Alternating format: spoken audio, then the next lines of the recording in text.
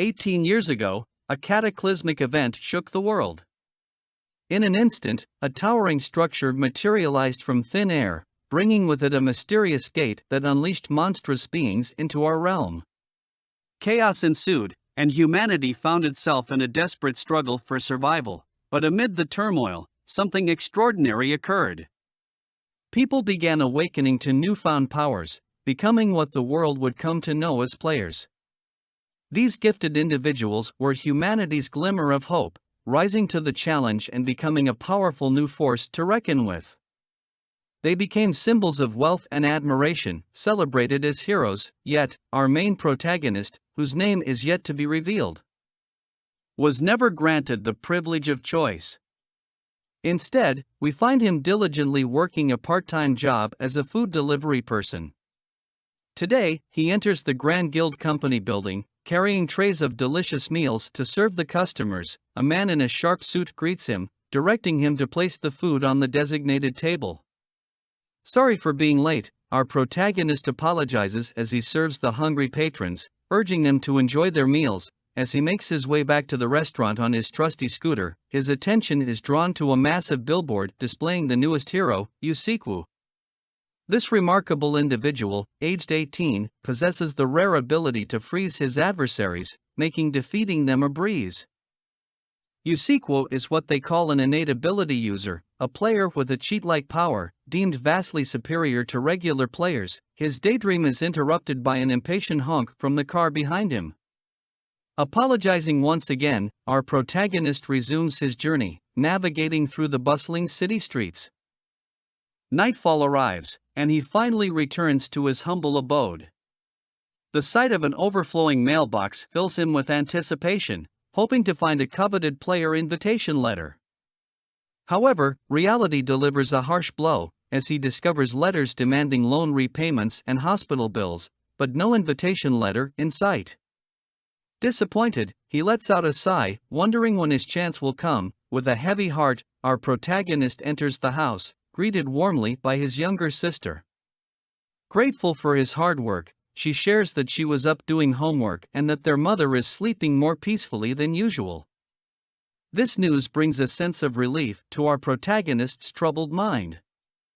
Concerned about their mother's well-being, he starts to inquire if his sister gave her a massage, but before he could finish, she whispers, "Happy birthday." In her hands, she presents a delightful chocolate cake adorned with 18 glowing candles. It's a heartfelt surprise, and our protagonist is taken aback by his sister's thoughtfulness. Amid the celebration, he can't help but ask where she got the money for the cake, considering the funds he gave her for new clothes.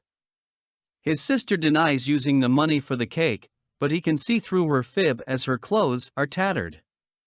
She insists she had money and playfully threatens to eat the entire cake if he won't join her, calling out her name. Yujong, our protagonist, thanks her sincerely, cherishing this unexpected gesture from his little sister. However, before they dive into the sweet treat, she hands him an envelope, suggesting they read the letter first. Thinking it's one of the birthday letters she wrote for him, he opens it and is left utterly shocked. It's a player invitation letter from the Players Association, a dream come true. Speechless and overwhelmed, he finally received what he had been longing for.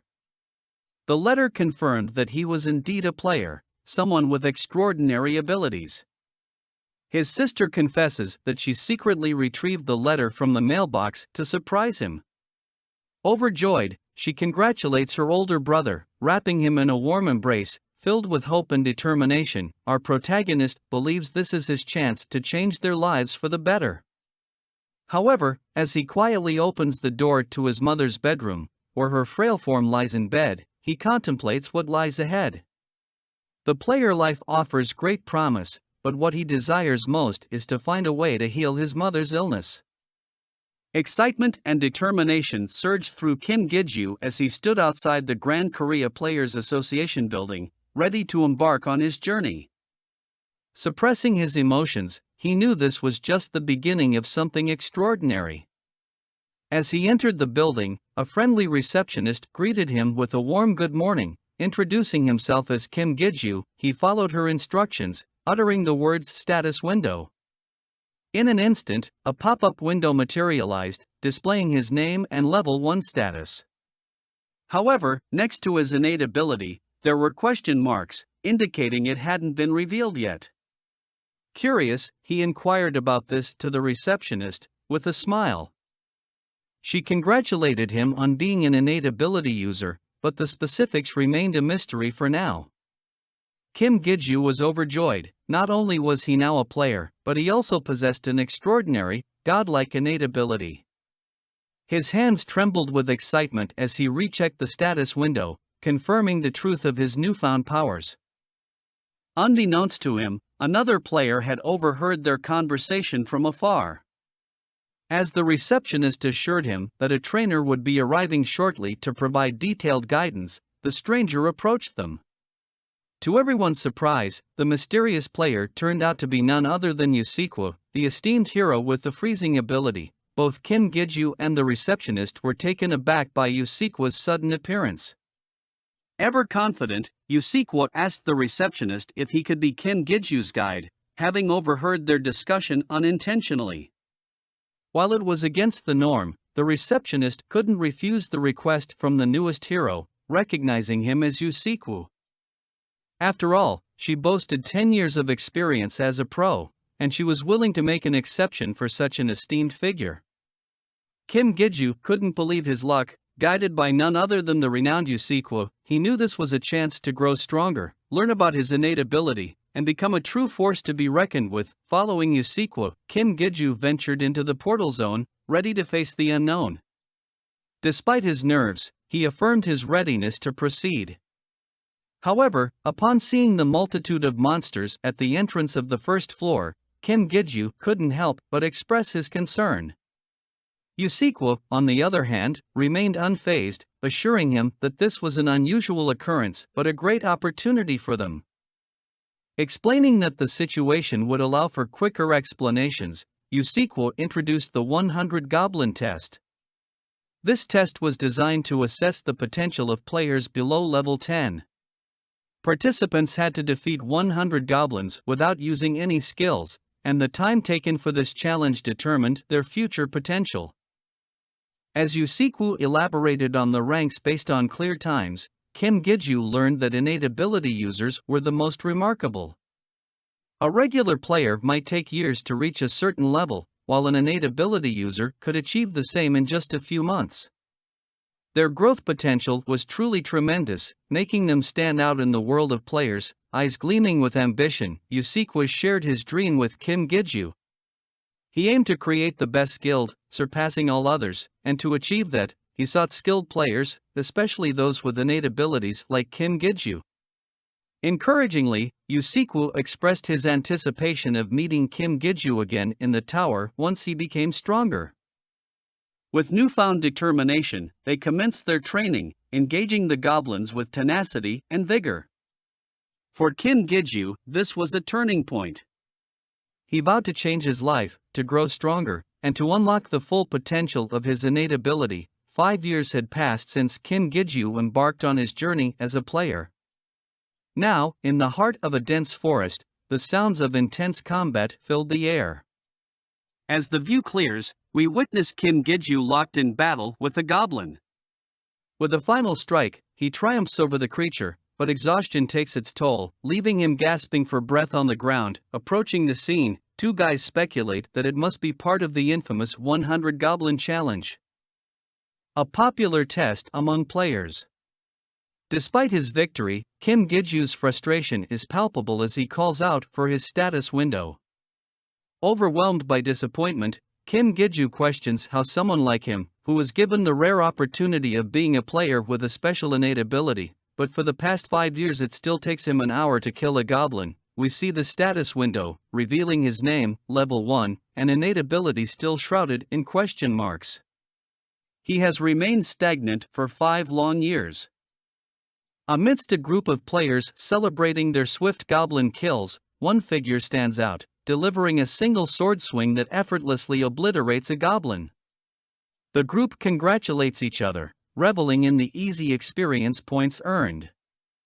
They chatter about leveling up and express excitement for tomorrow's journey to the second floor. scheduled to meet at the entrance in the morning. As the guide bids farewell to the party, hushed whispers follow in his wake. Rumors swirl among the members about their guide, the lowest ranked player among guide users, who's ironically nicknamed the player who can't level up. Little do they know that this seemingly unremarkable guide is none other than Kim Giju.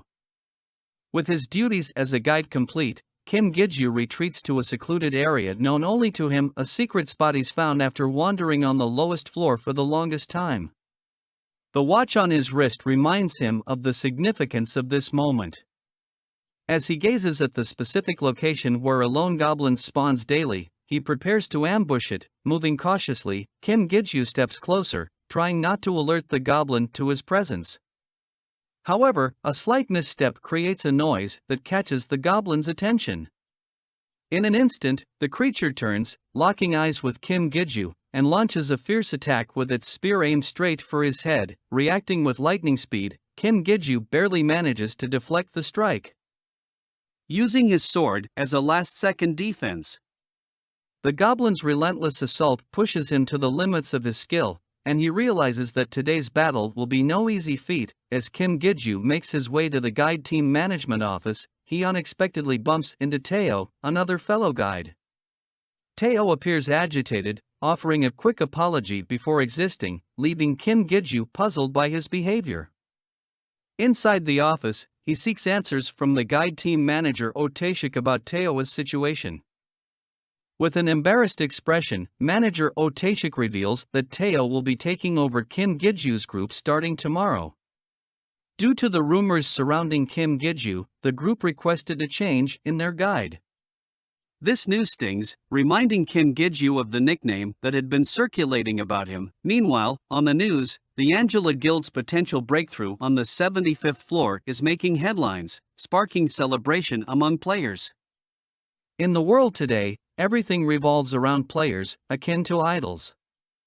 Gates can manifest anywhere, and the opportunity to become a player is open to anyone. A specific mention on the news catches Kim Giju's attention, a request for help from Korea's Player Association regarding an S-ranked gate in the U.S. The promise of considerable compensation for participants lures many, but for Kim Giju, the path to becoming a true player seems distant. As the guide team manager hands over Kim Giju's paycheck for the day, he expresses that Teo shouldn't be blamed for the recent changes.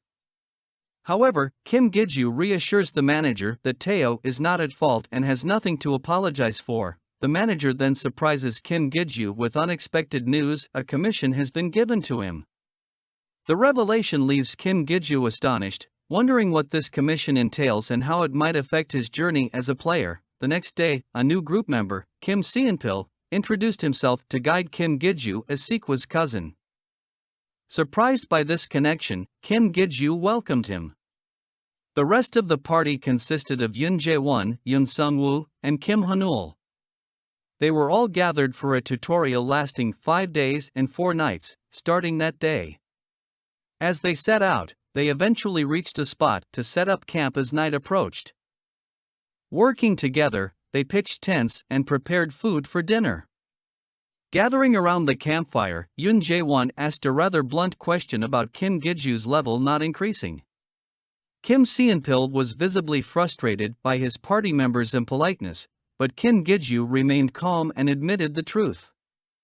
He assured them that if they had any other questions, he would gladly answer. Conversation turned to their training for the day, centered around learning how to defeat monsters. Kim Giju encouraged them, assuring them that they would be able to level up and catch up with others in no time. He mentioned that as long as they didn't encounter a guardian, they wouldn't be in grave danger.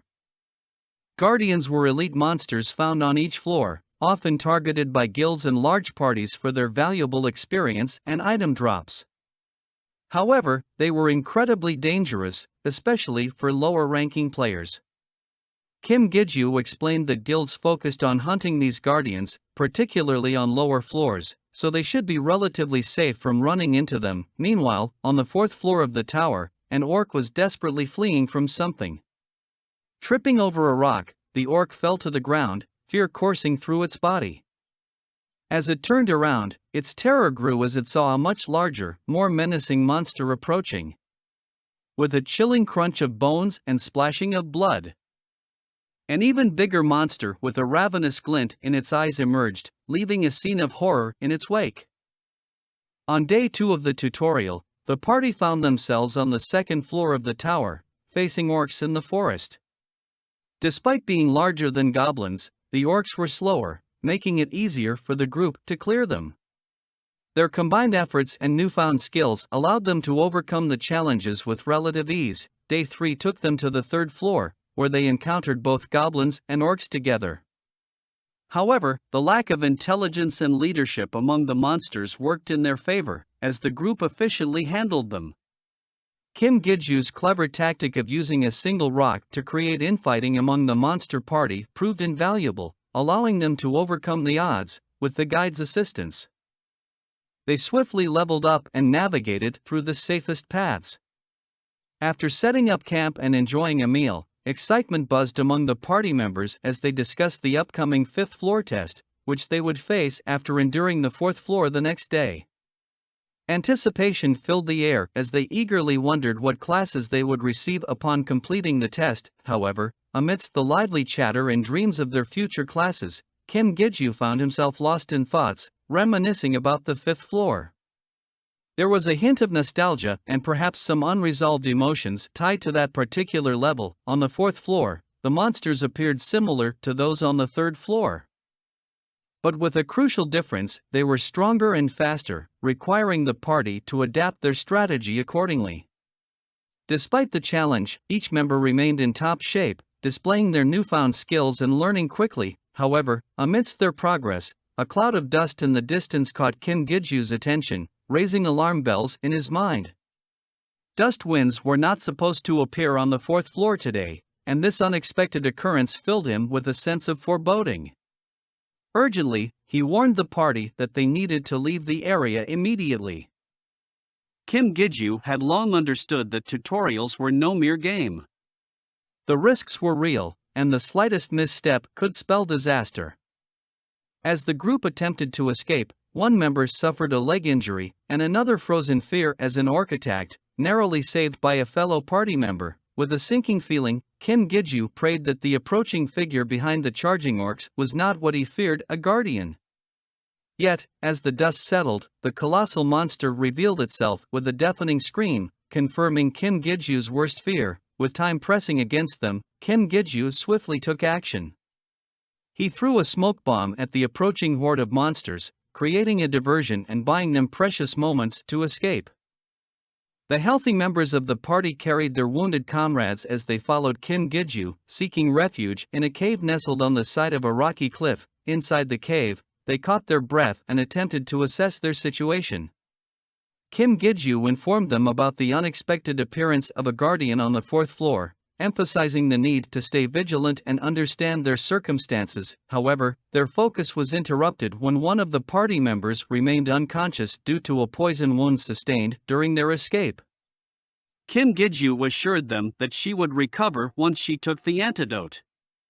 But to their dismay, the antidote was missing. It had fallen out of Kim Gijju's backpack during their hurried retreat.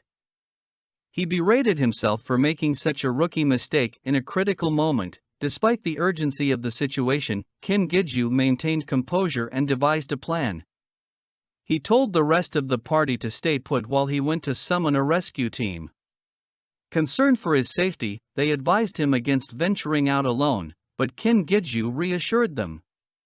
With extensive knowledge of the tutorial floors, he believed he could handle the task safely.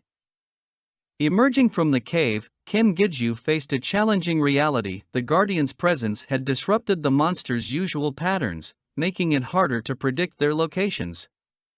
With only one smoke bomb left, he searched for an alternative path to reach a higher point on the hill where he could light the signal. In a harrowing moment, Kim Gijju found himself facing the looming threat of the Guardian.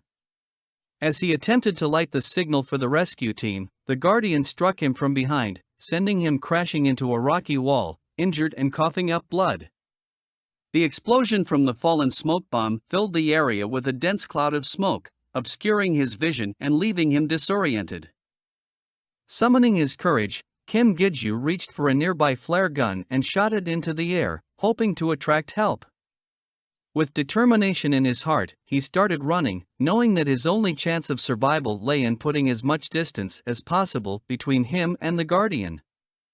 Although injured and in pain, he refused to succumb to despair, determined to find a way to escape. As he ran, the path ahead led him to the door that marked the entrance to the 5th floor exam.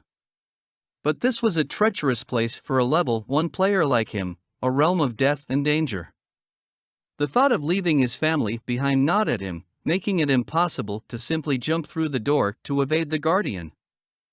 Yet, driven by an instinct beyond reason, he continued onward.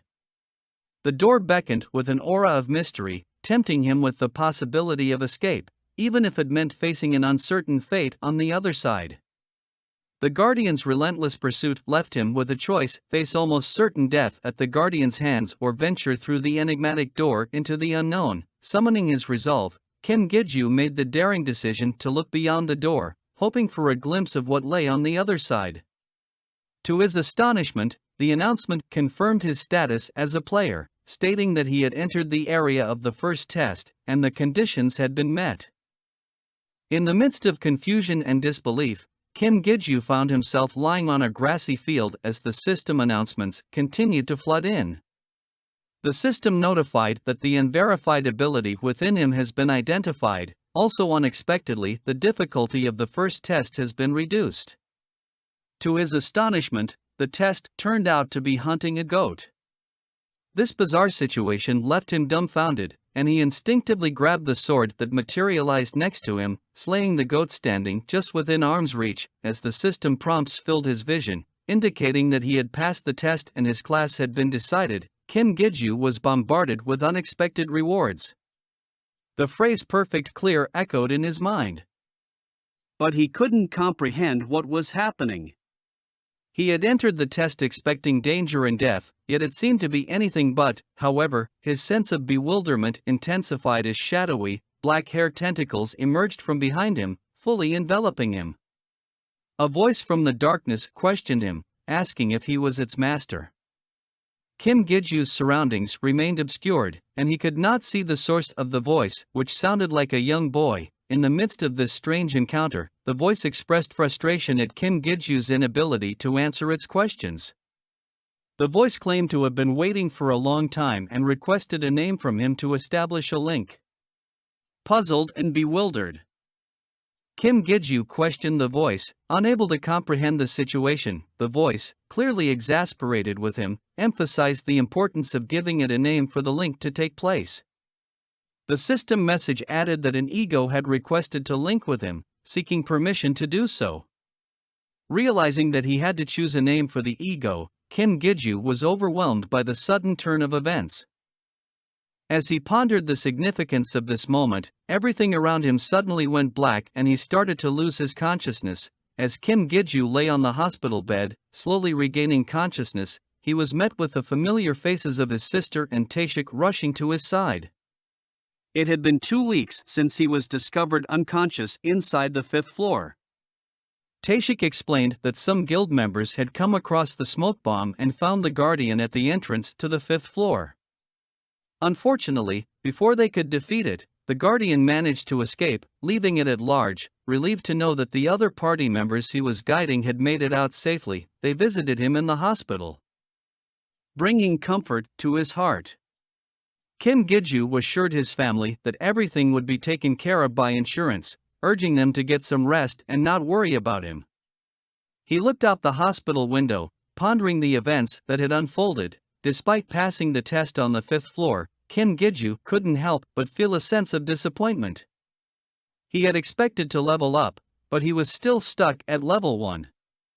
As he stood by the window lost in thought, a silver metallic snake ring started to form on his index finger, seemingly appearing out of thin air. As Kim Giju stood outside the association building, he is adorned in his guide uniform. His silver snake ring glowed with an intense red aura, signifying the power that lay within him, the power of his enigmatic ego. Stepping through the portal, he emerged on the 1st floor, where other players were engaged in battles against goblins. As soon as he appeared, all eyes turned towards him, intrigued by the presence of the guide who had once been rumored to be unable to level up. However, the whispers of the past were quickly overshadowed by a new reputation that had spread like wildfire: the tutorial slayer. Kim Gijoo's heroic feat of overcoming the 5th floor test had earned him a new title, turning him into a legend among players. As he approached the door leading to the next floor, the atmosphere was tense. Beyond the door awaited a field teeming with menacing goblins and orcs. Yet, undeterred, Kim Gijoo calmly stepped forward, dropping his backpack with determination etched on his face. With a sudden surge of power, the ring on his finger transforms into a wicked black sword with a red eye at the top of the handle. The sword crackles with red electric light, and Kim Gijoo faces the oncoming monsters fearlessly. In a flash, he vanishes from sight, leaving behind only streaks of red light as he moves with incredible speed between the monsters, slashing them down with a single strike. The monsters are taken by surprise, unable to comprehend what is happening as their numbers dwindle rapidly. Kim Gijoo charges forward, unfazed by the danger, as he jumps and strikes the ground with his sword, creating a massive shockwave that cleaves the enemies in half. In the midst of the battle, Kim Gijoo recalls the moment he gave a name to the mysterious voice during the 5th floor test: "RU." The voice, now known as RU, has become his loyal partner and the source of his newfound power. With each swing of his sword, he taps into RU's abilities, cutting through the monsters effortlessly. The status window displays Kim Gijoo's current information: name, Kim Gijoo, level 1, class and ego's partner, innate ability link, the power to connect with an ego, skill assimilate, enabling him to unify with the linked ego and utilize its abilities. As for RU, the status window reveals level 8, strength 18, dexterity 18, health 7, magic 7, and the skill accessory transformation. As the battle continues, the status window updates, showing that RU has reached level 9, further enhancing its strength and capabilities.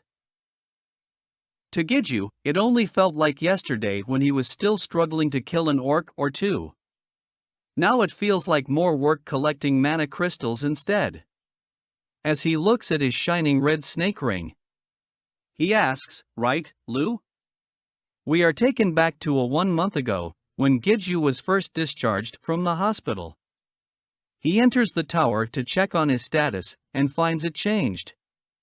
A new class job showed him being a ego's partner. It was a good thing to come to the tower as soon as he was discharged, since he wasn't dreaming and his status really did change. Even though he knew coming to the tower right now was a mistake. If told his sister about his decision, she would call him insane for heading back into the tower right after recovering from a near-death experience.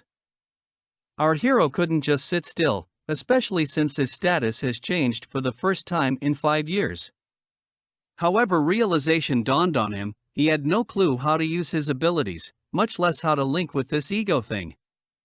Our hero started to brainstorm on what to do. As if inspiration struck him, he stretched out one arm and with the other holding his face yelled, "Link up." However, only empty silence greeted him, and even the bird watching from a branch was speechless at his idiocy. Our little guy was so embarrassed at what he just did that he sat down and curled up into a ball. Thankfully, there was no one around to see him make a fool of himself. Our fool closed his eyes and started to mutter to himself, saying how he gave that bratty voice a name, Lu. At that very moment, in a flash of red light, a bluish orb swirling with red aura was floating in front, and the system message informed him that a formless ego, Lu, has been summoned. By the way, our guy was clueless on how he just did it. As the system informed him that Lu's appearance has not been formed, it would be chosen at random due to players' lack of ability. After which the system said the ingredients for Lu's materialization will be automatically absorbed. While Gijoo was confused and trying to figure out what was going on, the orb started to vacuum suck everything from the surrounding area. The backpack with all the expense stuff inside was not spared. It literally took the cloths off our hero back. Thankfully, it left him wearing his underwear, or else we would have had to censor this portion of the story. Once the orb was done, it turned black-red and a pillar of red light descended from the heavens. As the light faded, a black demonic sword was hovering in the air. After making a poncho out of some salvaged blanket, our hero turned to the talking sword, asking for the third time if its name was really Lu. The sword called him an idiot for making it repeat itself. Gidju tried to calm down and asked what an ego was, to which the sword replied, "How the F would I know, idiot?" Our hero was getting very agitated with the black sword's attitude, but continued to ask questions, and we learn more about egos. Once a link between the ego and the master is established, only the master had control over the relationship. Kinda like master and slave. However, an ego could hurt or even kill their master. But if the master died, the linked ego would also disappear. Then, with a sinister grin, Gidju asked the sword if it could feel pain. To which the sword proudly replied that he was a distinguished ego who could feel all emotions, and if the settings were turned on, all sensations too. With a rock in his hand, the system prompt asked if he wanted to turn on Lu's pain perception. Our boy showing the words, manners. Mocketh. The man. We hear a loud scream of pain as someone getting the beating of a lifetime.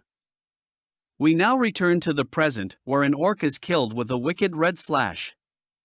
A system pop-up informs that Lu is absorbing the blood of the orc. More pop-ups appear saying Lu has acquired experience points and has leveled up. Lu's stat have also increased. When Gidju casually comments there was a time when Lu rebelled a lot, the sword tries to make it pass it off as an embarrassing memory, and when he thinks back on it, it still gives him chills. After seeing an eerie look cross over Gidju's face, the sword corrects himself, saying he has a chill master, and that he is very blessed to have such a wonderful master. Looks like our boy, while tempering the sword with a rock, has tamed it somewhat. With their bags full, they decided to head back down out of the tower. The next time Gidju wants to try entering a gate instead of the tower. Back at the Players Association building, Tashik warns him against entering gates for the time being. They have had several cases of gates which were supposed to be relatively easy rank F turn into higher rank C for some unknown reason. Also, 4 high rankers have died in a recent gate in the United States. Tashik told our hero this has never happened in the last 23 years, but this sudden change started a month ago. Our hero thought it might just be coincidence that it's around the time he met with Lu, but just passed it off. His guide manager was just looking out for our boy and just wanted him not to rush into danger. Gates, unlike the tower, was a better source of income. It offered more crystals, special items, and had clear bounties. Our hero could not pass up the opportunity to make more money since he was drowning in a mountain of debt. He figured that a gate being an anomaly was low and started to look for random parties to join to get some fast cash. He soon found a party and met with the group leader in a coffee shop. The expedition leader's name was Song Su-ha. A standard contact, outlining the profit distribution and such, was provided for our hero to sign. Also, equipment and gear drops would be decided with a dice roll. The leader explained that they would meet in 2 days to enter the gate and told our hero not to be late. Gates are generally categorized into 2 types. Either a one-time gate which disappears after being cleared, or a sustained gates, which do not disappear and can allow players to repeat hunting within them. Of course, the one-time games offered more unique rewards, but the sustained gate were preferred since they offer lower risks and strategies to clear them are posted publicly.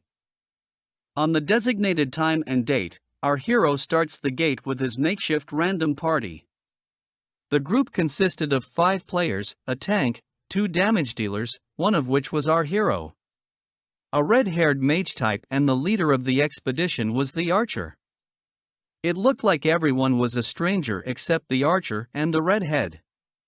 As they were walking down the corridor, they were soon approached by a horde of zombies. With menacing red eyes, they charged into our party. The blonde tanker took to the front to block their approach, while the damage dealers started the assault with the archer's support from the backline. while the gray-haired damage dealer was complaining about how resilient the monsters were. Our hero shocked everyone by tearing through the enemy lines, like they were made of paper. In a matter of moments, the battle was over and they were sitting down recovering. The blonde tanker and the other damage dealer kept on praising and offering flattery to our Giju for making this gate a breeze and wanting to tag along to all his future endeavors. When the break was over and they were going to head out again, a sly look passed between the blonde tanker and the damage dealer. The blonde guy whispered into the gray head's ears, and a mischievous grin appears on both their faces. The party quickly made their way to a massive steel bars, which was the entrance to the boss's room. When the leader started to give an explanation on the method to clear the gatekeeper talon, he was rudely interrupted by the blonde tanker. The redhead had a murderous expression on her face, which soon disappeared when the leader looked in her direction. After their eyes met, the leader continued with his explanation. After everyone knew their role, they broke in through the steel bars and entered the room. The large bandaged boss monster was sitting with his back towards them. The archer started the battle with an arrow shot at the boss. The monster turned around angrily and charged the whole party. The tanker took the initial hits and was flung to the back. Then the damage dealers began their assault on the boss. After taking some damage, the boss hunched down into an almost impenetrable defensive stance. Taking this chance, Giju leaped into the air for an attack.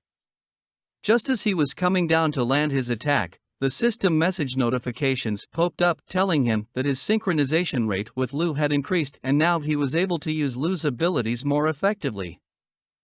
Without knowing exactly what happened, an overwhelming surge of power came down with his blade, making it possible for him to kill the boss in one strike.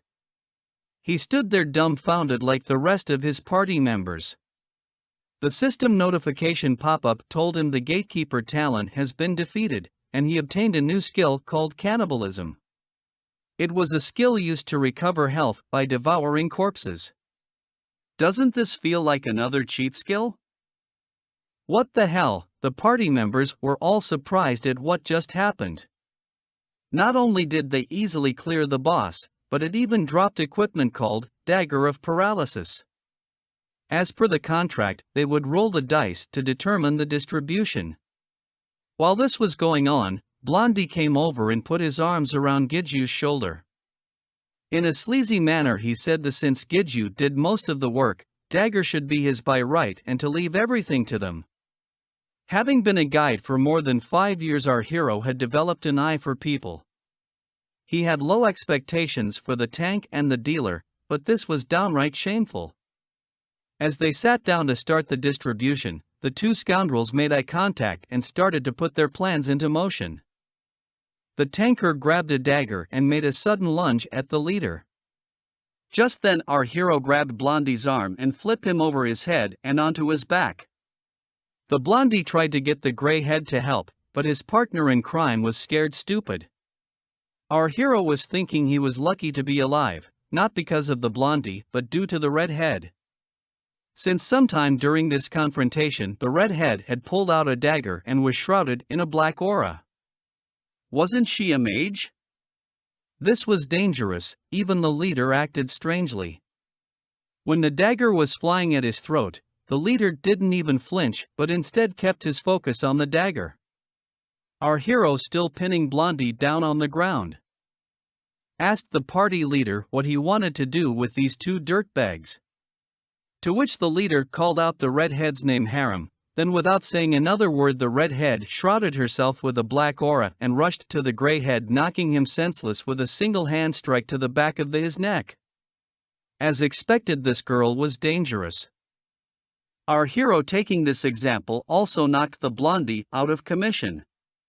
To his surprise, a chop to the back of the head really did do the trick. Then Giju declared that he would be taking the dagger since he was the one to save the life of the other party. Also, he passed the responsibility of taking care of the dirtbags in the capable hands of the other party and told them he was going to explore a bit more before heading back. There was a reason for exploring more, since killing more zombies provided him with more stats. His ego Lu had the special ability to get stats through absorbing blood. Like goblins gave him dexterity, ores gave him strength, and zombies gave him stamina. It's another way to get higher stats than he should be at his level. Of course there is a limit to the amount of blood Lu can absorb. Since he killed all the zombies and absorbed enough blood, our hero decided to head back to the boss's room to enter the rewards room. The rewards room was a limbo space that you can only reach via the gatekeeper's corpse. However, upon entering the boss's room, our hero noticed a glow coming from one of the wall that was not there before. Upon closer inspection, the wall seems to be hollow. Then, against Lu's protest, our hero swung the sword like a hammer and crashed into the wall. The cloud of dust generated by the strike was no joke, but suddenly Lu detected the presence of an ego. And as the dust slowly settles, we can see something shining from within. Was ego something you can easily obtain? Giju began to lament that he wasted 5 years of his life, to which Lu, not missing a beat, said, because his master was an idiot. But before our hero could come back to his senses, Lu hurriedly turned the conversation around and pointed out they need to look for the ego, which was nearby. Our hero had doubts that anything could be left behind, since this was a permanent gate that's been around for a while, but Lu said otherwise. Then they came upon a white sword in a stone. Could this be the legendary Excalibur? Not knowing any better, our boy grabbed the shiny sword, and as soon as he touched the sword, he was covered in a blinding white light. In a female voice, "Are you my master?" As Giju slowly opened his eyes, he found himself in a space filled with pure white light, similar to Lu's dark space. When asked if she was the ego within the sword, she replied yes and said she has been here waiting for a master. Like before, this ego asked for a name to be called, to which our hero without hesitation said L. Then as soon as the sword was pulled out, the walls started to crack, and the whole gate became unstable. Both the egos told our hero to flee, but at the same time became aware of each other. Looks like they can now carry a three-way conversation. The two egos started to chat, to which Giju told them to shut it, since he still needed to concentrate. He saw the corpse of the gatekeeper, and immediately rushed towards it. When the floors beneath his feet started to crumble, he made a desperate leap for the corpse with his outstretched hand. Upon touching the corpse, the system immediately gave the prompt to enter the rewards room. As he was being teleported away, he noticed a huge evil eye staring at him from behind the portal. Sometime later, it was being reported on the news that the permanent gate had destroyed, but the cause was unknown. On the bright side, the gate collapsed way after he left, so he was not regarded as a suspect. And his rewards for clearing this gate were 30 violet crystals, and an additional reward, Charm of Protection. Unlike towers, gates offer crystals as rewards for clearing it, and depending on their color, the value increases. Also, some valuable items that affect health and longevity can be used by ordinary people. The charm wasn't enough to cure his mother of her illness, but it was still helpful, and the money from selling the crystals allowed them to move her to a hospital. After taking care of his mother, our hero decided to climb the tower once more. Wielding his dual swords, Giju was easily able to climb from the 6th floor all the way to the 9th floor. A floor, not long ago, he couldn't even dream of entering, was made into a reality by his two egos, Lu and L. With the amount of experience gained, L was able to level up, but due to shared experience, the pace of leveling up was a little slower. However, thanks to the synchronization skill, our hero could still feel his power level rising. Now we get a little backstory for L. She was a sword that was used to seal a demon inside the gate. However, due to having sealed the demon for a long time, most of her power had dissipated. Along with her power, her memory had also faded with the passage of time, and she couldn't remember anything about the demon or the situation that put her there in the first place. With the addition of L to the group, our hero's power was growing, and with more egos, the more powerful he would become. So the next logical step was to find more egos, and the place selected for this search was none other than the item auction house. Upon entered the auction house, his egos tried to sense other egos among the auctioned items, but as each item came up, they had yet to detect an ego. With the auction nearing its end, the last item of the day, its main attraction was brought out, and wouldn't you know it, it's an ego. But alas, how could our poor fool afford such an expensive item? At least he didn't leave empty-handed, since he was able to auction away the dagger of paralysis for a whopping $100,000. He had a weird grin on his face as he left the auction. On his way home, our hero stopped by a neighborhood supermarket to buy grocery. Our boy is very frugal. And as he walks home, something catches his attention. At first he notices a small tear in space right in front of him, and as he watched, it started to expand into an unexpected gate. Now let us take a moment to learn about how to deal with newly formed gates, aka gate claiming process. When a new gate is formed, it's not considered dangerous, but they need to contact the player association as soon as possible. If anyone tries to enter a newly formed, unverified gate without prior player association approval, you can find yourself sentenced up to 5 years, or fined up to $10,000. Be sure to have solid proof that you are the first to find the gate, since priority gate access and privileges are given to the first person to find it. Also known as rolling in the money when you clear it, or for the extremely lucky few, if it turns out to be a stable sustained gate. Now, we turn our attention to the Player Association Gate Supervision Department head, which happens to be our old friend Tashik, who was recently promoted to this position. As he looks over the data he received on the newest gate, he notices it's near our hero's house. Upon finding out it was our boy, Tashik in a fit of surprise, spits coffee out all over his face. Back at the scene, the Player Association representative informs our Gidju that he now has 5 days to enter the gate, or else the rights are forfeited and auctioned away. As this is happening, Tashik has arrived at the scene, waiting for his chance to talk with our boy. When done, the two head off to a nearby nice cafe to talk. Since the new gate turned out to be an F-ranked gate, Gidju plans on clearing it himself. Tashik, while drinking sweet coffee, asks Gidju which floor in the tower he was on. We now find that Gidju just cleared 10th today and was on the 11th. This is mainly due to Lu's absorbing blood skill, which was making the process take longer than normal. Got to grind for them OP stats. Anyways, Tashik gave our boy 4 days to prepare and come find him, since he was going to personally test Gidju to see if he had what it took to clear the gate, or else he wasn't allowed to go in. 4 days later, at the basement of the Player Association Tower, they are within a training room. With space expansion, protective barrier around the walls, it's the perfect place to go all out. Tashik tries to solicit our boy to join the Player Association as an agent, but Gidju flatly refuses, saying he doesn't want to settle down anywhere at the moment. As a thought occurs to him, he asks whatever happened to Teo, since the guide department disappeared when Tashik got promoted. Seems Teo joined the Karivan Guild, it's plot for later. Tashik starts to roll up his sleeves and get down to business with his bare hands. He starts off doing some fist pumps in the air, sending shockwaves in our boy's direction, shocking Gidju. Once an expert, always an expert. Don't look down on a former high ranker, and with those words starts giving off that old man vibes. Our hero's not about to take this lying down, then a boot comes flying straight for him without a moment's notice. Gidju just barely blocks the hit with the black sword's help, but still gets pushed back a few feet.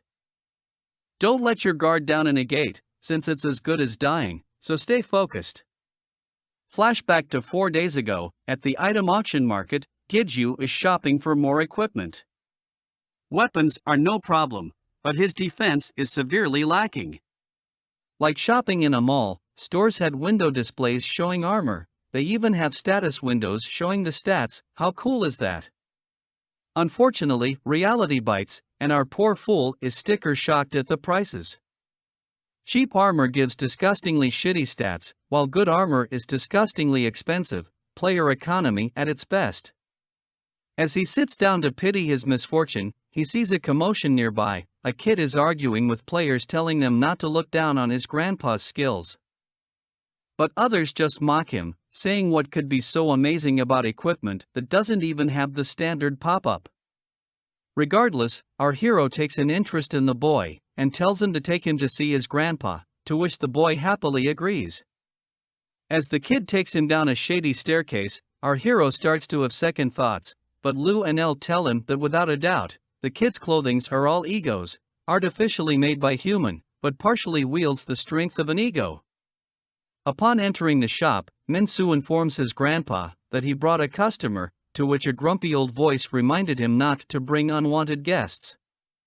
But to Gijju's surprise, his egos inform him that everything in this store was an ego. How could this be? As Gijju looked at each item, they all showed up as nameless equipment with levels. Lou said these are all egos missing a ego, they were insentient egos. The old man behind the counter said he had nothing to sell, so just leave, since he wasn't planning on selling to the likes of him. Jilchul Won, the blacksmith, keep on looking at his book, with a knowing expression that all the guys that come to his shop are trash. Our hero insisted that he wanted to buy, to which the blacksmith waved his hands and said that even if he bought them, he won't be able to use them anyways. So Gijju countered that if he could use them, the blacksmith would sell them? Our hero started to name a sword and its level out loud. To which the blacksmith in shock couldn't believe he can see the sword's abilities. When told to try it out, Gijju first stared at the sword, and told it from now on its name is sharpness. Everyone in the room was shocked that nothing happened. Then Elle told our boy the sword didn't like the name. What a surprise.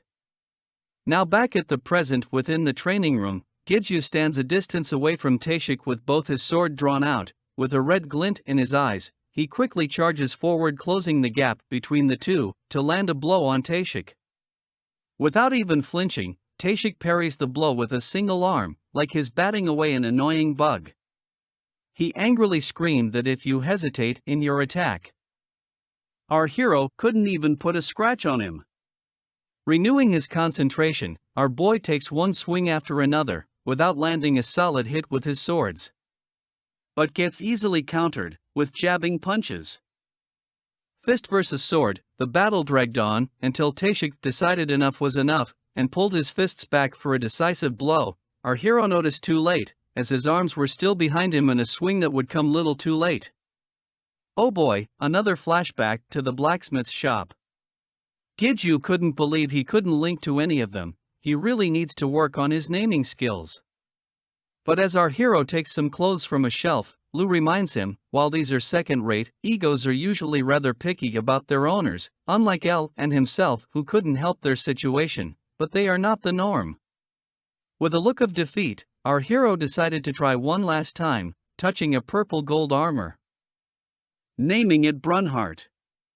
In a flash of bright light, the system message informs him that he has successfully made a link with the ego, Brunhart. While our hero celebrates, the system goes on to tell him that, due to lack of ability, not all of Brunhart's abilities can be used. We see Brunhart's stats. A new skill, Reflect Defense 12, is added to our hero. By the way, this is reflect damage. Now finally back to the present time, when the decisive fist blow from Taeshik is about to land, the system shows reflecting damage accumulated by Brunhart, and he is taken aback and a big explosion takes place at that very location, with rocks and dust being blown in all directions. Gijju is sent flying, and he crashes into the wall, spitting out some blood. From the bellowing cloud of dust, we see several potions thrown to our hero, who is crouching and still coughing on the ground. They are potions to heal any internal injuries. Taeshik also came prepared.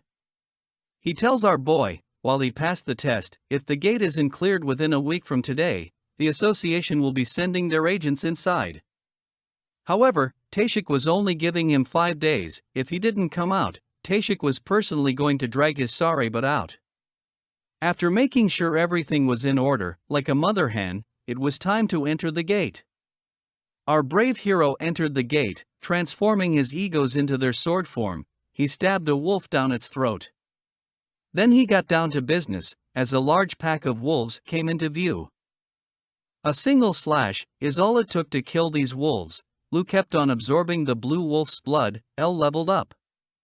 Using his new skills, taking his time to train, level up his egos, he started to clear the gate with ease. Just like a simple walk in the park, if the park had wolves. After some time, he sat down to get some rest, and eat some dried-out jerky, while he mused at his luck for entering a gate like this, since normally given his position, it would be almost impossible to do something like this solo. A player's rank is used to determine everything, and measuring a player's rank is done without any equipment.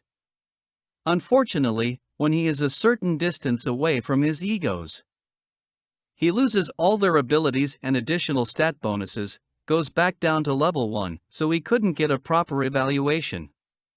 L cheers him up, saying that as Master's abilities advances, distance would no longer matter to maintain the link. He really hoped so. Unfortunately, he was still clueless on how to advance his skills. He also wondered about the cannibalism skill. Was it really eating one's own kind? Plot for later. Anyways, since his bag was already full of mana crystals, he decided it was time to conclude this, and headed for the main boss of the gate. He headed towards an entrance, which emitted the strongest energy in the gate. Our hero started to chug down on buff potions.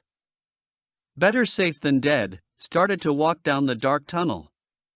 The light at the end of the tunnel finally came into view. Due to the tension, our hero spoke quietly for the egos to quiet down, to which his egos reminded him that no one else can hear them. Our silly fool forgot. The tunnel opened into a meadow. The boss wolf was lying down in the distance. At their approach, the eyes of the gatekeeper flared up, then standing up majestically gave a menacing growl, baring its fangs at our hero. The pressure it was giving off were leagues beyond the gate boss he previously fought with the random party.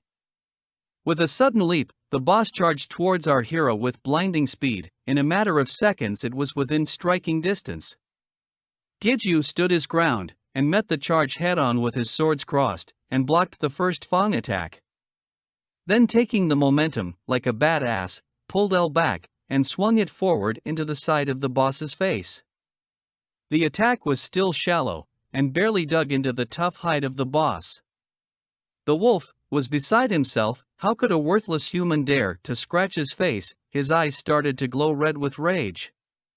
With the swing of the head, the wolf launched our hero rolling in the ground. Giju was able to manage his tumbling by using his dual swords as anchors to stop himself. This fight wasn't going to be easy. Since the damn wolf had such strong hide, he was going to have to fight the long battle, slowly accumulating damage.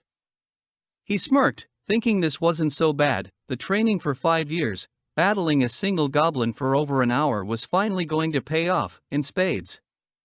Since a battle of attrition was his specialty. The fierce clashes between a man and a wolf seemed go on for ages. But in the end, when his buffs were about to wear off, he used Brunhart's reflect damage skill to deal a decisive blow. He sat next to the lying boss. While gasping for breath, it was a close call. While holding the black sword over the boss's body, our hero gave thanks for dying by his hands. He struck the final blow with Lu. The system window gave the usual info. Gate boss Changkyung was defeated, gained experience. Lu absorbs Changkyung's blood. To his surprise, Lu had gained a new skill from absorbing Changkyung's blood, called Strongwill, faster stamina recovery when damaged beyond one's means, great for his type of battles. Then suddenly, the system notification telling him cannibalism has been activated. As he stood there, dumbfounded at what was going on, a giant illusionary mouth appeared behind him, and chomped down on the corpse of the boss. The system informed him that Lu has absorbed Changkyung, and had successfully transformed it into an ego. As a big blue mana crystal was the only thing left behind, our hero was wondering what the hell just happened. As he sat down on the ground, with Lu and L, he tried to think on how this could be. Even his egos had no idea what just happened. They have never heard of a monster turning into an ego. While trying to figure out who had this new ego, he pulled up his status window, and it was him who had the ego of Changkyung. As he wondered how to use it, he remembered the embarrassment trying to activate it last time, and decided it was better to try it later. As he was glad about his findings, he started to get ready to head to the reward room, but our hero forgot something he had not accounted for. He looked all around but couldn't find it. Our little fool momentarily forgot that Lu ate the gatekeeper's corpse, so there is no way to port into the reward room via the gatekeeper's body. Lu lamented, "Why is it always his fault?" Our hero looked frantically all around the boss area, but there was no portal in sight. He could wait for outside help, but how could he possibly explain his situation? They would have more questions than answers he could give. If he was unable to clear the gate, then a gate break might occur, causing a lot of casualties. Giju resolved to finish what he started, first by killing off all the remaining monsters. He went through every nook and cranny, all the places that had been purposely avoided, and killed all the remaining blue wolves they found. By the 5th day, they had killed the last monster, and then suddenly felt that the entire gate's energy was being collected in one place. His egos pointed out that it was the meadow where the gatekeeper was. Now, back at the player association, we find our boy talking with Taeshik, explaining the whole situation within the gate, while taking a shower. Talk about killing two birds with one stone. We get the flashback of the last moments within the gate. Our hero is running towards the meadow. As he gets close, he sees a scene that is difficult to explain, as if the whole world was breaking into pieces and being absorbed in one place.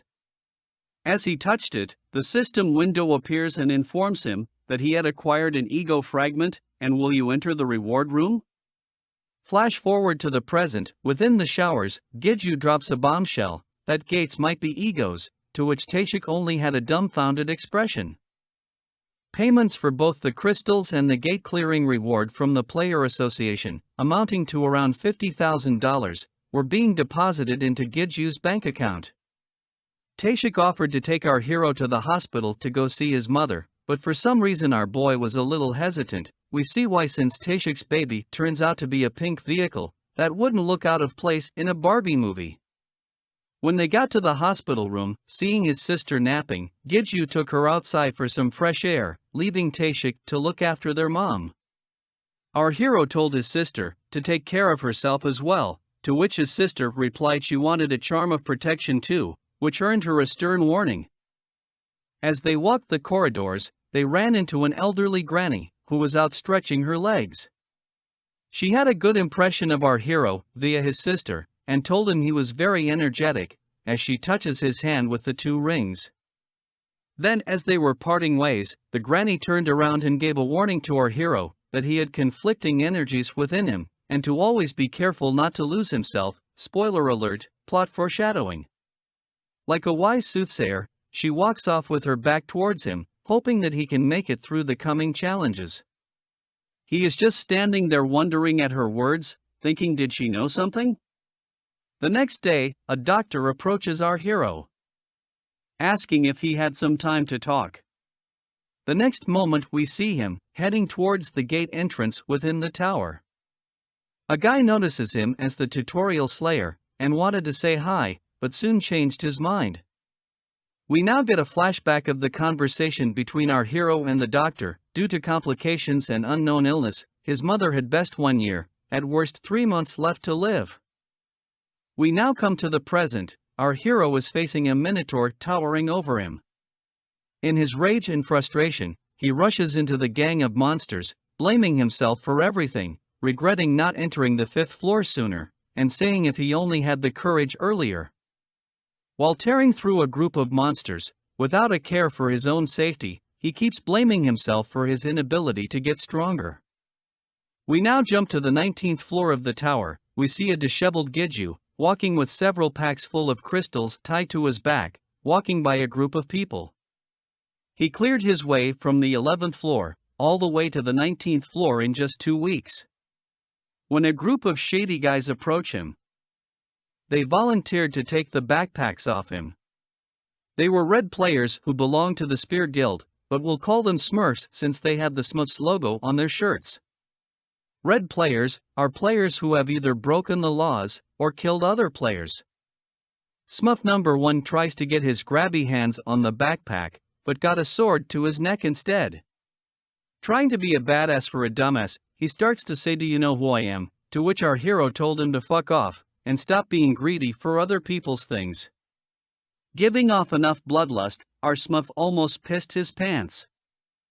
Due to the commotion, someone from the player association on the floor came rushing over.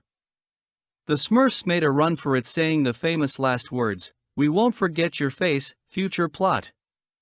As the association member approached, he asked what happened and introduced himself as Seonghun Hyo, the security agent for the 19th floor from the Korean Players Association. Our hero told him that some red players were eyeing his stash, to which the agent could easily understand. Then the agent asked if he was player Giju by chance. We are now taken to Taeshik's office, and explained that Taeshik had put a bounty on Giju to be found and brought to him.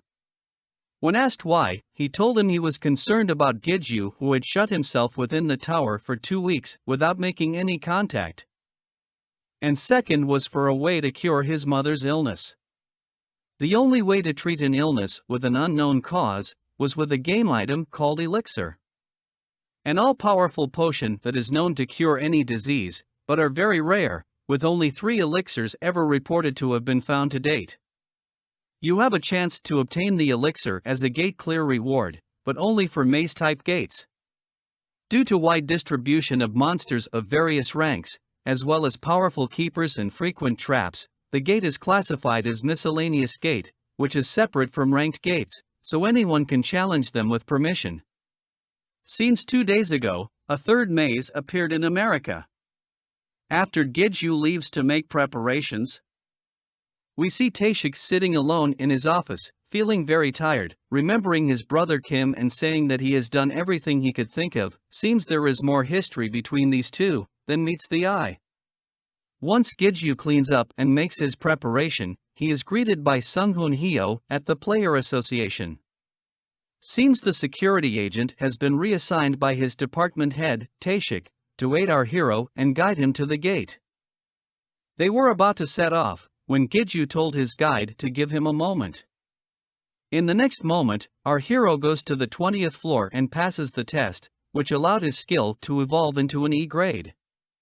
The status window shows that his skill, Synchronizing, can use 35% of Ego's power. While it might be only 35%, he feels that his body has much more strength than before the test. When he came down, the agent had an aha moment. He couldn't believe our boy finished the test, which normally takes around a day, and cleared it in 20 minutes. He decided never mind, and led the way to their destination. When asked for the time of their flight, our agent said they won't be taking a plane. Our hero had a puzzled expression. The guide told him that they would be headed to the 5th floor. You see, the tower is connected to the entire world via gates. The reason you typically do not see other people from different countries is because they are separated by regions, and these regions are maintained by different player associations from different countries. We now arrive at the 5th floor, Korean Player Association branch office. They enter an elevator, which is located within the tower. Normally this would be impossible since within the tower there is no electricity, but this elevator and even the building itself is actually an artifact, powered by crystals. As they reach their floor, the elevator door opens to reveal a room full of gate portals. This is the International Transport Portal Management Center. Not just anyone has access to these portals, and it seems Taeshik is not your average desk jockey to allow Giju the use of this top secret place. They soon arrive at a portal marked with the sign, USA, and enter it to arrive at Los Angeles, California. As they drive to the location of the maze gate, our hero looks over information concerning the other players, the high rankers who will also be participating in this gate raid. From the USA, Iron Shield, from Europe, Athena, and from Korea, the Demon King. When they arrive, the gate is guarded by armored tanks, barbed wire fenced, and military personnel, similar to something you would find in Warzone. In a location nearby, someone off-screen asks a guy in orange sunglasses, named Ball, if he knows who the new arriving Korean players are, to which Ball said he had no clue, but they look like someone from the association. In the next moment, with a penetrating eye, Ball uses some kind of eye skill and obtains information, revealing that the player is level 1 with no stats, and doesn't look to have any unique abilities. That's our boy Giju in nutshell, alright. We are finally shown the face of the off-screen voice, which turns out to be a girl with long purple hair, purple eyes, with strong purple aura emitting from her body, looks like a real royalty, who says that our boy's face is just her type. Future waifu? Inside the gate, the labyrinth's walls are overgrown with plants. We see our hero, in a fight against a giant spider. He rushes towards the spider and makes a feint, to lure the spider into shooting its webbing, then signals Mr. Sung-hoon to strike. The agent takes this opportunity to rush forward with his spear, and kills the giant spider in a single headshot. After 15 hours into the gate, Giju thanks Mr. Sung-hoon for helping him adjust to the gate. Since this is as far as he can assist, the rest will be up to our boy to manage, and they quickly say their farewells and part way, promising to meet again in Korea.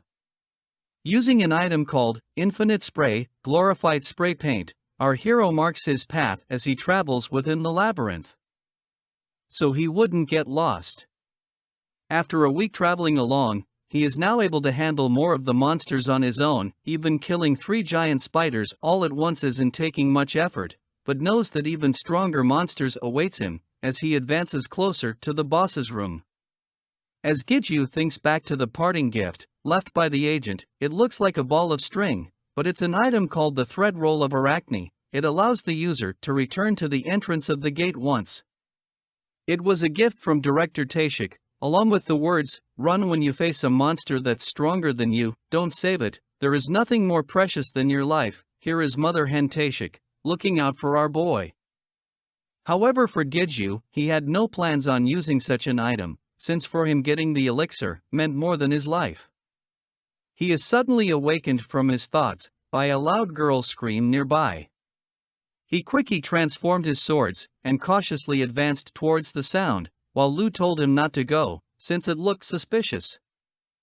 Throwing caution to the winds, even if it was a trap, it wouldn't hurt him to check it out, since you never know if this might turn into a bigger danger in the future. From a distance, he saw a young black-haired girl, tied to a tree, shouting for help. While hiding behind a tree, our hero thinks this really reeks of a blatant trap. Why would a young kid, who has an uncanny resemblance to his sister, be doing alone in a gate like this? Our hero thought it was better to pretend he never saw a thing, since there were way too many suspicious things about this situation. As he was turning to go, the girl started to sob, saying, "Mom, sorry that I couldn't help with the hospital bills." At these words, Giju stopped in his tracks, clenching his teeth. Lu told him that this was obvious a trick, even a 9-year-old wouldn't fall for some simple line like this. But we know better, and these words pulled on our hero's heartstrings, and in a flash, he rushed to the girl, tearing the tree vines, and rescued the girl.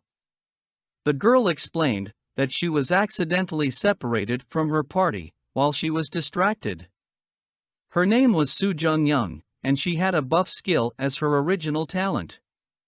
In this world, as long as you have a talent, even if you are underage, you can still become a player. Since not a lot of people possess a buff-type talent, much less as an original talent, they are highly sought after to party with. This could explain why an underage girl was brought into a dangerous place like this. Standing up suddenly, this girl, calling our guy uncle, asks if she can tag along with him, while making puppy eyes. Giju flatly refused, telling the girl, "Since you are a player, you should be responsible for your own life." He can't help her anymore, and thinking he's not old enough to be called her uncle. She pleads, saying she's a good supporter and would an asset to him, then starts her sad story about being a new player with low levels, lured into this dangerous gate by the promise of getting a lot of money. With a defeated face, he turns his head away, telling her that he plans to clear the gate, so he won't be going out, and it's only going to get even more dangerous, and although the rewards will be split, he can't give her the elixirs if they even come out. Looks like our fool once again got suckered into her demands. At first the girl had a blank stare, then comprehension dawned on her, and she shouted her thanks. He reaffirmed in his head that he was only taking her since supports would make this gate easier, and it's definitely not because she said her mother was sick or because she looked like her sister. Who was he trying to kid? We now continue our adventure into the labyrinth, and come across a giant ant. Calling on the girl for the buff, our hero rushes forward to slash through the group of spiders standing in their path. It's now been 2 weeks since he grouped with Sejong, and the hunting has definitely become easier. They were resting and eating by the wall when Giju felt a presence nearby. While hiding behind a broken part of the wall, he tried to sneak peek at who might be approaching. And it turned out to be the Iron Guild, led by Iron Shield. Upon noticing that this was a high ranker, and since he was hiding, they might mistake him for a spy. Thinking this, he quickly tried to run away, when an explosion occurred at the location he just vacated. A giant sword had been plunged inches away from him. While still on the ground, he quickly made his escape. When one of the members asked his guild master why he threw his sword, he just brushed it off as making a mistake. In a distant cave, we catch up with Giju and Sejong. Panting for breath, she asked why they were running away when they did nothing wrong, to which Giju informed her that they made the mistake of spying on them.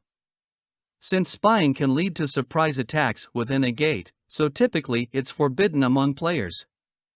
He was surprised to have been suddenly attacked like that, but explained it away saying that a big guild like that must have lots of enemies.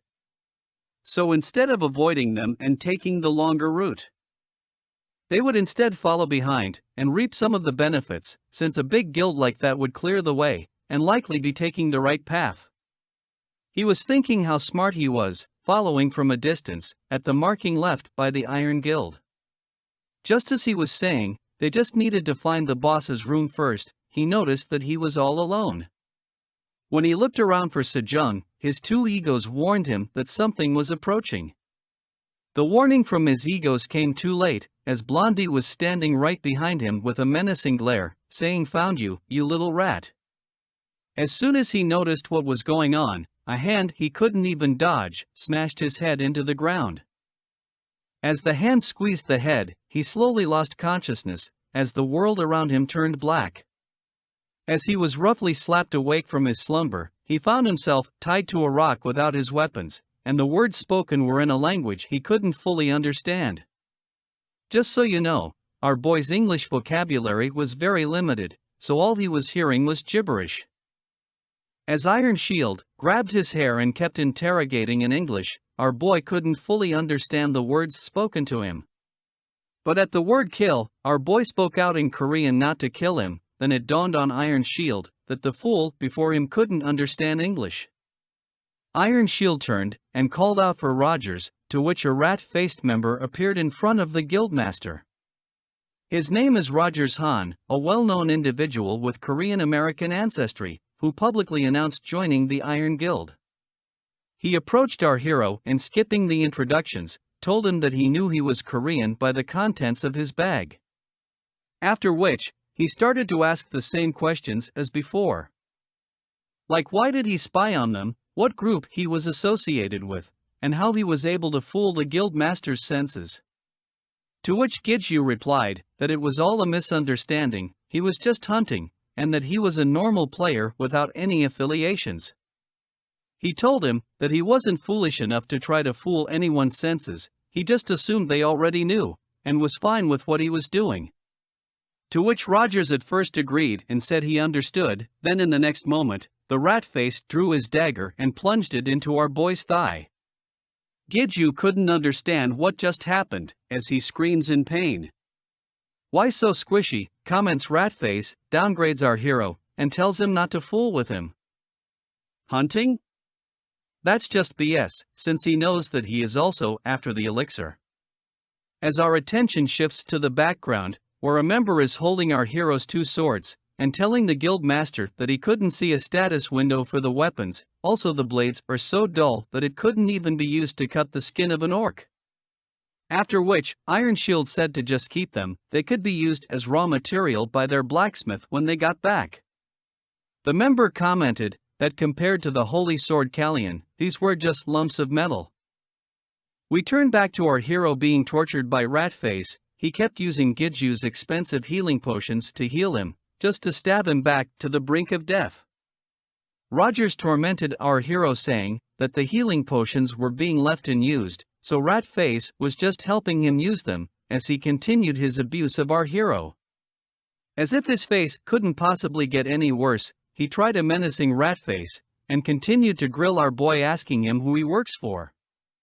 Gidju continued to say that he came here alone, but all his words fell on deaf ears, since they used inspection on him while he was unconscious, so they refused to believe that someone like him could possibly come in this gate alone. Ratface was furious, thinking that Gidju was trying to make a fool out of him. At that moment, the guild master called Rogers back to eat a meal before continuing. With a swift kick to the gut, Rogers left, warning him not to cause a fuss. As our hero was left behind, he contemplated on what was happening to him. He had told himself not to be cocky, since he already realized how lacking he was while sparring with Tashik. Conquering this maze gate was a pipe dream, but he couldn't give up on the hope that maybe, just maybe, he could do it. But all his faith came from his borrowed powers, and all they had to do was simply take away his weapons, and he became powerless to do anything. At that moment, 2 kilometers away, someone was spying on his situation. The Girl Scout turned to her guildmaster to ask how she would like to proceed. After enduring brutal torture, with his fingers and toes cut, bones crushed, and body stabbed countless times, Gidju sits on the ground surrounded by a pool of blood. He recalls that it has been 4 days since he was captured by the Iron Guild. Looking at him, Iron Shield remarks that he is a stubborn, mentioning that he would have recruited Gidju had he been a little more talented. Calling out to a guild member, Iron Shield instructs him to bring one of Gidju's swords. He states that he initially thought to melt and recycle those swords, but has changed his mind, and will now use Gidju's own weapon to kill him. Holding Lu, Iron Shield declares that Gidju will be buried in this historic gate, which should be an honorable death for a player. With that, he comes closer, intending to kill him. However, as soon as the sword touches Gidju's body, he manages to establish a link with Lu, receiving an overwhelming power. Our hero opens his eyes when the sword disappears from the guildmaster, making him confused. Breaking the ropes and rushing away from the stone, Gidju summons and points the sword towards Iron Shield, shocking all the members of the guild. However, Iron Shield surprises Gidju by grabbing the sword attack with his bare hands. Remarking that Gidju was hiding his real strength, Iron Shield states that he felt the Demon King's energy from him, and is not surprised that she took an interest in him. Remarking that the Demon King used him as a plaything, Iron Shield asks how he managed to trick the detection, which even the Demon King cannot do. He states that he still needs to get more information out of him, while Gidju thinks that it is time to reveal his true strength. Meanwhile, the girl with a golden mask orders her team to initiate the attack, and an arrow is launched in Iron Shield's direction that pierces his hand. Looking at the arrow, Iron Shield recognizes it as an Artemis arrow, and realizes the attack was by Athena. Just then, Athena and her team reveal themselves, confirming Iron Shield's suspicions. Breaking the arrow, Iron Shield asks if this is a declaration of war against them.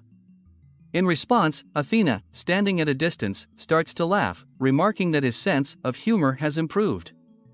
Swinging her weapon, she states that there hasn't been a time when she wasn't at war, and throws the weapon at Iron Shield. In response, Iron Shield takes out his sword and pierces it into the ground with all his might, creating a giant shield before him, which collides with Athena's weapon, leading to a massive explosion with the force to uproot surrounding trees. While our hero stands momentarily blinded by the storm. Covering his eyes, Iron Shield calls out to Rogers, telling him to keep Gidju alive and restrain him. Turning back to Athena, Iron Shield pulls his sword out of the ground, stating that they will put an end to this fight today once and for all. Raising his sword in the air, he orders his guild members to prepare for the battle. An intensive fight breaks between the two groups that shakes the entire forest.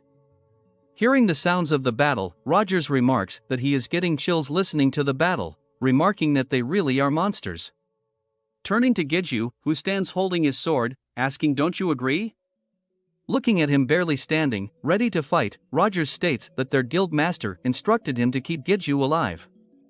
However, no one would blame him if he accidentally killed him. With that, Rogers leaps up and disappears from Giju's sight, taking him by surprise. Arriving behind him, Rogers states that he cannot let him live after he has seen his true self. Saying that, he slashes his sword towards Giju's neck.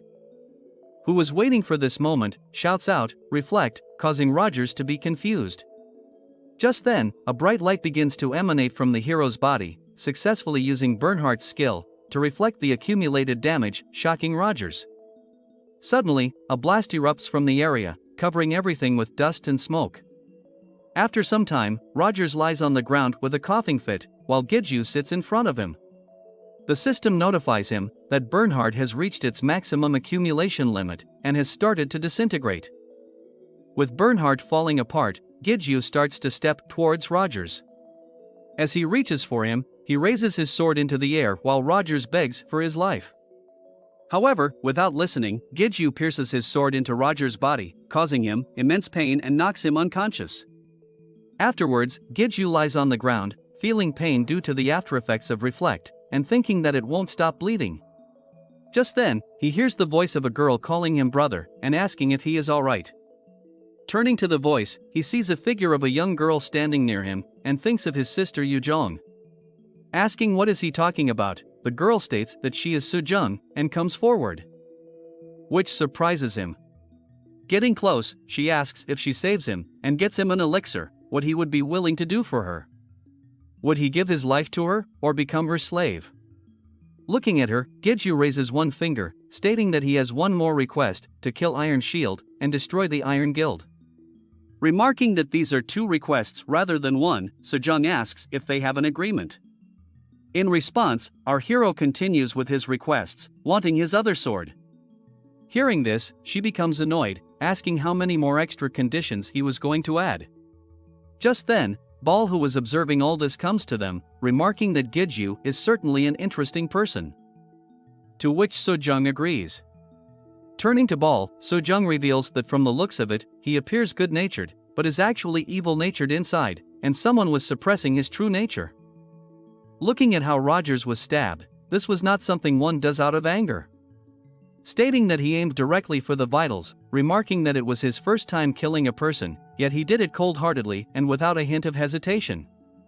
Pointing to Rogers, Ball asks what she plans to do with him, stating that while the wound seems to be fatal, but due to his high level, if left alone, he will recover over time. In response, Soo-young states that they will just leave him, and if he does recovers, this is his fate, and she remarks that it would be preferable for them to let him live. She states that revenge becomes sweeter the longer it lasts, and with the appearance of a purple aura. Her body starts to change. With her appearance completely changed, she states that it is the coming of the Demon King, to which Ball agrees. Telling him to keep quiet, she remarks that names like that are made up by people who don't know what they are talking about. Walking ahead with an overwhelming purple energy emanating from her body, she states that she will be the one to kill the Demon King. Meanwhile, Giju finds himself standing inside a dark cubicle space, realizing that this place is inside his dreams that have been haunting him for the last 5 years. Looking at the rope hanging in front of him, he stretches his hands towards it, remembering that this dream disappeared after he met Lu. Reaching outside the cubicle space, he grabs the rope and finds a bucket hanging down from it.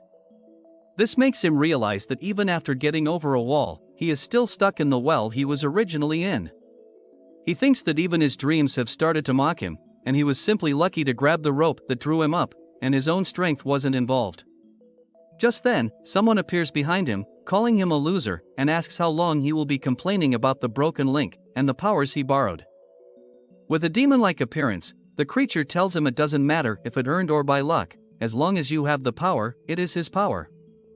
Confused, he starts to ask who, when a voice from behind tells him that he is right. Turning around, he is surprised to see an angelic figure, and she states that all her power belongs to him, telling him not to despair. Just then, he opens his eyes and jerks up, awakened from his dreams. Ball remarks that Giju seems to have regained his senses. Upon noticing, he begins to wonder who this person was. He thinks of Sujung, wondering if he is someone related to the Demon King. Meanwhile, Ball smiles back, stating that the recovered sword is next to him.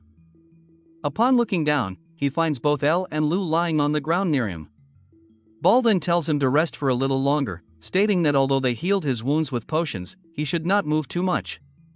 Suddenly, the ground begins to shake, and the sky starts to turn red, making Giju confused. As he looks up towards the sky, he is shocked to find someone floating in the air. Suddenly, the ground starts to crack, and a massive blast erupts, sending huge rocks up in the sky. Giju in shock asks what it is, and Ball tells him that it is the demon commander, stating that it must be Giju's first time seeing it. Ball reveals that the gigantic demonic creature towers before them is the owner of this maze, the demon commander Haron. Looking up at the formidable demon commander, Giju asks if it is really the gatekeeper, and Ball agrees, making him realize that he might have to fight with it. Meanwhile, Sujung floats in the air in front of the monster, with a confident smile on her face. Suddenly, the commander opens its eyes with a fierce glow in them and unleashes its powers, causing a gate to appear behind it, which shocks Giju. Gazing at the gate, Giju wonders how it is possible for a gate to appear inside another gate, while Ball tells him to stand behind him or he might die. Ball clenches his fist, causing a single drop of his blood to fall to the ground, creating a protective barrier around them. Looking at it, Giju becomes even more shocked and asks if this is really a barrier, to which Ball agrees, remarking that he is quite well informed. Meanwhile, through the portal created by the demon commander, deadly monsters starts to rush out and attack Sujung. As the monsters approach, she stands her ground and slowly begins to emit a strong energy that surrounds her. When the monsters close in to attack her, the layer of energy erupts, unleashes formidable ink flames, causing all the monsters to go flying backward. The ink flames then transform into a gigantic sword that Sujung effortlessly controls with a single move of her finger, leaving Giju amazed. Observing the gigantic sword raised high in the sky, Giju recalls Rogers's words about the fights resembling those between divine beings. Then the sword comes swinging downward at great speed, directed towards the demon commander, creating a massive explosion that destroys the entire forest. In the morning, after the relentless battle ends, the once green and thick forest appears to have been completely destroyed. Meanwhile, in the reward room, Giju opens the box containing the reward for clearing the gate and finds an elixir inside, while the egos congratulate him on his achievement. As Giju holds the box, he realizes that he has succeeded, though he feels more frustrated than happy given his situation. Sujung, who is standing beside him, states that she has kept her promise to help him, stating that Giju still has to take care of his own revenge, since he shouldn't expect her to help him with everything. Turning to her, Giju asks if Sujung is her real name, to which she confirms, also revealing that she is Korean as well. Sujung then opens her reward box and finds an elixir inside, and Ball, her comrade, also finds the elixir as reward inside his box. Then giving her bottle of elixir to Giju, Sujung tells him to keep it, surprising him, stating that she is fulfilling the condition of helping him take revenge on the Iron Guild. She tells him to think of it as part of her job. She remarks that his body is not in good condition, and the elixir will completely heal him, making him capable of taking revenge. Handing him the bottle, she states that getting it was not her main goal, she only wanted to become a commander, surprising him with her gesture. Holding the bottle, Giju decides to stop comparing himself to others, and just grow stronger by himself. After a little contemplation, he turns to her and asks if there is something she wants from him, in return for giving him such a valuable item. He asks if she intends to make him her lifetime slave, but she disagrees, stating that she only wants him to become her disciple, surprising him even more. She states that he is currently useless, because he is weak, and instructs him to come to her after he clears the 50th floor of the tower, so that she can train him. Sujung then uses her skill to instill something to the side of his head, saying this is the evidence of the existence of the contract, which causes him a slight pain. She states that he does not have any skills or abilities at the moment, and advises him to try to learn as much as he can. Remembering something, she states that she looked at his sword earlier, remarking that they are very unique, and says that she knows a way to strengthen one of them, surprising him. However, before that, she instructs him to drink the elixir she gave him, stating that it is a risky method and he needs to be very prepared. Meanwhile, in another part of the forest, the members of the Iron Guild are still engaged in fighting against Athena's group. As Giju stands, holding just his white swords, both El and Lu tell him not to trust Sejong, stating that she is a very dangerous woman. However, in spite of their words, Giju is facing off with Iron Shield, who stands at a distance, looking at him. Seeing Sejong behind Giju, Iron Shield addresses her as the demon, stating that she stole the boss, while they were not looking. In response, Sejong clarifies that it was not theirs in the first place, and encourages Giju to do what she taught him. Gathering his courage, Giju calls out to Iron Shield, stating that he will kill him. However, instead of getting scared, Iron Shield gives a cruel smile and rushes towards Giju at high speed, causing him to feel anxious. Reaching near him, Iron Shield remarks that Giju has changed a lot, and asks if he has become the subordinate of that demon, or if he always been one. However, considering that it does not matter, Iron Shield states that he will have to kill Giju here. As Iron Shield charges at him, intent on killing him, Giju recalls when he drank the elixir in the reward room. While drinking the elixir, he received a system notification telling him that his body was being fixed, as Sejong and Bal looked at him in curiosity. After drinking it, Giju turned to Sejong, remarking that he did not feel any changes in his condition. Agreeing, Sejong revealed that the changes were in his abilities and latent powers, which left him speechless, while changes to his body will be small for now. She further stated that those small changes could determine a player's life or death. She told him that the most noticeable change made by the elixir was improving his senses. Thinking about that, Giju successfully dodges Iron Shield's swift attack, allowing him to distance himself. Realizing that the elixir really had an impact on his senses, Giju thinks that the moves that were previously unfamiliar to him are now becoming easier for him to understand. While he was fighting Iron Shield, Sejong stands at a distance, quietly watching him, and congratulates him in getting one step closer to becoming a high ranker. He remembers the Demon King telling him that he was no match for a strong person like Iron Shield just yet, and that the best he could do against him was to avoid one attack of his. Therefore, she suggested he not try too hard to win against him, when there are other easier solutions. Remembering that, he looks calming at Iron Shield and thinks that it isn't ignorance but his confidence in his ability. Meanwhile, Iron Shield looks at him closely and starts to figure out that between his growth and contact with the Demon King, he starts to get serious and activates the power of his holy sword. He rushes towards Giju at a very fast speed to launch an attack. Recalling Sejong's advice to not be intimidated and just do it, Giju blocks the attack with his sword. As a result of the collision between El and the holy sword, El's abilities get awakened, and she starts to absorb the powers of the holy sword, leaving Iron Shield shocked. However, due to Giju's low level of abilities, only a fraction of the holy sword's powers are absorbed.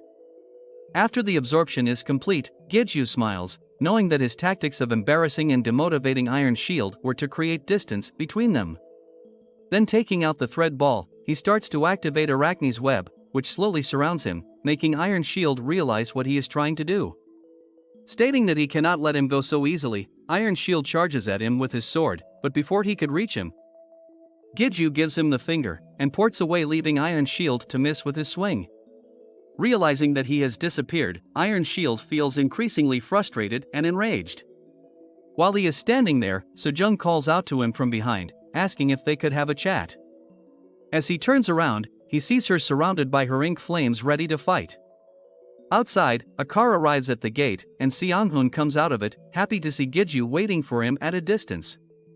They head back to Korea, and the agent also helps Giju takes his mother from the hospital back to their house.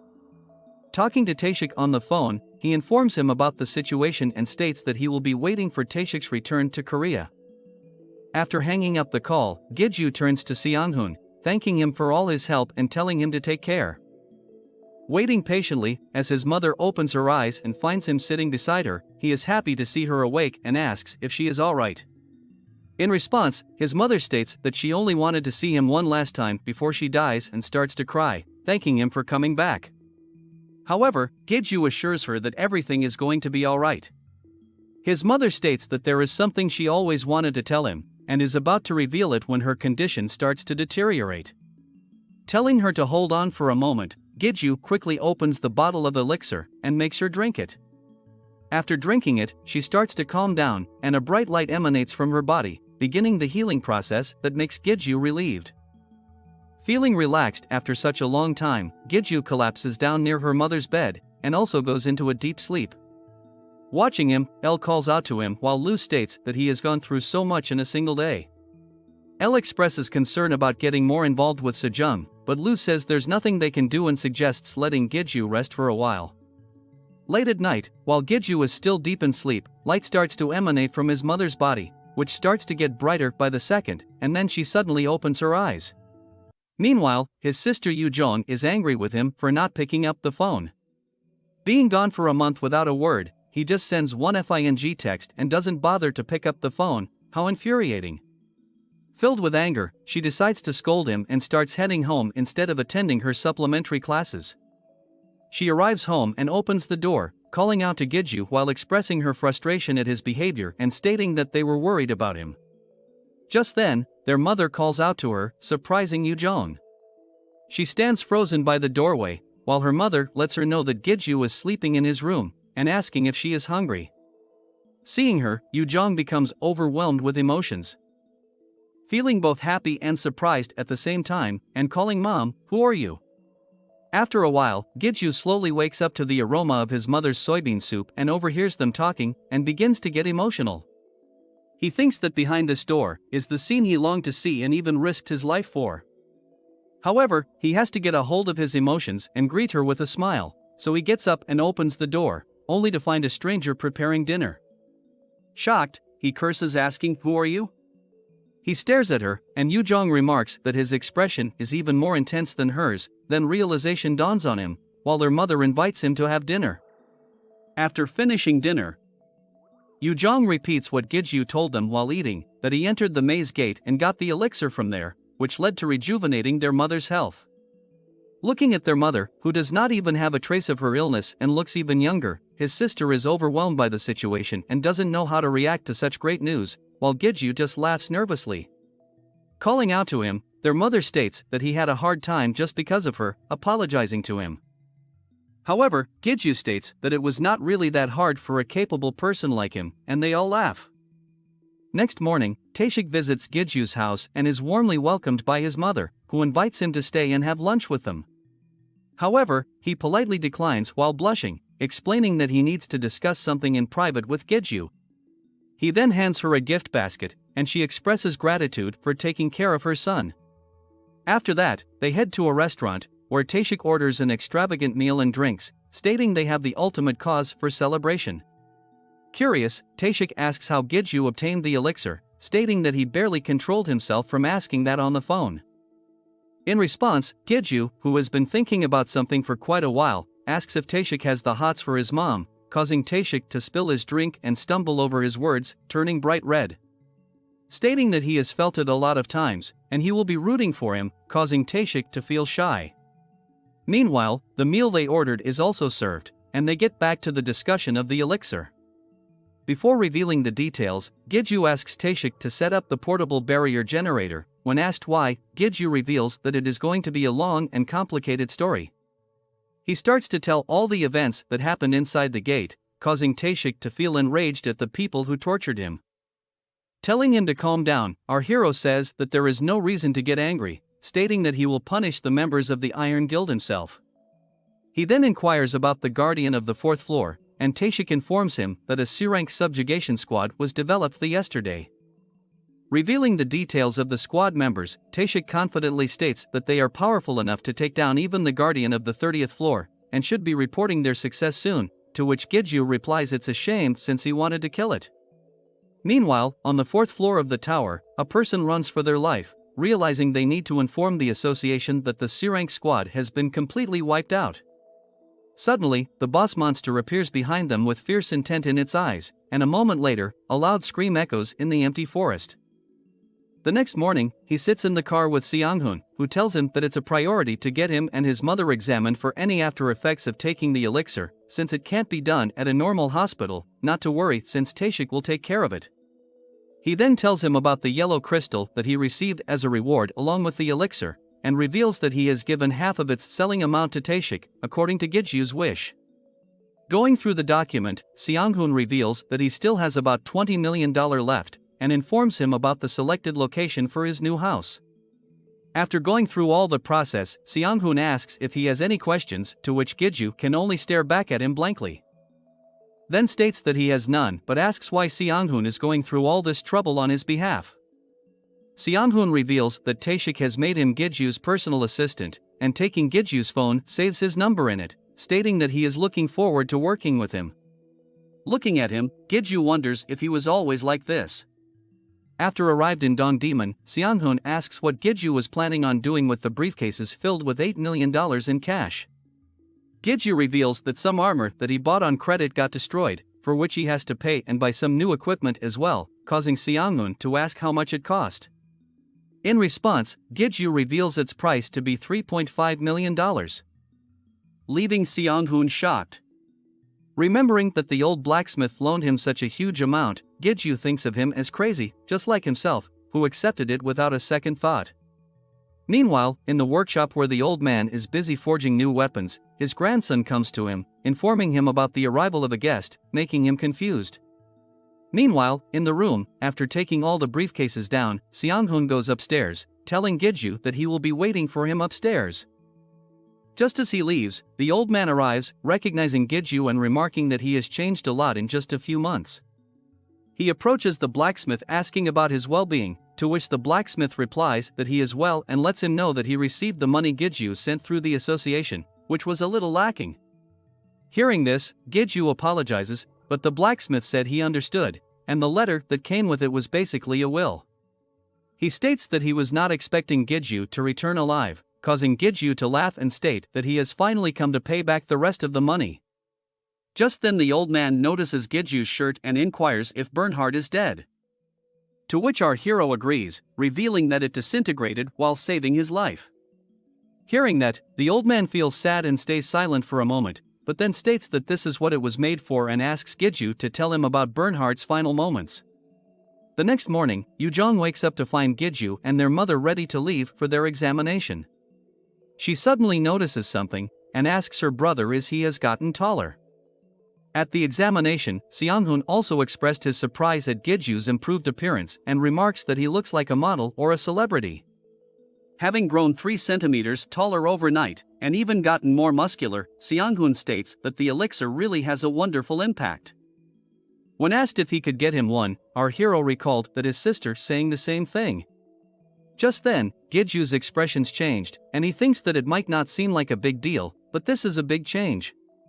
He remembers how he used to work really hard, and hardly got any improvement in his physicality in the past. Lu comments that his master was a weakling after all, shut up. The results of his examination are revealed. He currently has the stamina of a level 10 player, but what is more surprising is his magic and mana control, which are SS rank, and he has the potential of a high ranker. When told about this, Gijju does not have much of a reaction, prompting Seonghun to complain about his lack of excitement. While Seonghun tells him to get at least a little excited, Gijju turns around and smiles, thinking that this news is not new to him. Just then, Taeshik enters, asking if they are done, and Gijju agrees, asking about his mother. Taeshik reveals that she is perfectly fine and much stronger than an average man, leaving Gijju surprised. Also, despite being a normal civilian, she has the ability to use items, intensifying Gijju's excitement and astonishment. Taeshik goes on to tell our hero that he has come in person to see him for another purpose, and asks Gijju when he plans to get back to hunting.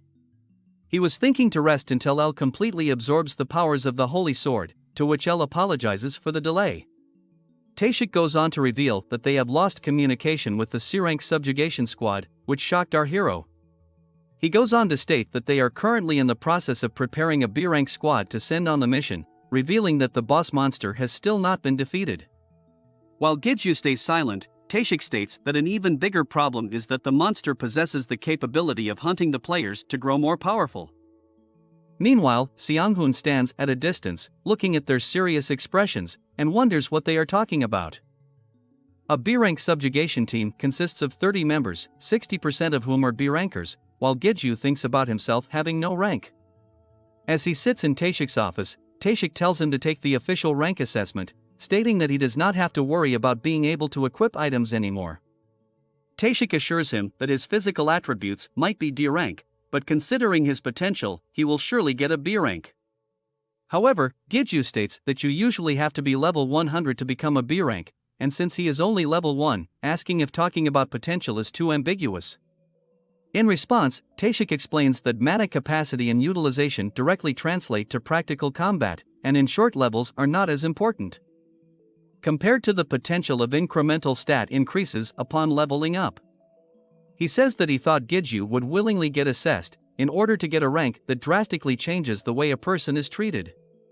Giju remains silent and takes a sigh, while Taeshik shows him a paper stating that there is still a way for him to participate in the raid.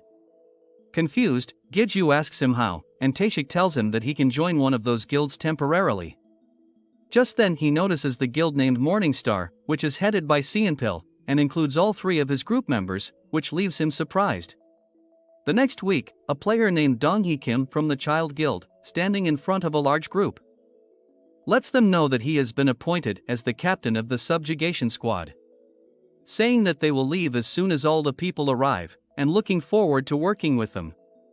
After some time, while walking towards the 4th floor, Giju, who accompanies Seonpil and his friends, thanks them for taking him in, while they state that they basically owe their lives to him. Seonpil feels bad for not being able to do more, but Giju assures him that what he is doing now is more than enough, and he is grateful for the opportunity to fight the monster. Seonpil laughs, saying that they might not get a chance, because there are a lot of big shots in the group, which puzzles Giju. Seonpil reveals that the squad captain Donghee, according to the rumors, is about to be promoted to an A rank.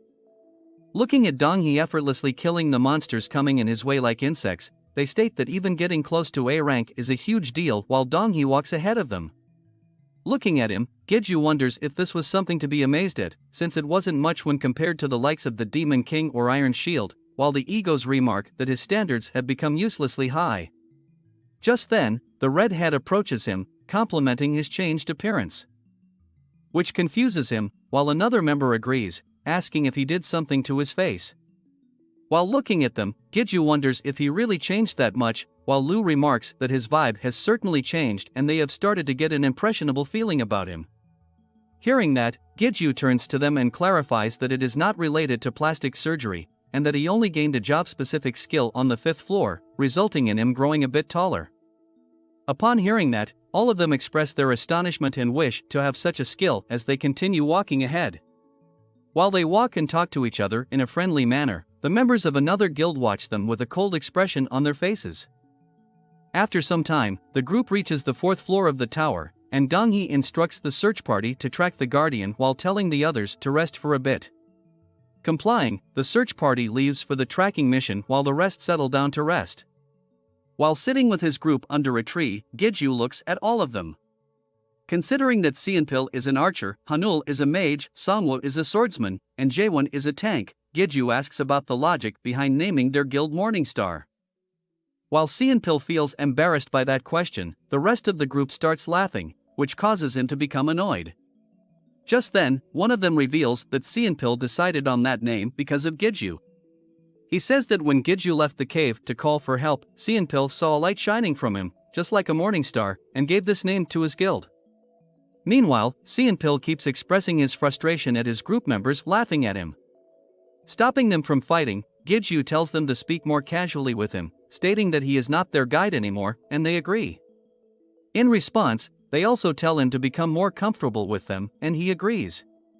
While they are busy talking, someone stands at a distance, looking at them. Coming near them, the person states that the world has really changed, causing Giju to become startled. Turning to them, he finds the same guild members who were observing them a while ago when one of them states that they seem to have come on a picnic. Looking at them, Giju asks who they are, and Seonpil replies that they are members of the Brother Guild, and the person talking is a B-rank player, Yeonseok Nam. Hearing that, Giju asks about their job, and Seinpil reveals that they are quite famous. He states that their slogan portrays survival of the fittest, they pursue strength, and they are known for valuing tradition and loyalty above everything else. While they discuss that, Yansiak remarks that they are useless, and this is the reason why they are only C rank. Hearing that, Jae-won becomes enraged, but Hanul tells him to ignore them.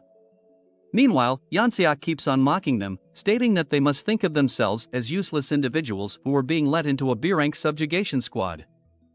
He states that they should be on guard more than anyone else instead of gossiping lazily, and they should be more useful than porters, at least. Hearing that, all of them feel enraged but control themselves while the members of the guild walk away, stating that they are no fun. After they leave, Seinpil turns to Giju, apologizing to him for getting insulted because of them while he keeps looking down. Suddenly, Donghee, who is standing at a distance, feels an overwhelming amount of energy coming from Giju and turns around with a shock. Meanwhile, Giju, who is sitting still, holds his chest while El and Lu ask him to calm down and control his emotions, stating that his murderous intent is growing stronger. Feeling confused about his own reaction, Giju thinks why he is feeling so angry when the situation wasn't that frustrating, and wonders if it is a side effect of the torture he endured. As he contemplates this, Donghee approaches them and mentions that there seems to be some disturbance. He clarifies that he is not blaming Giju for anything, but as the squad captain, he needs to know what's going on, and Giju agrees. With an idea in mind, Giju states that there was a bit of friction and he wants to request something from Donghee regarding it, which leaves Donghee confused. Getting up, Giju states that he wants to spar with the player Yansiak Nam, believing that resolving any conflict between players before going into battle is the best approach. Hearing this, Yansiak turns to him, surprised by the statement, and the other players standing around express their astonishment as well. Meanwhile, Donghee questions if Giju is sure about it, emphasizing that the difference between a C and a B rank is significant. Giju says that he is aware of it, and adds another condition, explaining that his guild is currently a backup force, while the members of the Brother Guild are the main attack force.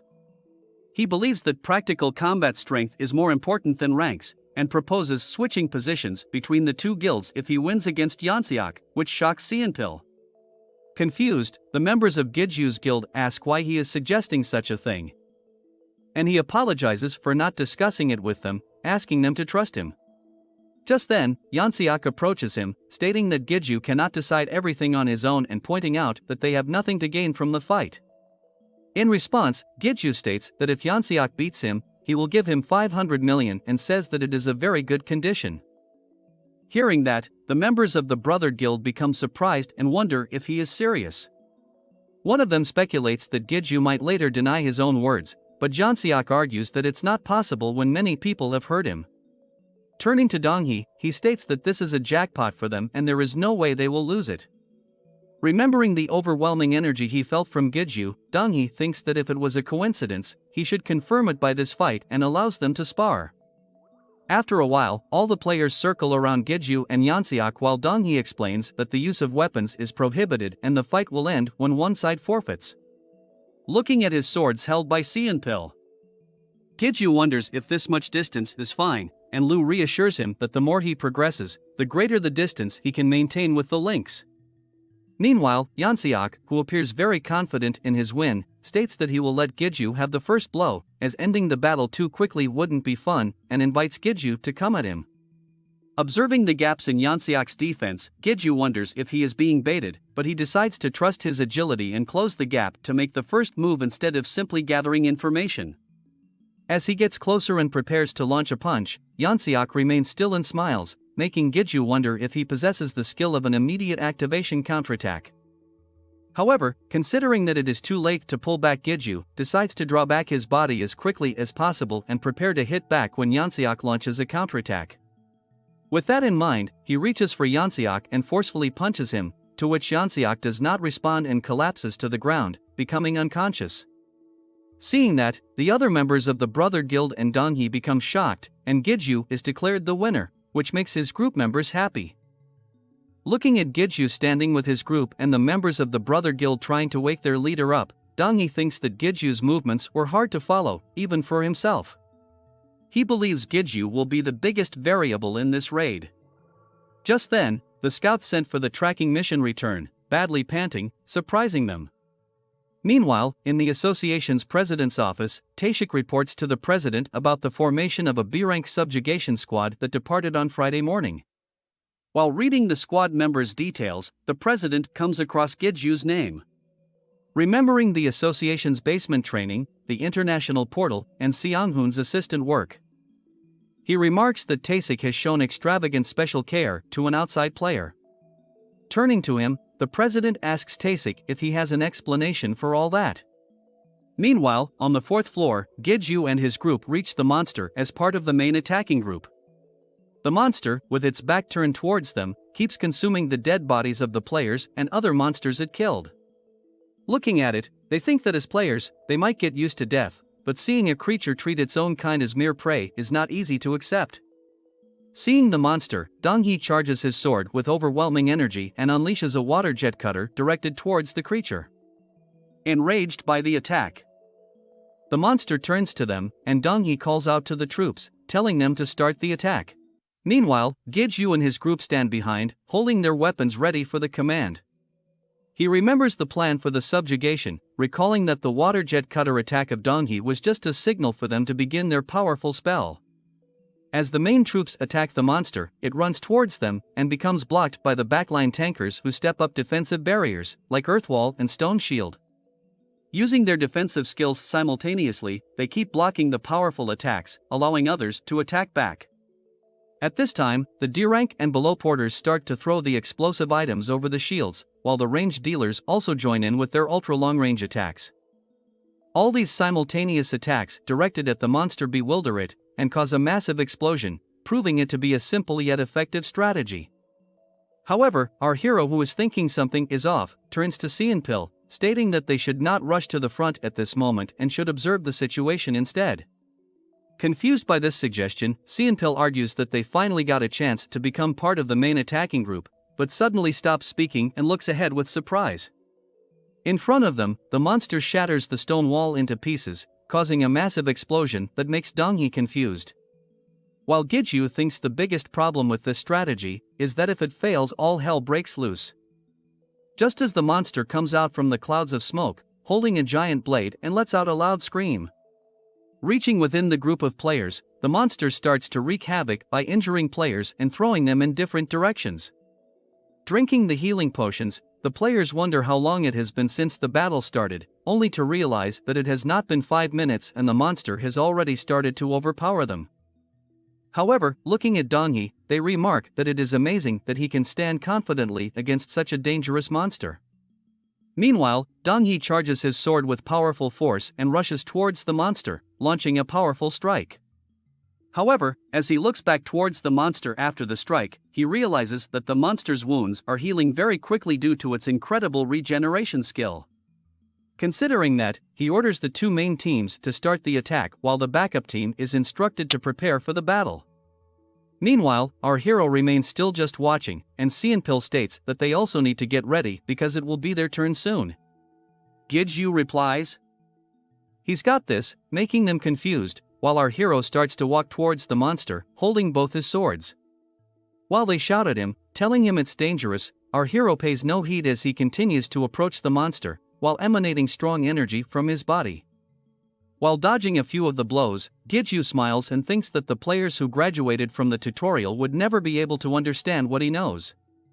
With that, he leaps up and starts launching swift attacks, thinking the patterns of the Guardian are similar to regular orcs, and the difference lies in their physiques and regenerations. Recalling his visit to the blacksmith shop to buy new equipment, our hero smiles, thinking his is the best opportunity to test out his newly linked ego's powers. He leaps up and reaches the monster at high speed, launching countless attacks, leaving it bewildered. Looking at his shoes, Hermes, it increases his movement speed and gives him the haste ability. When activated, it gradually increases the speed of the wearer for 5 minutes, and its top speed can be reached after 3 minutes. After a few moments, blood starts to spurt out of the monster's body, causing it to scream in agony, which leaves all the other players in a state of astonishment. Looking at the wounds on the monster, Donghi warns Gidju that it has a powerful regenerative ability and they need to use deep attacks rather than several light attacks. Stating that this will be a battle of attrition, Dong-hee instructs him to save his stamina. However, just then, he realizes that the regeneration of the monster has stopped and becomes surprised. As Giju stands looking, we see that his necklace is another ego named Rain. It allows the user to regenerate mana at a faster rate and applies grievous wound, which slows down the healing of any wounds he inflicts. After a few moments, the monster gets up again and changes the patterns of its attacks, leaving all the players bewildered. To our hero, who is just watching, thinks that this change is not impressive, it's simply the flailing around of a low-level monster that has been cornered. With a smile, he predicted all of this in advance, leaps up launching a brutal attack on the monster that leaves all others astonished. After landing, he rushes forward again and gives a powerful horizontal slash to the monster, thinking that it is an orc after all and cannot scare him no matter what. Following that attack, he keeps on launching continuous strikes, causing blood to continuously spurt out of the monster's body. After some time, the other members of the squad stare at him in shock while he stands near the boss monster lying dead on the ground. While the players express their astonishment at our hero taking down the monster alone, a notification confirming his victory over the low-ranking demon Ferrith. Giju is surprised to realize that it was a demon. Just then Lu's cannibalism skill activates and the monster starts to be devoured. Witnessing this, all the other players become shocked, while Giju remains still and receives a notification that the egoification of Ferrith has failed.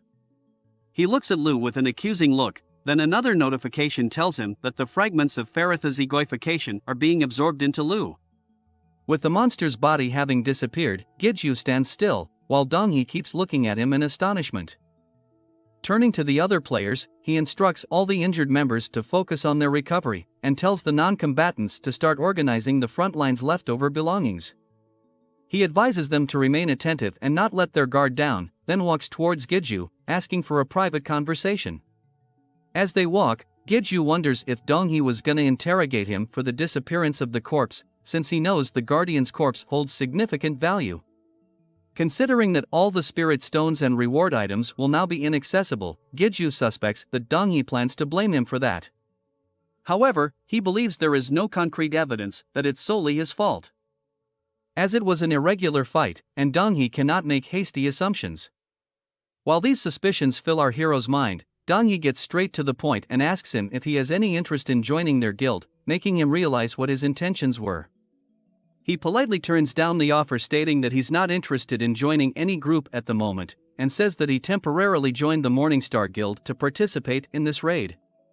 Understanding Giju's decision, Dong-hee expresses his desire to maintain a good relationship with him.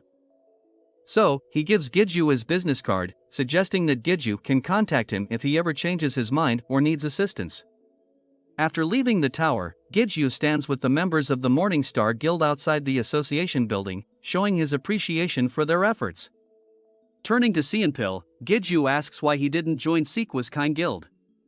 He remarks that Seonpil is very capable, has more than enough potential and connections, and would have been very successful if he joined, but Seonpil states that it is nothing special. Seonpil goes on to explain that he didn't want others to think his recruitment was based on nepotism, and that he aimed to achieve everything on his own. He then poses the same question to Giju, suggesting that Sequa would have highly appreciated someone like him. After some contemplation, Giju states that he's nothing extraordinary and starts laughing. Just then, other members of their group approach them, asking about their discussion and inviting them to join them for lunch. He politely declines, telling them that he is moving soon and needs to go home and pack up, and bids them farewell. He assures them that he will contact them once the move is completed. He takes his phone out, planning to call Seonghun, since he told him that he would call after the raid. However, opening the phone, finds a message from Taeshik, telling him to call right after the subjugation is over. At an apartment building, Taeshik apologizing for calling so late. He reveals that the president of the association wants to have dinner with Giju. Our hero felt surprised, thinking it was so sudden and that he should have made some preparations if he knew. Thinking that the president is a self-made man, who is popularly known as the hidden giant of the Korean player industry, Giju wonders why a person like that would want to meet him. As they reach the 10th floor of the building, Taeshik informs Giju that the president wants to prepare dinner for him, since cooking is his hobby. As they reach the door of Taeshik's apartment, he opens it and calls out to the president, starting a very informal conversation. After a while, Taeshik asks about the menu, saying that he did not have much at home. The president states that he got the groceries, and tells him to set the table. As Giju looks at the old man before him wearing an apron with surprise, realizing that this was the president of the association. Upon noticing, the president offers his hands in greeting, while Giju extends his hands in greeting. He is overwhelmed by the sheer amount of power surrounding the president. Realizing the intense pressure, Giju thinks that he is someone who is really powerful, and capable enough to become the head of the group of superhumans. Seeing Giju's expression, Taeshik remarks to take it easy and calls the president dad, leaving Giju puzzled and shocked at the realization that Taeshik is actually the son of the president. During dinner, Giju begins to eat while still feeling shocked at the implications. Meanwhile, the president states that he has heard a lot about him from Taeshik, who has given him a lot of help with his authority as the general manager. While Giju remains silent in response, Taeshik stops his dad, saying that they are at the dinner table and he should let Giju eat. The president replies that he is just saying what he needs to say, while Taeshik argues that Giju cannot even swallow the food properly because of him. Turning to our hero, the president states that he has a proposition for him, asking if he is interested in listening. Feeling nervous, Giju asks what he means, and the president states that the association would like to hire him. In response, Giju states that he is not interested in joining any organization currently, when the president interrupts, saying that it is not like that. He clarifies that he wants Giju to become a mercenary for the association. At night, while returning to his house, Giju remembers Taeshik's words that his father is not trying to pressure him or force him into anything. Instead, he only wants to give him proper labels to justify his receiving help from the association, so that he can get help when he wants and take what he deserves. Remembering Taeshik calling it a good offer, Giju thinks that it should not be bad if Taeshik has said it to him, but he does not feel good about getting affiliated with someone. Remembering Sequa's kind guild, he thinks that when he was flailing around as a level 1, Sequa became famous as the leader of one of the top guilds in Korea.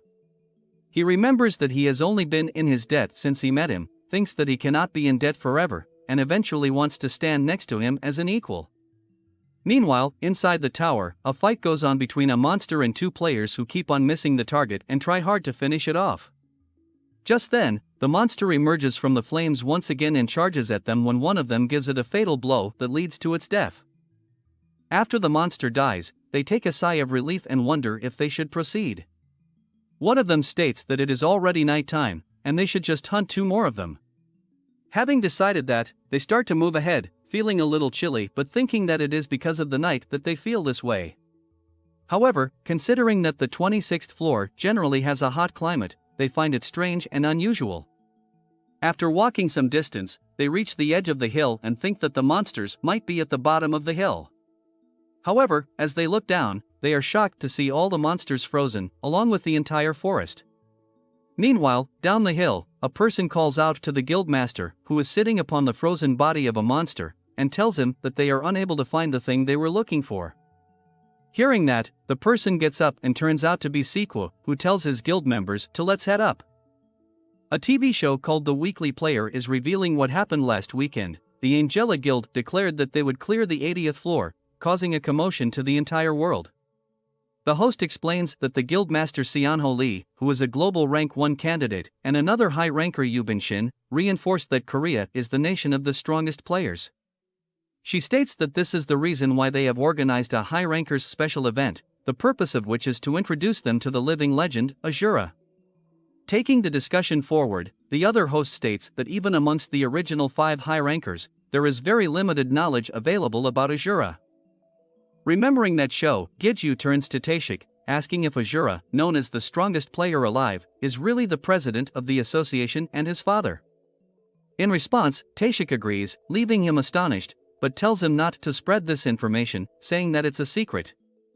Taking a box with a ring out of his jacket pocket, he gives it to our hero, who looks at it extremely perplexed. Giju remarks, if you're proposing, you got the wrong person. Taeshik calls him a dumbass, and goes on to tell him it's a kind of identification supplied to the mercenaries, with which he can exercise authority equal to that of the managers, surprising Giju. He states that Seonghun will give him all the other details. telling him that they have made Seonghun his official secretary starting that day. He further explains that Giju will receive the treatment of a high ranker regarding many things related to the tower or gate clearing, and will be rewarded for completing the mission. He also reveals that Giju will have the right to decline any mission as a mercenary, leaving Giju astonished, and he remarks it to be the best offer. Meanwhile, in the main building of the Iron Guild located in New York, Iron Shield stands looking out of the window when a person comes to him, asking if they were called. As he asks what their request is, the person, who turns out to be Rogers, stands behind him, requesting to be sent to Korea, stating that he will do anything to go there. Iron Shield reveals that he will make a branch in Korea, and send Rogers there as a manager so that he can do as he wishes for revenge or otherwise. Along with it, Iron Shield states that he will bestow 9 upon him. Realizing that 9 is the powerful holy sword possessed by him, Rogers becomes overexcited and thanks him for that. Looking at him, Iron Shield states that he has to become the stepping stone for their revenge. Remembering the Demon King, he turns around with one of his legs replaced by an artificial one and expresses his anger, vowing to tear her to shreds the next time they meet. Meanwhile, traveling in a car, Giju looks at the stat window of L and remarks that it has grown considerably stronger after absorbing the power of the holy sword. However, he wonders where to get an actual holy sword and asks if L is aware of it, but she says sorry, she's still not regained all her memories. After thinking about it for a while, he turns to Lu asking about the ego shard. He states that Lu claimed that it was unaware of how to use the ego shard that they got from Changkyong's ego, but in the case of Faratha's ego, it was absorbed into it. Therefore, he asks if Lu feels like anything has changed after absorbing the ego. Lu ponders. Just then, Seonghun is quietly observing him, asks if he cut his hair and he agrees, getting that it grew a lot, so he just trimmed it a little. Observing Seonghun, Lu remarks that it seems like he is able to hear their conversation, but Giju states that it is impossible and repeats his question, and Lu states that is unaware of that. Disappointed by that reply, he turns to Seonghun, asking where they are going. In response, Seonghun reveals it to be a unique gate in Yosu whose rank keeps fluctuating between F and C, and he needs to clear it. Thinking that it is his first mission as a mercenary, Giju states that he feels a little nervous. However, Seonghun states that he does not need to feel nervous since their first objective is to simply gather information, and he will be going in as well. Seonghun then asks if he knows that there are code names given to the mercenaries of the association, but Giju replies that he has never heard of that before. Seonghun reveals that it was decided that morning in a meeting that his codename is Morningstar, making him surprised. Considering it to be a great coincidence, Giju thinks that Seonpil will be very happy if he finds out, but he notices that Seonghun has started to laugh, which makes him annoyed. After a while, they reach the gate, where the people guarding it welcome him, addressing him as Morningstar, which surprises him. The person introduces himself as the manager of the Players Association in Yosu, while Giju asks him to lift his head, feeling uneasy this way. He requests that they simply call him by his name, which causes Seonghun to start laughing again, making him frustrated. The manager explains that the gate in front of them appeared 4 days ago, and was immediately determined to be a unique gate. So nobody has gone inside. Seonghun remarks that their first goal in that case is to scout as originally planned, and inquires about the available manpower. In response, the manager states that they should be able to put together a B-rank subjugation squad upon request, which would be sufficient. Stating that they have already gathered all the supplies, the manager says that they can leave as soon as they are ready. Just then, they notice Giju walking towards the gate, becoming shocked and start to run after him. Reaching near him, they state that it is a unique gate and it's dangerous to approach it recklessly. Ignoring their words, Giju turns to Lu and L, asking if they are sure about what they said, and they agree. He touches the portal, causing it to become red, which resembles a situation where a gate break is about to occur, making everyone shocked. While Giju stands in front of the portal, others start to contact the headquarters and request backup from other guilds, thinking that the monster will soon start to overflow from the gate. While they are expressing their shock at such a sudden gate break, Giju realizes that L and Lu were indeed true when a window appears in front of him, asking him to confirm the link. This clarifies to him that this gate is indeed an ego in reality. In the surrounding area, people are still panicking and a person asks if they got any news from headquarters. Another person on the phone answers, confirming that the backups will arrive in 15 minutes. Meanwhile, Giju is conflicted about the situation, thinking he did suspect the gates could be egos, but didn't expect to find one so soon. As he was still hesitating on confirming the link, Seonghun comes from behind to grabs his hand and pull him back, while telling him it's dangerous, some strong boy crush vibes. After Giju is taken away, the gate reverts back to its normal blue status. Inside the temporary container office, Seonghun is amazed at Giju. He asks in a mocking voice that now Giju is even causing gate breaks. What else would he be doing next, control monsters or something else similar? Giju with a guilty face states, he didn't know it would turn out like that. Seonghun gets to the point and asks him what exactly happened, saying it did return to normal, but was that really a gate break? Our hero explains that he might have an idea, but it's still his first time experiencing something like this, and can't tell all the specifics, but it might be due to his unique ability that this happened. Since they can't do anything further, Seonghun hands Giju a traditional Korean mask to wear, in order to protect his identity. Due to the signs of a break, the outside is packed with players who were gathered urgently, as well as reporters who should be arriving soon as well. If he doesn't want to get all over the news, put the mask on in front of other people. After a conferring for 3 hours, it was decided that Giju would be entering the gate alone. While there were protests, the association took care of it somehow. At the entrance, Giju stands with his mask on, as Seonghun asks again if he is sure he will go in alone. Giju replies that since it's related to his unique ability, it would be best and for them to stand by outside, just in case. He then confirmed the link, causing him to disappear into the gate. Once inside, he gets a system notification stating testing your worth. Taking off the mask, he remarks that for Lu and El, all he had to do was give them names, but for a gate ego it might be different, to which Lu comments that he make them sound cheap. While he's not completely sure on what's happening, but he just has to clear the gate and see what happens, to which Lu agrees. As he looks around his surroundings, he can't help but get chills. He figures just heading towards where the magic concentrations are highest would be best. Just then, the ground suddenly shakes, and with an explosion, the skeletal warriors appear and start to rush toward him. And among them was a Dullahan, a headless horseman riding his headless horse, leading the group. He calls on El and Lu, and using his haste skill to charges at full speed towards the oncoming force.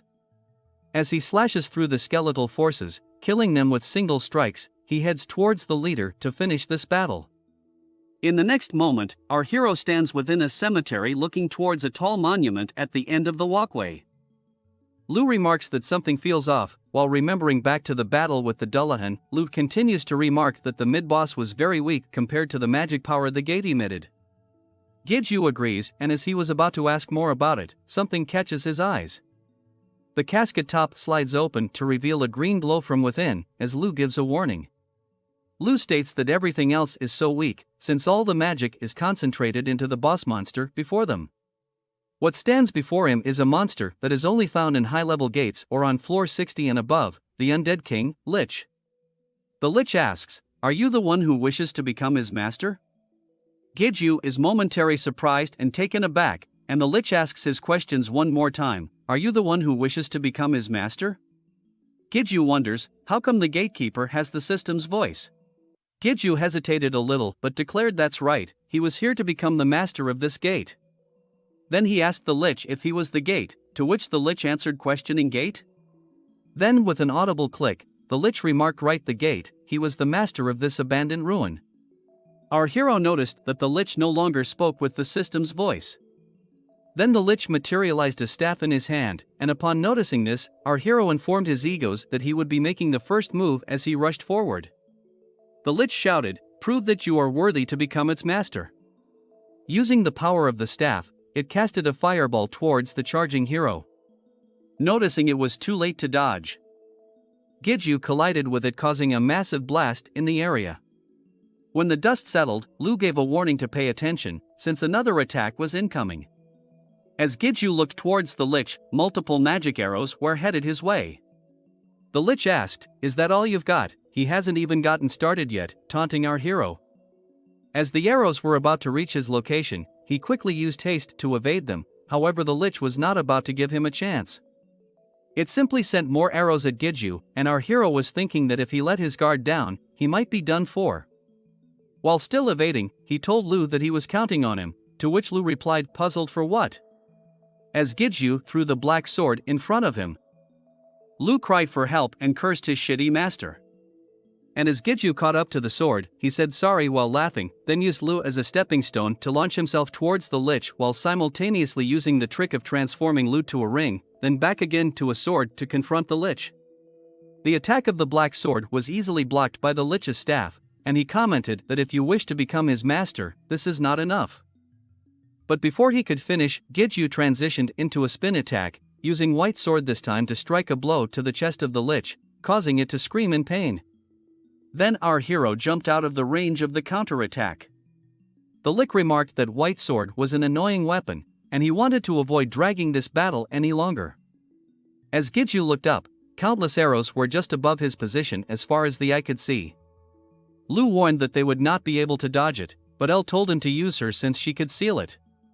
While our hero was using the white sword to block the magic arrows, Lu reminded his master to use him instead, since these demonic arrows were nothing to him. Having decided to trust Lu, he used the black sword to block the arrow as well and got a system notification telling him that Lu is absorbing the demonic energy. More system notifications informed him that Lu has begun to gain awareness of the Lord of the Demonic Blade, which confused our hero, Lord of what? Then asked for a sacrifice in order to successfully awaken Lu. At that moment, the eye on the sword lit up and created a barrier that absorbed the remaining demonic arrows. The Lich couldn't believe that a mere mortal had the power to do all this, but since he hasn't submitted to him yet, he declared the beginning of the last test. Summoning the undead from the grave, they started to combine and created a flesh golem. With the Lich on top of its head. The giant flesh golem punched the ground, sending debris everywhere, but instead of being knocked out, Gidju used the arm to his advantage and climbed it to reach the Lich for a devastating attack. Our hero asked the gate if this was worthy enough for it, and the Lich responded that he accepts his new master. The system then notified him that the gate has accepted his link, and to please give it a name. As the smoke from the last attack starts to fade away, Gidju tries to think of a suitable name for this gate. Just then, black aura from the battle begins to be absorbed by Lu, and the red eye flares up causing Lu to act out of control. Gidju asks Lu what's going on. Lu lets out a maddening laugh, saying did they see him, this is the real him. How long did they think that he could stand the sight of the holy blade getting stronger than him? When Gidju shouts Lu's name, the black sword comes back to his senses and begins to wonder what's going on. El tells her master that Lu is confused. Then Lu informs his master that he needs to go on a break, since he has a bit of a headache. Putting the issue aside for later, he goes back to naming the gate. After pondering for a bit, he thinks back to Brunhart the armor that faded away. Then making a decision, declares the name of the gate as Brunhart. Meanwhile outside the gate, they have declared a gate break. The player association agents are moving the citizens of the city into evacuation shelters. Some players are on standby in front of the gate to eliminate any threat that appears. These two players are discussing the rank of this unique gate, which fluctuates between F rank and C rank. Nearby, Taeshik asks Seonghun about backup and is informed that all the nearby guilds and the members of the Child Guild are on their way.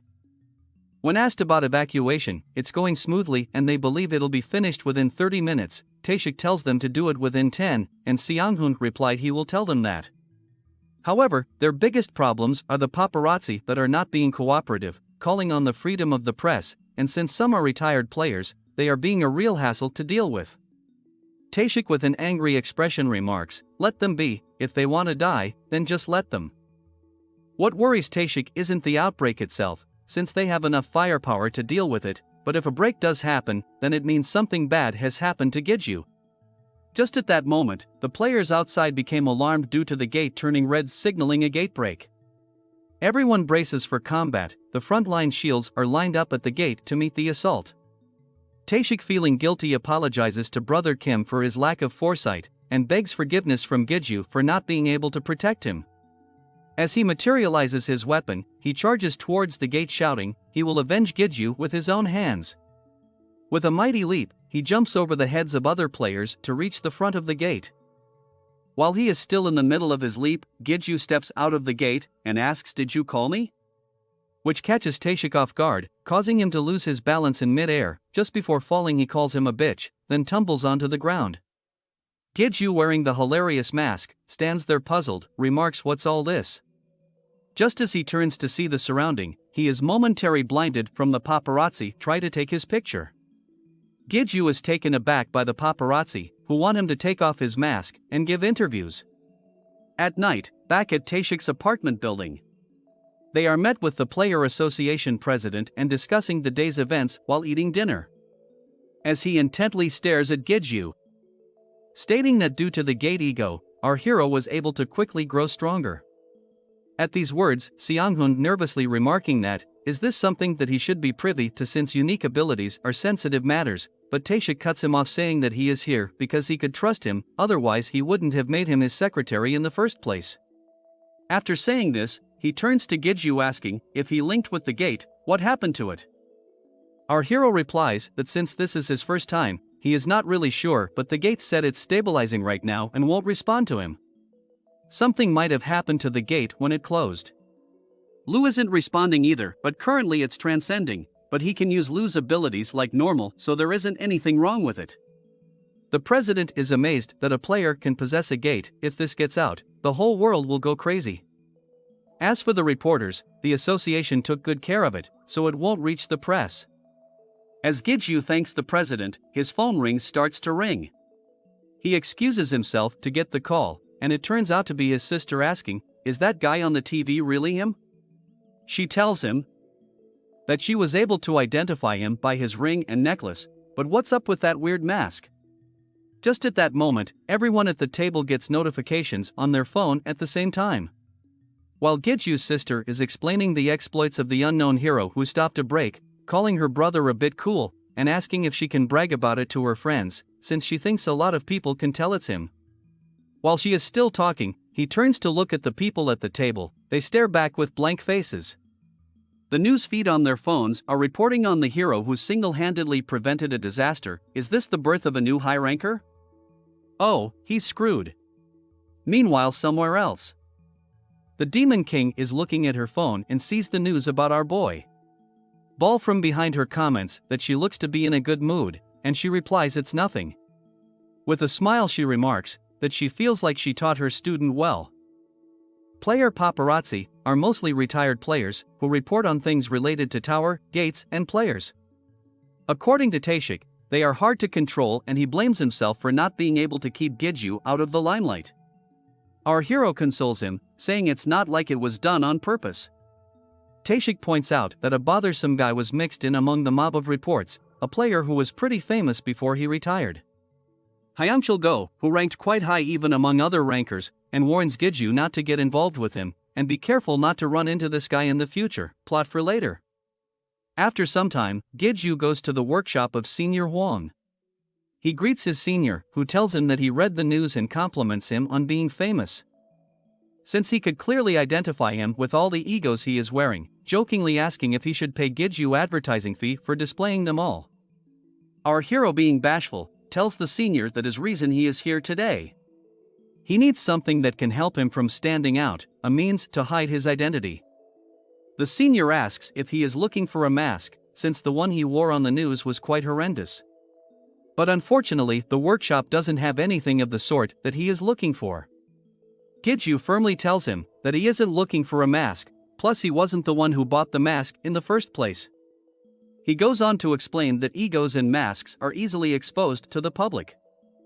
While he will not be wearing the mask any longer, the problem lies with the signature rings he uses. The senior offers a simply solutions: use either a glove or gauntlets, and points to some over there for him to try out. He recalls in the past, it was really hard for him to establish a link, but afterwards when he tried again with Rain and Hermes, it was relatively easier. Could his capacity for wielding egos increased, to which L confirms his thoughts, saying that at the time he acquired Lu and L, his capacity was full. But now he is relatively stronger, so, and it's not due to his poor naming sense. Giju thanks L for trying to console him, and as he looks over the items, something catches his eyes. The senior also comments that he picked out a nice item. He puts it on and tries to link with it by giving it the name Oberon, and to his amazement it took on the first try. The system message notifies him that he has successfully linked with the ego, Oberon, and he can access Oberon's information. It feels a little awkward, but he thinks it should be fine once he gets used to them. Oberon's status window shows him that he has the ability Force, which momentarily increases strength. He wonders if he can summon both his swords while using the gauntlet, since normal gloves broke whenever he summoned them. Thinking to try it out, he summons both swords without issues and then accessorizes them all, which turns the gauntlets into normal-looking gloves and perfectly hiding his rings. Thinking he can now use this on a daily basis, he tells the senior these are great and asks how much. The senior replies that it's free, but in return he wants a favor from him. If he ever finds himself in need of help, that Giju will help him once. The next day, at the Player Association's first floor lobby, Giju finds a sea of reporters loitering around. He asks Seonghun what's going on, and is informed that reporters have been bothering them a lot recently, coming here daily, all because of the masked ranker, who caused quite a scene from his first mission. Giju remarks that he shouldn't be climbing the tower for a while, and should look into clearing gates for the time being. But Seonghun tells him that it won't be necessary, since all the paparazzi thinks that player Kim Giju is a high ranker, so they are currently waiting for him on the higher floors of the tower. And reporters who are looking for the masked ranker are all on the lower floors, so they should have no issues. At these words Giju feels offended and asks, "Are you mocking me?" Little clarification, high rankers are typically on floor 50 and higher, while our poor Giju is nowhere near that yet. Inside on the first floor of the tower, while killing a goblin, Giju reflects on the words of Senior Huang. The blacksmith values his gear very highly and takes pride in all his creations, so he wouldn't give them away for free without a good reason. It was probably a hard request for him. As he is walking in the forest, he hears the words, "Are you their master?" Turning around, he asks Elle if she heard that as well, to which Elle inquired what her master was talking about. He tells Elle that he heard someone saying something about master or something. Just then the voice said, "The one who calls yourself their master, say my name out loud." He asks Elle again, "You heard it this time, right?"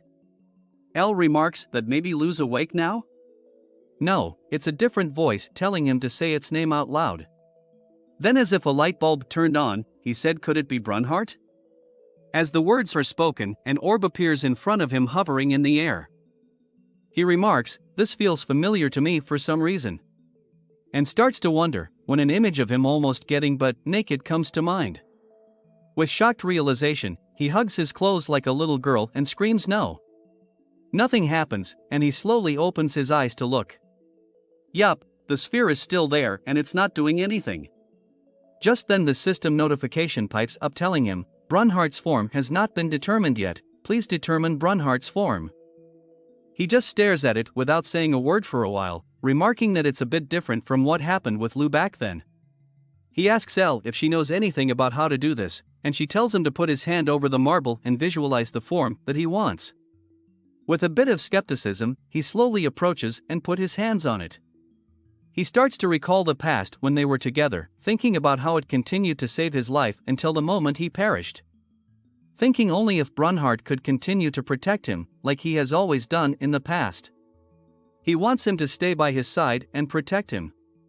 At these thoughts, a green energy surged out of the sphere and entered into his chest. Like Iron Man? Then a voice speaks to him calling him Master. He is so glad to be together again with Master. Giju remarks, "Back together? Could it be Bernhardt?"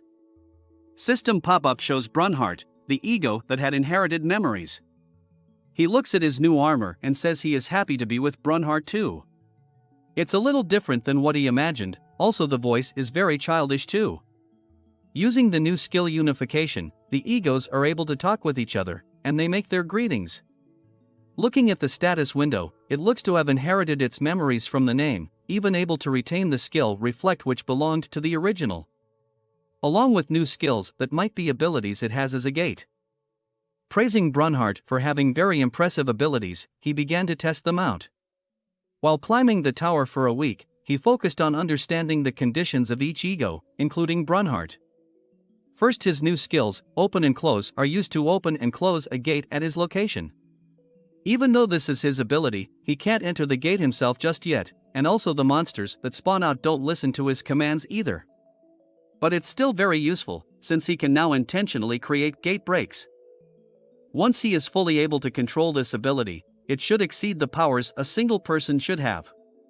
The other abilities allow Brunhart to get stronger. Absorption can allow Brunhart to grow by absorbing other gates, while Domination can allow Brunhart to absorb lower ranking gates and dominate it. But these abilities are limited to the gates he possesses. While he wants to test more, he needs to take care of the monster in front of him first. The guardian of the 28th floor, Giant Smilodon, looks like a giant saber-tooth. He remarks that he's only been going against weak monsters for the past week, so he needs a little challenge every once in a while. By using the force skill from his gauntlets, combined with haste from his shoes, he is able to block the attack of the guardian. Saying this is enough for a good warm-up, he starts to battle the overgrown cat with seriousness. After exchanging some blows, he uses his reacquired reflect skill to finish it off.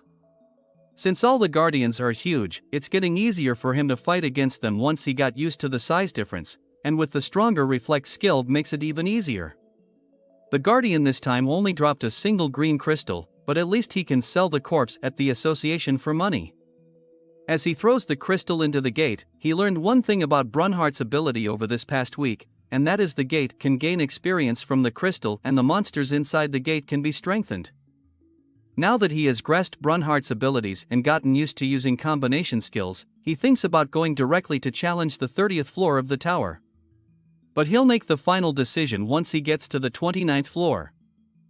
Meanwhile, on the 29th floor of the tower, a group of players are facing off against red players. Oh, what do you know, it's the Smurfs gang again, the same trio in the front as last time.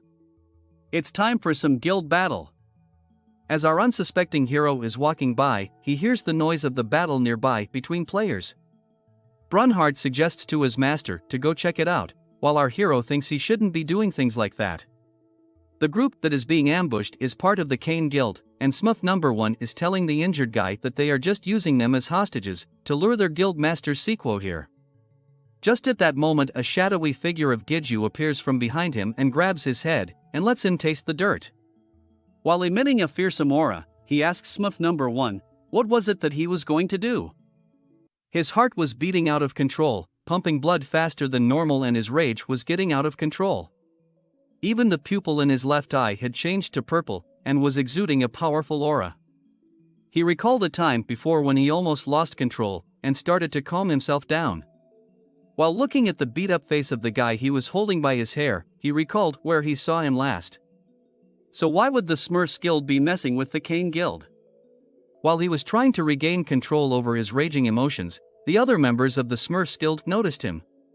With their weapons in hand, they rushed to our hero, wanting to mess him up. How could he take this sitting down? In a flash, he started to smack down the approaching players. He had already killed a person before, so didn't hesitate to swing his blade. If anything, he was getting a thrill as his blade cut through the flesh of the surrounding players, and his heart won't stop racing. He was killing the red players and loving every moment of it. Even as Elf tried to get his attention, he was mowing through the red players, leaving behind a trail of blood in his wake. After multiple tries, her voice was eventually able to reach him and brought him back to his senses. The leader of Cain's middle-tier group, Bong Gudu, was thanking him for his help. He couldn't believe his savior was Giju, the one he has heard so much about from their guild leader. Our hero was a bit skeptic and asked if it really was Sequo, and he replied the very one, and he wished for Giju to join their guild. However, in Gudu's mind, he was thinking that this person was nothing like what the guild master had told him about. His guild master was always worried about Giju since he had a weak heart, but the person in front of him used his blade against others without any hesitation, and the power he displayed was comparable to their guild master. Nonetheless, Giju asked why was the Smurfs Guild after Sequo. Did something happen between their two guilds? Gudu had no idea, since their guild master wasn't someone who went around making enemies without good reason. The only way to get information would be to interrogate the red players they had captured. Since red players are supposed to be killed anyways, torturing them can be done based on the situation. But there are reservations on doing it, even if it is allowed by the association. As our hero was thinking about torture, he stepped away from the captives and let the Cain Guild deal with it. He thought back to the Guardian subjugation, where he lost control of his emotions before. But at the time he just thought it was due to the trauma from getting tortured before and the problems with stress. But right now he didn't feel anything when they talked about torturing the captives, so could it be he had no trauma at all to begin with? Then he started to question why he was not able to control himself just now. No, that's not the most important thing. More than anything else, why was he thinking that killing people was fun? Interrupting his dark thoughts, his ego spoke up concerned. He hurriedly stated he was sorry for making them worry for nothing, and they didn't need to care about it too much, since he had his suspicion on what might have happened. The Demon King must have done something to him back then. As he walked back to the rest of the group, he was welcomed back. Gudu apologized for the unsightly things they had to do, but Giju said that he understood it was just the situation they were in. He then asked if they found anything, and Gudu replied nothing other than that they are just following their boss's orders. Our hero commented that they might just be the lowest members, since they don't know anything and their skills were below average. While Gudu agreed, in his mind that's probably because Giju was strong.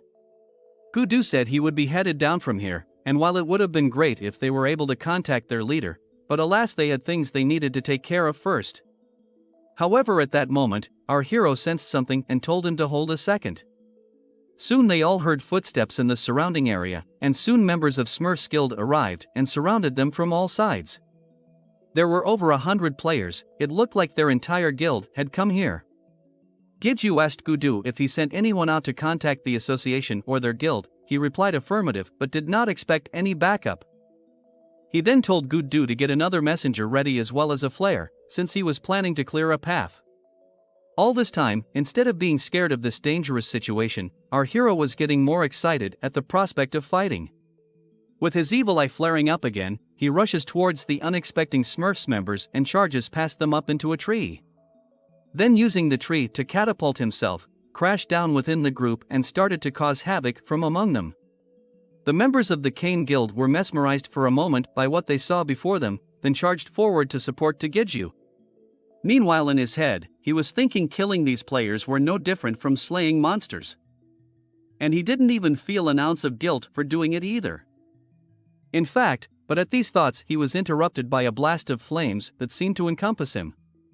The onlookers were shocked at the sea of flames erupting on the field of battle, but miraculously Giju escaped the flames without any damage. Stepping onto the scene, he told our hero that he was impressed that he was able to dodge that attack, and he even used an expensive item that he stole from someone else. Looking at the newcomer, Gudu stated that it was the leader of the Smurfs Guild, the fallen ranker, the slayer Minsi Choi. He had red head and stood behind the flames with a wicked dagger in his hands, claiming that our hero gave off the same kind of scent as them, and asked if he would like to join the Smurfs Guild. People who commit crimes daily within the tower were labeled as red players. Since it was basically impossible to enforce the law within the tower, the most that association could do was manage the portals, which is the tower's entrance, and hinder their growth. Among the red player, there is a player who was once a ranker. He was the current Smurfs Guild leader, Minsi Choi. The fact that he gave up all the luxury and honor of being a ranker voluntary for a life of crime, he's that much of a psychopath who's addicted to murdering and torturing other players. Minsik asks if he is interested in joining them, since he can tell that he is one of them, and promises that it'll be much more fun to join his side. While Giju thinks about his recent emotional outburst, he tells them to shut their trap and not to lump him together with the likes of scumbags like them. Which caused the vice guild leader of the Smurfs Guild to be offended. In fury he says to our hero that he's an arrogant brat, how dare he talk like that in front of. But before he could finish talking, he was covered in flame, which shocked Giju. Minsik furiously stated how he dare cut in when he was in the middle of talking, and the head of the vice leader was burned to a crisp. Then a headless body fell before him, as Minsik with a calm expression, made an apology stating that they have a lot of rude people due to their lack of education. Anyways, they now have a vacancy in their guild for the vice guild leader position, and he would give him that spot if he joined their guild. After a moment of contemplation, Giju asks why are they after the Cain Guild? While scratching his head, the redhead asks, "So you're going to ask me a question instead of answering?" Then he states he has no reason not to answer. He goes on to say that they are going to get outside of this tower, since they are tired of being stuck in this hellhole. That's the reason why they have some business with Kane's guild leader. Gudu, shocked by this revelation, asks why would their guild have to do with them going outside the tower? Are they just planning to use them as hostage? As Minsik shows a grin, an enraged Giju questioned, how did he know about that? This was Sikwa's secret, his second unique ability he gained within the tower. With surprise, Minsik asks if he knew about this secret too, and smiles, saying he really is amusing. With murderous intent, Giju charges Minsik, telling him to answer his questions. Minsik meets the charge with a grin, while materializing another knife in his offhand. This took Giju by surprise and left an injury on his cheek, and he questioned if Minsik had dual blades from the start. As they continued to clash blades on the battlefield, Minsik declared that there should be a clear hierarchy to things, as he caused a fiery explosion which forced the surrounding players to cover their eyes. The blast also forced our hero back, and he thought with just a few clashes he can already feel a difference from the fights of the past. He has met a lot of people who are just as high-leveled, but this guy was basically a professional at hunting other players. Minsik was laughing maniacally and clashed with Giju, commenting, "Did you think he would let him have a break?" While our hero managed his skills to keep up with Minsik. A kick to his side caught him off guard and sent him flying. He managed to keep from falling by using his two swords to stabilize himself. He was wondering how Minsik suddenly got so strong. Was it a skill he used? But his egos told him that his opponent's movement hasn't changed. Minsik with a devilish grin says, "Looks like it's starting to take effect," mentioning that he seemed like he was intimidated by his firepower, that he didn't notice the full power of his weapon, Flame Dagger. The dagger accumulates damage against someone he clashed blades with, meaning the winner was already determined when the fight got extended. So give up now, since he was still willing to accept him into his guild. At these words, Giju shouted that you should have told him that sooner, and using the haste skill charged at Minsik, who was momentarily shocked. After which a gleeful expression appeared on his face as he exclaimed maybe he had something else up his sleeve, and then he will also show his full power, unleashing his skill Hell Flame. As Giju was fast approaching him, it felt extremely hot, and thanks to that he should be able to finish him for sure. When they were only an arm's length apart, they crossed blades with each other. At the same time, Giju used his skill Reflect, using all the accumulated damage caused by the flame dagger, and the power was overwhelming that it shocked Minsik. In the next moment, the explosion within the pillar of flame sent something crashing outside of it. As the other players looked on in shock at what might have just flew by, the object left a trail of destruction in its wake as it finally came to a stop to reveal the body of Minsik. As Giju slowly approached the body, he remarked that exposing one's own weakness was a very amateurish mistake. As he pointed his sword to the lying body, the system notification informed him that cannibalism has been activated, player Minsik has been accessorized, and the accessorization was successful. Giju was shocked at the revelation that people can be cannibalized, and wondered just what are the requirements to activate it. Standing there, he thought his legs would give out on him. As expected from a ranker, this battle could have gotten ugly. He can't show his weak side just now. There were other members of the Smurfs guild left, so was really hoping they would just go away since their guild master was dead. However, he felt more menacing glares coming from behind him. He turned to look at the sea of menacing faces grinning eagerly, wanting to devour him for their personal gain. These were all red players, thinking whoever kills this bastard before them can be the next leader of their guild. While some wondered at the disappearance of their guild master's body, they just assumed it was part of a skill. As he stared at the mob, his egos advised him to make a run for it. The Reflect skill deals a lot of accumulated damage, but it doesn't mean he can avoid all damage. In order to return damage, he has to take damage, and just like in the Maze Gate, the damage he receives gets stronger based on the damage reflected. Thinking about all the hurt his body was facing, he looked at the mob with a glare of his own, thinking if he only had some rest even a minute would do. Some of the Smurfs guild members had second thoughts, filled with doubts and hesitation, as he stared at the intimidating aura coming from Giju, thinking just who is this brat? While others thought it didn't matter since they had the advantage due to their numbers, even if a lot of them died, as long as they delivered the final blow. With shouts of him being tired and inciting the group that this is just like their usual hunts, they all rush to be the first to take out Giju. Just as they were closing the distance to him, he felt a presence that was very familiar to him, and a smirk appeared on his face, stating, "You're too late."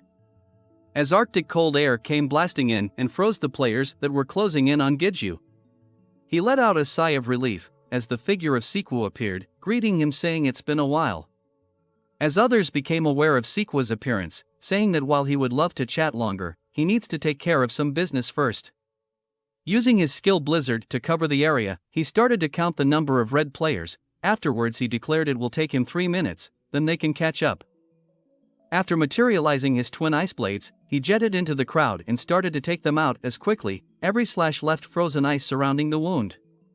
While drinking a potion, our hero thinks it's expected of Sequo that he has gotten even stronger than before, but now the gap between them is closer than it was at the start of their meeting. Remarking that expensive potions are always the best, he charges up his skills and enters the fight, slashing through the remaining Smurfs members.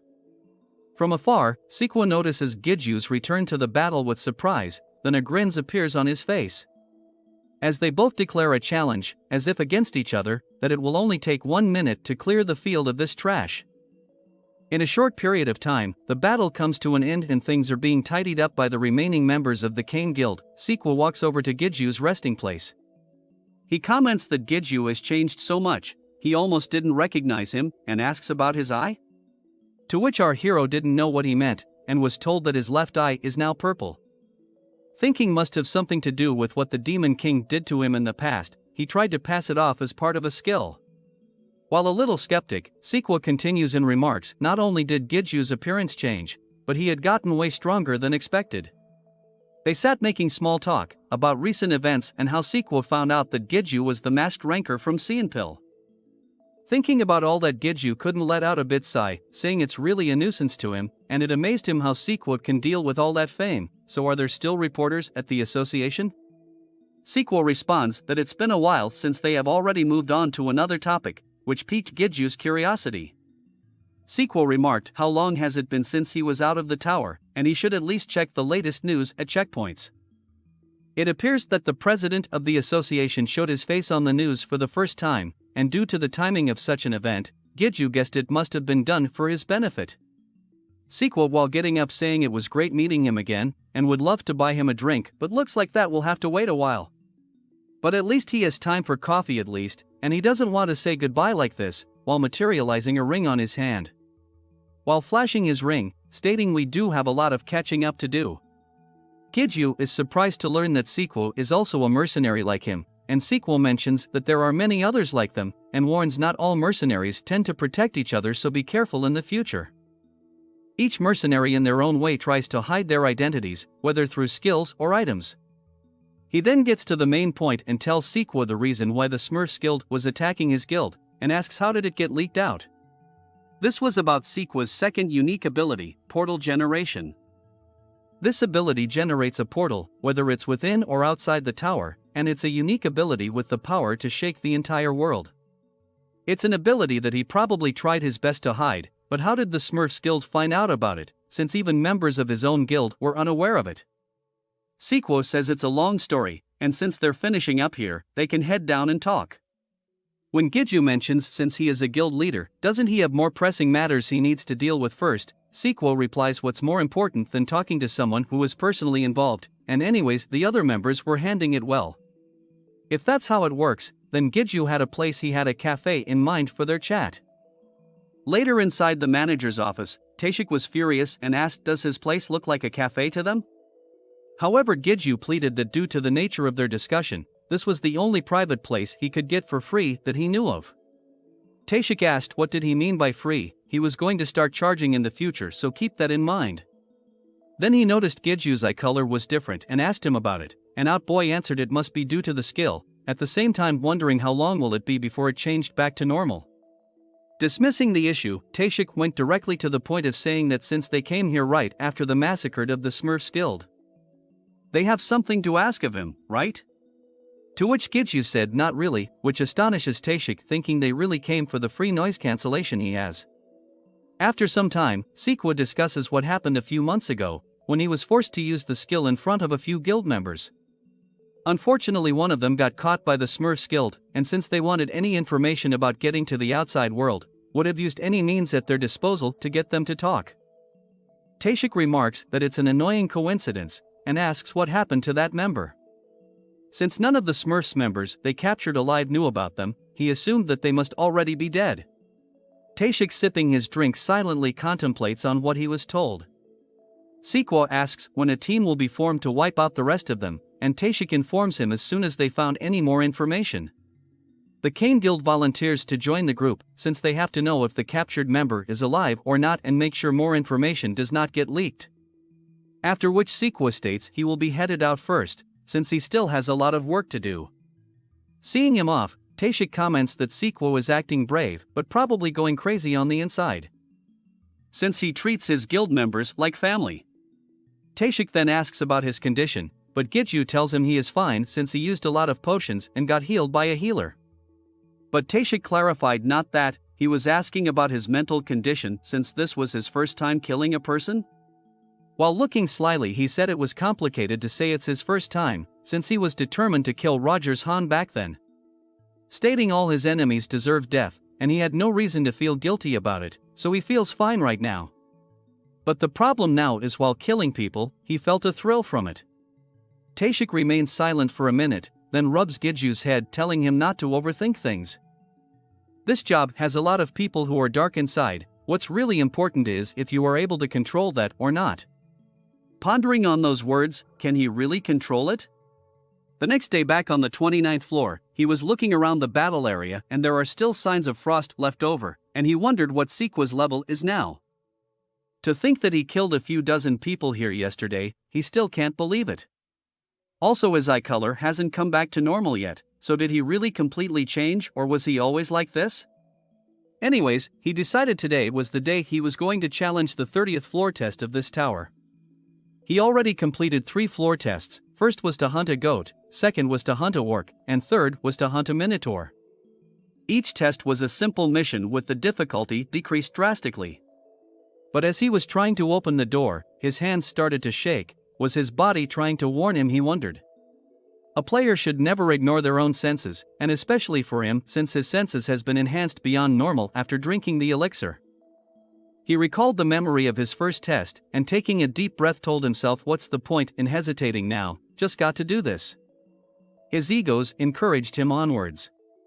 As he entered, the system message informed him that he had entered the 4th testing room, and a special test was being initiated. On a desert with the dust clouds covering him, an outline of a castle could be seen looming in the distance, as the sun was setting behind it. Since the system said it was a special test, it might be different from the other tests so far, and decided to head towards the castle in the horizon. Just at that moment, warnings come from his egos, and giant scorpions come out of the ground around him. This was just as he expected. As he got his swords ready, he charged forward using his haste skill, but to his surprise he lost his balance, due to the sand underneath. Off-balanced, he barely managed to block the pincer attack with his swords in the nick of time, then launching himself up into the sky and came down to deal a devastating blow, killing the scorpion. He thought since the terrain wasn't a good fit to use haste, he would just have to walk the distance to the castle instead. At that moment, Lu's voice could be heard saying he can feel it. Giju asked how long has he been awake for, and Lu replied since he entered the gate, but that wasn't important, they needed to head to the castle since his body was there. Then we are shown the vague image of a man with glowing red eyes sitting on a throne seat within the castle. While El was glad to see Lu awake, Giju questioned Lu about his physical body really being inside the castle. Lu remained silent on the matter, and Giju after some contemplating decided he understood that Lu needed more time and he can tell him when he was ready. As the scorpion's tail was about to strike, our hero jumped up into the air to avoid the blow. While in the air, he stepped on top of the black sword, which made Lu question what he was doing, to which he replied with a devilish grin that he was using him as a stand. Since they had no idea what awaited them inside the castle, it would be a waste of time and energy to deal with all the monsters on the outside, so he decided to go straight into the castle. Using Lu as a jumping board, he made his way towards the castle, while Lu shouted for someone to help him, while killing monsters that were in his path, he apologized to Brunhart for not having the time to pick up the crystal drops, to which Brunhart replied he was fine. Lu asked who that voice was, and was introduced to the gate ego who received the memories of the old Brunhart. To which Lu commented that everything seems to have an ego now. Giju continued to carve his way to the castle, and finally arrived at the entrance saying he barely made it. Lu yelled at him to stop acting cool and hurry in, since a lot of the scorpions were still approaching from behind. Upon entering the castle, he started rubbing his hair to get some of the dust out of it as he surveyed his surrounding area. The room was enormous with two gigantic armor statues standing beside the entrance to the boss's room. Lu said that his physical body was just beyond the doors in front of them, and even Giju could sense it now that he was this close, or rather he can sense that there was something beyond the doors. As he was getting closer to the door, the gigantic statues came to life and attacked him, simultaneously striking the floor where he stood.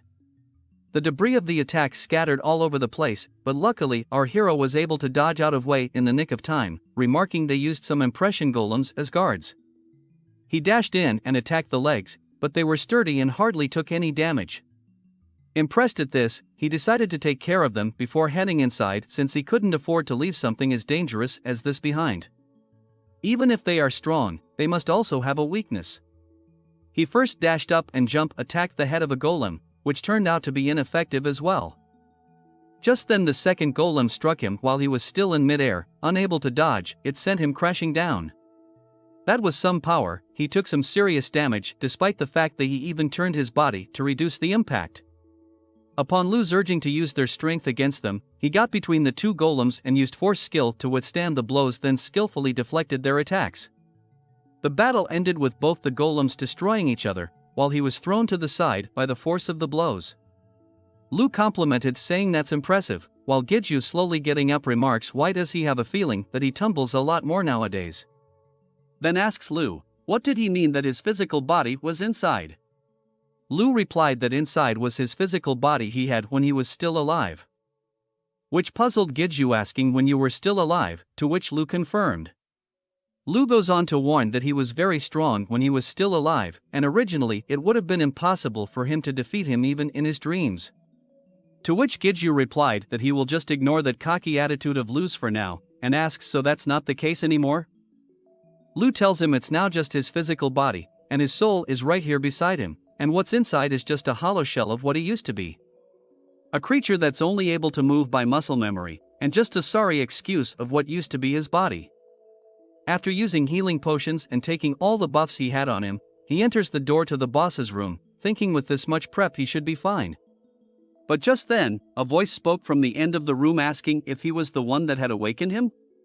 He looked to see an almost empty room, with a red carpet walkway leading down to a raised platform upon which a dark figure sat on a throne seat.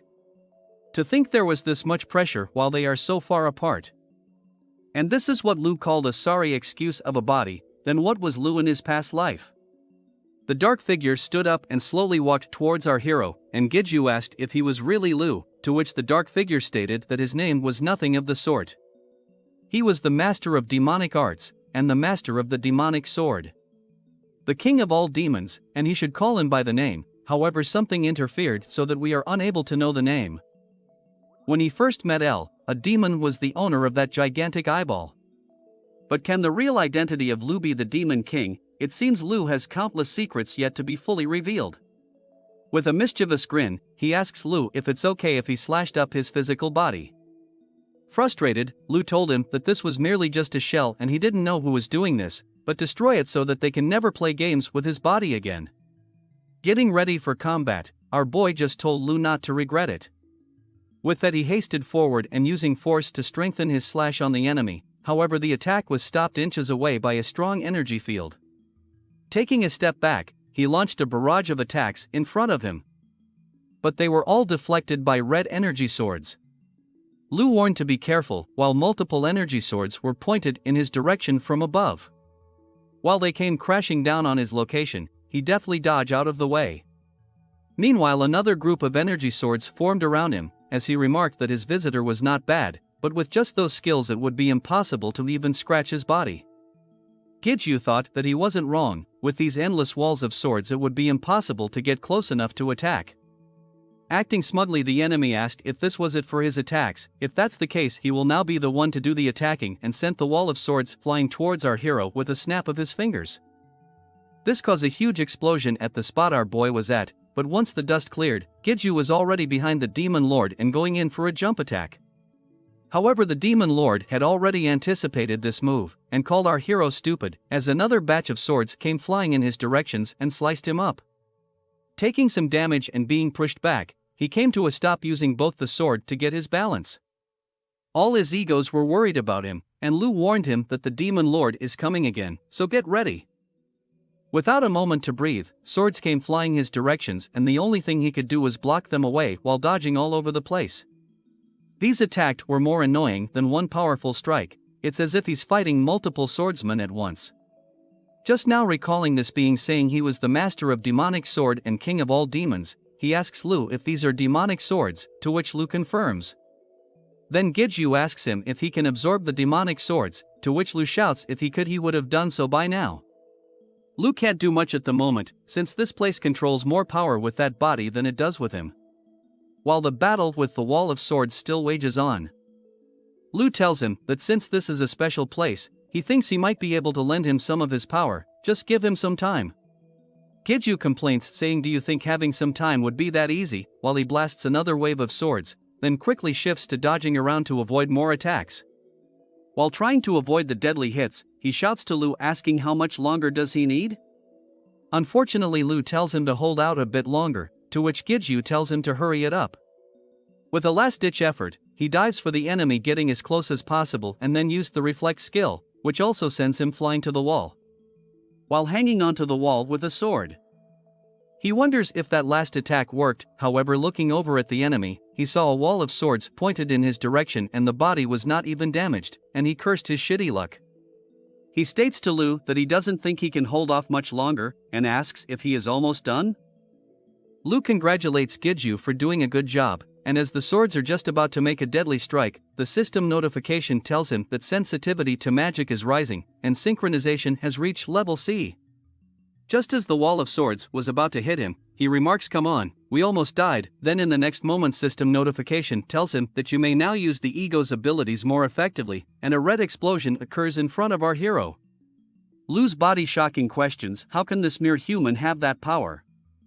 The system notifies our hero that you have learned the skill death from Lu, and he can handle death to a certain degree.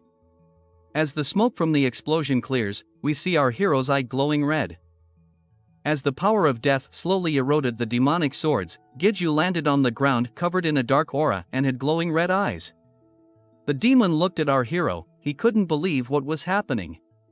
Driven into madness, he shouted that's his power, sending a massive chaotic wave of demonic swords swirling at our hero, with the command to tear him into pieces. However, Giju was not fazed and countered by attacking with his own power of death at the enemy. When the two attacked clashed, the dark red aura of death eroded the swords, and even had the power to reach the enemy. When the red haze cleared, the demon, having taken some damage, was furious at our hero, and started to materialize a large sword in his hands, screaming how dare a mere human like him dares to attack him. And with a dark red aura surrounding the sword, brought it down to strike the ground, which sent a rippling red energy coursing towards our hero. At the last minute, our hero was able to dodge out of its path. He was shocked to discover that even after taking a direct hit from death, which contained a significant amount of magic power, this demon still possessed enough strength for this powerful attack. Lu chimed in that even though it's just a vessel, its original form is very powerful, at which comment Giju told him he didn't need to hear more bragging. Asking Lu to let's do the attack one more time, Lu complained, "Do you think it's that easy?" Although they are inside a special place, he can only do it one more time before reaching Giju's limits. With confidence, he said once will be enough and started to dash towards the demon. The demon, drawing his sword, said this mere human never learns, and attacked our hero once more. This time using his combo skill Force and Haste, Giju just barely managed to parry the sword attack using his white sword. The demon remarks that a flea is a mere flea no matter how high it jumps, so what was he planning to do now? Are you trying to test your limits with? But before he finished his repertoire, he noticed something wrong with the situation. He noticed that the human before him was no longer holding his black sword. At this time, Lu made his surprise appearance behind this demon. As the demon turned his head to look behind him, Lu greeted him with a hello, as Giju let out his death skill at close range. The dark red aura of death started to erode the demon along with his sword into nothingness. After the battle was won, our boy stumbled and collapsed onto the floor exhausted beyond belief.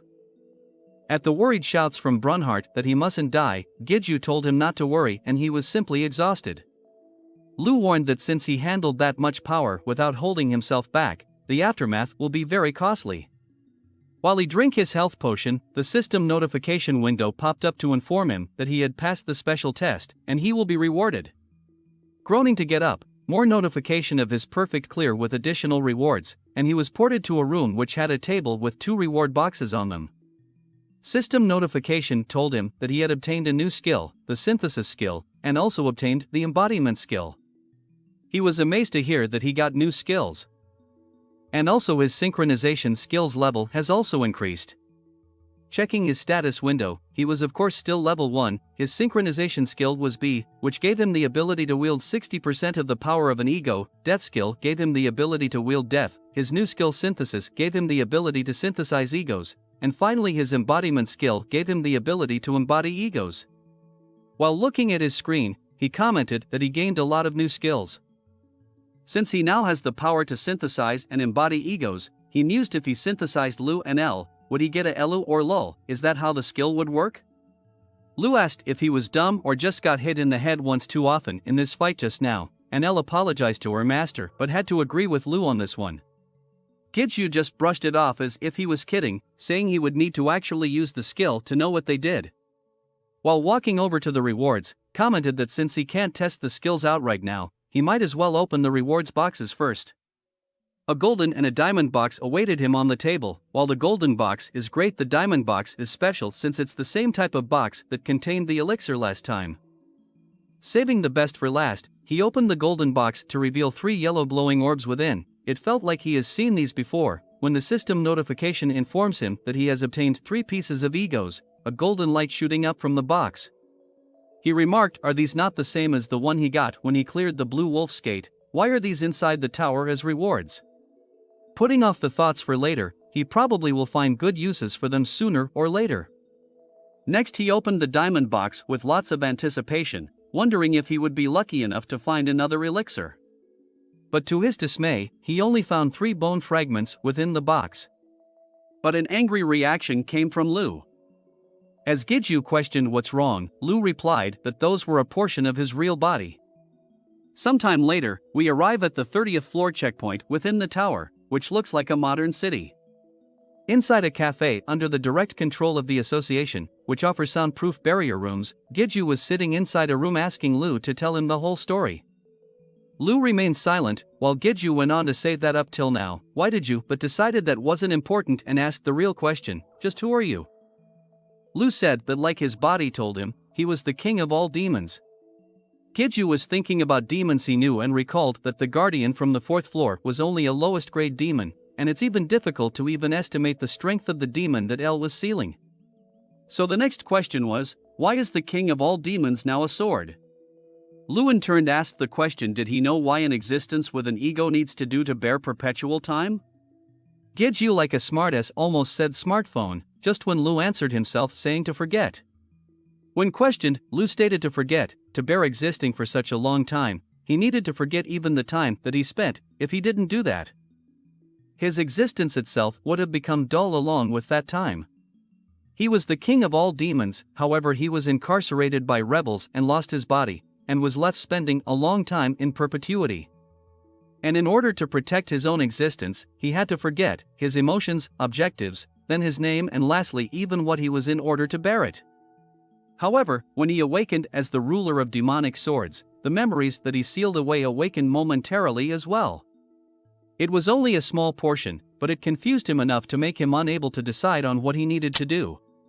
So he decided to forget everything again. Giju at the end of the day didn't get much more information out of his conversation with Lu.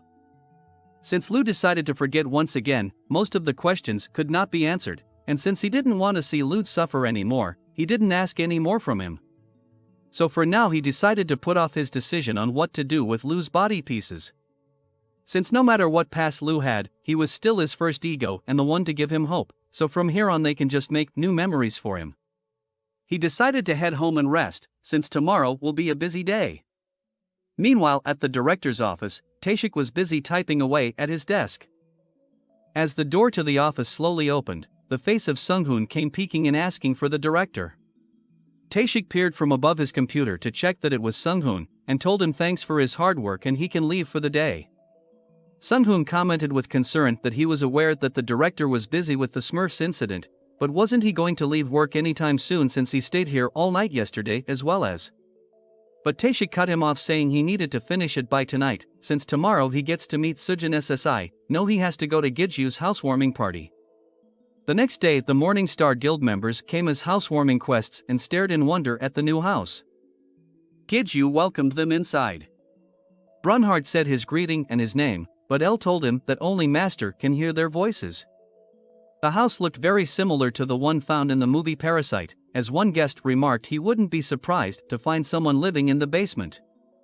Another guest remarked it was a really amazing house, compared to their guild house which was just an abandoned building by comparison. Inside, the mother and sister greeted them with warm smiles. The mother thanked them for taking care of her son. The guild members were all surprised, since they all mistook her for being his older sister since she looked so young. Gidju's sister, disappointed, asked why didn't Sequel Appa come. Gidju asked why did you want to see him. To which she made a face and said what was he talking about, she just wanted to get an autograph from him for a friend, yeah right. Unfortunately he was busy and had a lot of work to do recently, and he can get an autograph for her later. He told her to stop saying weird stuff and go help mom, since he needed to go outside to meet a guest. Upon going out he was immediately met by Taeshik and Sunghoon, who had just arrived. Sunghoon was making an apology for coming without a gift since they have been so busy, but Gidju told him not to worry about it, since he should be the one to thank him for finding such an amazing house. Taeshik also chimed in saying he didn't need to give a present either, right, to which Gidju said well you did buy us new furniture for the house, which really surprised Sunghoon.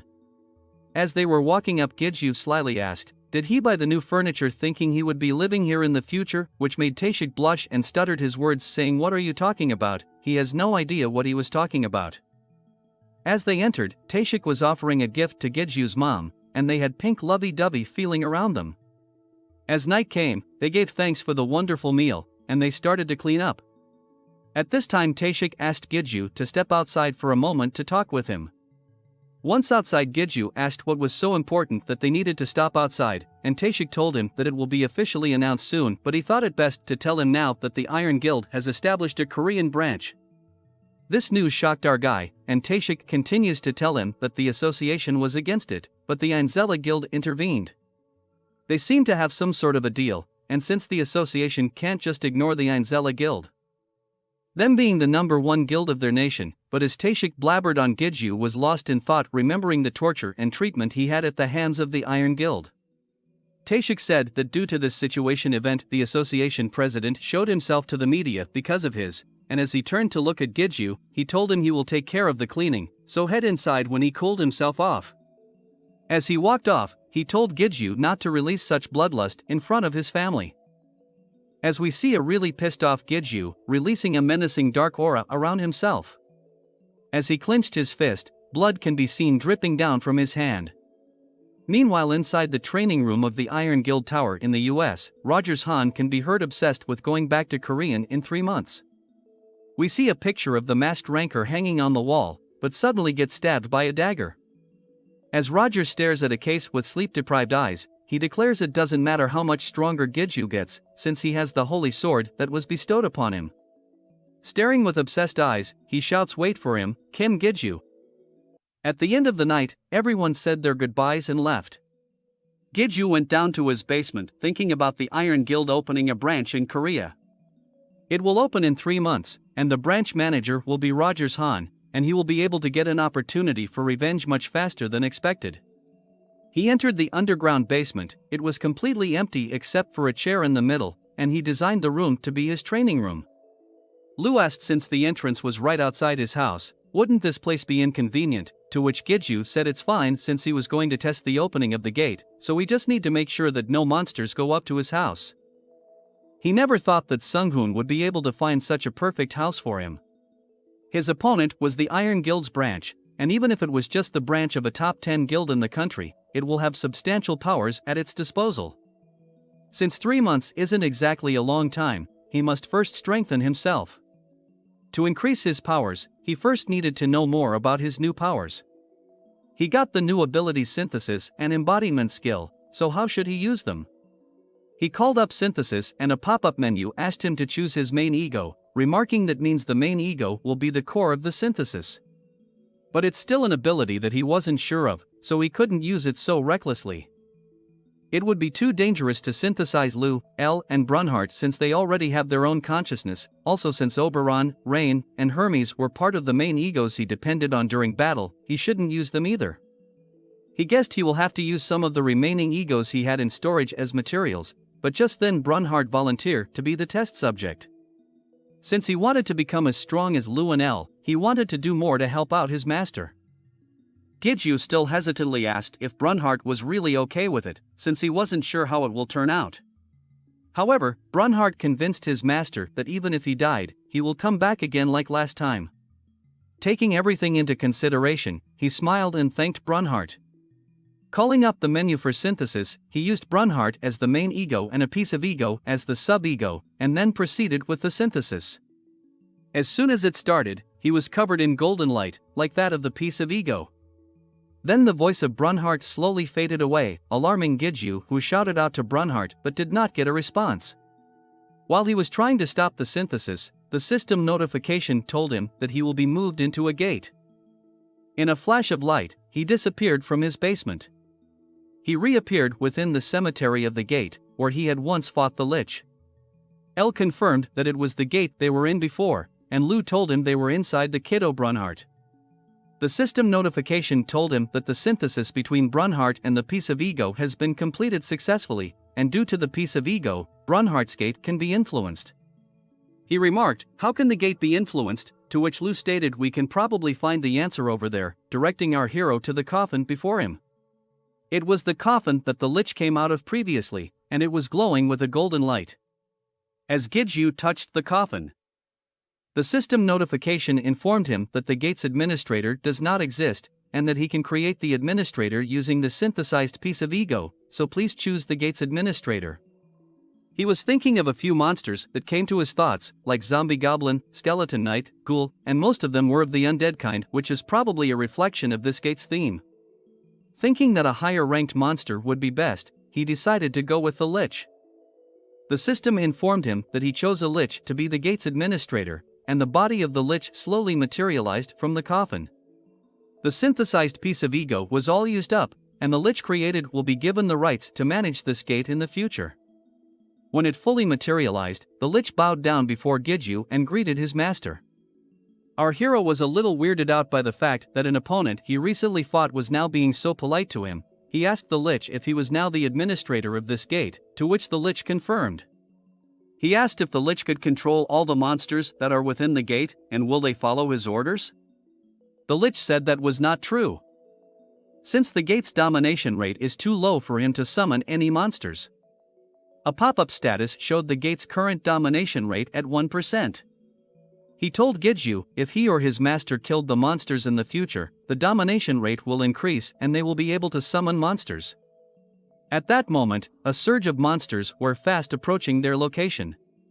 Giju surmised that if they hit them, they would obey them in the future, kind of like what he did to Lu in the past, to which Lu objected.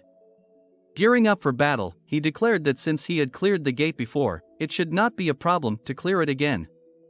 Lu warned that the monster would have been strengthened after the change. But Giju countered that he has also gotten a lot stronger as well, and charged into the mob and attacked them. 4 days later, Giju's mom was telling Taeshik that they had been unable to contact Giju for 4 days now. Usually when he enters the tower he would leave a message, but this time nothing was left and she was worried about him. Taeshik reassured her that he should be fine, and not to worry since he was so strong. While Sung-hoon was getting the information from Giju's sister about the last place he was seen, was when he entered the underground basement. He asked her if she had gone inside, to which she said no, since her brother forbid her from entering no matter what. They told the family they will go in and take a look first. Upon entering, it really was an underground room, and they were unable to see anything in the room that could give them any clue to the whereabouts of Giju. While they were talking that there's no way a gate would appear here, a gate started to form in the center of the room. This dumbfounded Tashik, as a gate actually appeared in the room. He sensed a very powerful and dangerous aura coming from the gate, and was wondering what was inside this gate, when a foot appeared to step out of the gate. The person who stepped out turned out to be Giju, who was hungry and exhausted. Giju asked what was Tashik doing here, and it felt like deja vu. All of a sudden, the two of them shouted, "What's with this amount of magic power he had? What was with that gate, and was he really in that gate for 4 days, and did he clear the gate?" Tashik put Sunghoon in a headlock and told him to let him talk first, "You bastard." Giju told them to calm down and speak one at a time, since he was planning to contact them anyways, so it was good they came here. He had something to request from Tashik, but Tashik was furious, saying, "Request my ass," then grabbed Giju by the ear and told him to explain everything first, calling him an idiot. Giju, under pain, explained that this was the gate ego he was linked to last time, and he managed to enter it, and now he can manipulate the gate. Shocked at this news, Tashik let go and asked if he can really manipulate gates? That meant that Giju could now handle monsters however he wanted, and also cause gate breaks at will. He had enough power to create a natural disaster. Tashik asked if he told this to anyone besides them, and Giju relied negative since this was his first time using it, and he planned to keep it a secret until he fully understood it himself. Tashik, relieved that they were the only ones to know about it, asked what the request was. And Giju wanted to spar with Tashik, so that he can test the power he obtained recently since he didn't have a suitable opponent. Tashik remarked was he some kind of a training doll to him. But Giju easily persuaded him to reconsider, since if he helped, he can arrange for Tashik to have dinner with his mom. With a polite cough, Tashik replied if it was a request from Giju, he sees no reason for him to refuse. But before they start, Giju should see his family since they were worried about him, and Giju apologized for forgetting. Lu, without missing a beat, called him an idiot. It really took 4 days to get the domination rate to 100, since it took longer than expected due to the gate being strengthened by the crystals. He named the manager Lich after Brunhart, and named it Hart. However, he was originally planning to name it Brun, but it was rejected by the 3 egos. The next day, at the Association Tower training room, Giju and Tashik was about to spar, and Tashik reminded Giju not to forget his promise. Tashik first told Giju to release his magic power. A little puzzled, he did as he was told. Magic power release is revealing your magic power without restriction, since the amount of magic power you have increases with your level, but you also become more skilled at hiding it.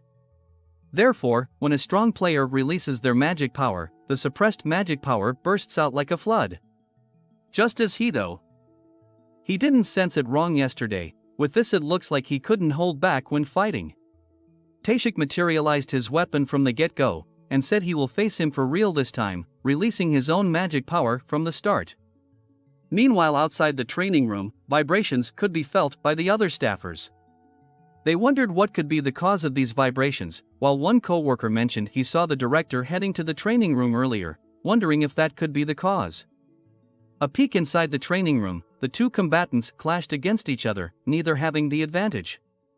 A female co-worker said that with the amount of protection the training room had, not even magic power will be able to seep out of there.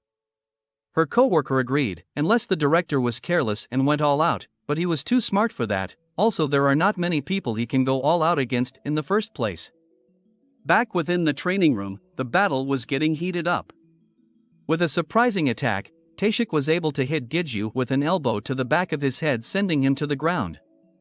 And just as he was about to strike him down with his full power, Giju released his reflect, causing a huge explosion in the area. The power of their fight was even felt by some at the gate entrance to the tower. Yubin and her grandma both felt this power, since earlier these vibrations were enormous amounts of magic power that were colliding against each other. The redhead asked if this could be a break occurring somewhere, but her grandma corrected her, saying it's more likely players who are rankers are facing each other head-on. As we return to the training room, Giju parries the attack by Tashik, but is still forced back by the blow to crash against the wall. El tells him not to push himself too hard, while Brunhart says this person is too strong, and Lu tells him not to be a wimp. This is how one becomes stronger. He tells his egos that he's fine, and as he becomes stronger, he can feel the gap in their strength even more now, so he was a bit surprised. As blood drips from his gauntlet's hand, he thinks the person before him is not so simple. He was hit directly with Reflect, and even under the effects of Rain's grievous wounds, is able to move without much change since the beginning of their match. As Taishik compliments our boy on becoming strong, but asked was that all he had to show him?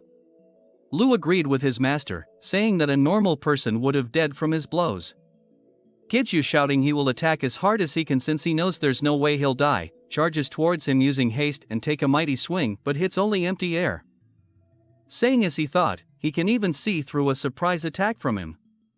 At this, Lu retorted it's because his movements were so easy to read. This was the former high ranker, Behemoth, and he got his name because he wielded the legendary weapon, Thorn of Behemoth. Gidju told Lu let's do this, to which the Black Sword warned are you planning on killing him, even if its strength has decreased compared to the 30th floor, it's by no means weak. In the next moment, he unleashed Death sent a blast which can be seen from even outside the building. Sometime later, Sunghun came peeking into the room and was shocked at the scene that greeted his eye, since the room was in shambles. Taishik while lying on the ground greeted Sunghun for coming, while Gidju remained silent while lying face down. Sunghun started to ask what in the world happened in here, to which Taishik replied he didn't know, but wanted him to bring some health potions for them. The room had a huge crater in the center, and even the magic barriers protecting the room were destroyed. Using the potion, Taishik applied it directly to the wound on his arm. Taishik asked, does he have a curse skill or something because the potion doesn't seem to be working, to which Gidju confirmed that he had a similar effect called grievous wounds. Sunghun asked if they could explain the situation to him now, since what on earth really happened to make this training room be in this sorry state? Taishik told him, it's as you can see, to which Sunghun said it looked like if someone was intentionally trying to tear this place apart. After drinking his health potion, he turned to Taishik and asked how he did, was he pretty strong now? He told him he still had a long way to go, since he still had poor movements because he got too powerful too quickly. While he can take on 100 weak enemies with ease, but if he ran across a strong opponent he would have a difficult time, to which Gidju agreed. Taishik gave him some pointers. First he needs to figure out his opponents, and second make it hard for his opponents to figure him out. He was advising him to work on his techniques more, and Lu also commented that he was a little clumsy when it comes to using dual swords as well. Taishik thought that a person wouldn't be able to use half of their power if they didn't have the necessary techniques along with it, but for Gidju to scratch a legendary weapon that didn't even know the meaning of durability. If he's able to make that power his and control it. Then, thinking about it, decided to have Gidju registered, since it's about time Gidju got himself a title of a ranker. He wondered wouldn't being a ranker mean everyone will know who he was, but Taishik told him not to worry about disclosing his identity, since he was a mercenary before he was a ranker. And protecting the mercenary's identity was top priority, so they wouldn't have any issues with the association divulging his identity. Seeing his performance today, Taishik was sure even if his identity was revealed, he would be capable of protecting himself. Gidju got embarrassed at this compliment, and started to blush red in the ears, and of course his egos were fast to point this out to him. He was still hesitant on taking on more risk by getting the title, since he thought having the authority of a mercenary was enough. However, Taishik told him to hear the details from Sunghun before making up his mind, since he had work to finish and he was so damn tired. On his drive home, Sunghun explained there are two big benefits to becoming a ranker. One was the ability to influence the association's decisions, and the other was access to a lot more information. More importantly was that the title of ranker and high ranker was not given by Korea, but by the International Players Association. While mercenaries only had authority within Korea, rankers possess authorities all over the world. It's to be able to do things on the global scale, and while Gidju didn't think he was that influential, Sunghun thought otherwise and guaranteed that Gidju would be getting involved on the global stage in the near future. With his ears turning red, he said that even if he praised him like that, nothing will be different. Then deciding, he said piece of cake, he will become a ranker. To which a depressed Sunghun said piece of cake, does he think becoming a ranker was so easy? What would that make him, why was he still living? Which made Gidju quickly apologize for what he said, saying that's not what he meant, while a pleased smile could be seen appearing on the face of Sung-hoon in the rearview mirror. He went on to tell him that there are only pros to it and nothing disadvantageous, but there is actually one thing that's troublesome. He needed to participate in an unofficial ranking battle at least once. Normally a ranker would get their title from fighting in public ranking battles, but in the case where a person gets registered unofficially, even if the association acknowledges it, it doesn't mean the rest of the rankers will. So an unofficially ranking battle requires the participant to spar with a ranker, where 3 or more other rankers are present to watch the match. Giju asks if the sparring ranker would not be someone close to becoming a high ranker, to which Sung-hoon confirms, saying since it's actually a formality, they normally would use a new ranker. Meanwhile, on the 45th floor of the tower, a red drake was charging a group of players. A beautiful girl with long hair was calmly watching it approach their location. The monster was charging with its mouth open, showing sharp teeth, but when it attacked it was surprised to find its enemy no longer there. However, the girl was standing on the drake's head, telling the other players that lesser drakes have duller senses in return for having tough skin. So instead of fighting them up front, it's better to get on top of their heads and attacking their eyes from there. Saying this, she skillfully used her sword to strike a blow to both eyes before elegantly jumping off the drake. She also demonstrated that if things didn't go as smoothly, slashing them at the back of their knees will also make them easier to hunt. Then she quickly dashed in and slashed the drake into pieces, saying that you need to get strong enough to be able to deal damage first. She was the guild leader Shin Yubin of the Mist Flower Guild. When she asked for questions, everyone in her guild looked at her with blank stares. They were charmed by her skills and commented, as expected of their guild leader, "She is so cool." After some time, inside the tower's locker room, an elder was asking Yubin shouldn't she let another guild take up the guiding work from now on since she became a ranker, to which Yubin replied that she is doing it because she liked it. Her late father told her that it's more meaningful to guide those that come after them, as compared to leveling up. He would often tell her about the guide that helped him a lot when he was a newbie, but just then a message appeared on her phone informing her of an upcoming unofficial ranking battle. She turned around to her elder and asked what's an unofficial ranking battle was, since she only knew about ranking battles. Her grandma told her that it's a battle that's a formality for some who has already become a ranker in the association. Yubin cursed, saying, "So this guy is getting a preferential treatment instead of helping out others. This person was stealing an opportunity from someone else that rightfully deserved it. She won't let him get his qualifications so easily," while on her phone showed the picture of our boy Kim Giju. If only he was even half as good as the guide that her father had talked about, while staring at the picture thinking he's quite good looking though. The people who would be judging this unofficial ranking battle were the association president, director Oh Taeshik, and ranker Yu Sikwu. While looking at the information, Giju was commenting these are all the people he knows. He was asking Sung-hoon, wasn't this too much of a preferential treatment, and is this really alright for an association that should pride themselves on fairness to do this? Sung-hoon could only shrug, replying why was he being like this, since he already told him from the start that it was gonna be a formality. And they are not the kind of people who will let their emotions get in the way of the evaluation, and in the first place, Giju's skills have long since reached the realm of a high ranker. They were just worried about who to put in the ranking battle with him. At these words, Giju calmed down. Then, thinking he forgot to ask the most important question, who would be his opponent? Sung-hoon told him to scroll down a little more, and it showed the leader of the Mist Flower Guild, which was a small group made up of elite women, the Mist Sword, ranker Shin Yubin. Upon seeing the picture, Giju said it felt like he had met her somewhere before. At these words, Sung-hoon commented that people don't use pickup lines like that anymore, which caught our boy off guard. Sometime later at the second training room, the people were gathered for the unofficial ranking battle, where Giju and Yubin were to face each other. Sung-hoon explained the rules of the sparring match. Excessive attacks are prohibited, and the spar ends when one side surrenders. The moment it's judged that the rules were broken, but before he could finish, the cheerleaders on the side interrupted, saying comments like "You got this, just do as you're always done, and let's see what you're made of," which unnerved our boy. Which only angered Yubin further, making her believe that Giju only climbed the ranks through his connections, and she couldn't accept this so easily. If he was unqualified, then she would fully reject to this qualification, and after thinking this she firmly gripped her sword with both her hands. At the sounding of the start, both combatants charged it towards each other. Their swords clashed, without anyone taking the advantage. After Yubin swung her sword with a powerful two-handed style, she changed into a one-handed style and using the momentum of her strike, to quickly maneuver behind Giju, leaving only after images in her wake. Giju, noticing her strike from behind, deftly dodged out of the way and counterattacked. Lu was coaching him, saying good, now suppress as much power and speed as possible, and face her with only technique. She isn't a bad opponent and her movements are passable. However, Yubin was getting frustrated at not being able to hit her opponent and continued to strike at him with multiple attacks.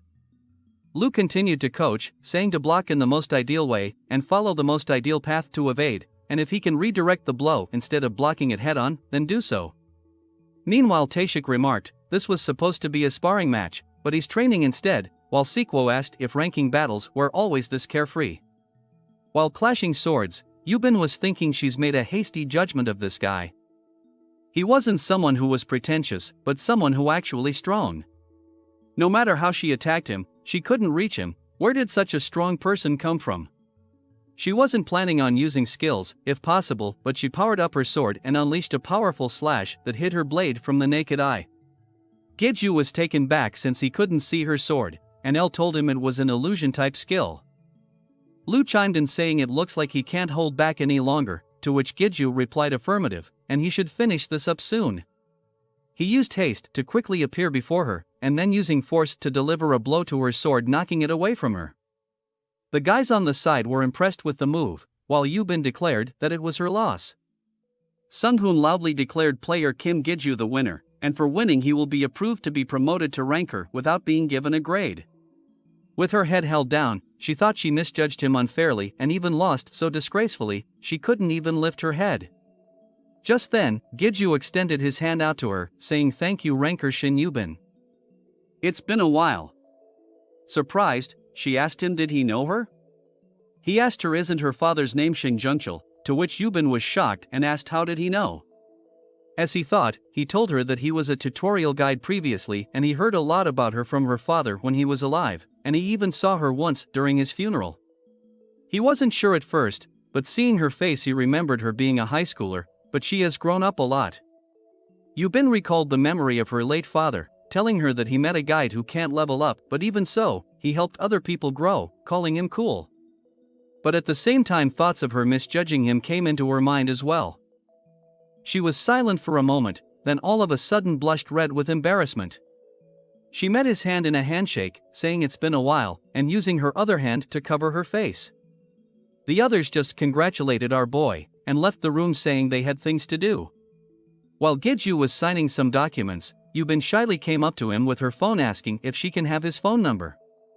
And Giju calmly replied of course, while Sunghoon behind him gave him a knowing grin. When asked what that expression was, Sunghoon replied it was nothing. Later as Giju was getting out of the elevator, he was thinking he didn't really feel like going to the tower, so he'll just go talk with Taishik for a bit.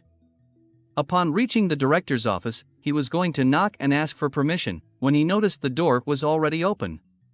He peeked inside, but to his shock saw Taishik hunched over by his desk in the darkroom, and shouted his name. As Taishik raises his head, he was holding his stomach and grimacing in pain, and blood can be seen on the corner of his mouth. Giju runs to Taishik's side, shouting if he was alright. Upon seeing him bleeding, asks what happened. While thinking inside, for a person who barely received scratches against his most powerful attack to be in such a condition, and who in the world could have done such a thing? Giju questioned if he was poisoned, or was he attacked, maybe an intruder in the association. As Taishik whispered association president, our hero said he will call him immediately, to which Taishik said no, that old geezer was the one to hit him. Giju was lost for words, remained silent for a while before asking, what, while helping Taishik get off the floor. After drinking a potion, Taishik slams the bottle on the table saying, that geezer, to think he would hit him for real, he vowed to sue him one day. So our hero finally got around to asking, so why did he hit him, to which Taishik replied, that the old geezer keeps telling him to meet someone for an arranged marriage. When he told him he wants to marry someone he likes, the old man flung his fist at him. Giju hearing this was sweating a little and said he understood, however Taeshik told him it's not that grand, it's just his father finds his grown-up son being single distasteful. Saying stuff like an unrequited love at his age, and does the other person even like him? Taeshik let out a long sigh, while Giju just sat there without saying a word. Then Giju asks Taeshik if he is busy lately. To which Taeshik replies that he is so busy he could die, then asking if he came here just to tease him when he's already this upset. Giju remarks that's a shame, since he was worried about his family's safety because of the Iron Guild, and wanted someone to protect his mom whenever she went for a walk or buy some groceries. At these words, Taeshik's eye lit up and stood up suddenly shouting, he's not busy and all he's got is time. With determination and burning passion, he gets directly in Giju's face telling him that the association still gets its job done even if he's not here, and if his vacations days are not enough, he can make it happen even if he has to beat up that geezer. While sweating buckets, our hero tells him alright and he'll leave it to him, so just calm down and sit for now. Saying he didn't come here for that but rather he wanted to discuss more about the Iron Guild, and if there was any recent news regarding the matter. Taeshik tells him that it will be officially announced tonight, and they have already secured a guild building. Then the plans will go though as scheduled, but was there any response from the International Players Association? And Taeshik tells him that they have a non-intervention policy, so unless there was conflict they're not an institution that will get involved in every country's association. But the real problem will be the Ainzella Guild, since they supported the Iron Guild's branch formation out of nowhere. From what they gathered, it looks like they'll take their hands off the matter once the branch is established, but the most bothersome thing is for two guilds with a hostile relationship are discussing between themselves. Iron Shield and Lee Xianho, they are guessing that there was some sort of a deal between the two guild leaders. Taeshik then asks Giju if he was still planning on to take his revenge. Since this is a golden opportunity, however he can't recommend it since there are still too many risks. After a moment of silence, Giju says that it just so happens to be right now in Korea, and the manager happens to be Rogers Han, then they are definitely aiming for him. Since that is the case, he has no choice but to take them head on. For the next 3 months, until the branch is established, he will be erasing those risks one by one. Later that night, a press conference announcing the establishment of a branch office for the Iron Guild in Korea was made. The word guild has a friendly ring to it, but in actuality it's a military force. There are those who welcome the Iron Guild to reduce the dangers of a break happening, but then others who oppose the entry of another country's military force. The next day, they arrive at a secret meeting place to meet that person, which happens to be an abandoned city in ruin due to a break. As Sunghoon confirms the place, but says the other party is late, while Giju remarks it can't be helped since they are the desperate ones. Just then Giju senses a presence nearby and remarks, looks like he's here. For his revenge 3 months from now, the first part was the player paparazzi former ranker Go Hyungcheol. As he turned around to look up in the sky, a man in glasses was floating in the air above them. As he came down, he apologized for being late, saying that he was Go Hyuncle's contact. Recalling the warning Taeshik gave him about him nothing good comes out with association with this paparazzi. However, even with the bad impression, what he needed right now was his information network. Being puzzled, Giju asked his contact. He said that he wanted to speak directly with the player Go Hyungcheol. However, the man apologized, saying that he only accepts commissions through him. Being unfazed by the situation, he told him that it was a big case with a lot of risks, so please let him meet with him directly. The man stood his ground saying that he cannot do so, since all commissions are received through him and the decision to accept or not was also up to him. Our boy pondered on this statement for a bit, while Sunghoon next to him advised that it's too dangerous since if their plans get leaked, to which Giju said it's alright since he had a plan. Giju went on to say he will tell him about the compensation first. It was 5 billion up front. If he brought him the information that he wanted, he will give him 10 billion. The glasses guy, looking interested, asked about the contents of the commission. It was information gathering. Since the Ainzella Guild was involved with the establishing of the Iron Guild's Korean branch, he wanted to know what sort of deal they made. After hearing this, the guy was in a panic, saying was he insane? He declined the commission and turned to leave, saying no matter how high the compensation is, they can't risk their lives. He started to fly away, saying he will pretend as if he never heard about this, but his leg was suddenly grabbed by Giju. He turned to look in shock, while Giju tells him did he think he's let him go so easily after hearing all this. He arrived here freely, but leaving is a different story. While panicking and telling him to let go, Giju turn on his menacing look telling him if he doesn't want to get beat up, to come back down and cut the acting. Trying to feign ignorance, the glasses guy asks what is he talking about? Without wasting a moment, Giju pulls the guy down and slams him into the ground, causing a massive explosion sending debris everywhere. He goes on to say that he suffered a lot last time thanks to him, so he has a bit of a grudge against him. With his purple eyes still glowing with power says, let's just have a nice long talk, go hyungcheol. As the dust cleared, he was shocked to learn he was only holding onto a torn piece of cloth. Standing a distance away from him with torn pants, the man questioned why in the world they were doing this to him. If they do any more he wouldn't just stand for it. Giju slowly walked towards the man, laughed saying as expected of a rancor, go hyungcheol. The man still feigning ignorance and told our hero he was not go hyungcheol. Giju told him to stop fooling around, since he has his way of knowing, and with the help of his eye, the name of the person in front of him was shown in purple, go hyungcheol. A day ago, while in his underground basement he got a system notification pop-up telling him that Ego Lu had completed his awakening as the ruler of the demonic arts. He had completely forgotten about this due to his hectic schedule, but it looked like it wasn't completed when he awakened. He asked Lu if he noticed any difference, and Lu said a portion of Giju's demonic eye ability should have opened, since being the ruler of the demonic encompasses all that is demonic. Giju taken back asked what demonic eye is, and Lu told him that it was his left eye. Giju shocked shouted, this was a demonic eye, then why was he just telling him this now? Lu retorted that he never asked and he wasn't sure at first. A human usually can't get something like a demonic eye so easily, and he didn't know what that woman who calls herself the Demon King did. Giju once again thought, just who is she to have such power? Anyways, a demonic eye is an eye that sees through the true nature of all things, and not all of its power has been opened yet, but he could probably see someone's name. Our hero remarked that it should be very useful if he had something like a death note, reference to a manga. Calling up the status window for Lu, we see a new skill called Demonic Arts, which can grant demonic power to egos. He mused out loud, does this mean that he can grant skills like Hermes' haste and Oberon's force, to which Lu confirmed saying that he can grant skills that match the ego's characteristics.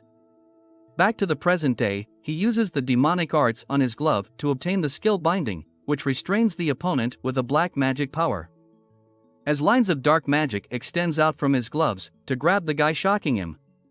While Sunghun asks hesitantly, is that a new skill, and Giju casually replies something like that.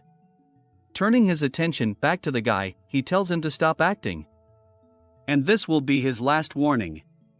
The guy caught in the blinding, upon noticing shouts demonic eye, as he though, Giju has had contact with the Demon King.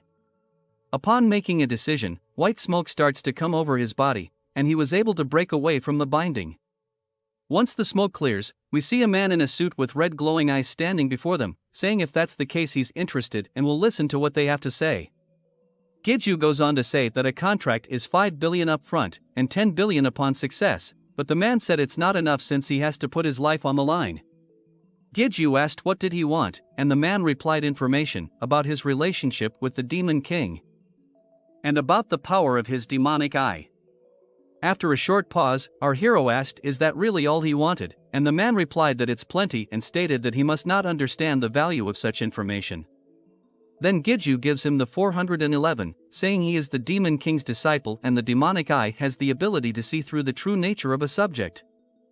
Surprised by this revelation, the man commented that he didn't seem to be lying, and since he received the payment he will accept the commission as well. Saying that he'll come find him when he obtained the information, he started to be covered by smoke and disappeared right before their eyes, saying goodbye. Lu was disturbed that the guy didn't even doubt the words of his master, to which El replied that he might have a skill for it.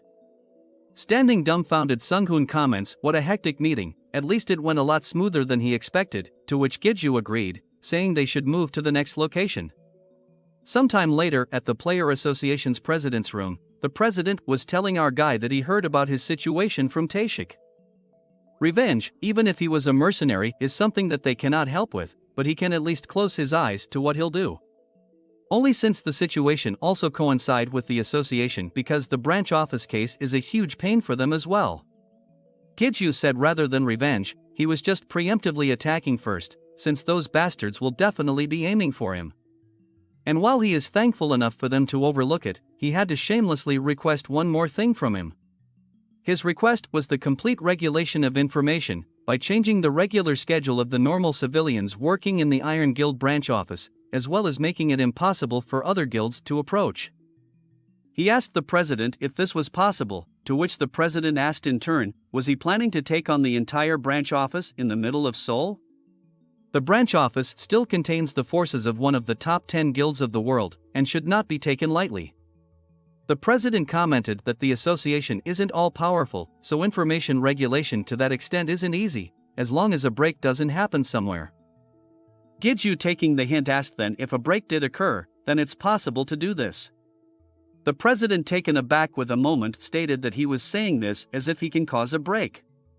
Giju replied definitely not a break, to which the president let out a long sigh of relief, saying of course, there have been several attempts to weaponize breaks in the past but with no success, since that isn't a power that one individual should have. However, Giju, scratching the back of his head and slyly commented that he can do something similar. The president was silent with a grave look upon his face. Sometime later, arriving at an unknown office building, he knew he has been given 3 months of time to prepare. So he had to move as quickly as possible. He had Hyuncheol to investigate any risky variables that might appear, and also got the promise from the association for the small amount of assistance. He still had something else that he needed. Even with his control over a gate, it still didn't amount to much in terms of forces. Since the opponent is one of the 10 great guilds, no matter how much stronger he can get in the next 3 months, it would be impossible to take them on alone. Upon entering a room, he excused himself and looked at the mountain of paperwork lying on top of the deck in front of him. He was amazed, and said what he was doing all alone after sending all the guild employees home.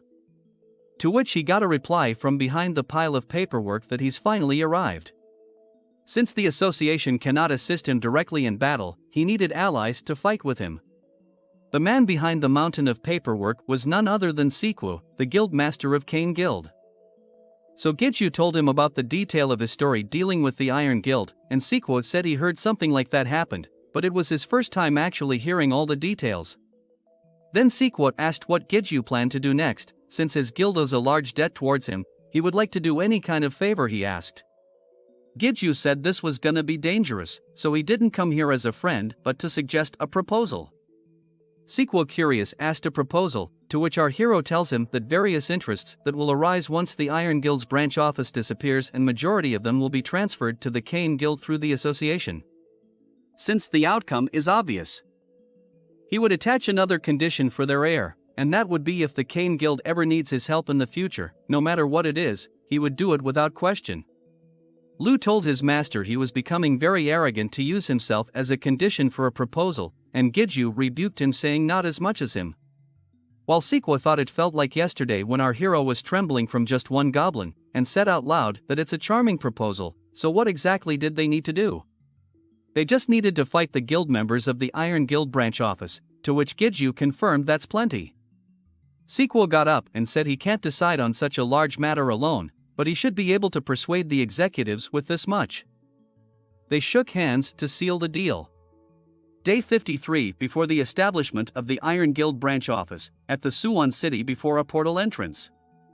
Sunghoon was looking at his phone and remarking that he's late, to which a man next to him asked who's late. Sunghoon told him he was waiting for Morningstar, aka our boy Giju, but he is a bit late today.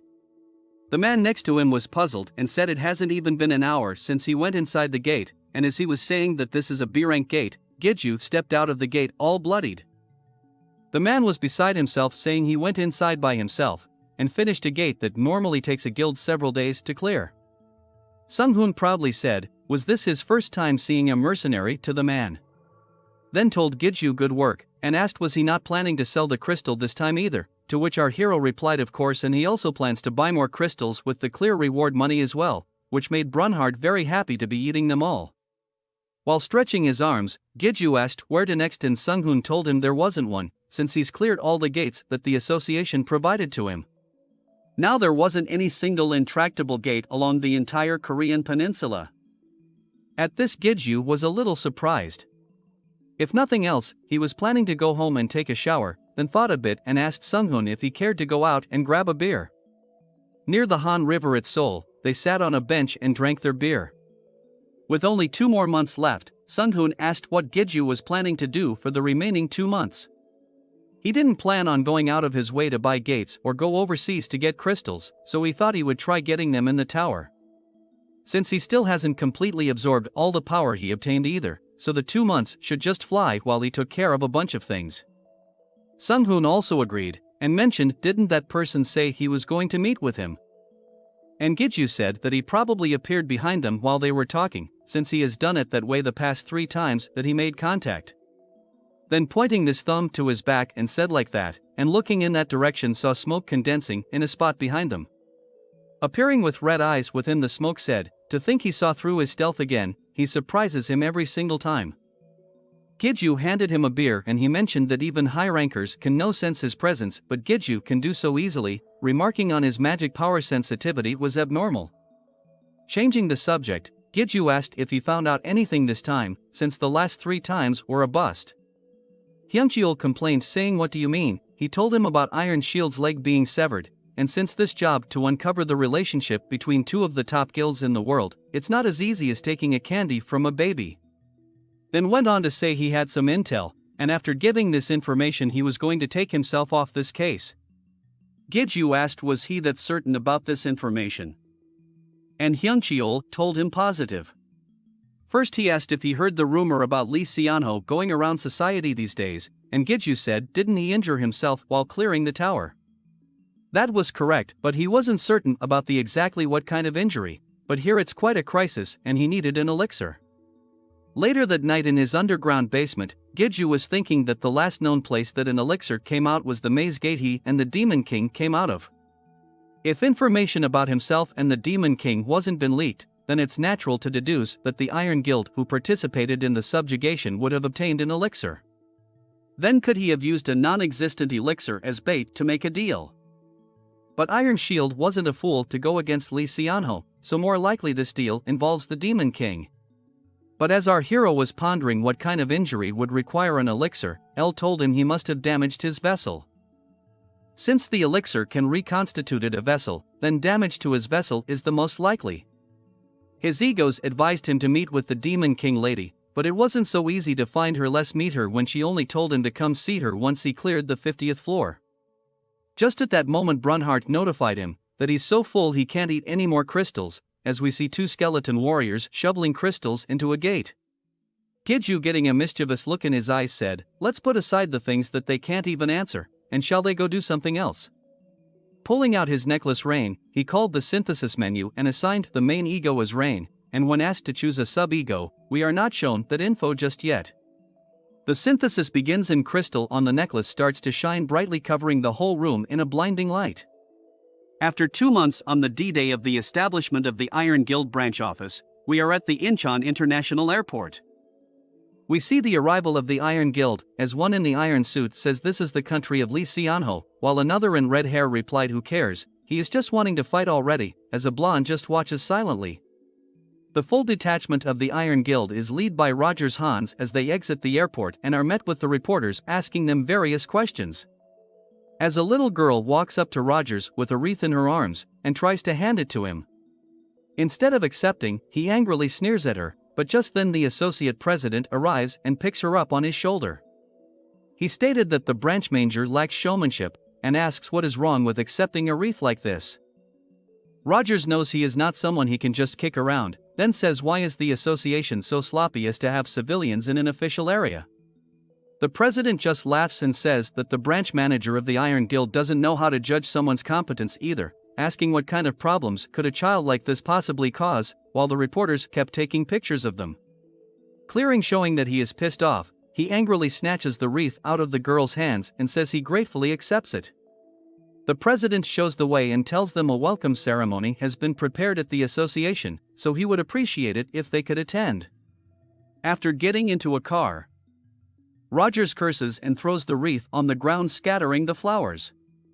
then tells the driver to head to the branch office right away. When asked if he was not planning to go to the association, he told him he has no need to comply with them and just to tell them that they need to inspect the branch building first. While traveling, Rogers was thinking Giju information was strangely being restricted, and that could be due to his association with the Demon King, but it didn't matter since he can get info on his family very easily. With a devilish grin, he stared at his phone, which showed information about Giju's mother and sister, wondering what his expression he'll have in front of his family's corpses.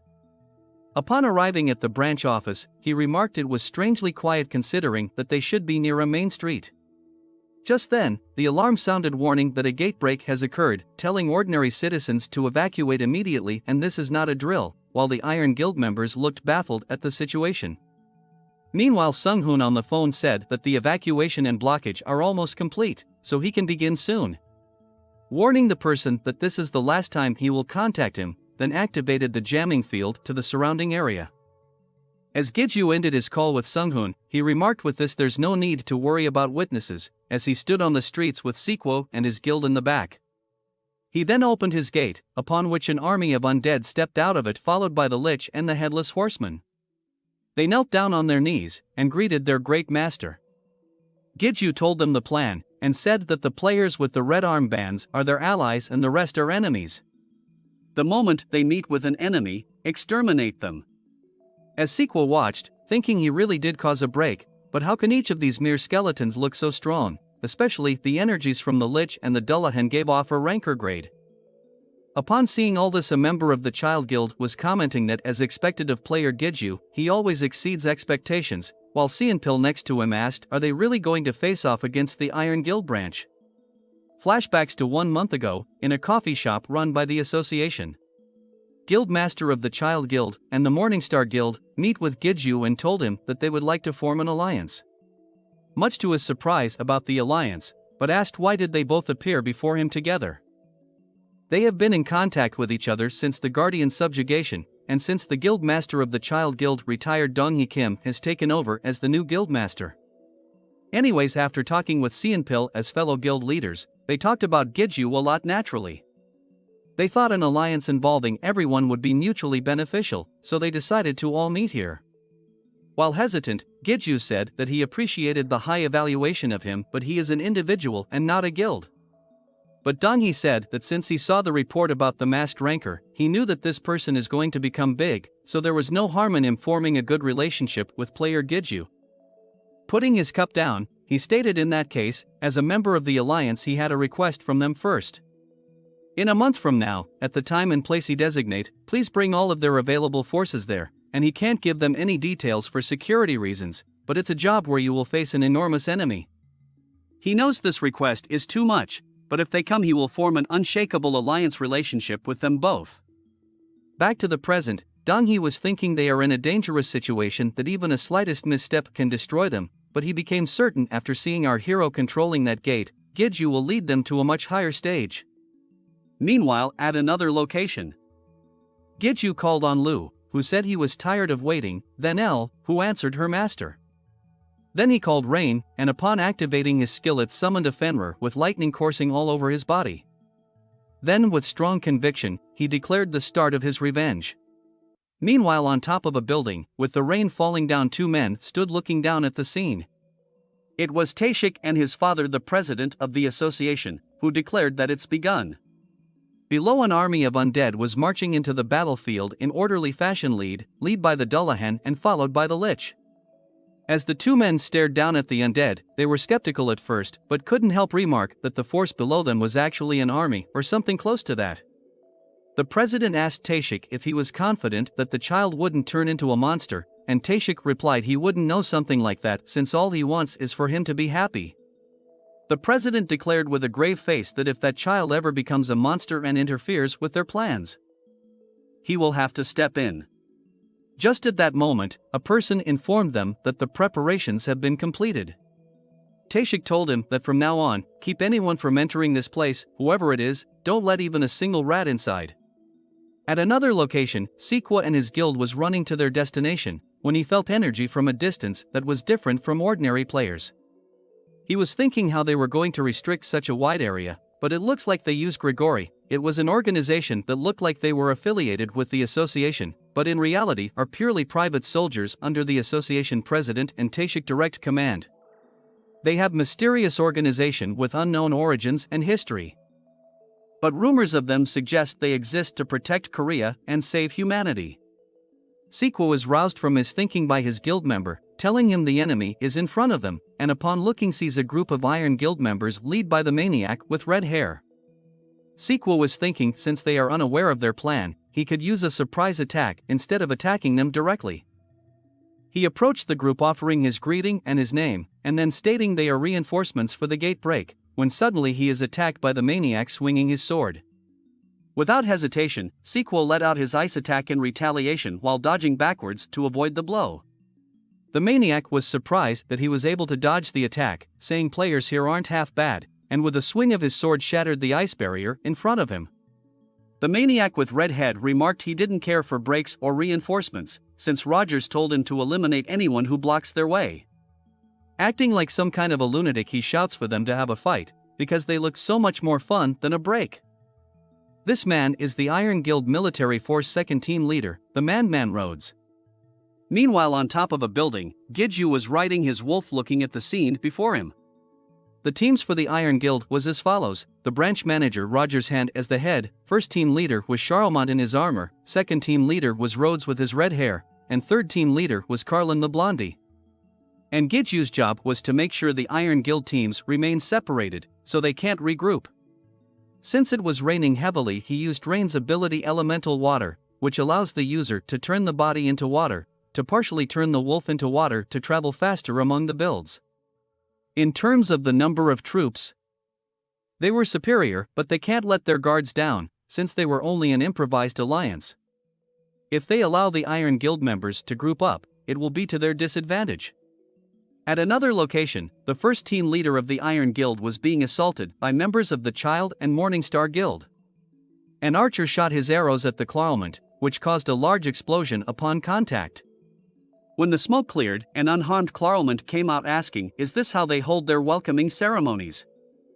The members of the Morningstar Guild were cursing their luck for having to face Charlemont.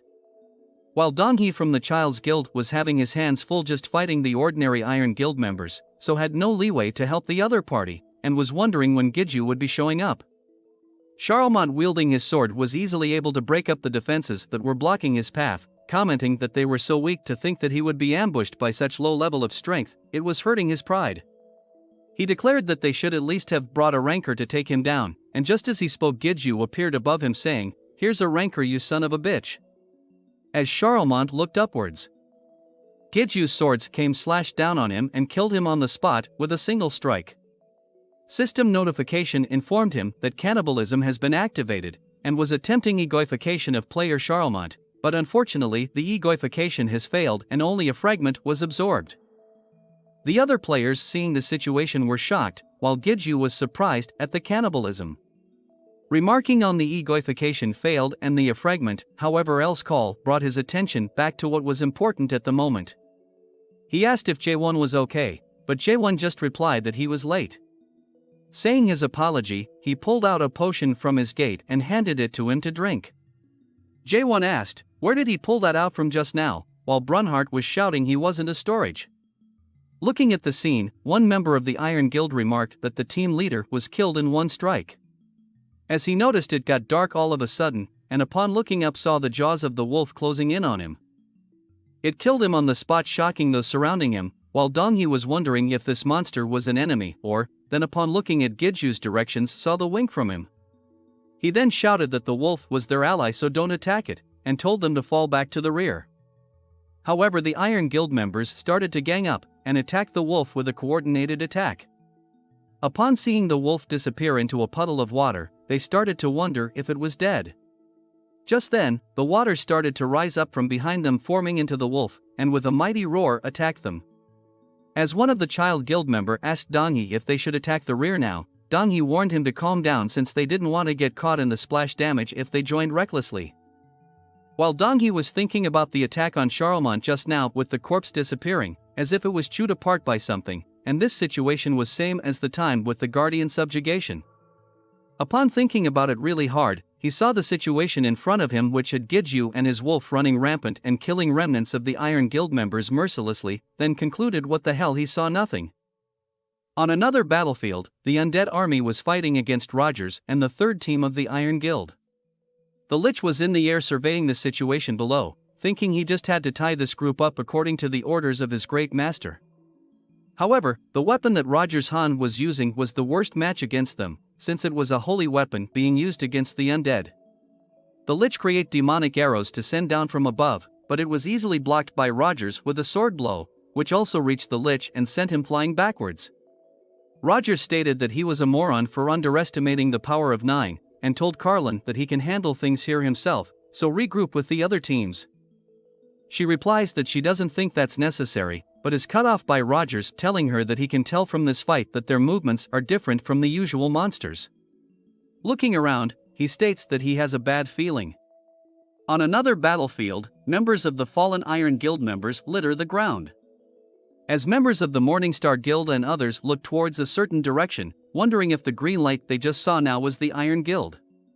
Donghi by Gidju's side comments that, as expected, the scale of Ranker's battles are on another level. While Gidju ponders for a second, then asks his egos, could that be a holy sword, and they reply with an affirmative, but El tells him that it kind of feels different. Just then Brunhart tells his master that the skeletons have been wiped out, to Gidju's surprise. It was faster than he had expected, so called on his wolf and tells the other allied guild members that he will be going to support another team. They should finish treating their wounded and then regroup. Afterwards he went off at top speed to where the green light was, jumping from building to building. Nonetheless, at a meeting room located outside the battlefield, the top 10 guilds were discussing the actions of the association. The Hephaestus Guild, that should have been maintaining the area that the break was occurring, were disgruntled, since the association has kicked them out and forbid them from entering the area. Another guild master of the Blue Dragon Guild spoke that this was definitely strange, since the association has never acted arbitrarily to this extent before. Also noticing that Sequel was not present at the meeting was also suspicious. One of the other guild masters suggested to hear the opinion of the alliance leader of the 10 great guilds, and everyone turned their heads to look at guild master Li Xianho of the Anzella Guild. As the rain continues to pour down on the battlefield, Gidju rushes forward while asking Brunhart, how are Hart and Dullahan doing? Brunhart replies that they are still fighting, and should be able to do at least that much since they are that many crystals. Gidju, while concerned, comments that's a relief, but if that's the case, then the team they were fighting must have been divided into two. Since not even the two of them strengthened by the crystals would be able to handle the entire team by themselves. Then it's possible that the Kane Guild might be fighting with two teams at the moment, so he must hurry, since he only had 2 hours to finish everything. In a flashback before the battle, he was in the director's office talking with Tashik. They will be able to block off the entire area using highest grade barrier, however it won't be for very long. There's the issue of the usage expense, and also accounting for interference from other guilds. At most they can keep it blocked is about 3 hours. Tashik warned him that no matter what, he will need to finish everything within 3 hours. Unfortunately, in the present time, the president of the association was saying that at most they can keep it blocked for 1 more hour. Tashik was angry with this and said it was different from what he said before, and the president said it can't be helped, and that is the limit. Tashik shouted angrily what was he talking about, even if the Ainzella protests, but the president cut him off saying that Li Xianho was coming in person, which shocked Tashik. The president told him to call the Grigori, their private army, since it's time for battle. Meanwhile, at the Kane's Guild location, the battle with the Iron Guild team was getting heated up. The Kane's Guild was getting into a difficult predicament, since they had enough trouble with one team, but another just showed up and changed the balance of the fight against them. Even Sequel was having an issue, since now he was faced with 2 commanders instead of 1 and was getting pressed hard. However, the redhead was telling the blondie to fuck off, since the prey was his. And she retorted, how many times has he failed in missions after he did shit all by himself like this? Even though they were arguing, their teamwork was so refined that it was giving Sequel a hard time. He retreated backwards from their rushing attacks, and using his feet to create an ice barrier to encase them both. The blondie was swift enough to dodge out of the attack. Carlin was the girl who doesn't have any outstanding characteristics, but her speed and reflexes were a problem. Since Sequo couldn't use the environment to his advantage, since she was able to detect the attacks just as it was happening and react accordingly. While in a 1 versus 1 fight, that might not be a problem, but combined with Rhodes, who has the unique ability regeneration that can heal cut and wounds almost instantaneously, it was a different story.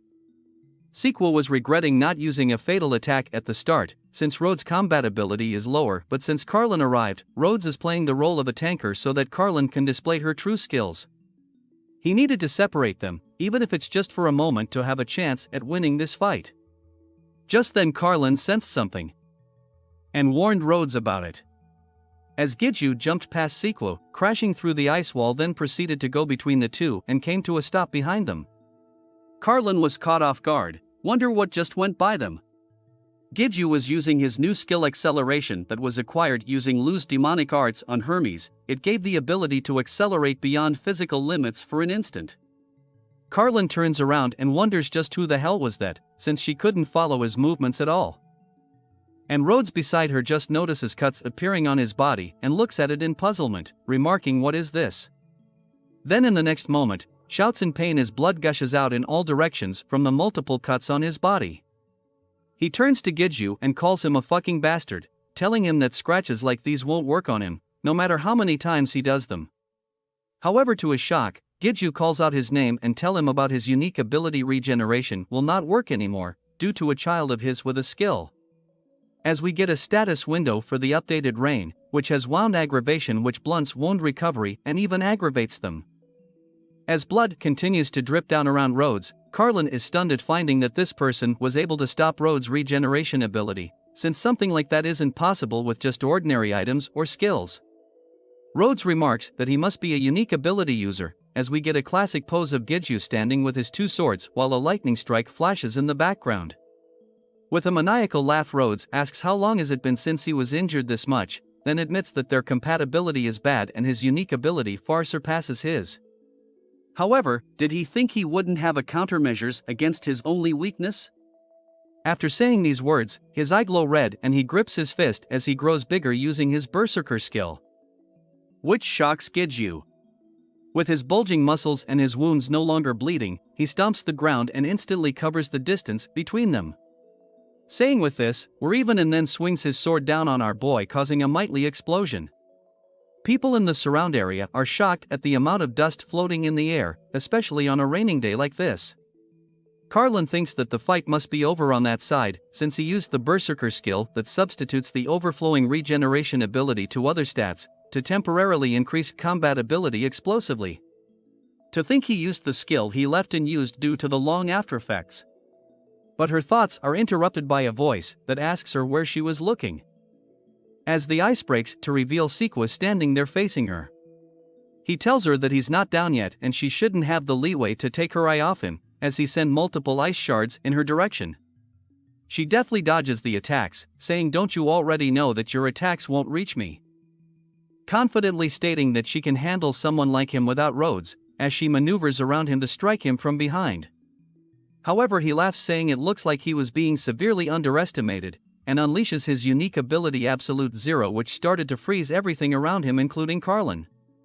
He tells her the reason he was being pushed back was because he was saving his strength in case things didn't go as planned, but since Giju was here now there's no need for him to do so. She jumps back out of range and replied, "Didn't he see that his comrade must have become minced meat by now?" Sequo just stood there looking at the dust cloud, saying, "I wonder." As the dust starts to clear, an image of Giju on top of Rhodes with his sword plunged to his back. As Carlin, witnessing the scene before her eyes, is shocked and says it's impossible. Sequo then turns to Carlin saying, "Now then, try blocking this as well." As he casts an ice wall towards Carlin, but she was unable to dodge since its size was so massive, it towered above the builds in the area. Everyone is shocked again at this sight, as Carlin is frozen within the ice and Sequo comments that he went a bit too far since he was a little heated. He turns to look towards Giju, wondering, is their battle not over yet? Lu asks his master what was he doing, and Giju is wondering why he couldn't pull out his swords. As a grin appears on Rhodes' face, Giju senses something and jumps off his back, as a sword is thrust through Rhodes' chest and almost hit him.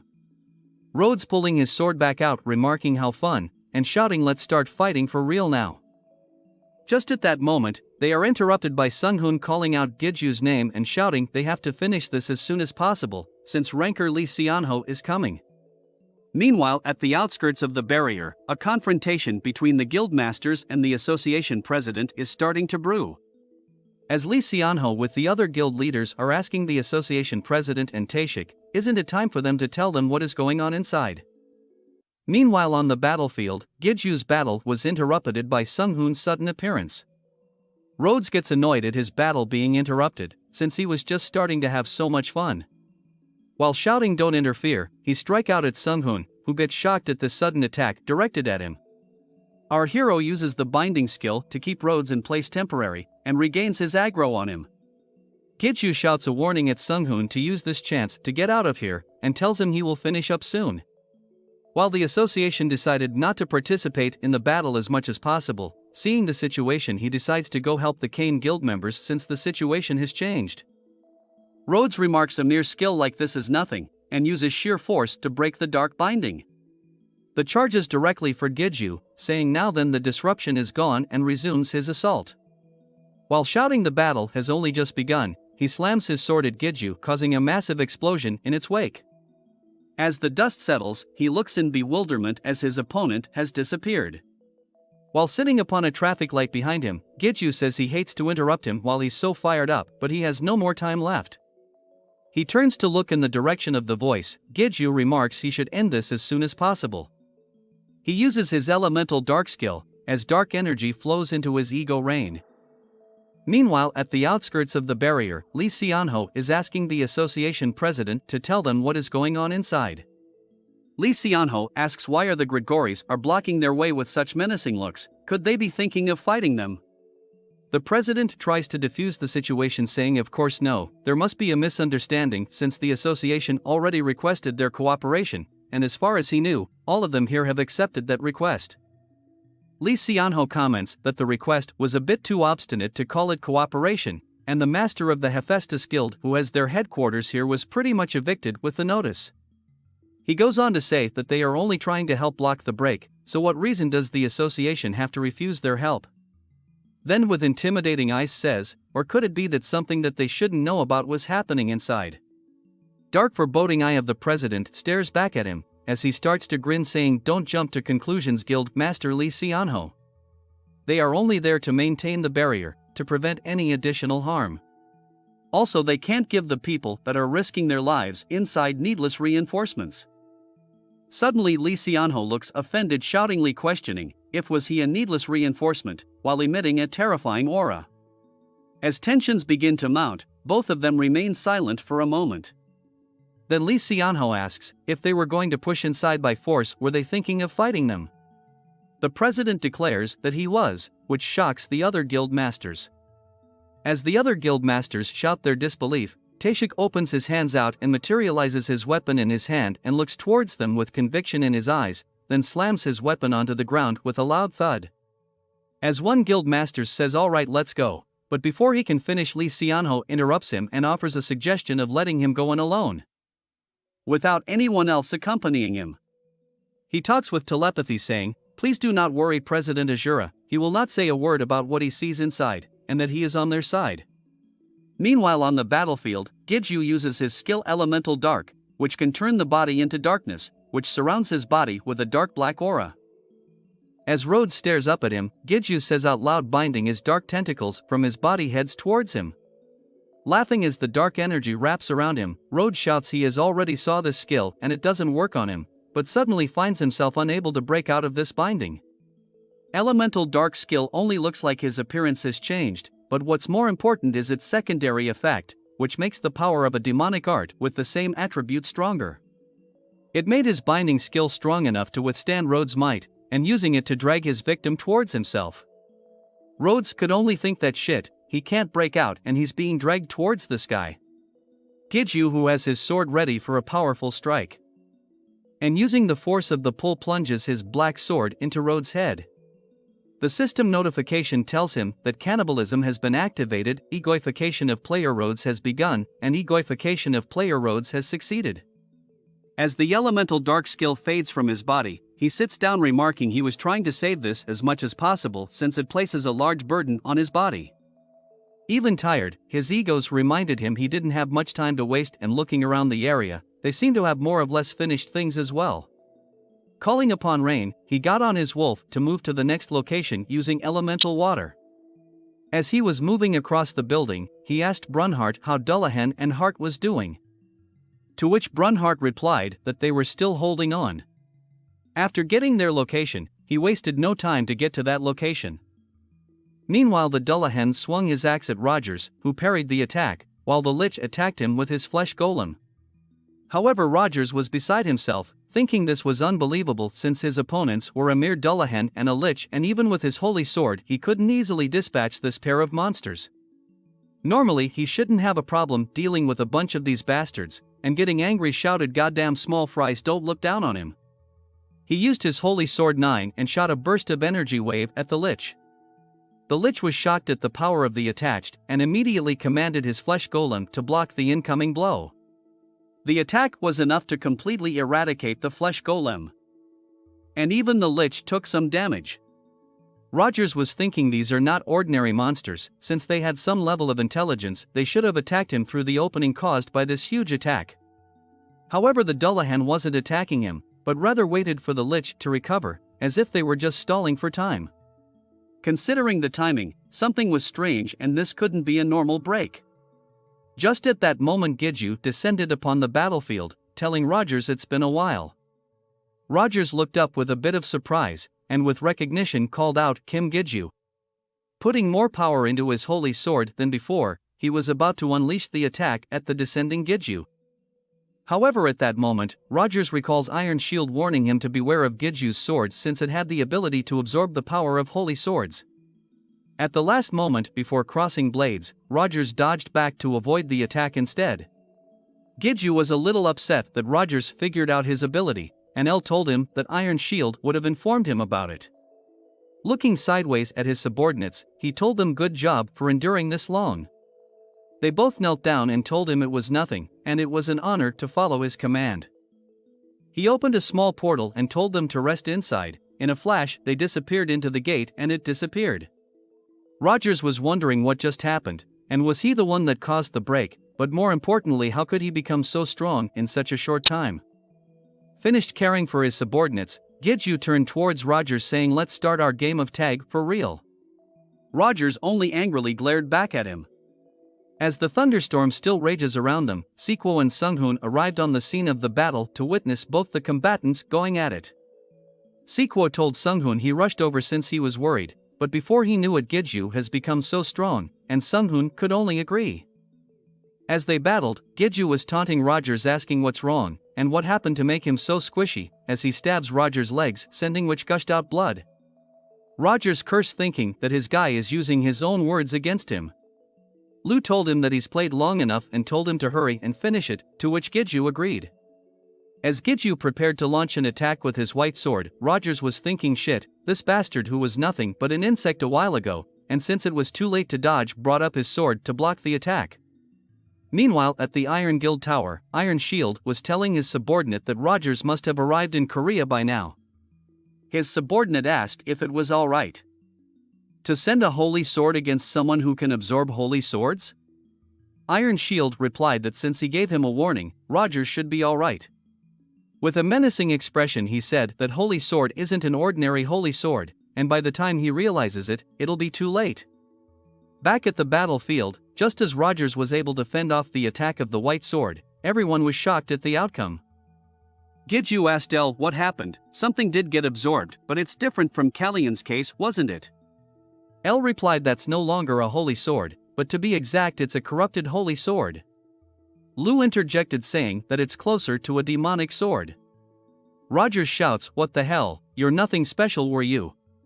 He declares this is how it should be, and he was going to kill Gidju in the most painful way possible, as his body was becoming consumed by a green aura that was spreading from his sword. Gidju remarked that since the sword was closer to a demonic sword, he asked Lu if he could do something about it, and Lu replied it's not that simple. Rogers got even more annoyed, shouting, "What the hell has he been mumbling about since earlier, and should he really be dazing off?" Shouting he was going to slice him to bits, Rogers charged at our hero, laughing hysterically. Gidju dodged the strike, and was surprised about something. Sunhoon, seeing the attack, thought to aid Gidju, when Sequo told him to wait. While Gidju, using the sword to balance himself from falling, kicked Rogers in the chin, sending him flying backwards. Gidju said, "What the hell's wrong with this guy, hasn't he become weaker?" El told him it was due to the corrupt holy sword. At first it'll give its user power, but in the end it'll absorb all of its user's power. Rogers coughed up blood, and slowly stood up. While clutching his chest said, "Why is his body?" Then rage clouded his expression. Meanwhile Iron Shield was explaining that 9 absorbs the user's power and transfers it to its true owner.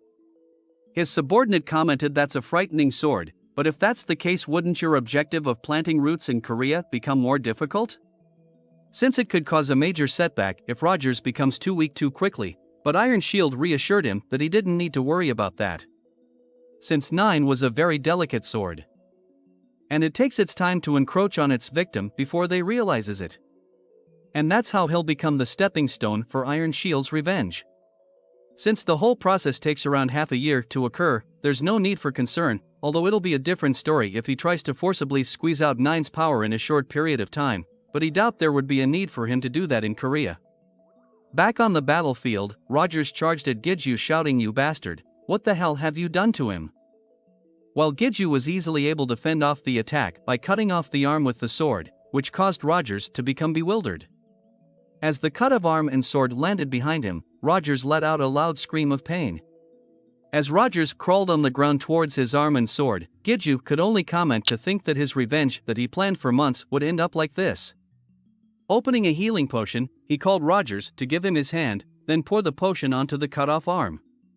Rogers started to laugh hysterically, saying, "Have you finally realized that nothing good will come from opposing the Iron Guild?" Gidju countered by saying, "Do you even know what state he was in?" and told him to check his goddamn status window. Luke called him a moron, saying he's getting all giddy when they didn't even reattach his hand. Rogers, while confused, called up his status window, and it showed his level as 1 and everything else was blanked out. Shocked at what he was seeing, all he could say was his stats, his level. As Gidju was saying, has he finally realized, but was rudely interrupted by Rogers shouting, "FCK, why the hell was he level 1, even bugs are better than level 1, he's become a good-for-nothing level 1, and level 1 was more useless than trash." As Gidju's expression became darker with each comment, Rogers continued his ranting, saying it's a fate worse than death. At this, Gidju finally lost control and smacked Rogers, saying he's gone too far. "You son of a bitch." Shouting, "You think you're the shit, is that why you're getting the shit beaten out of you like this?" As Gidju took out his frustration, Rogers was clueless on why he was getting beaten. Just then Sunhoon noticed the barrier was opening and quickly warned Gidju about it, saying Lee Xianho is coming. Gidju told the black and blue beaten up Rogers that he was lucky, then opened the gate and tossed Rogers towards it. As Hart appeared, he told him to use potions to keep Rogers alive and take care of the holy sword as well. As he turned towards the source of an enormous mana that he could feel from miles away. Slowly the figure of Lee Xianho started to appear from a distance, and as he got closer, he said as he thought, "It's very strange." Stating that he can't see this situation as a mere break, asking Gidju to tell him directly what has happened here. At this, Sunhoon stepped in and informed Lee Xianho that he is affiliated with the association, and that they are currently almost finished suppressing the break, but unfortunately there were sacrifices in the Iron Guild branch. Lee Xianho replied, "What an amusing joke. Since it's obvious from this situation that they all took care of them. However, they may not know this, but he has made a deal with the Iron Guild. They were to allow him to meet with a person who has something he wanted." With a deranged expression said that if she doesn't want to see her successor ripped into pieces, why doesn't she show herself already, Demon King? They were all shocked at this revelation, as a voice asks, "Is it really alright for you to do dirty shit like this when you call yourself God's apostle?" As energy converges on a location, it reveals the appearance of the Demon King and Ball.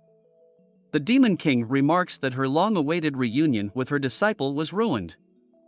Giju looks at her in surprise, she smiles back and says it's been a while. Sunghoon is surprised that the real Demon King was before him, and Giju can only think that she was this close, but he couldn't sense her presence at all. She comments that his reaction is quite lackluster, since she was hoping to surprise him. Remarking to save that for later, she turns to Lee Xianho asking him if he needed her elixir. He confirms that's the case, and she remarks that his vessel has become quite contaminated, but were they close enough for her to just give him an elixir?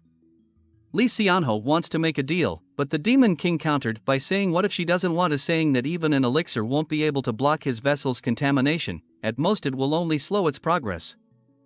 If that's the case, Lee Xianho engages his battle armor and sword and said he has no choice but to fight. At this, Giju looks at the pair of pure white swords and asks his egos, could that be a holy sword, to which Lu confirms, but Elle tells her master for now they are more powerful than her. As the Demon King approaches Lee Xianho, she asks him if he thinks he can handle it, saying no matter how strong you are won't you have a hard time with both her and Ball as her opponents. Declaring that his place will also become a sea of fire, asking didn't he hate killing. He replies that he's in no position to split hairs, and the Demon King says she understands, then teleports back to the side of Ball. With her hand stretched out to Ball, she calls his name, as he gets the elixir from his coat pocket and hands it to her. The Demon King asks if they do a deal, what would he give her in exchange for it? Lee Xianho replies that including her successor, he will let everyone here live. The Demon King replies that a threat, not a trade, calling him nothing more than a street thug. As she throws the elixir to him, said to add in that he won't lay his hands on her disciple for a year. Lee Xianho upon grabbing the elixir said that he understood, and he will definitely keep his promise.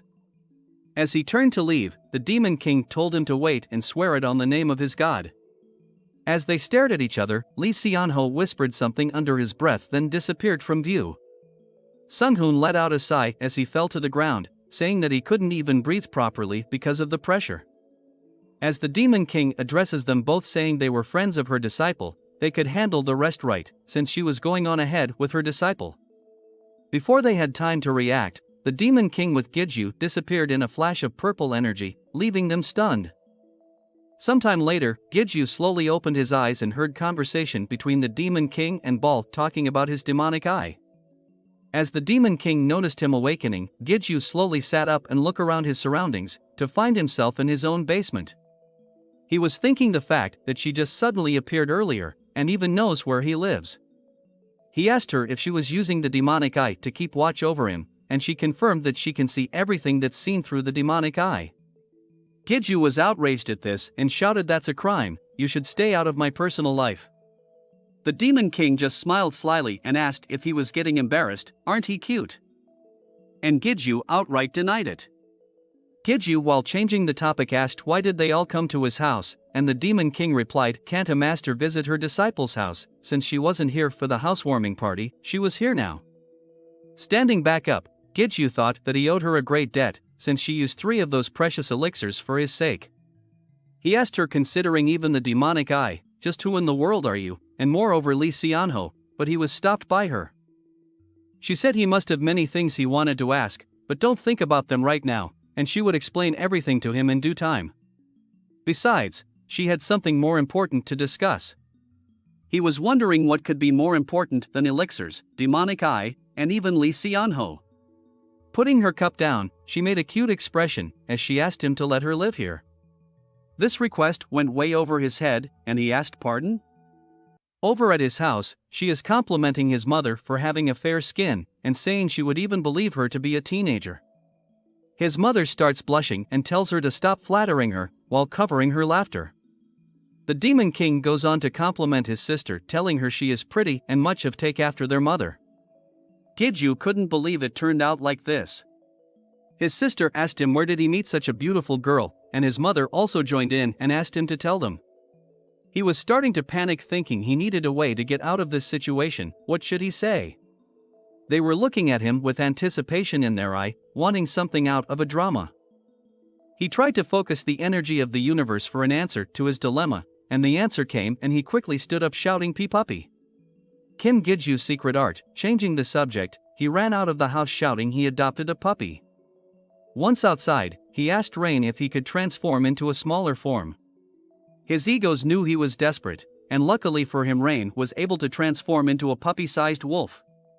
When his mom and sister came out, they shouting in delight to see a puppy and said it was so cute.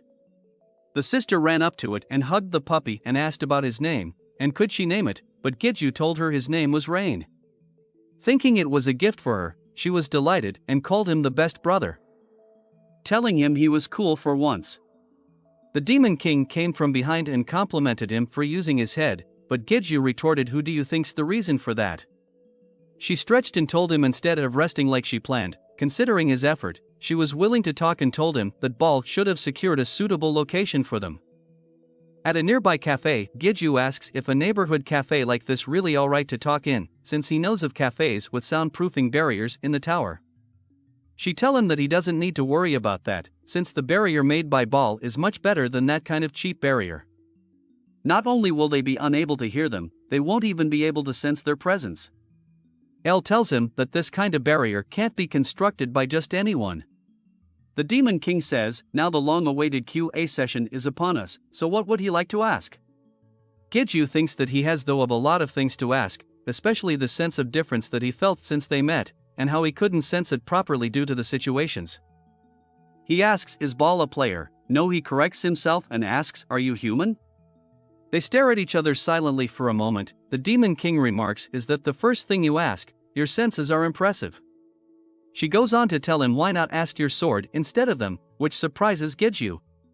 Lu tells him that he hasn't said anything due to his uncertain memory, but says this guy is a demon. Not only that, he's one of the archdemons whose existences are the embodiment of atrocity. At this moment Ball suddenly gets up from his seat and kneels on the ground, says the almighty king of all demons, he greet the great master who has become the king's master. Which catches our boy off guard. And Lu says humph. The Demon King Ball up laughing out loud at the situation. While rubbing the tears from her eye, she comments this is hilarious. She says, so your current name is Lu, right? To which Lu replied, that's right. Giju, surprised even more, gets up and shouts, wait, you can hear the ego's voices?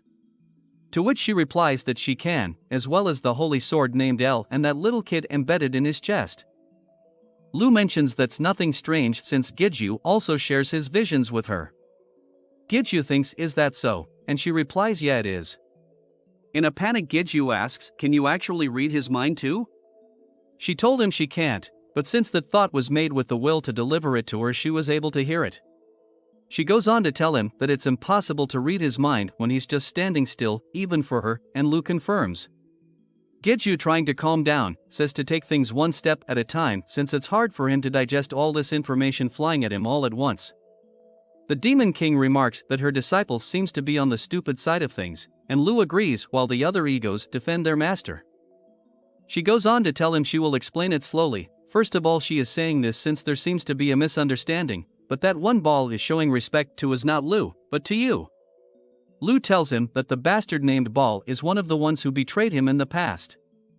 The Demon King confirms Lu's statement, saying Ball is one of the ones who instigated chaos when incarcerating the King of Demons. To him, Lu is nothing more than a king of an era, rather he's showing respect to Giju for having someone like that as his subordinate. Lu curses Ball as a fucking bastard, which leaves Giju speechless. Getting back on topic, the Demon King states that Giju must have a lot of questions regarding the demon eye that he wants to ask about. It probably hasn't been long since it's awakened, and even Lu probably won't know much about it. She goes on to tell him that, however, she is actually the one who wants to ask him about it, which puzzles Giju. She asks, how did you awaken the demonic eye, since it's a symbol of demons after all? Giju, while shocked, asked, this demonic eye isn't a power that she gave him? Lu reminds him that he told him already, that power isn't something humans can just exchange. Giju goes on to say that this power was something he had from the beginning, and El deduces that the power she gave must have been a catalyst, but the one who manifested the power was Giju. The Demon King agrees that she never imagined that he would manifest the demonic eye. Lu questions if Giju is some demon's descendant or something, and Giju adamantly denies it, saying that his mother is a normal human. Then Lu asks about his father, to which Giju replies he's not sure. The Demon King clarifies that demonic eye isn't an uncommon ability. Since demons above a certain level has it, but there are special demonic eyes among them, and his purple demonic eye happens to be one of them. Gidju questions, "What do you mean by special?" and she replies that the color of the demonic eye shows the demon's rank. Green is bottom to low rank, red is about mid-rank, and purple is royalty. The highest ranked demons, and the final demonic eye with nothing above it, that is a purple demonic eye.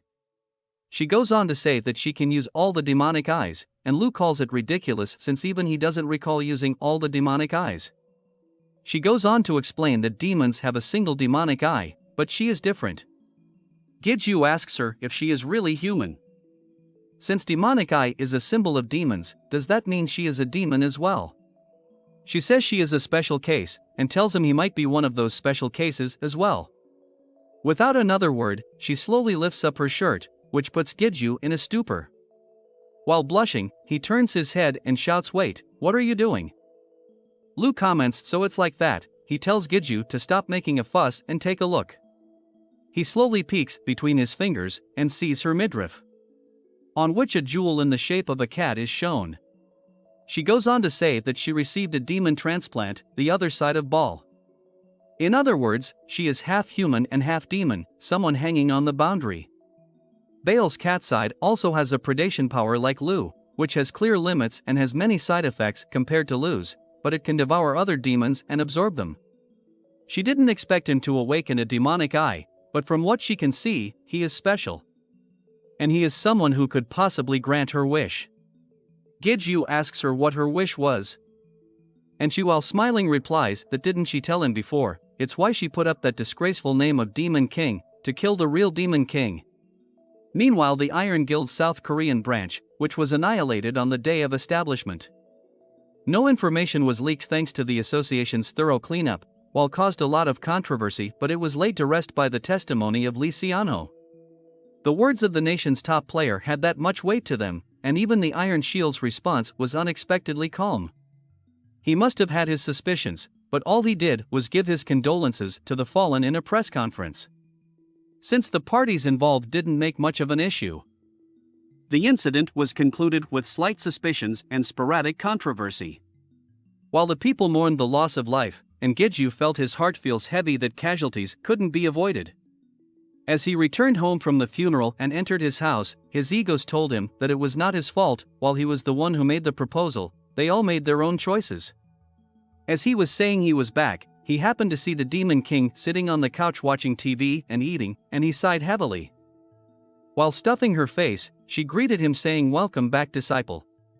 He remarked that she was really making herself at him, wasn't she? She mumbles some words while eating, and Gidju told her please don't talk with her mouth full, as he headed upstairs. She complained, what else can she do, she has nowhere to sleep, and he asks where have she been living up until now. Thinking back, Gidju in the end didn't get any more details on that day at the cafe.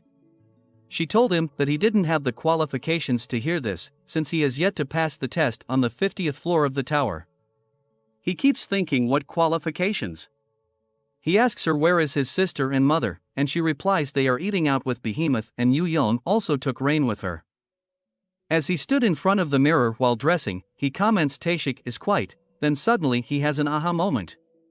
While running downstairs and covering himself, he shouts asking if she was looking at everything through his demonic eye.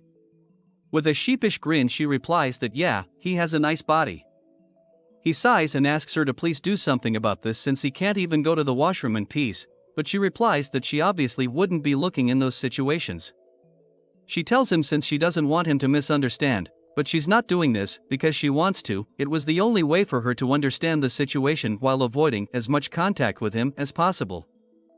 He understands, but please do something about it, since there's no need for it right now, right? She asks him is he sure and will not regret it later, while puzzled replies of course, is there a reason he would regret it? She tells him to break the shared vision, she would need to extract the energy she infused into him, and tells him that while infusing is easy, but the extracting is a different story. While walking up close to him, saying since he also awakened the demonic eye, to take back her influence at this point, she will have to. Then getting on her tippy toes, she gives him a kiss on the lips. In a panic Gidju shouts, what are you doing? She starts to tease him, saying what's up with his reaction, perhaps this was his first kiss. While Giju remains silent, while covering his mouth with his hands. She is beside herself thinking, is this really, with a face like that? She tells him that in any case, the shared vision has been removed, and his eye should slowly return to its normal color. He won't be losing the demonic eye, but since it was strengthened by her power before, it's now just going back to its rightful color. She also can't hear the ego's voices anymore either. It was fun, but what a shame. And anyway, she is sorry to think that this was his first kiss, which annoys him to no end, wishing he could just close his eyes and give her a good smack. However, Lu advises him to endure it, since he would lose. She turns and mentions, now then, shall we get going, to which he asks where to. To the basement, since Ball has prepared something entertaining for them. When he goes downstairs, he is surprised to buy what he sees, saying, is this place really his basement? She tells him that the room has been modified to be bigger on the inside, and there's also an impact nullification barrier installed, and even if they fought there should not be a problem. He understands, even if they fought. Puzzled, he turns to her and asks fight between him and her, and she confirms. Telling him does a master need a reason to spar with her disciple, while powering up she says come at her since she will help him level up. Lu starts to laugh, and Giju tells him to shut up since he knows what she was trying to say.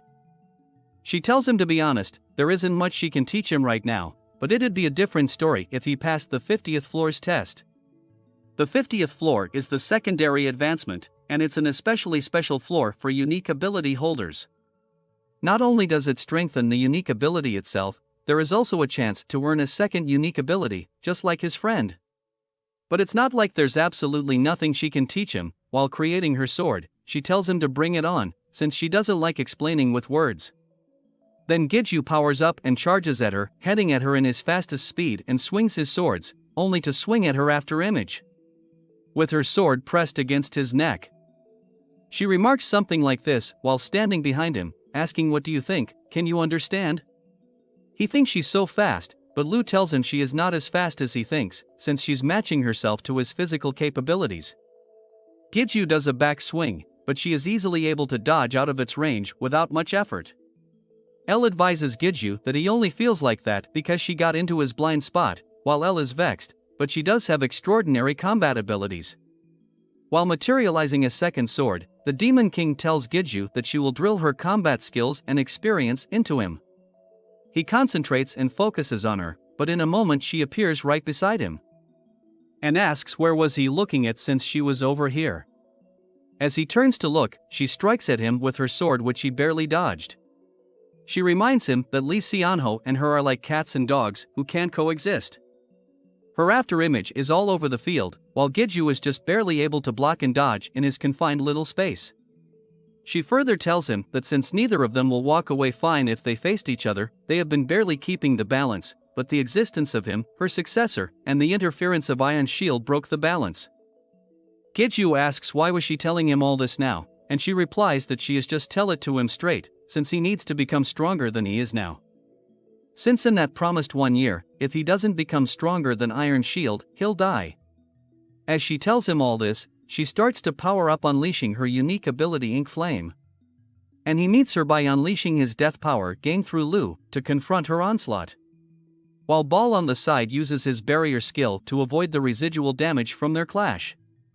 After the clash, the damage to room is automatically repaired, while Giju is lying on the floor dazed.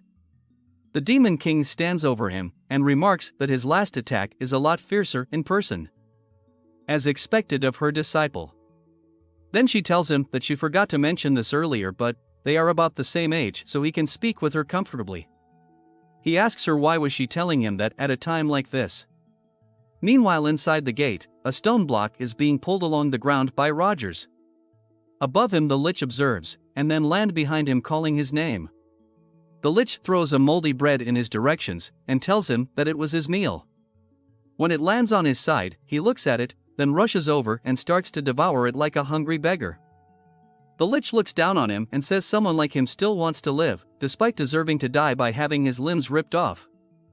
Telling him never forget that this is all thanks to the great master's kindness, and also thanks to his mercy that his wrists were put back together. The Lich gets his whip out, telling Rogers if he understands to get back to work, and gives him a lashing. As Rogers grips the ground to get back up, he swears that he will kill Iron Shield. The Lich thinks that the direction of Rogers' rage has completely shifted. Rather than easily taking his revenge, his master is using Rogers as a pawn for his next revenge. As expected of his great master, he cannot dare to judge neither his intelligence nor his vessel. As he looks at the plans to build a pyramid, even the fact that his master is making Rogers build a building like this must have some deep meaning behind it. As Giju from afar witnesses all this, he comments that looks like things are going well over there, and Lu asks him why was he making him do that. Giju replies that he is just making Rogers suffer, and as he turns to Ball, he asks if what he is doing is going well. He recalls the moment that Ball asked to enter his gate, since there seems to be much to research about it. And the Demon King mentioned that Baal's knowledge in the demonic arts is deep. And he'll definitely be of help to him in some shape or form. He thinks that's what the Demon King said, but that person's kind of uncomfortable to be around. Lu mentions that while he is a traitor, he is very skilled. At this moment, Ball comments that is finished, as the magic circle in front of them starts to light up brightly. Giju asked what's finished, and Ball replies that his gate wastes a lot of power. To compare it to an electronic device, it gives off a lot of heat. So he has gathered all the excess mana in one spot to create crystals. As the bright light shines behind Ball, Giju, covering his eyes to avoid the bright light, asks crystals, though that's definitely amazing, but wouldn't it just return the crystals that Brunhard ate? Since even if he resells them, it's not like he's lacking money anymore. Ball answers that he's correct if it was only extracting crystals, but it would only amount to a slight increase in efficiency. But what he's aiming for is something more special, since these are transparent crystals. Crystals are the substance that becomes the material or fuel for various magic tools, and their value changes based on the amount of mana that they contain, which also determines their color. While Giju was looking at the transparent crystal in his hand, comments that this is definitely special, but where would you use it? Elle says that it's weird that she can't sense any mana from it, and Brunhard agrees, saying it feels like it's completely empty. Ball replies that rarity quickly becomes value, as long as it's revealed that it's not a forgery through appraisal. There will be lines of people who want to buy it. When they learn its true value, even billions of one won't be enough. Giju questions its true value, as he started at the transparent crystal in his hand. Ball tells him that he doesn't need to know right now, since he will come to find out when he needed it. Lu in frustration yells for him to just tell them. Unfortunately, Ball is a man of few words. He feels more like a friend of a friend, and doesn't provide any information if he doesn't feel like it. Giju wonders if it's because he succeeded in his experiment of extracting crystals that he seems to be in a good mood lately, and so he heard all kinds of stories from him. Giju questions Ball concerning the matter that the gate is a territory, and Ball confirms, saying that to be exact it's an abandoned territory. So territories are land ruled by someone, and they can be demons or someone else. Giju starts to question if not demons, then who else are they talking about, and what reason was the territory abandoned, and further asks why do they appear on Earth, But Ball cuts him off, saying it seems he's spoken for too long. It's not like they wanted to abandon them, but they were just abandoned. There must be territories that weren't abandoned either, and if he wanted to know more, climb the tower. Once he gains new qualifications after he passes the 50th floor, he will tell him more of this story. Sometime later, back in his basement, he is training again with the Demon King. While the Demon King charges at Giju and attacks, he just dodges out of the way and avoids the attacks. She inquires that when a girl like her is coming onto him, for how long was he gonna keep running? He sarcastically remarks wasn't she coming onto him in a different way, and he had no choice but to run when someone like her is. She cuts him off and said he was being too harsh and smirks, saying did she just get rejected? As she appears in front of him and slashes him, with her head being close to his, asks shall we just continue this lesson, to which he replies that he is in her care. She tells him that while death is a powerful skill, it's not a finishing move. What was he gonna do if he can't take down his opponent in one hit, and Lu remarks that's just his basic skill. As their attacks clash, it sends him flying back, clashing on the ground. She tells him that his attacks are too simple and sloppy, since he's attacking while only believing in his new stronger power, and did he really think that something like that will work on Iron Shield? Thinking about Iron Shield, rage covers his expression as he charges in for another attack. But suddenly a system notification tells him that his level of assimilation is increasing. Assimilation A, he can now use up to 70% of the ego's stats. As a surge of death power surrounds him, Lu tells him that since assimilation between them has grown, his ability to control death has also grown. Giju wonders, what is this feeling? He starts to feel an inexplicable level of fulfillment, and even Lu is puzzled at the reaction. As his eyes turns to purple with the rising power, the Demon King looks at this change and thinks to herself, oh shit. She quickly reaches a hand out to him and shouts for him to get his shit together, and manhandles him to the ground. As the impact brought his consciousness back, he asks what happened just now. The Demon King tells him that he almost lost himself, and asks how he felt knowing that he was almost swallowed up by the darkness. Giju questions that darkness, what's up with that Chinibu expression? She tells him it's just as it sounds, an irresistible level of fulfillment probably filled his mind, and it felt as if mere humans were below him. That's how demonic arts are. And it's also the reason why demons are so obsessed with the demonic arts, and Giju was speechless. She tells him to find the player with 100 swords, since he is a player who possesses swords with special abilities. The holy sword Callian that Iron Shield possesses, as well as the 9 that Roger's head were both given to them by him. She tells him that he has to obtain a holy sword and use it to strengthen L, since his balance is breaking because the power of his demonic art is too strong. Reminding him that balance is what makes him special, and he can't let himself be skewed to one side, and he agrees. While putting her arms around his shoulder, she tells him that she told him before they are the same age. So how long was he gonna keep distancing himself? While nervous he asks, are they really the same age, and she answers according to their Earth age, that is. While he was wondering what Earth age meant, she turns to leave saying to just forget it and for them to go get some food, since she was starting to get hungry from all this exercise. She suddenly asks if his sister and mom was home yet, so he got his phone out from his gate, saying he thinks they mentioned they were going shopping. At that moment his phone started to ring, and it was a call from Huang Jichel, the blacksmith. Thinking that it was the first time he's called him, he wonders what might be going on. As he answered the phone, he didn't hear anything from the other side at first. The Demon King told him that she will be headed up first. On the other side we see blood dripping down the face of the elder, while Giju wondered why the blacksmith wouldn't say anything. As he continues to ask the elder if he can hear him, he heard towards workshop from the other side. In a weak voice the elder told him, please come to the workshop right now, there's no time at this rate, Minsu will, and the phone cut off. Meanwhile inside the Players Association cafeteria, Sunghoon was eating his meal when his phone started to ring. It was a call from ranker Kim Giju, and upon picking it up he joked that the handsome secretary Hyo Sunghoon was speaking. Giju on the other side asked if it was illegal for a player to run through the streets without authorization, and Sunghoon while puzzled answered that it was correct since it's dangerous to do so. He then asked Giju why was he asking something so obvious like this, and Giju replied that he had someplace he needed to get to quickly, so could he be exempted with his mercenary privileges. Sunghoon replied of course, as long as he was informed first. But before he could get any more answers from Giju, the call was already disconnected. However at this time, Giju used his powers to quickly travel the city at the fastest speed possible to arrive at the blacksmith shop of the elder. Fully going into battle mode, he took the stairs headed down towards the shop, but he didn't feel any other presence other than the misters. He started to wonder if a suspicious person trespassed or something, but even if his detection ability was unable to find anything, his ego still warned him to be careful and approach with caution. As he approached the door, he closed his eyes and used his senses to detect, but finding nothing, he started to open the door and enter the store calling for the elder. But found the shop in ruin and the mister sitting in front of the counter beaten up. He quickly ran to the elder shouting his name.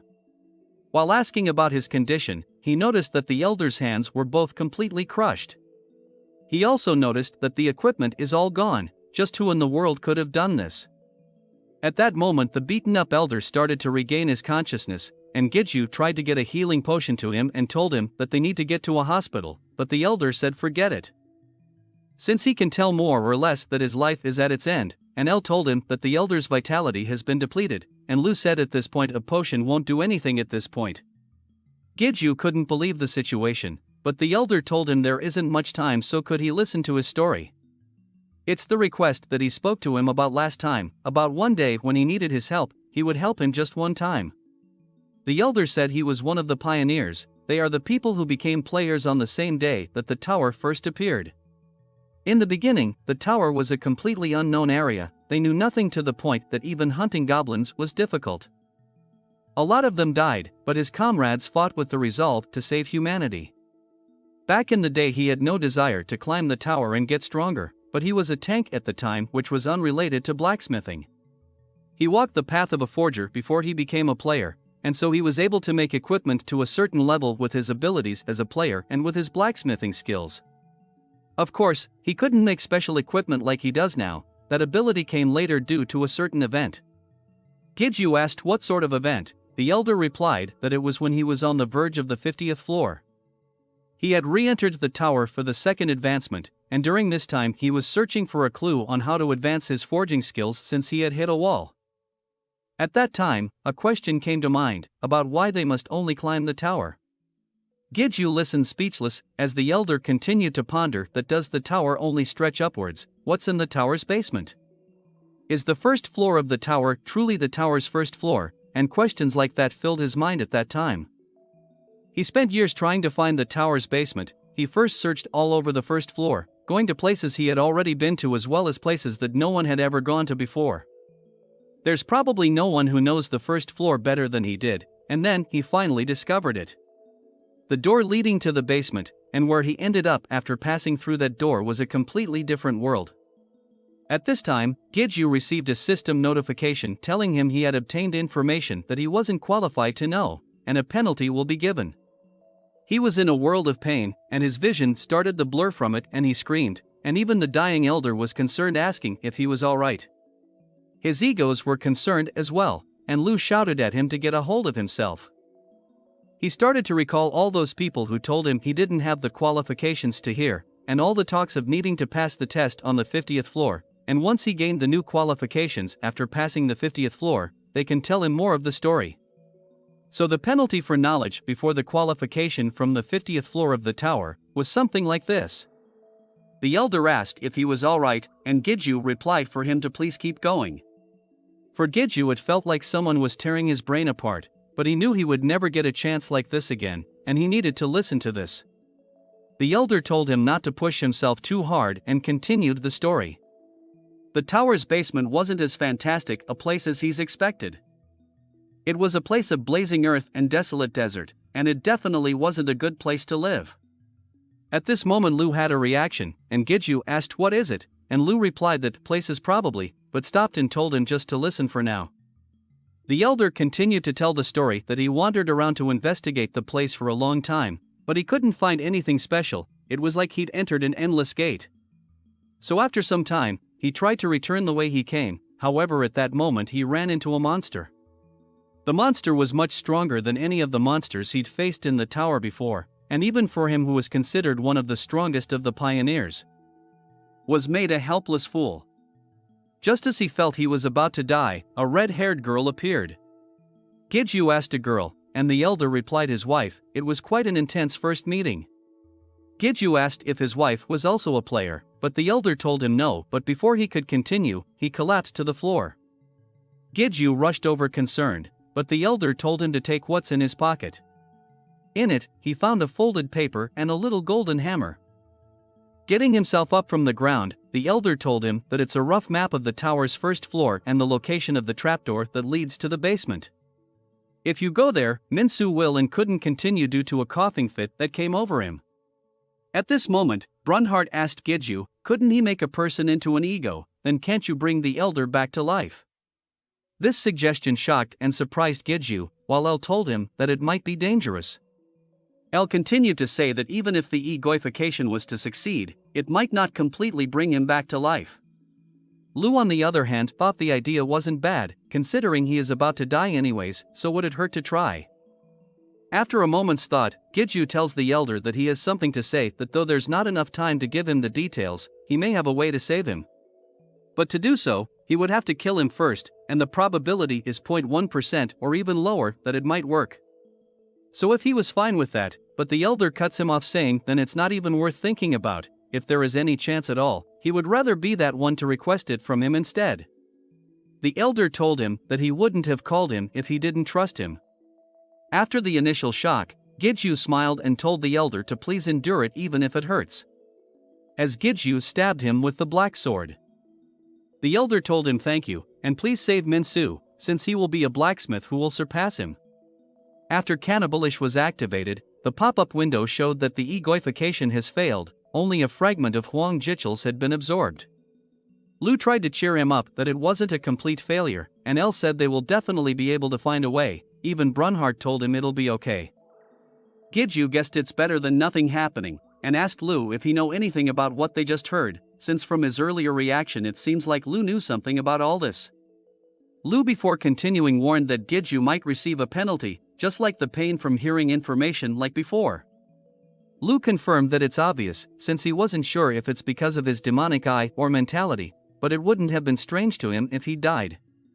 Giju asked if it was that bad, and Lu confirmed, saying either the elder probably didn't think that far ahead, or thought the story was important enough to take that risk.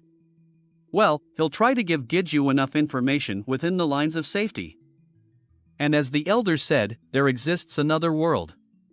Not only that, so many that you couldn't even count, but had to stop since Giju was coming down with another fit of pain, and simply finished by saying he'll tell him more another time. Lu warned not to rush and gain the qualifications first. Meanwhile, somewhere on the tower's first floor of the tower, a man with a monster mask in a white robe was shouting to a group of follows, telling them that the door will open once the ceremony is complete, and the gods who will punish this world will arrive. The apostle will become the king of the gods. As he turned to a man standing off to the side, he asked if something was not to his liking. And in front of the man is a boy Minsu, who is lying asleep inside a slightly open stone coffin. The man in purple said that they truly knew nothing about what will happen when the passage's barrier is undone. When the masked figure was confused, the man in purple said it was nothing and told them to begin the ceremony, as he sealed the coffin closed. Just then someone charged into their location and caused a blast among the follows sitting down, making a huge ruckus. As the man turned to look behind him, the cloud of dust started to settle and reveal the figure of a man. It was Giju, who shouted with anger, "Where's Minsu?" A few minutes before, Giju had looked at the rough map of the tower's first floor, which indicated the door that led to the basement. He was running across the tops of buildings headed to the tower, and telling Lu that he knew where the location marked on that old man's map was. Since there was no way he would forget, since it's the place he went to every day before he met El and Lu. The place he visited once he finished with his guide work, which is a remote place that players didn't come to on the first floor, a secret space only for him, the place where only one goblin appears a day. As he approached the location, he found a barrier that restricted entry and also a perception blocking barrier that was also applied on top of it. A barrier like this won't be easy to break, and it usually required a key to open it. Upon thinking about a key, could it be that the other item the elder gave him was the key? He used the small hammer and touched it to the barrier, and to his surprise it created an opening. The person in the purple robe was talking to the masked person and was about to start the ceremony, when a blue and red streak came down from the sky to strike among them. An angry Giju was asking them where's Minsu, and as he scanned the area he could see a coffin in front of him, and he could feel Minsu's energy coming from within. Luckily, he was able to gather information from the guard he questioned on the way. First, they were all part of the Carven Guild, and their objective is to offer Minsu, who possesses the same blood as the gatekeeper, as a sacrifice and open the door connecting to another world. Giju felt like he heard of the Carven Guild before, but most of those here were mid-rankers with a few rankers, but the most dangerous was the man in purple. Lu cautioned him to be careful since the power he feels from him is almost on par with Giju. Upon hearing this, he called on Rain's wolf form to take part in the battle, at the same time opened his gate to bring his undead minions onto the battlefield as well. The man in the mask screamed, "Impossible, how can a human possess the territory of the gods? Could this mean that he's also a god's apostle?" Unable to accept reality, he shouted with maddening eyes that this must be a trick of some sort. The masked man raised his weapon and charged at Giju, shouting, "Do not disrupt the ceremony." Giju was easily able to dodge the attack, which infuriated the masked man, who called Giju an insolent bastard, How dare he impersonate a god's apostle? Gidju effortlessly dodged all the attacks, and in one move killed the masked man with a single strike. The man with his dying breaths questioned why a god's apostle was disrupting their ceremony to Lord Andrus. At the moment of Andrus, Lu commented, "Could that bastard have?" and Gidju quickly asked Lu if he knew who Andrus was. Gidju could sense an overwhelming rage coming from Lu. However, Lu told him they can talk later, but for now to focus on the opponent in front of him for now. He agreed and looked at the purple-robed figure in front of him. Neither of them moved and just stared at each other. Gidju was thinking that if the other party was not going to attack, should he make the first move, but Elle told him she doesn't feel a hint of killing intent. Then Gidju asked, "What are your objective? Are you not their comrade, and why are you just standing still?" After a moment of silence, the maid in purple said that he didn't want to see it either, his son being used in this way. This completely mystified Gidju. Then confronting the man said, "Then are you Minsu's father? And also Mr. Huang Jichel's son?" But the other party just laughed and replied, "You're taking a census in a situation like this," and called him a hectic guy. In any case, since Gidju entered his barrier, his father must have sent him. Then confessed that he was the one to harm his father, and kidnapped his son. But he didn't join hands with them and did all this because he wanted to, and if he said it was unavoidable, then it would just sound like an excuse. However, at this moment, Lu commented that the other person looks way too old, since it's only been 23 years since the tower appeared. Then Gidju replied out loud that now you mention it, the years didn't match up. Since Mr. Huang said he met his wife when he was a player. And since the tower only appeared 23 years ago, shouldn't the person in front of him be around his age? But considering Minsu's age and this man's appearance, then the other person replied, "So that's what he meant," and said, "Are you aware of the existence of other worlds? The flow of time there is different from Earth." Then Gidju recalled Sujung's comment about them being the same in Earth age. The guy in purple continued to explain that different from his father and Minsu who were born on Earth, he was born and raised in another world. And the fact that he belongs to another world gives his existence a large penalty, so he pondered for a long time whether to return or not, and what he should do once he returned. However, at this time, a crack appeared on this man's face, and Gidju noticed it. The man used his hands to cover his face, and continued to speak, saying that his father blocked him from belonging to his world, and completely severed his relationship with him. Gidju concluded that the elder estranged himself with his son for some reason, after sealing the door leading to another world, and Lu agreed, saying that's more or less seems to be the case. The man continued saying although he was in pain, he endured it for his son's sake. But Andrus told him to live only for his sake, and that he can become the king of that place. Gidju commented, "Wasn't Andrus the name he just heard?" And the man replied that he's the head of the guys that his soldiers are fighting, but suddenly the man froze in the middle of his speech. Gidju started to wonder why this man was acting like this, and Lu informed him it was a mental attack, Andrus's specialty. And it appears he must have a certain amount of resistance to it, but that in itself became a poison. The man shuddered to himself, he will become a king, and Lu explains further that a lasting incomplete brainwashing created a completely new consciousness. As flames started to come out of cracks on the man's face, he started to utter words, becoming a king, father, Minsu, sacrifice. The flames rose high into the sky and the followers shouted that the apostle is descending, telling everyone to get away or they'll all die if they stay there. While the Lich told his soldiers don't let a single one of them get away. What appeared before Gidju was a towering flaming monster with horns coming out of his forehead. While jumping up to attack, Gidju couldn't help notice the incredible heat coming from the monster and called Rain to aid him. However, thinking he was too late, he blocked the attacking fist of the monster, only to crash on the ground in a flaming explosion. As the flames cleared, Gidju was unharmed thanks to the elemental water protection provided by Rain in the nick of time. But Elle warned that its firepower was too strong, and Lu warned him that he can't last because his skill proficiency was too low. As the flame monster continued to attack with its fists, Gidju only had time to dodge out of the way but knew that he couldn't keep using the elemental skills directly like this, since it was putting too much strain on his body. As he stood in front of the coffin pondering on what to do next, the monster conjured a giant fireball in the air and throws it at our hero. Being surprised by this sudden change in its attack, Gidju barely dodged out of the way. But to his dismay, the fireball actually struck the coffin instead, which had Minsu inside of it. As Giju was horrified at what just happened, he shouted Minsu's name, but Lu told him to calm down, since Minsu was fine. He felt it as they entered this place, but Minsu's coffin was protected by a barrier. Giju was relieved and told Lu to tell him something like that sooner, but Lu rhetorically replied that he didn't ask.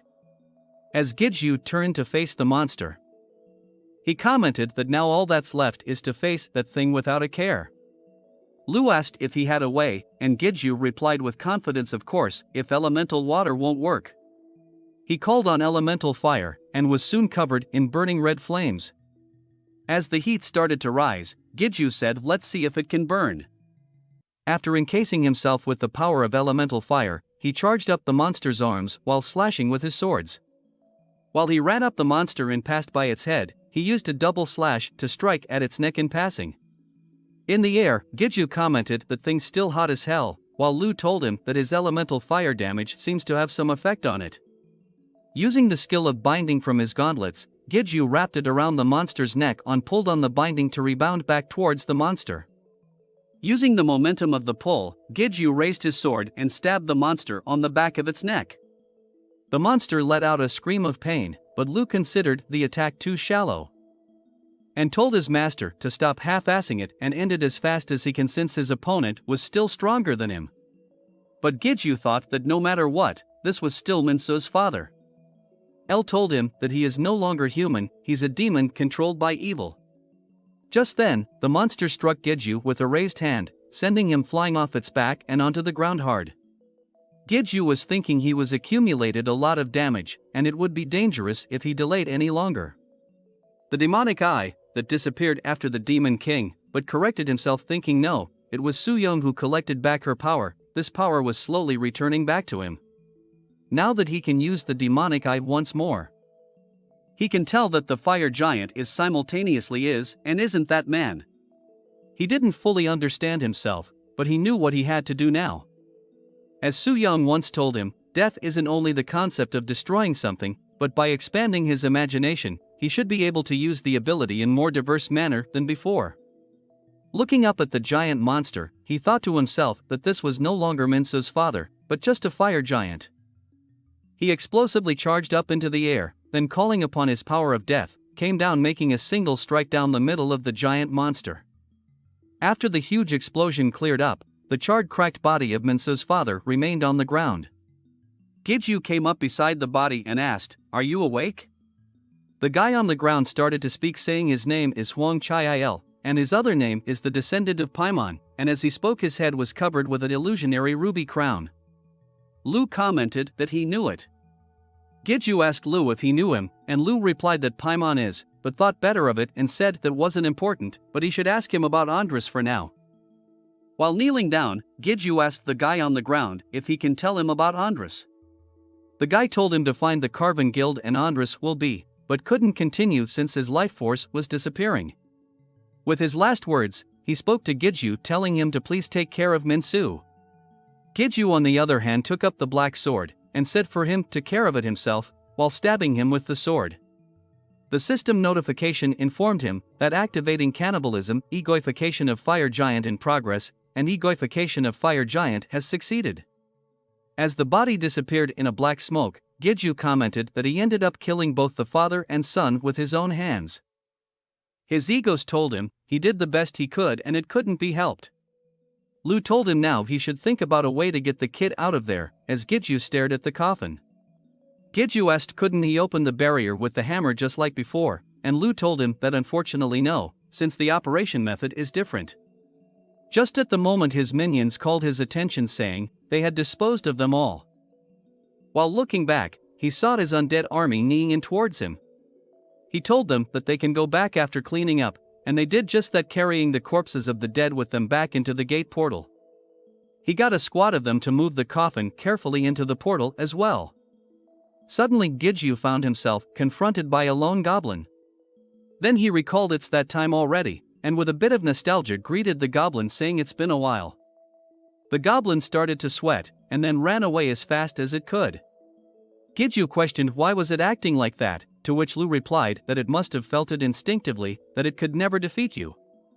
This brought a devilish smile on our hero's face. He picked up a small rock from the ground and flicks it towards the goblin, killing it in one shot. Smiling, Giju commented that he felt so refreshed for some reason. Suddenly a glow to the side caught his attention, and even his egos felt it as well, an aura of an ego. He walked towards the direction of the aura, and soon found himself in front of a cave within the forest. As he entered the cave, El asked if this could be the entrance to the tower's basement that the elder was talking about, but Giju said he didn't feel anything from the cave to suggest that. Thinking back, the aura he felt a while ago was definitely an ego, and his other egos confirmed it as well. Thinking nothing will show up in this tiny care anytime soon, Giju sat down and said that before he headed back he wanted to take a second and talk with Lu. Getting a drink out from his portable gate, that's not an inventory, he asked Lu to tell him about what he knew. Lu feinted ignorance and said, did he assign something to him? Why would he keep asking only him?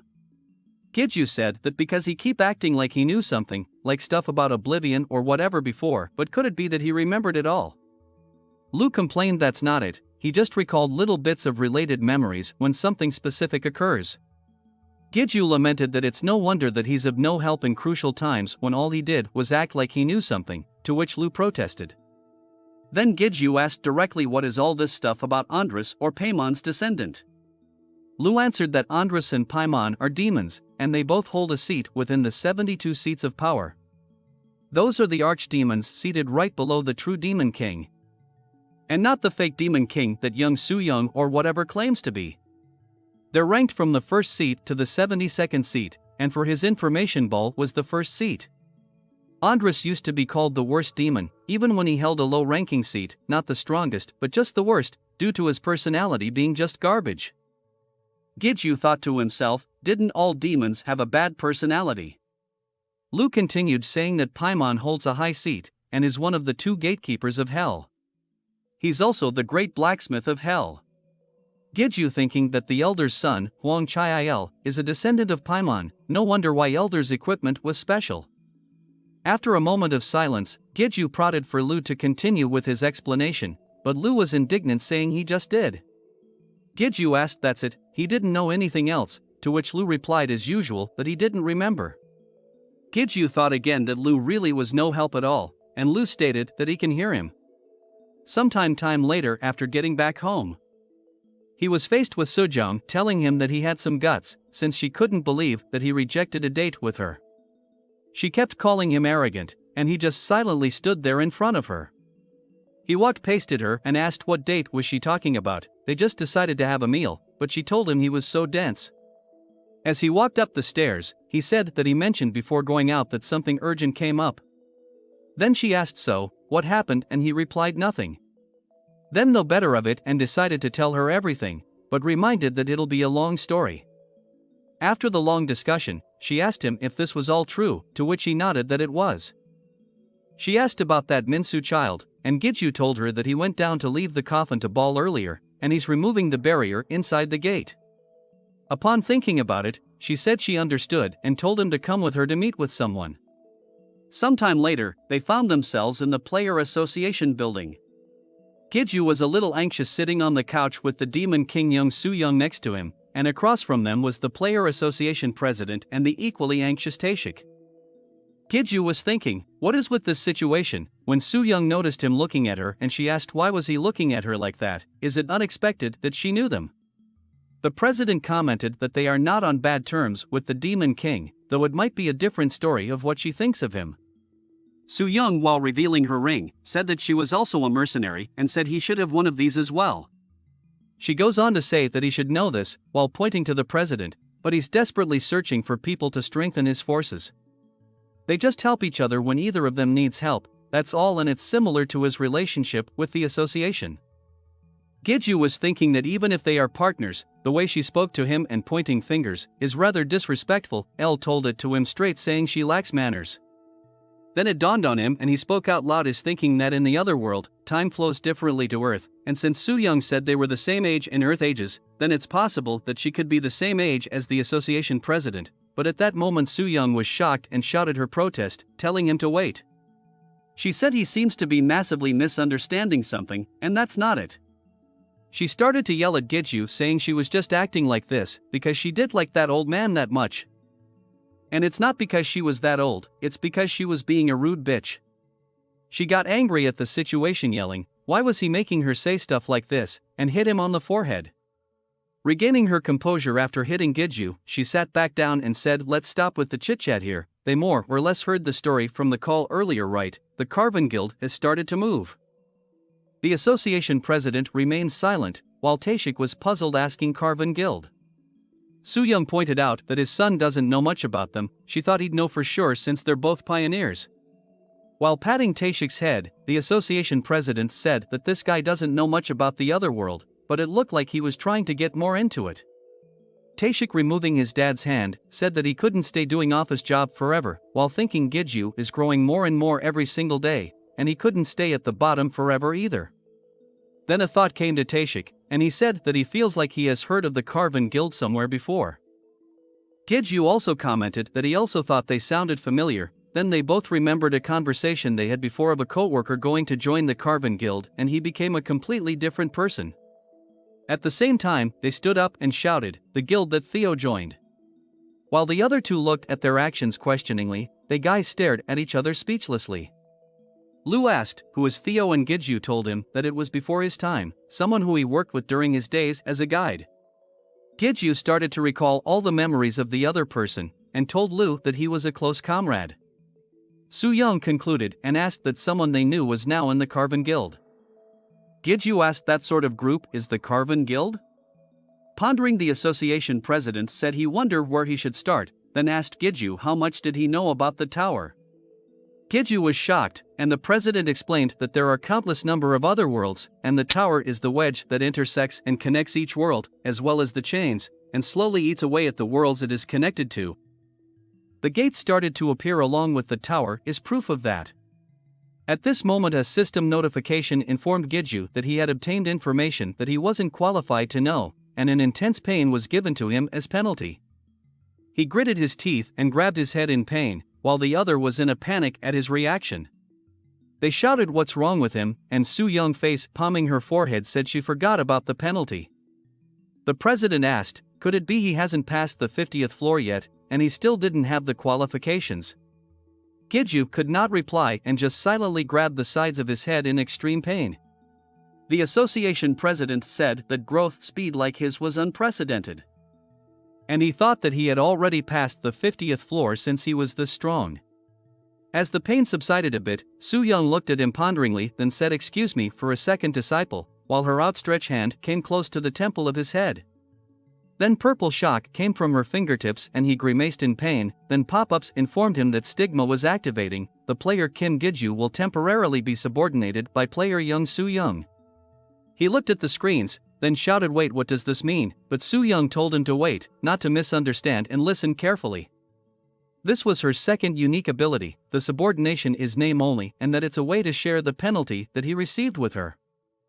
She can't do anything like order him around however she liked, and he was not such a weak being that she can subordinate him with a stigma in the first place. Lu told him that she was right, it's a sort of contract, but its conditions are rather to her disadvantage. Giju told her that next time, please let him know she was doing something like this before doing it. She said not to worry, she would retrieve the stigma once this conversation was over. At the mention of the word retrieve, Giju imagined the kiss that Su-young gave him earlier to take away her powers, and he became flustered, blushing at the thought. When Taeshik looked over at him, he covered it up with a cough. In the upper floors of the tower, the rulers of the tower exist. The ones who created the tower, its masters, and former rulers of other worlds. Though they cannot use their full power on Earth due to its incomplete encroachment, they can use their original power in the tower, the junction between worlds. Giju, while holding his head in pain, commented, "So that's the reason why progress through the higher floors is slow," and Su-young confirmed while also holding her head in pain. Giju thought that the tower and gates are dangerous, but starting from the crystals, all sorts of resources can be found in them, but to think that their very existence was also a threat to humanity. Su-young told him not to be so disturbed, most of them are sealed, and there's still plenty of time left until Earth is completely encroached. And just like how Lee Xianho was pushed back by them at the higher floors, they'd be no match for him if they came to Earth. It all depends on the situation. Giju then asks how strong is Lee Xianho, to which Su Young pondered and said that he's gotten weaker due to his contaminated vessel, but in terms of his prime, we'd barely be able to match him if everyone here fought him at the same time. Giju was shocked, while the others silently nodded their heads. Giju thought that he became pretty strong, but there's still a long way to go. Since the people he already met are already extremely strong, so how many more walls did he need to overcome? Lu also mentioned about that woman too, the one named Haron or something, and Giju recalled his first gate where he met a woman who was with the party leader at that time. Giju pondered, could she still be much stronger than him, and Lu said that he couldn't be sure since the assimilation level was still low at that time, but he is sure that she would be a match for the fake demon king next to him. Giju was surprised at this revelation, thinking just who was that woman. Meanwhile Su Young noticed the stare and asked Giju teasingly why was he staring at her, was she that pretty? Being caught off guard, Giju stammered what was she talking about, he was just talking to his egos. Thinking seriously, the association president said that in any case, what's important is Andres, he can't believe he was the leader of the Carven Guild. With this, the Carven's objective is more clear. Giju asked if he knew Andres, and he replied very well, Andres the Marquis of Discord. He is the worst demon, and he desires the unsealing of the tower's rulers and the end of the world. Sometime later after ending the meeting, Su Young told Giju to go home for the day, since she still had some more stuff to talk about with that geezer, pointing to the association president. As they drive off, Giju told Sunghoon sorry for calling him out so late. While Sunghoon smiled and gave him a thumbs up saying, it's alright since he will be paid overtime. Giju laughed while saying that's a relief. He was thinking that he was very tired and too many things happened today, and he found out too much. But he couldn't rest yet, he still had something to do once he got back home.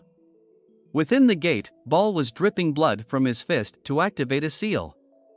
A blinding light was given off from the seal above the coffin as Ball and Giju stood next to it watching. Giju noticed the barrier was opened so easily by Ball, and he went and slowly opened the coffin.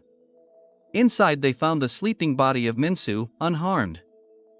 Giju asked Ball why wasn't he waking up, and Ball used his demon eye to look at the body of Minsu. He said that there is nothing wrong with his body, and no spells or curses either. Lu mentioned for Giju to give the boy a potion, and Giju opened and poured the contents of the healing potion into Minsu's mouth. Slowly the boy opened his eyes and sat up. Giju asked the boy if he was fully awake, and Minsu just looked over at him. Giju asked Minsu if he remembered him, and Minsu just silently stared at him for a moment before asking Dad. Giju could not believe what he just heard. Back at the house, his sister and mom stared at his dumbfounded, while Minsu was hiding behind Giju's back.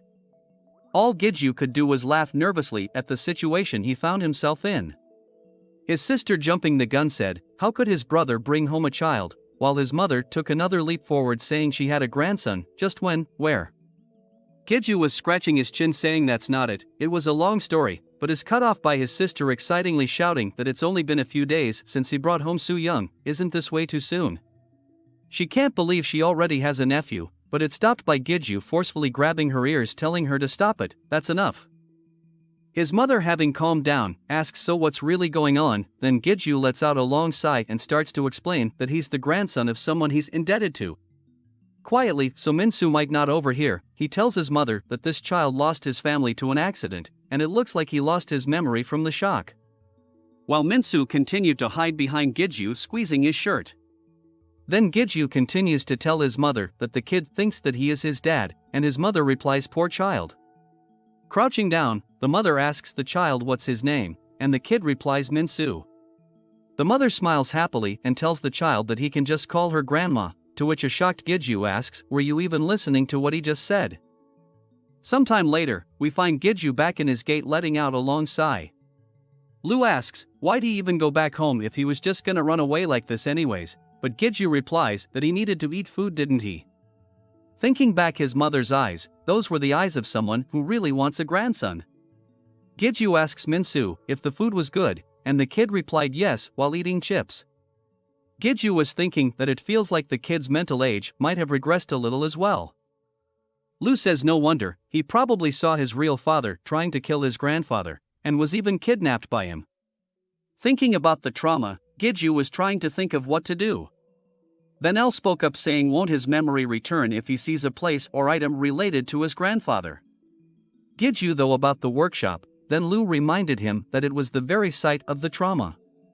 Brunhart reminded Giju about the hammer, and recalling it told Minsu to look at this, while he pulled the small golden hammer from his pocket. Minsu upon seeing the hammer was odd, Giju asks him if he knew what this was, and the kid kept saying it was pretty. Minsu jumped onto his feet and stared at the hammer in admiration, while Giju commented that it looks like he likes it.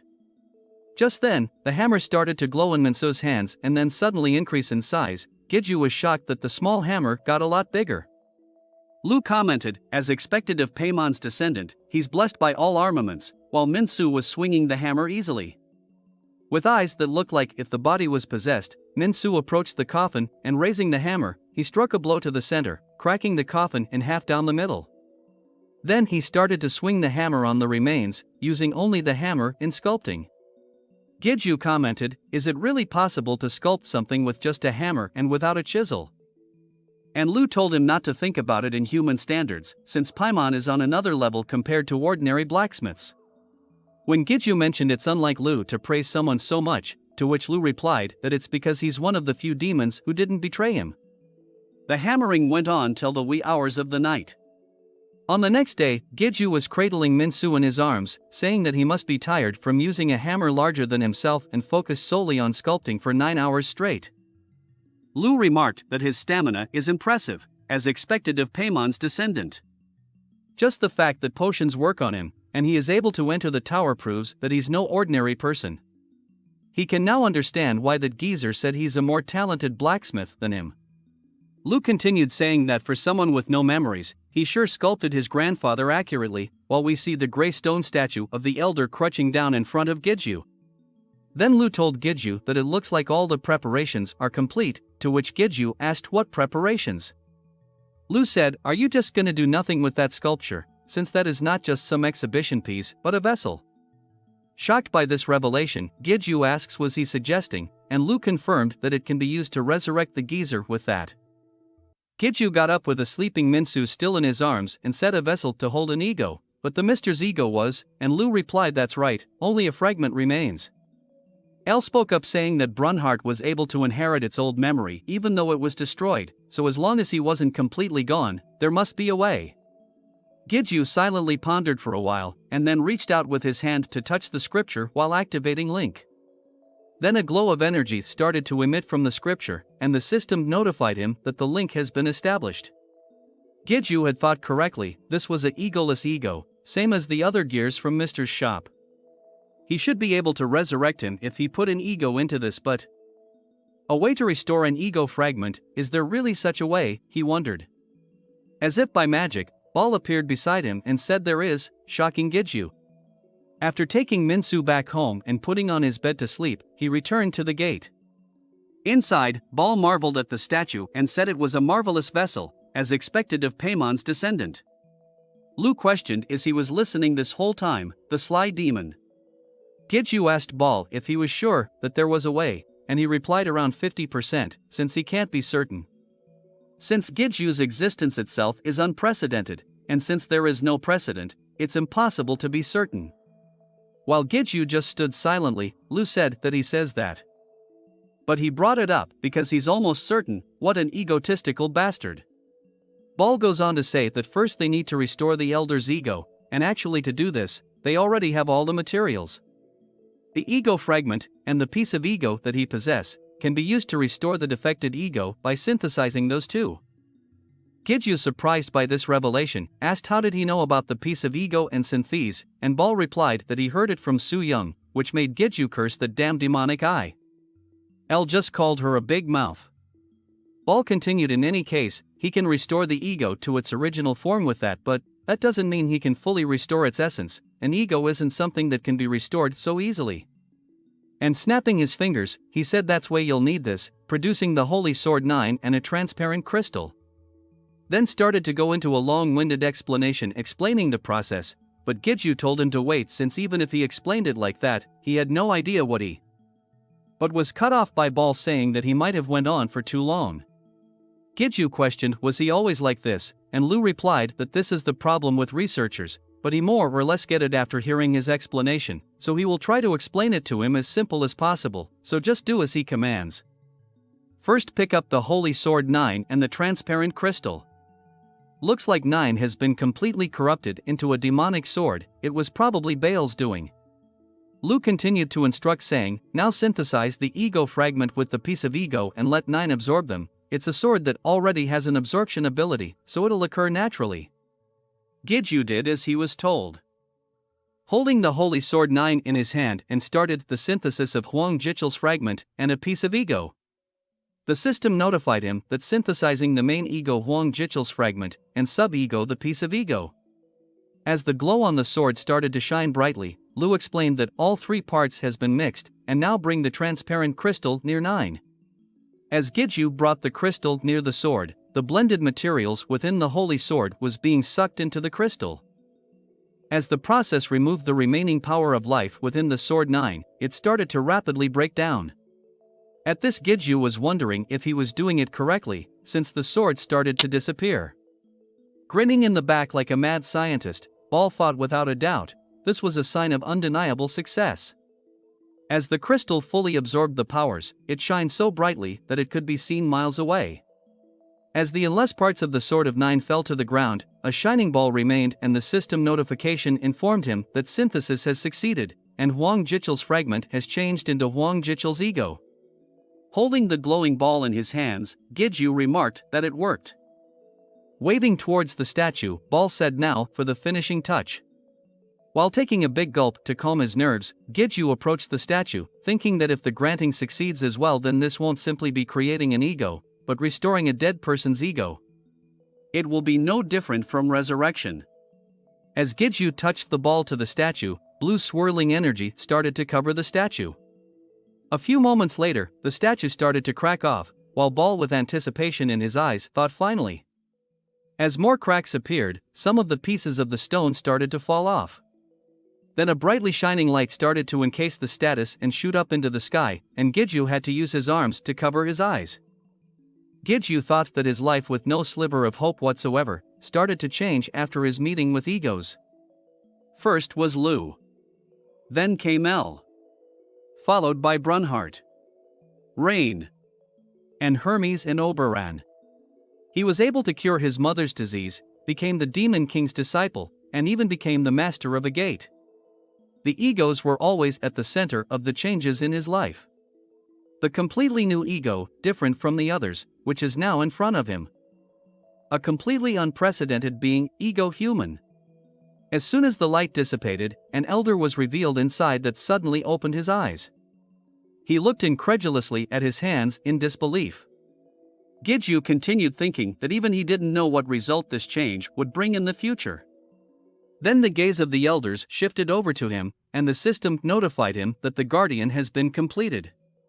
Meanwhile, at the Iron Guild office, Iron Shield was looking out the office window saying that several abnormal gates will appear soon, and his guild will use that as an excuse to expand to his territory and aim for the Demon King.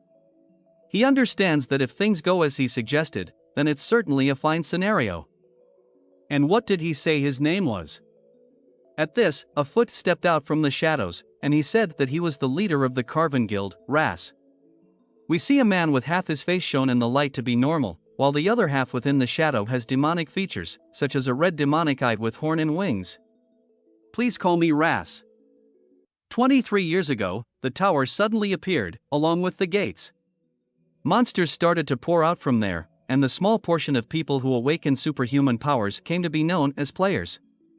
They leveled up as if they were in a game, and obtained great powers that allowed them to face the monsters. And even among those players, he, who was considered the worst of the worst. At this moment Giju slashed the giant monster in half. The system notification told him that cannibalism was activating, and egoification of Cressitu was successful. We also get to see the stats of Lu, and the stats of El.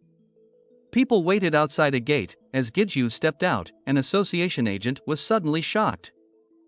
As a bead of sweat ran down his face, he stuttered the words already. So this is the power of a mercenary. Thanking Giju for his hard work, if he gave them the crystals the association will handle but Giju cut him off saying that it's alright, he had a use for them this time. Being starstruck, the agent looked at him with twinkling eyes and told him he understood, while Giju silently told his secretary Sunghun that he can never get used to this response. In response, Sunghun told him if he couldn't avoid it, then just enjoy it.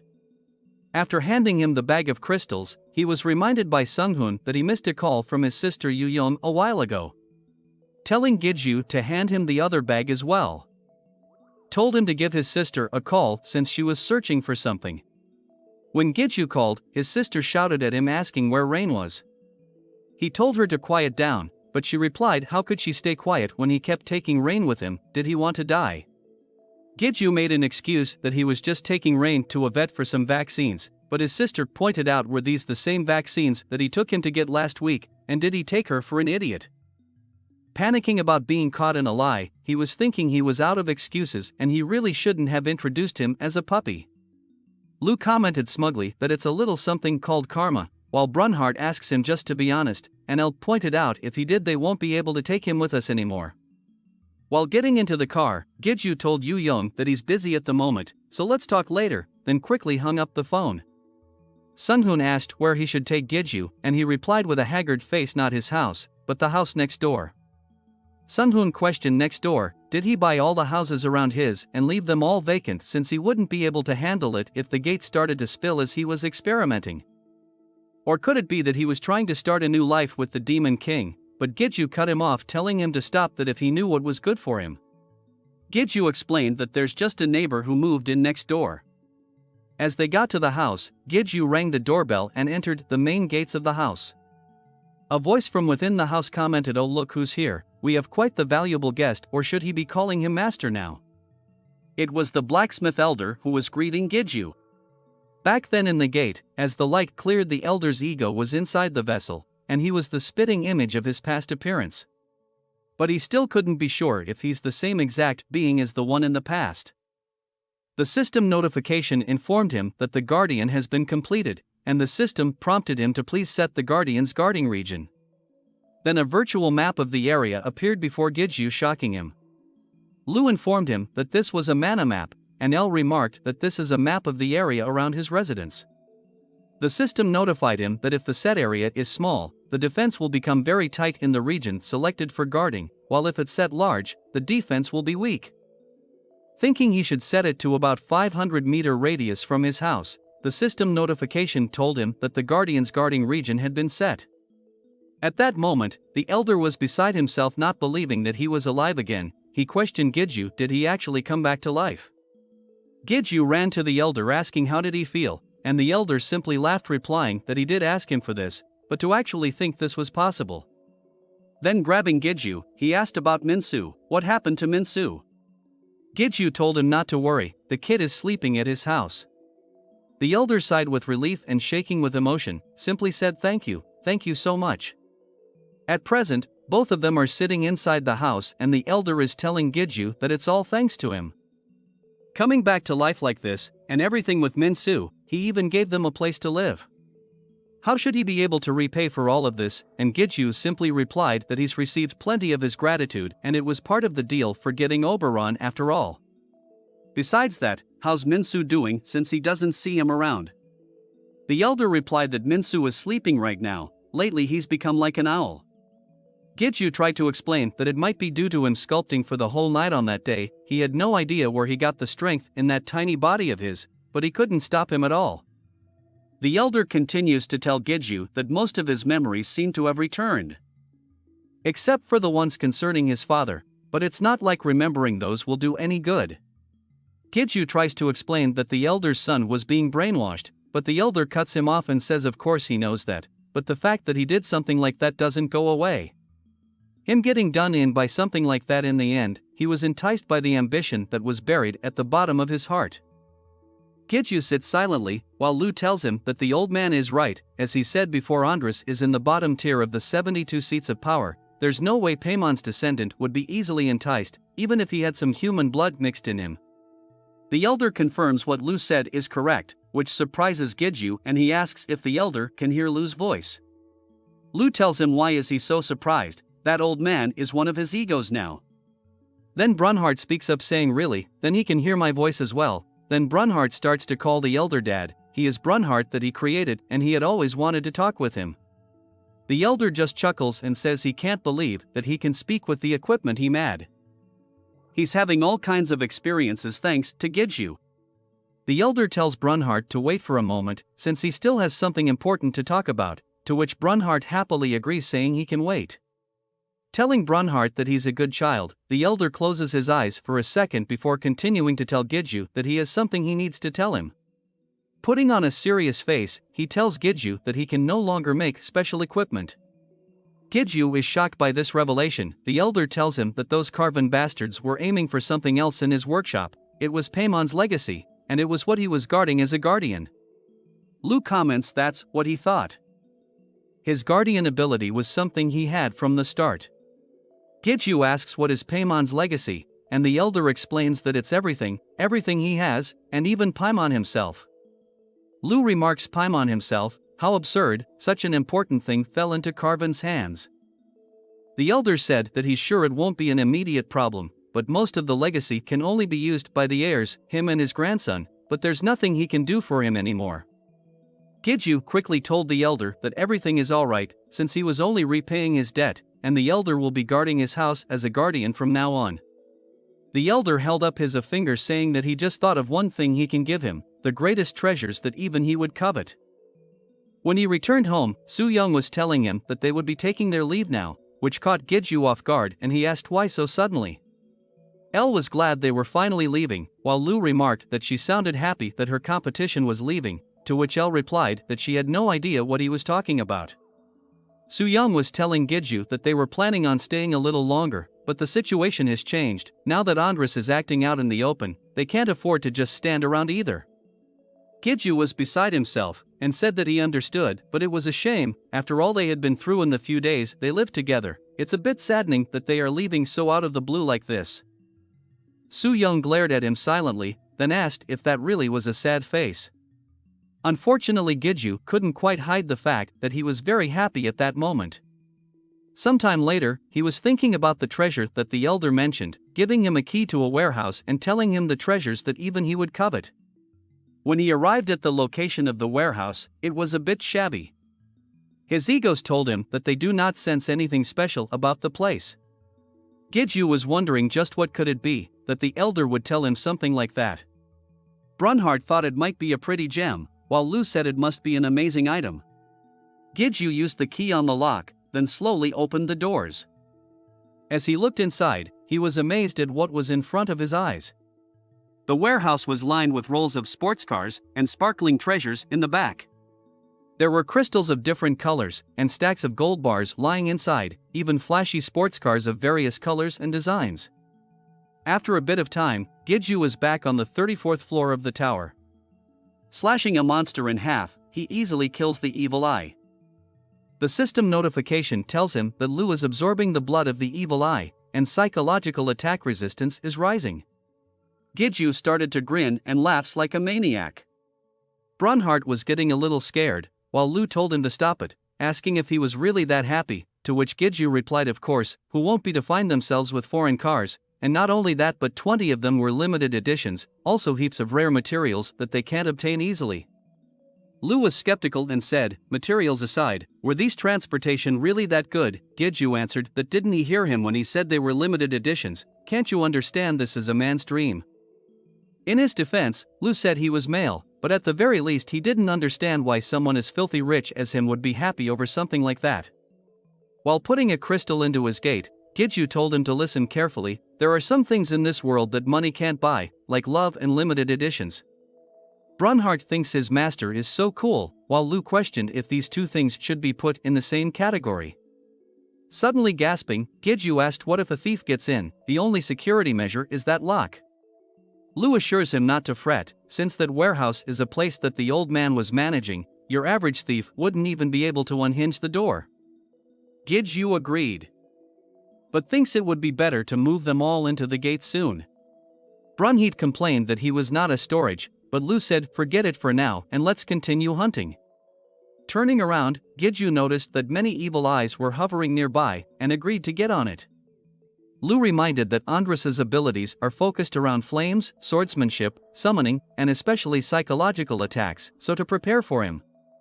And Giju said that they need to absorb these guys' blood and raise psychological attack resistance.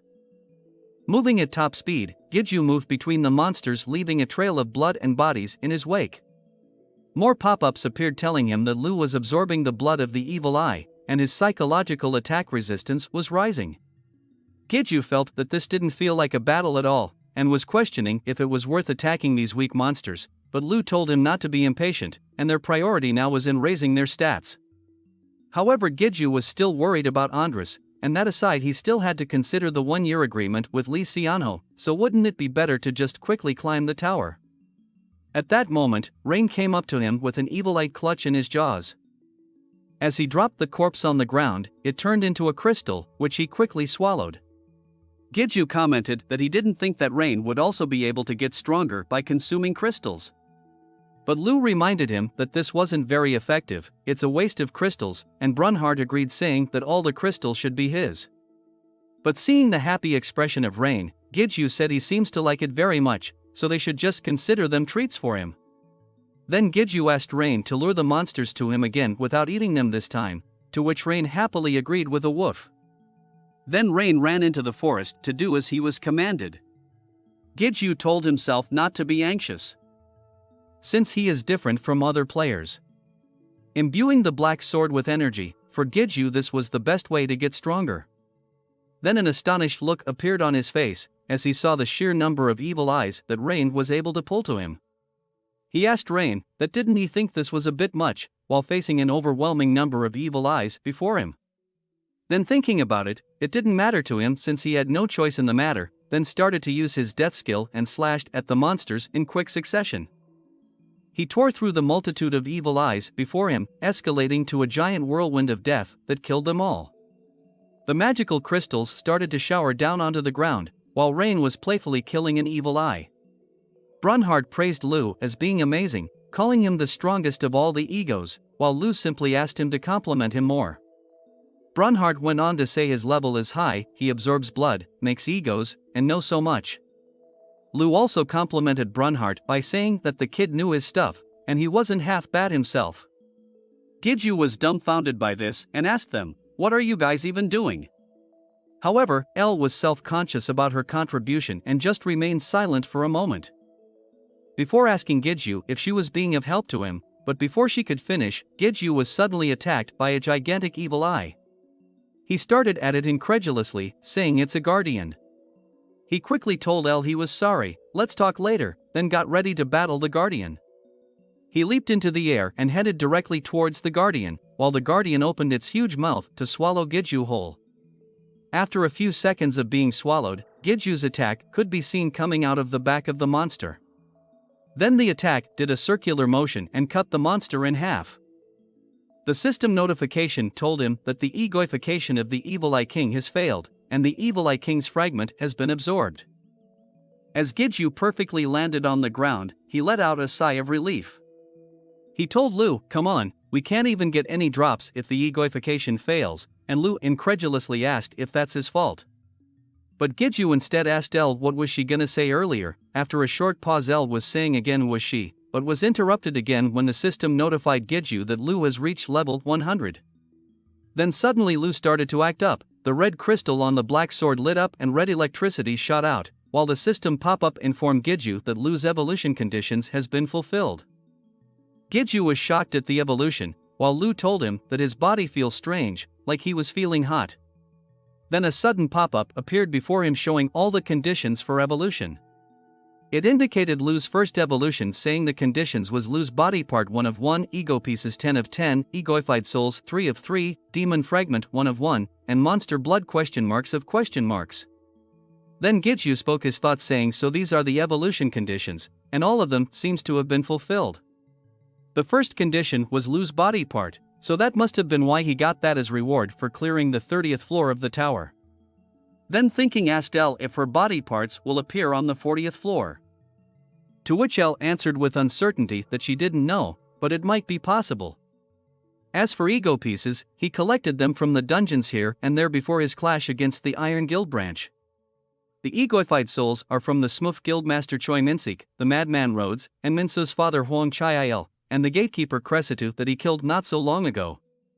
If he wanted to use them, he should use the three excluding Huang Chai-il's soul, since there may come a day when he would be able to revive him. As for the demon fragment, it would be the 4th floor guardian Faratha's. Lastly, for the monster blood, does it look like this, because there's too much?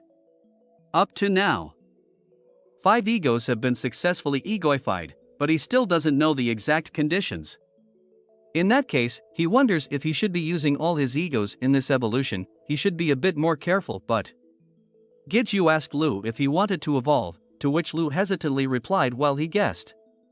Giju also agreed that it would be good as well, then executed the command to evolve.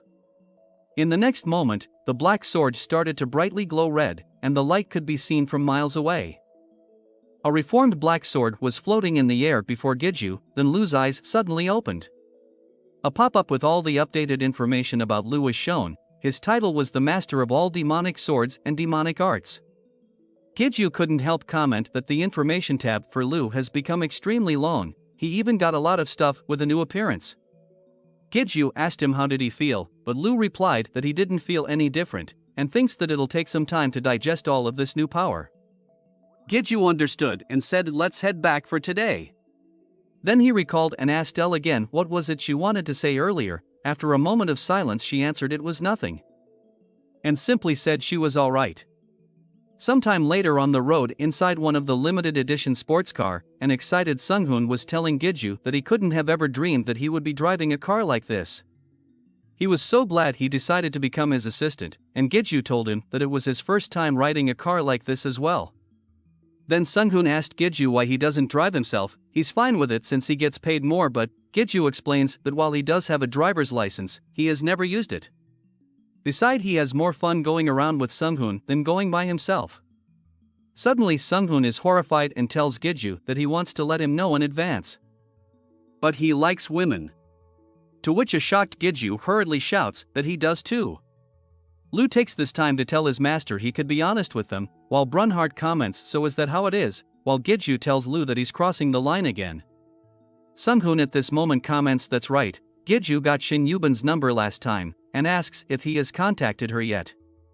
And Giju replies that they have been staying in touch, but confesses that he never knows how to reply. Lu comments after looking at the text messages that even an ego like him can see that this isn't it. Sunghoon asks for forgiveness, but has he never dated anyone before, and Giju asks him to be quiet, wondering what's with that gesture of his. Lu commented that Sunghoon knows how to see through people, while Giju was wondering if there was any way to mute them. Finally they arrived at their destination. While getting out of the car, Giju was surprised at the building saying that he heard that they merged, but he guessed it must be true, seeing the sign Morningstar and Child. Inside the lounge, the guild master was serving coffee to Giju, and telling him he was sorry for calling him here when they were the ones asking for a favor. But lately they've been pretty busy lately because of the merge, but Giju told him it was not a problem, and he also got to look around the new guild building and all. So what was the favor they needed to ask him for? And while being a bit hesitant he said he wasn't sure how to ask this, but bowing his head asked if they could borrow his skeletons a few times. Giju was puzzled at this request, but the guild master explained that as they gained a lot of new guild members recently, but didn't have enough guides for every single one of them, and since the new members were still afraid of monsters, he thought it'd be nice to use them for training. Without a moment's hesitation, Giju told him sure. And the guild master was beside himself. Giju explained he wasn't lying, since he was partly responsible for their reduction in guild members, and he still hasn't properly repaid them for their help with the Iron Guild matter. And besides, the guild getting bigger is also beneficial to him, since they were allies, right? Putting out his fist in front of him, the guild master bumped fists saying they sure were. Brunhard complained a storage space and now a training tool. Why does he feel like he is slowly becoming an object? And Lu replied that technically they were objects. 10 days later, on the 39th floor of the tower, a group of players were staring dumbfounded at the scene in front of them. As a succubus was attacking, Giju was simply walking and swing his sword and killing them easily. System notification told him that Lu has absorbed pseudo-succubus's blood, and increasing psychological attack resistance. Magic crystals littered the path that Giju had traveled, and the other players were talking among themselves, asking if they saw what just happened. He was killing them all in one slash. And is he a ranker? However, Giju simply just walked by them without a care, as the system informed him that Elle has leveled up, and her status showed the title ruler of the Holy Swords level 99, with just the basic stats. Giju was thinking to himself that Elle will also evolve once she reaches 100, so should he get her evolved before he attempted the 40th floor's trail? No, since Lu's body part was included among his evolution materials, but his thoughts were interrupted by Lu asking him didn't he want to hide his identity, that's why he wore that ugly mask in the past. But Giju answered that he did in the past, but things have changed. Iron Shield and Lee Xianho already know his identity. And as long as they're watching him, he no longer has a need to hide. Staring at the huge door before him, Giju was ready to start the 40th floor trial. As his hands were shaking, he was thinking that it's the same as when he entered the 30th floor. He was full of anxiety. He told Elle, just you wait, she'll probably be able to evolve as well after they pass this place. After a moment's hesitation, Elle thanked him for his consideration. And as Giju was opening the door, Elle said, but it probably won't go as he expected it to. As the doors closed behind him, the system notification told him that he had entered the 5th trial ground. While Sequa was carrying a stack of papers, someone shouted to get his attention. One of his guild members told him to have a look at this, and showed him his phone. While looking at it, the guild member asked isn't this about his friend from the Yoksamdong incident. The phone had comments from a public players board talking about a player seeing a ranker on the 39th floor slaying monsters with 2 swords. One of the comments identified the person as the tutorial slayer. After reading it, Sequel couldn't hide a smile from forming on his face, thinking Giju finally made up his mind. Meanwhile, at the Player Association, the president was telling Taishik that Giju was starting to show himself out in public. And Taishik replied that it was bound to happen sooner or later since he's got the power now. The president tells him that he has known him for a longer time than himself, but he doesn't see Giju as the kind to show off his strength for self-satisfaction. He probably wanted to show them, and to show his comrades what kind of a person they're following. Now back at the tower, Jigu has just entered the 5th trial ground. Preparing for the trial, he called upon each of his egos, the gauntlets Oberon, the black sword Lu, the white sword El, the necklace Rain. Then the system notification informed him of the initiating the special trial. Giju looked around and he saw nothing but pure white space. At that moment, Brunhart complained that Giju forgot to call his name, but Giju reminded him that he was already in armor form but Brunhart said he could open a gate and call upon his minions to help. However, Giju told him that they had a good chance this trial was something related to El, so undead monsters might be at a disadvantage. Lu complimented him on his good deduction, and Giju asked El how she felt. However, El did not reply or give any kind of reaction.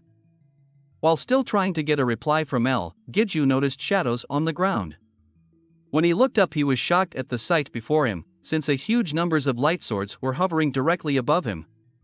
Then without a moment's notice, the swords come down towards him. Seeing this, Giju wasn't afraid since he has experienced simple attacks like these too many times.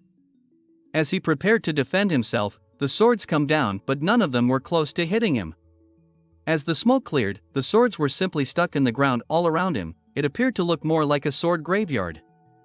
Giju wondered why all the swords missed him. Were they not aiming for him? This situation looks similar to when he was up against Lu's physical body who controlled demonic swords. So maybe it's likely he will be up against El's physical body that controls these swords, but Lu interrupted and told him this was different. Get ready for battle. While Giju was confused by these words, the swords on the ground started to shine brightly. As the shine turned into a blinding light, Giju had to momentarily cover his eyes. When he opened his eyes, a huge group of angels with swords were hovering around him. Giju wondered, and Lu confirmed that these were indeed angels. Giju thought so, since there were demons in this world, so angels could exist as well, but they appeared a bit different from what he had imagined, or were they normally not like this? Lu agreed that he didn't know why they looked like this. But anyways, they were in for a long battle. The angels started to descend and charge towards him, while El still remained silent. Meanwhile, back at the elder's house, the elder was examining the remains of the Holy Sword 9. He was wondering what he could to do this corrupted holy sword, since he is limited to what he can do now that his power of life has been depleted. He was thinking if he only had a perfect holy sword to analyze, but at that moment the corrupted holy sword started to shake, as if it was square. Somewhere else, Su Yang was finishing up manhandling the caravan guild members. Dropping one of them on the ground, she told Ball it was all done, and for him to read their memories. When Ball didn't respond, she looked over at him and saw him staring off into the distance. She asked him what was wrong, and Ball turned to look at her and told her that the tower was shaking. Meanwhile, inside a training room, Lee Xianho has been in training and has heavily damaged the room. He turns his head and remarks that it's awake. Elsewhere, Giju is facing a large number of angels, and Brunhart comments that there are just too many of them.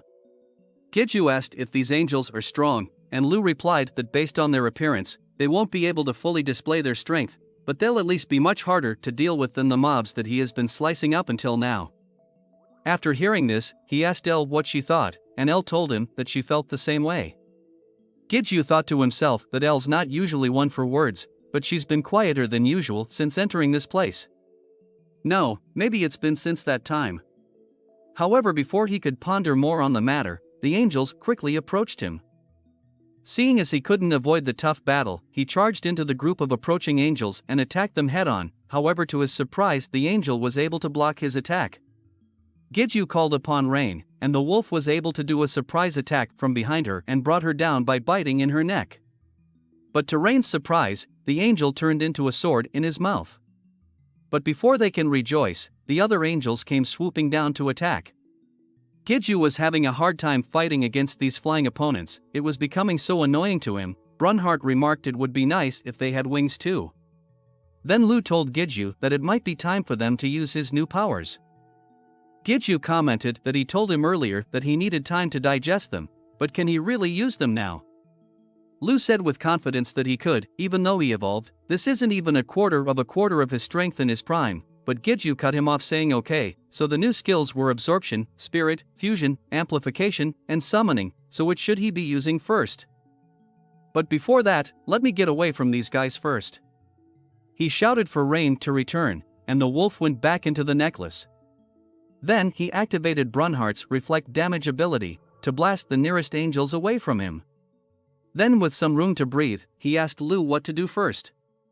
Lu told him to use the summoning ability since that one should be fine for now. Getting ready, he used the summoning ability, which can materialize and summon absorbed egos. Lu surged with magical energy and a black and red aura erupted from the sword. At the end, it materialized into a form of one of his absorbed ego Cressitu and started to attack the flying angels. Not only him, other egos that was used in the evolution of Lu took form in front of him. They approached the angels and started to attack them as well. They had the skills and fighting movements of their prior life. Seeing the summoned egos, Giju couldn't just sit still and decided to enter into battle with the angels as well. Charging forward and using Cressitu as a launching pad, he flew into the air to attack the angels head-on.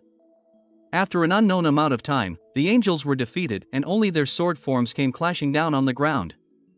Giju wondered, since all the corpses of the angels turned back into swords, are all angels originally holy swords? Lu told him, not quite, it's not that angels are holy swords, but holy swords are angels. Giju wondered if there was a difference. Anyways, since the battle is over, Giju wanted to have a talk with El now.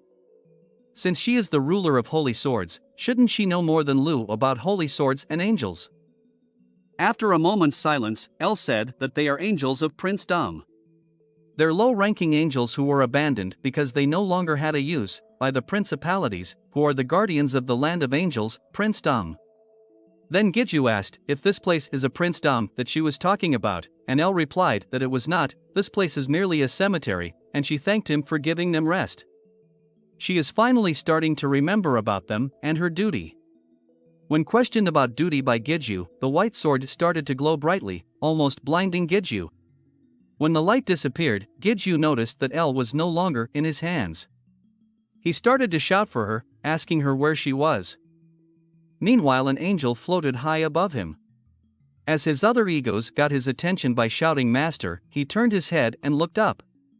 An angelic figure with white hair and glowing white sword was high above him. Gidju started to wonder why he didn't realize it earlier, but ever since he entered this place, El hadn't once called him master. Gidju looked at the angelic figure and asked if she was El. In response, she just said that his trial will now begin. Meanwhile, Li Xianho was standing within training room. The two holy swords that he wields were both shaking uncontrollably. He asked them if they were delighted, since it was understandable, since their ruler has awakened. He thought the change was beginning to happen, but he alone was enough to serve the god. Back with Gidju, he is standing in front of the angelic figure trying to confirm that she was El, while Brunhard commented that she's way too different from normal. Gidju asked what she meant by a trial, asking why she doesn't come down so they can talk. At that moment, Lu shouted, "Dodge, you moron!" As soon as he dodged, the spot he was just at was struck by a gigantic lightning strike. Gidju was shocked by the sudden attack, and couldn't believe it was coming from El. As the explosion started to clear, Gidju asked her why she was doing this, and the angelic figure replied that all angels have a duty, and she is no exception. "My duty is to purge," as her eyes lit up with light and she was preparing for another powerful lightning strike. Brunhard was asking her why are you doing this, while Lu just cursed. Gidju could only prepare to counter the attack with Lu. As soon as she attacked, Gidju deftly dodged and using haste, jumped directly towards her. But before he could reach her, she had attacked again while he was still in midair. This time, since he couldn't dodge in time, he used Lu to directly block the blow. Upon impact, it created a huge explosion that sent him flying backwards. Luckily, he was able to turn himself in mid-air and land on his feet. Lu cursed her for being a traitor and said he knew a day like this would come. Lu was furious and Gidju couldn't blame him, considering he was betrayed by his subordinates in the past. Still in the air, El raised her sword and started to gather energy for another strike. As the lightning strikes continued to fall, Gidju simply dodged the attacks, while Lu was shouting for him to use death and destroy her. Gidju told him to calm down, since he couldn't focus because he was so hot-headed. Seeing another lightning strike starting to form, he timed his reflect ability, causing a huge explosion that was able to counter the incoming attack. However, due to her long-ranged attacks from midair, he couldn't get close enough to attack. In that case, he used his summon ability and called upon Cressitu. The gigantic monster that was summoned was able to reach El in the sky. As it was about to grip her in his hands, El simply used her ability Saint Hole. A black hole was starting to form on the right eye of Cressitu, which started to suck in the summoned monster. Gidju could help being shocked, since in an instant his summoned monster was destroyed. Lu complained that Thing's strength is the complete opposite of his, and his total strength is falling behind a lot more than he expected. The other angels earlier were manageable, but he can't handle that level of sacred power coming from El.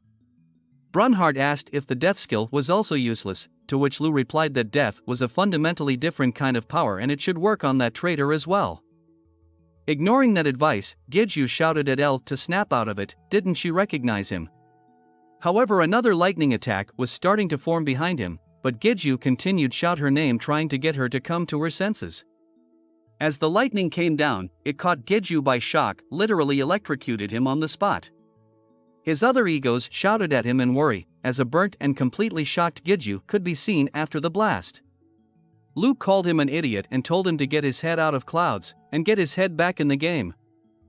Lu asked Gidju if he was holding on to some childish hope that she'll snap out of it if he shouted loudly enough. If it was that easy to resolve, things would never have turned out like this in the first place. Gidju asked Lu what was he supposed to do now, and Lu replied, kill her. You know it deep down, don't you? That this is the only way. However, Gidju hesitated, saying but, then Lu retorted saying, but my ass, has he forgotten his opponent is the ruler of the holy swords? Enough with the weak talks of trying to subdue her without killing her. Since if you die, so do all of us who are linked with you. Clenching his teeth, Gidju made his decision, calling upon death to make a strike.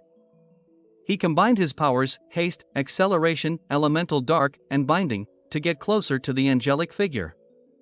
Finally, using force, he was poised to make a two-handed overhead strike. Screaming while making his attack, he stared into the eye of the unmoving angelic figure. The more he looked at the face, he couldn't help recall the memories of El calling him master. His fighting spirit started to weaken, but suddenly he was struck by an attack. The angelic figure in his moment of weaken had struck his heart with her sword. Meanwhile, at another location, the elder griped his heart in agony. He fell to his knees, clutching his chest in pain. His thought was the link, so it ended up this way.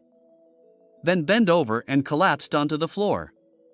As the sword was withdrawn from his chest, Giju could only stare blankly at the angelic figure before him. Then fell to the ground, like a lifeless body. His egos called his name, while the angelic figure with Giju's blood on her face looked on. Then suddenly life seems to have come into her eyes, as they were no longer clouded. Regaining control, her eyes saw the motionless body of Giju on the ground. Then she uttered the words with puzzlement, "Master." Upon seeing his figure lying on the ground, she was shocked for a moment, then immediately flew down to his side. After getting close to him, she kept on shouting "Master" in the hopes Giju would come back to his senses. Brunhard also cried for his master not to die, while Lu called Elle a wench and saying how dare she come here but before he could finish yelled out loud in pain along with Brunhard. Elle gripped her heart in pain and said the link. As consciousness started to fade away from Giju, he felt something faint, thinking to himself if this could be the afterlife. What happened to everyone, he wondered, like Lu said, could they have all died with him? Because of him? If he knew this was going to happen, he would have gone to see his family's faces. He's worried about them, but he's sure Taeshik would take care of them in his place. Will Su Young be alright as well? She may be in a predicament now that the one she declared her disciple is dead. He still hadn't managed to pay her back for the 3 elixirs yet. Sikwoo, Seonpil and Donghee, he wanted to be a more helpful ally to them.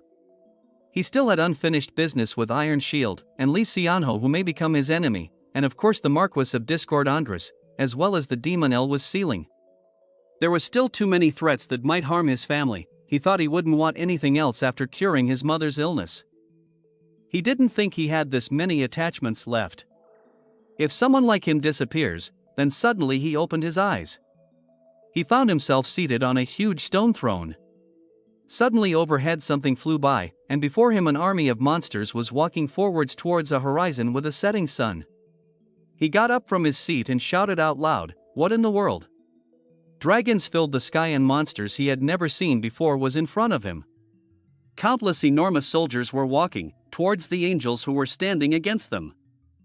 He turned around and wondered why was he sitting on a throne. This feels too realistic to be a dream, but his thoughts were interrupted by Lu shouting loudly for him to turn back. Giju momentarily blacks out and the next moment he opens his eyes, he finds himself in a different place. His head is lying on the lovely lap of Elle, while she greets him. She smiles down at him lovingly and calls him master, while Giju is still trying to make sense of where he is.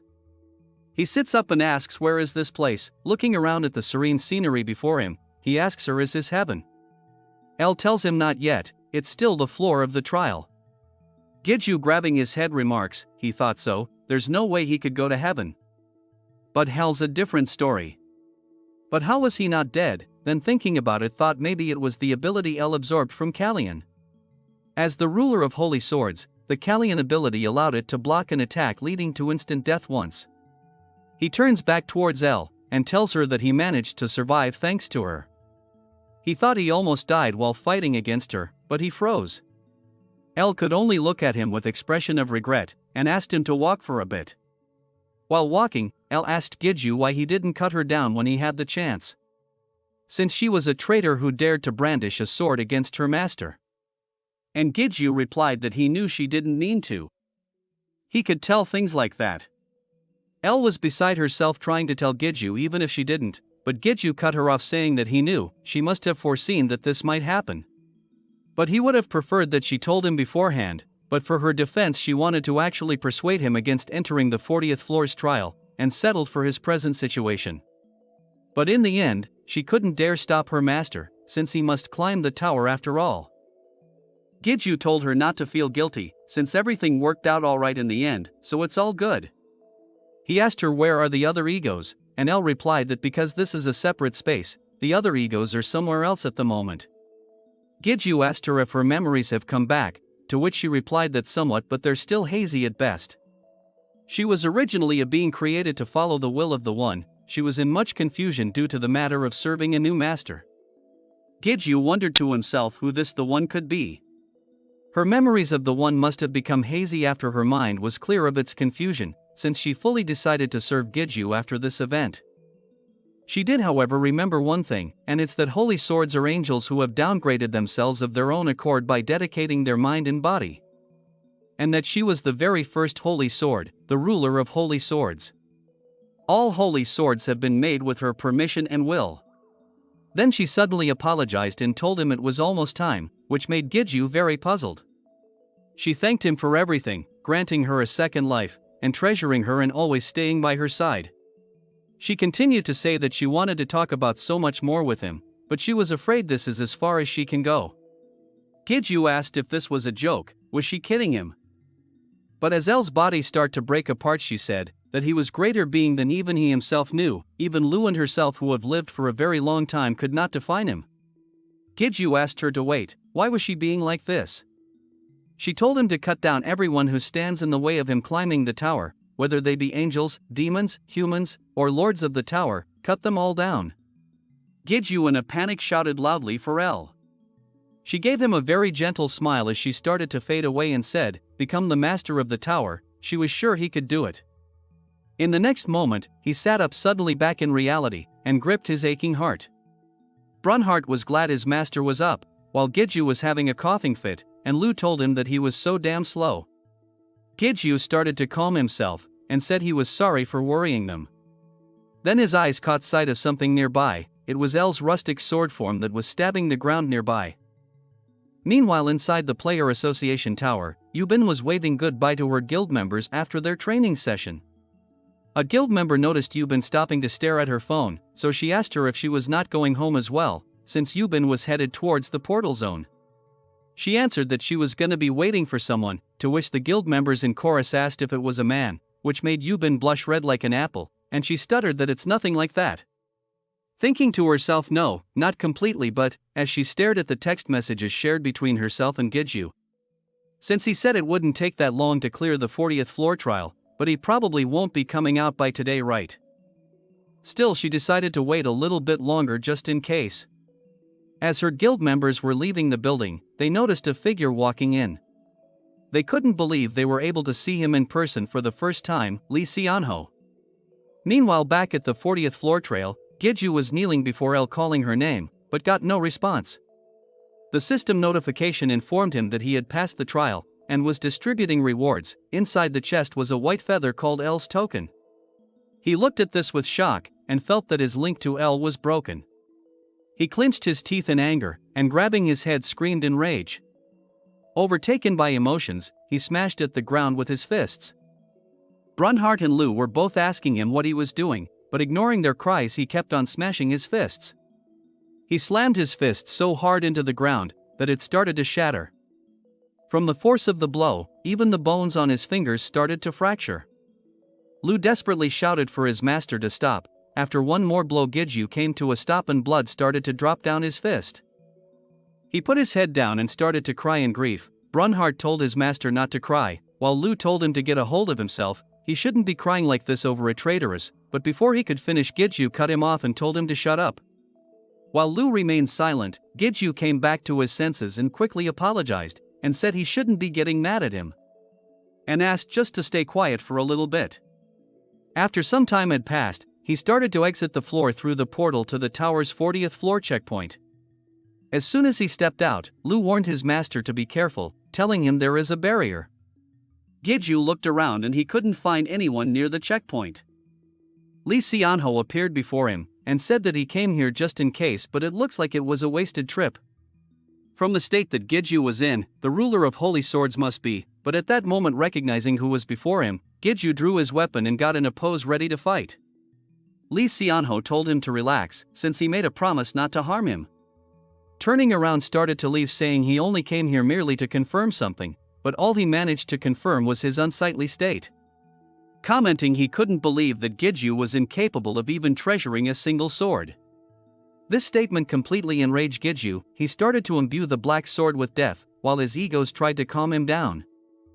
Lu started to tell him not to do anything stupid, but not heeding their words, Giju launched an attack and struck at Li Xianho's retreating back.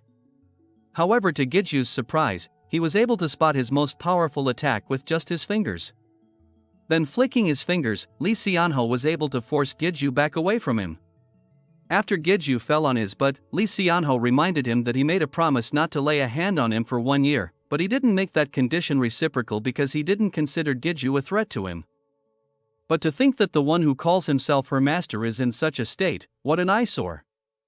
A dejected Giju looked at the ground in frustration. Li Xianho continued to say that the tower does not do anything meaningless, that's the only thing he can tell him, while walking away from Giju. Giju got to his feet and cursed loudly in frustration. As the rain started to fall down, Yubin had been waiting all day at the portal entrance. She guessed that it was a bit of a stretch for him to clear it on the same day. It's getting late, so she was planning on getting something to eat and head home. While looking at her phone, she didn't mind eating alone.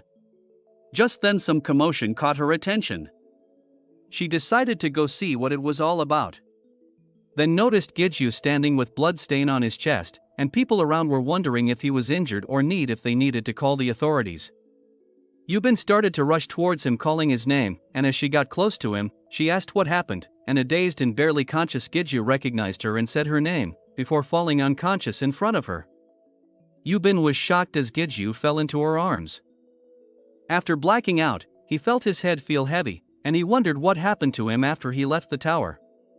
He felt like he met someone, but as his eyes started to open, the first words to come out was Yubin. Unfortunately, it was Sunghun who was standing in the room. After recognizing who it was, Giju sat up from bed. Brunhart greeted his master, and said he was glad to see him awake. Giju, still not fully understanding the current situation, asked where he was, and Sunghun informed him that he was at his home. He then said Giju was probably gonna ask anyways, so to keep it short, he found Giju in Shin Yubin's arms on the street, and since he was tailing him, took over for her. Then brought him here after getting the association doctors to diagnose him. By the way, he was the one to take off his clothes and gloves. Giju mindlessly thanked him, but wondered to himself in her arms. Then our hero asked that aside, he was tailing him. And Sunghun replied of course, since there's no way he could stand idly by as their VIP left the association in that state. Yubin went back after nursing him for quite a while, so give her a call later. Then stretching his arms, he asked Giju if he would like some tea or maybe a meal. Giju replied a meal and then asked if he had any alcohol as well. After drinking several cans of beer, Giju asked Sunghun if he wasn't curious about what happened, since he hasn't asked anything about it at all. Sunghun replied that he was sure Giju would tell him when he felt like talking about it. Besides, whatever happened, he probably needed time to get himself sorted out, and he can't get in the way of that. Giju thanked him, then commented that his house was pretty big, and asked if he lived alone. Sunghun smiled happily and replied yes, he was still single, and Giju said not that, do you live alone? Sunghun told him that his mother is hospitalized, and said it's a boring story about a sickly mother and a poor single mother household. He managed to get lucky and became a player after all his struggles, but the disease had already advanced too far and money couldn't cure it, or something like that. Giju commented that it's pretty similar to his life, then wondered how Sunghun felt back then, when he obtained the elixir. After thinking about things, he got up and opened the window to get some fresh air. When his mother was in critical condition, he thought he was the most unfortunate person in the world. It felt like he was out of his mind, as if he was shouldering all the sadness in the world. He felt the same way now. As Siku, Xianpil, and Donghe, who lost many of their comrades in the battle against the Iron Guild, he's sure they were just as sad as him and held back their tears. He hasn't grown at all since back then, as he gripped the handrail of the balcony. Brunhart showed concern for his master, and Giju told him he was okay, he was just sorting out his feeling a little. Remembering back to her comment for him to climb the tower. He said to himself that if he was not gonna get used to losing things, he'll just have to become strong enough not to lose anymore, that's the only way. Closing his eyes and making a conviction, he told Lu that there was something he wanted to ask. When he got no response, he called Lu's name again. Then asked Lu why he wasn't saying anything, but Lu replied he couldn't answer since he was told to shut up. Giju asked if he was still upset about that. He said he was sorry. Lu asked why does the law exist if apologizing solves everything, then Giju commented that he was speaking fine when they were facing Li Xianho, and Lu replied that was an emergency. So what did he want to ask? Giju asked if there was a possibility of reviving El. Then Lu replied that it took him long enough to ask, and called his master a moron. Lu was the ruler of demonic swords, and El was the ruler of the holy swords. Giju didn't think it's a coincidence at all that he became the master of two egos who are complete opposites. What's important is that their properties are completely symmetrical. Just as Lu's Bobi was the reward from the 30th floor's trial, and it was used later on in his evolution, then El's token that he got as the rewards from the 40th floor's trial was probably an item used for her evolution. As Li Xiahan said, the tower does not do anything meaningless. From that statement, El's death on a floor meant for her evolution is contradictory. The elder, while looking at El, said it's possible. Then a shocked and excited Giju shouted really, and the elder replied that the experience obtained from observing the Holy Sword 9, and in terms of appearance, he was sure he would have no issues. But like he said, that would purely be in terms of appearance, since it was impossible for him to bring back her ego. Giju told him that was fine, since he would do that part. Then the elder asked if he could work inside his gate, since the mana density is very high in there, so it would be a great help to his work. Saying it was not a problem, Giju opened the gateway. He told the Lich heart to make sure the elder has everything he needs. If he needs something, have the skeletons get it for him, and the Lich replied by his orders. The elder waved and said he was off to follow his orders as well.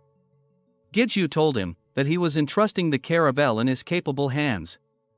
The elder commanded the skeletons to bring that hammer and anvil over there into the gate. Then Giju asked Lu what they needed to do next, and Lu told him that first of all, El died because she lost her root.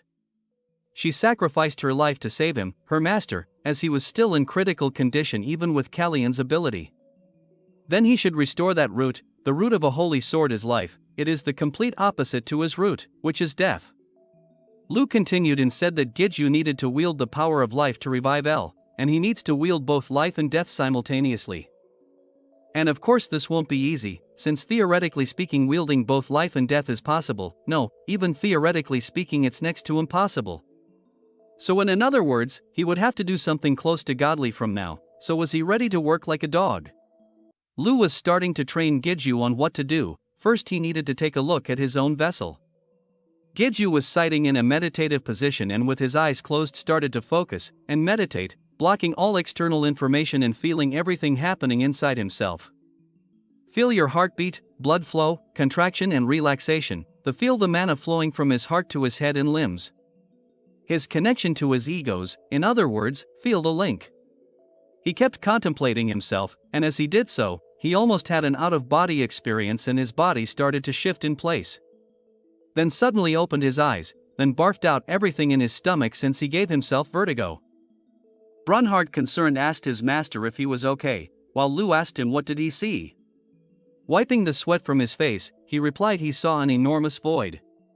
Lu started to laugh and told him only to take a little look, but he managed to look into the entirety of his vessel when it hasn't even been 3 weeks, and called him a monster. Sighing, Giju leaned against the wall and started to drink some water, saying so that's what his vessel looks like. Lu thought it would take him at least 2 months, but he has progressed faster than expected. Giju thought to himself that an enormous void that humans likely cannot fathom. His mind was getting dizzy just from perceiving it. Our hero asked if everyone had a vessel like that, to which Lu answered incredulously that he needed to be more aware of how special he was. Giju said that he knew he wasn't ordinary, but it was a bit embarrassing saying it himself, but Lu corrected him saying he didn't know a thing. The reason why he couldn't level up, and why so many powerful individuals are so interested in him, and why he managed to possess a gate that no one else could, and no, he couldn't say more since he would be penalized if he said any more. All he could say was that he'll know when the time comes. If he's done resting, let's continue with the training. Even if resurrecting her was possible, she shouldn't be left like that for too long. Giju agreed, the sooner the better. Lu continued to tell him that what he needed to do now is to find the power of life within his vessel, and as he said before, El sacrificed her power of life to save him. Hence, its remnant must still be inside with him, so find that. Thinking about life, Giju closed his eyes again and started to concentrate. Lu warned him not to look at its entirety like he did before. Just a portion, find the beings taking their place within the void. Wondering about beings, Giju's consciousness faded and he woke up within his vessel. And the first thing he saw in front of him was a red flaming mass. Could this be death? He wondered out loud. Lu told him that it was correct addressing him as Egomancer, as an eye opened within the being known as death. Lu told Giju that he did a good job of finding him, now it was time to find the others. Shifting his head from left to right, he looked around. Then he noticed a shape in the distance, asking if that could be Brunhart. In response, Brunhart shouted in delight that he got it right, it was him. Giju was fascinated that egos in his vessel took forms like these. The one in the form of a wolf must be Rain, while those two with indistinct forms must be Hermes and Oberon. Then he wondered where the elder might be located, when suddenly he heard metal clashing from a direction. Upon looking in that direction, he found a red shape of the elder using his hammer and making something on his anvil. Getting closer to the elder, he wondered if he could touch him, but a stern warning came from Lu telling him not to touch him. That's a link connected to reality, and no one knows what sort of result his actions might incur. Was he willing to handle the consequences of his actions? Putting a head behind his head sheepishly, Giju told Lu he should have told him sooner, but putting everything to aside, he still have not seen the life that Lu mentioned about earlier. How was he supposed to locate it in such a huge space? Lu told him he can, just feel for the power of life. Since he had wielded the power of life before, albeit indirectly, when he restored the elder's ego with the help of Nine, Lu advised him to recall that memory. Giju with his eyes closed pondered. It felt vague until now, but he was starting to understand the interior structure of his vessel. This place was divided into two major sections, the territory of death where Lu was located, and the territory of the other egos grouped together. Then he found it, and Lu commented that while he did tell him to find it, he found it surprisingly quickly, and he's no longer even surprised anymore. In the distance was a glowing golden star, along with the territory of death and the territory of the egos. The place where the golden star was location make a triangle with the other two territories. As he approached closer, it was a golden ball. Was this life? All he can see is a small marble. He asked Lu what he should do with this, and Lu answered him with a question, "Are you ready?" In puzzlement, Giju asked ready for what, and Lu told him that he had to make contact with it, but even he couldn't predict what will happen once he does that. So be prepared and resolve himself to any possible outcome. Without a moment's hesitation, Giju approached the golden marble and said it's something he has to do anyway, so there's nothing to stress over, then touched the marble. In the next moment, the ball glowed brightly, filling the whole area with its aura and light, like that of a glowing sun. What followed was a scream of pain coming from Giju back in his basement, who had bloodshot eyes and was gripping his throat with both his hands tightly. As blood started to ooze out of his eyes, his ego shouted to him out of concern, telling him to snap out of it. As he fell to the ground, Lu told him to get a hold of himself and focus. If he doesn't, he could seriously die at this rate. As we see Giju lying on the ground with blood coming out of all the orifices on his head. Giju was feeling like his insides were contorting. Was this the price for meddling with life? Lu continued to tell him to get a grip and focus, or else he was going to die. With his shaking arm, he formed the black sword on it, and held the sword in the air for a moment. His egos asked in concern what he planned to do, but in the next moment Giju plunged the sword into his legs. In doing so, he was able to get some control over his senses, and Lu called him a nasty son of a, but remarked that it's fine that it brought him back to his senses. Lu then advised him to listen carefully, since the next step is for him to change his vessel's construction. Being puzzled, Lu elaborated, telling him that right now, the life that's bursting out is clashing with his death. The two don't mix well like oil and water, but even worse than that, and it's no wonder he's in such pain. That's why he needs to build a wall between the two of them, and Giju asked how the hell was he supposed to do all that, and Lu advised him to adjust the order of the territories into death, the territory of egos, then life. And if he wasn't able to do this, his life won't last much longer. Then he asked again, how was he supposed to do all that, but a sudden fit of pain struck him at that moment, making him faint into unconsciousness. As he collapsed onto the floor, Brunhart shouted for him not to die. The fall made him regain part of his consciousness. But he felt it was going to slip away from him, but Lu warned him to try to stay like that. Since the territories were already starting to move, and in his semi-conscious state the territories were moving subconsciously to their proper positions. Sometime later, Giju suddenly woken up gasping for air. Lu asked if he was finally up, and all Giju could do was stare blankly up from the ground. Then slowly sitting up with his hand on his head asked if he passed out and what happened. Lu told him to check for himself by looking into his vessel. While closing his eyes, Giju ventured into his vessel again, and what he found was that within his vessel the two forces of death and life were being kept apart from each other by his other egos. Rain and Oberon was pushing back death, while Brunhart and Hermes were pushing back life. And supporting both sides was the Elder in the center. Then a system notification informed him that the level of assimilation has increased, and he had perceived life. An updated status window showed Giju's current status.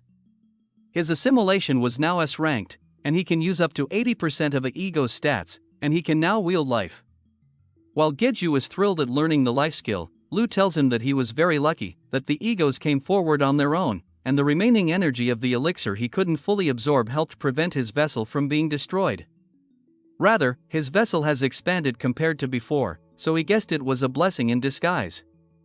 Giju thought about the elixir's energy, and reasoned that it might be why his injuries are all healed. Then getting up, asked Lu what does he have to do now. Lu told him that he needed to practice controlling it now. He's sure that he will quickly get the hang of it since he's controlled death before, but not even he should be able to do it so easily. But before he could finish speaking, Giju had already called up the powers of life in his left hand, and asked if this was it, to which Lu replied with a curse saying, he should at least do it after he finished explaining. Giju thought to himself that Lu was starting to get a little condescending, but asked out loud if that was a compliment. Brunhart shouted that his master was a genius. Trying to change the topic, Lu told him that next he will need to train to be able to control it with precision, at least as well as he controls death. That aside, it must be because life and death were completely segregated, the fear he was expecting didn't happen. When Giju asked what that was, Lu just passed it off as just something, and told him to keep training. That elder is going to take a long time to repair the sword, so he would have plenty of time. Giju agreed, saying that the elder did say it was going to take a while, and he was saying it was a shame he couldn't reference an intact holy sword. Lu informed him that that was the objective of this training. Then Lu called on Brunhart, who opened a gate and the rustic sword came pouring out. Giju commented that these are the rustic holy swords they got from the 40th floor, and Lu confirmed it. He had the skeletons collect them while Giju was passed out on the 40th floor, and now was the time for their training. Giju only had a puzzled look on his face and he started to sweat a little.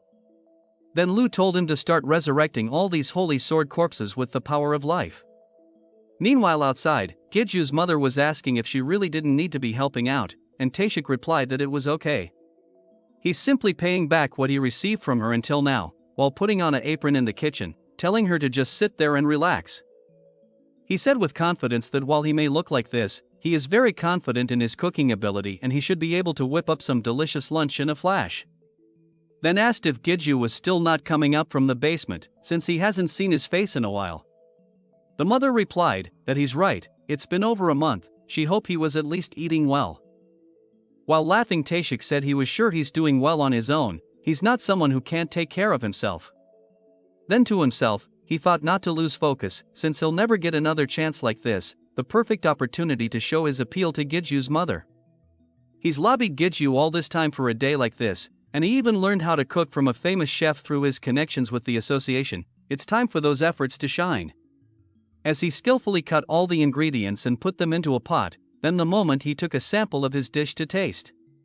His only thought was that he screwed, wondering where did it go wrong, he needed to fix this somehow.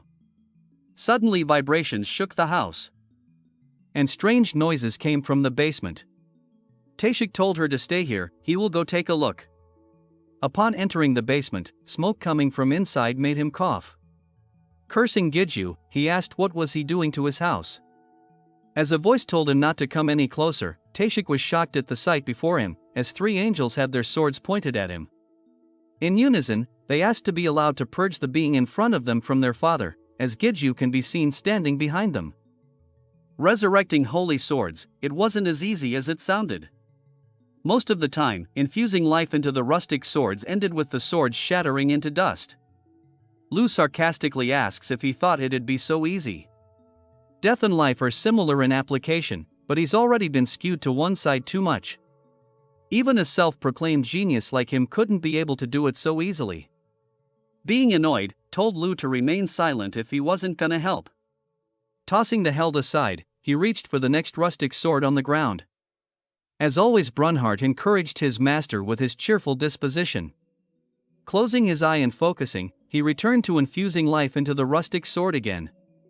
As he continued, when he got around to having only 30 swords left, he started to perceive the holy swords cores. Although he failed countless times before, he was starting to get the hang of this. Lu told him that he did a good job finding it, since that was similar to its brain or heart for a human. It was now his job to let blood flow into that area. Thinking to himself, Giju only had roughly 70 to 80 holy swords left. H encouraged himself, telling himself he can do it and he will succeed, no matter what. Staring at the last 3 remaining sword on the ground, Lu told him what a way to screw it up. What now? Did he want to take a break, since it could be his mentality that might be the problem?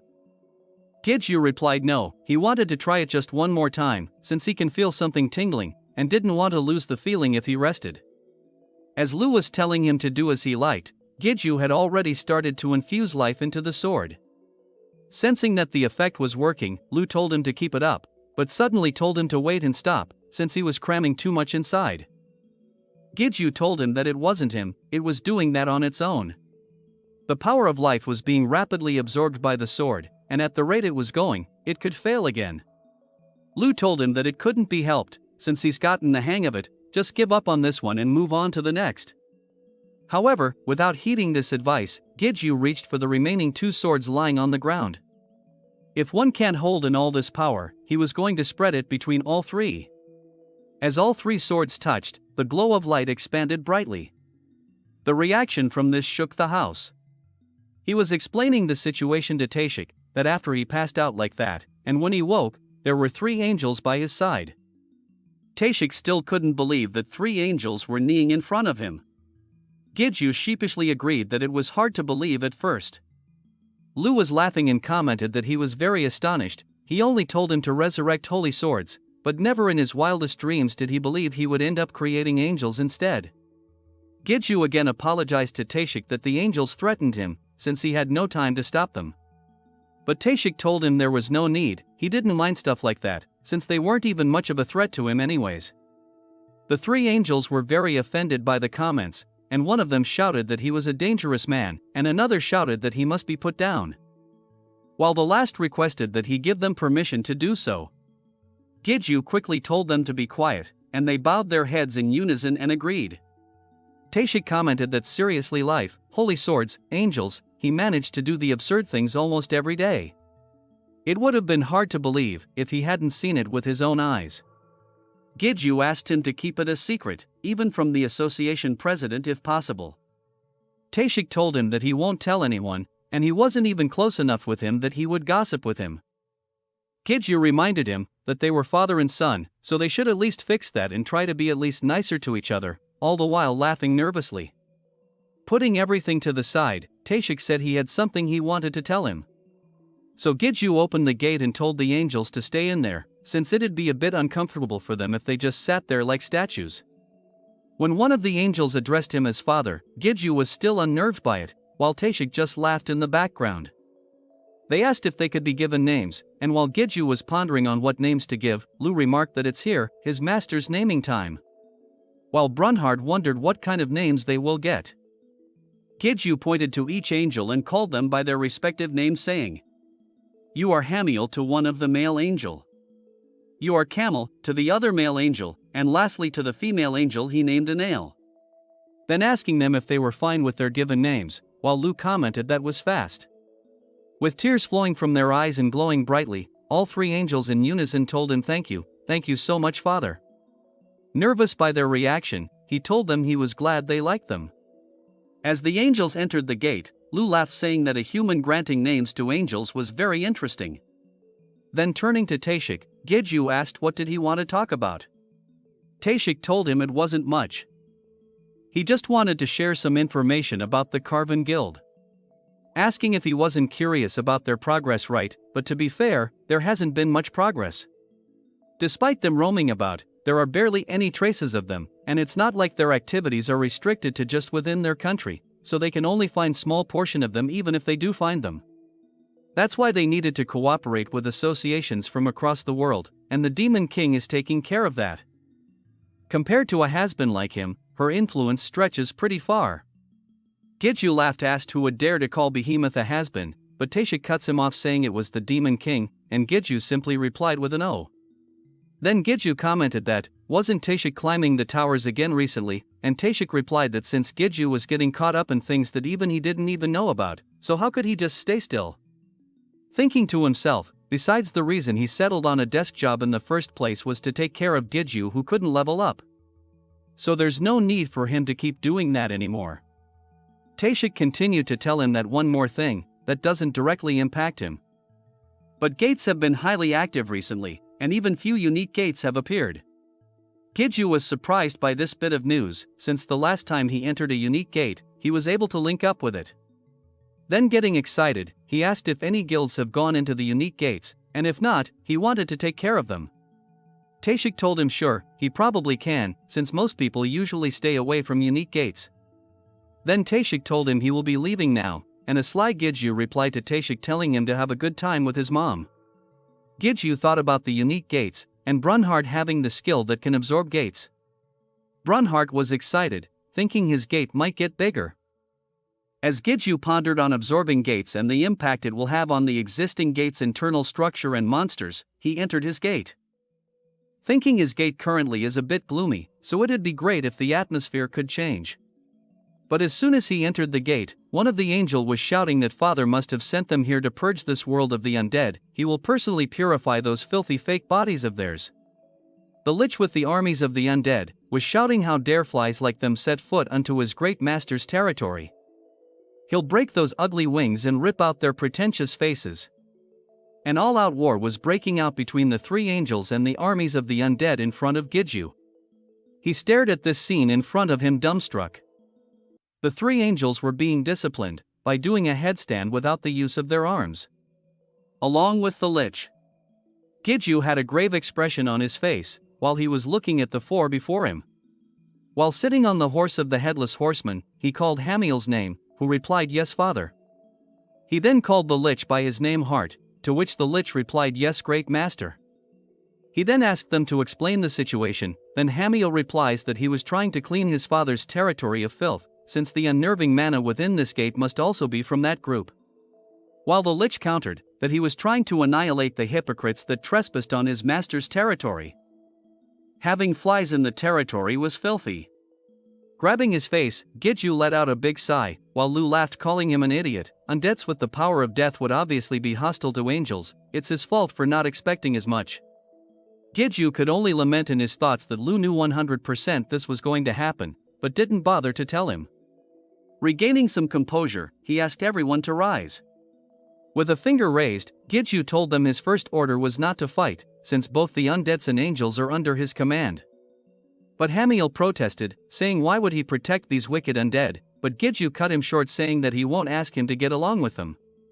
But since they are still comrades, so do not speak ill of them in this manner. And if he really wants to get into it, they've been his subordinates for longer than them, they are also the angels' superiors. While the Lich looked to be grinning, the angels were all crying. He then asked why they were crying, and the angels said that it was disgraceful and humiliating, but if that is his orders they would obey. Then a voice in his head asked if he could hear him, and Gidju called out to the elder. The elder said that this was pretty cool, asking if this is what is called telepathy. Gidju explained that since he was now an ego, they could talk in this manner. The elder asked that parts of the gate was pretty noisy, so did he know what was happening, and Gidju replied that it was nothing much, there were just some unruly brats.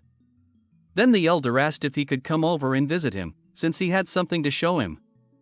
Gidju asked if he was referring to the sword, and the elder replied that he had finished repairing the sword. Sometime later, Gidju was holding the repaired white sword in his hand. The elder was telling him that he just barely got the hang of it, thanks to the holy sword scraps that he collected.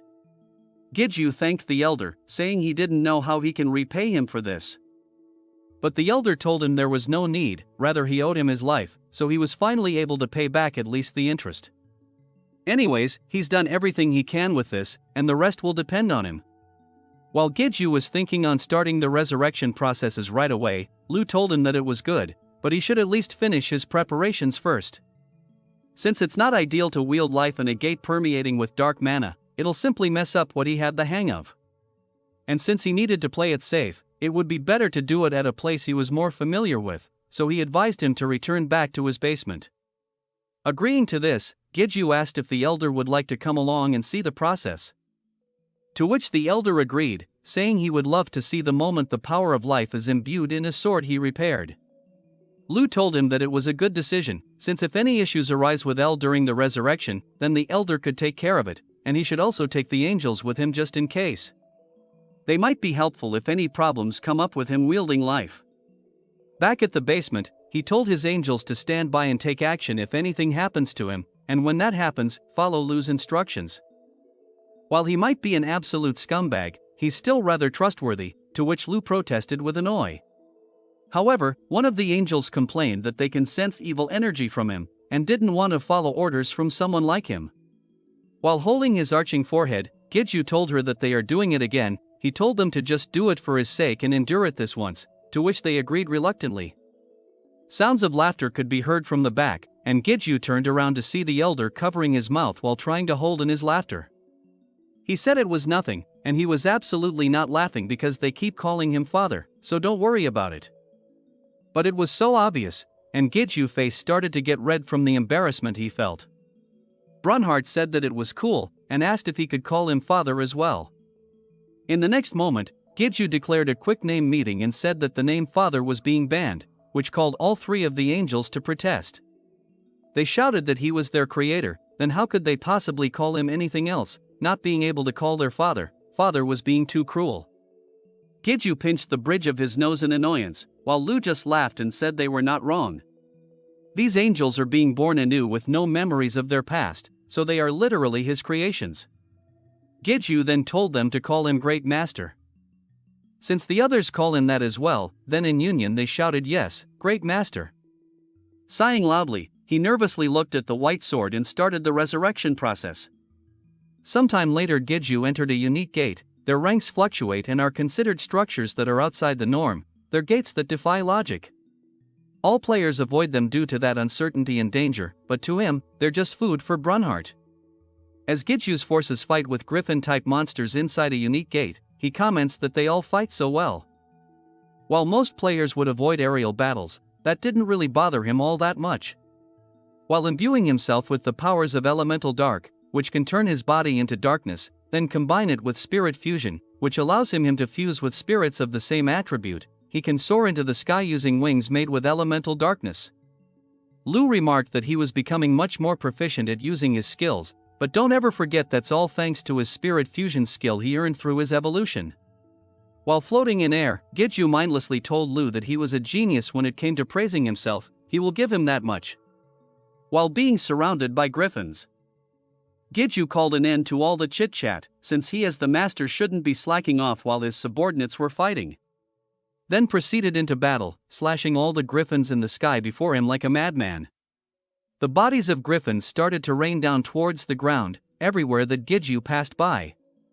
Soon, lots of magic crystals started to collect on the ground by Giju's feet. Releasing his powers, he looked to his empty left hand. He still felt empty when there's nothing in his left hand. His egos told him that he needed to get used to it.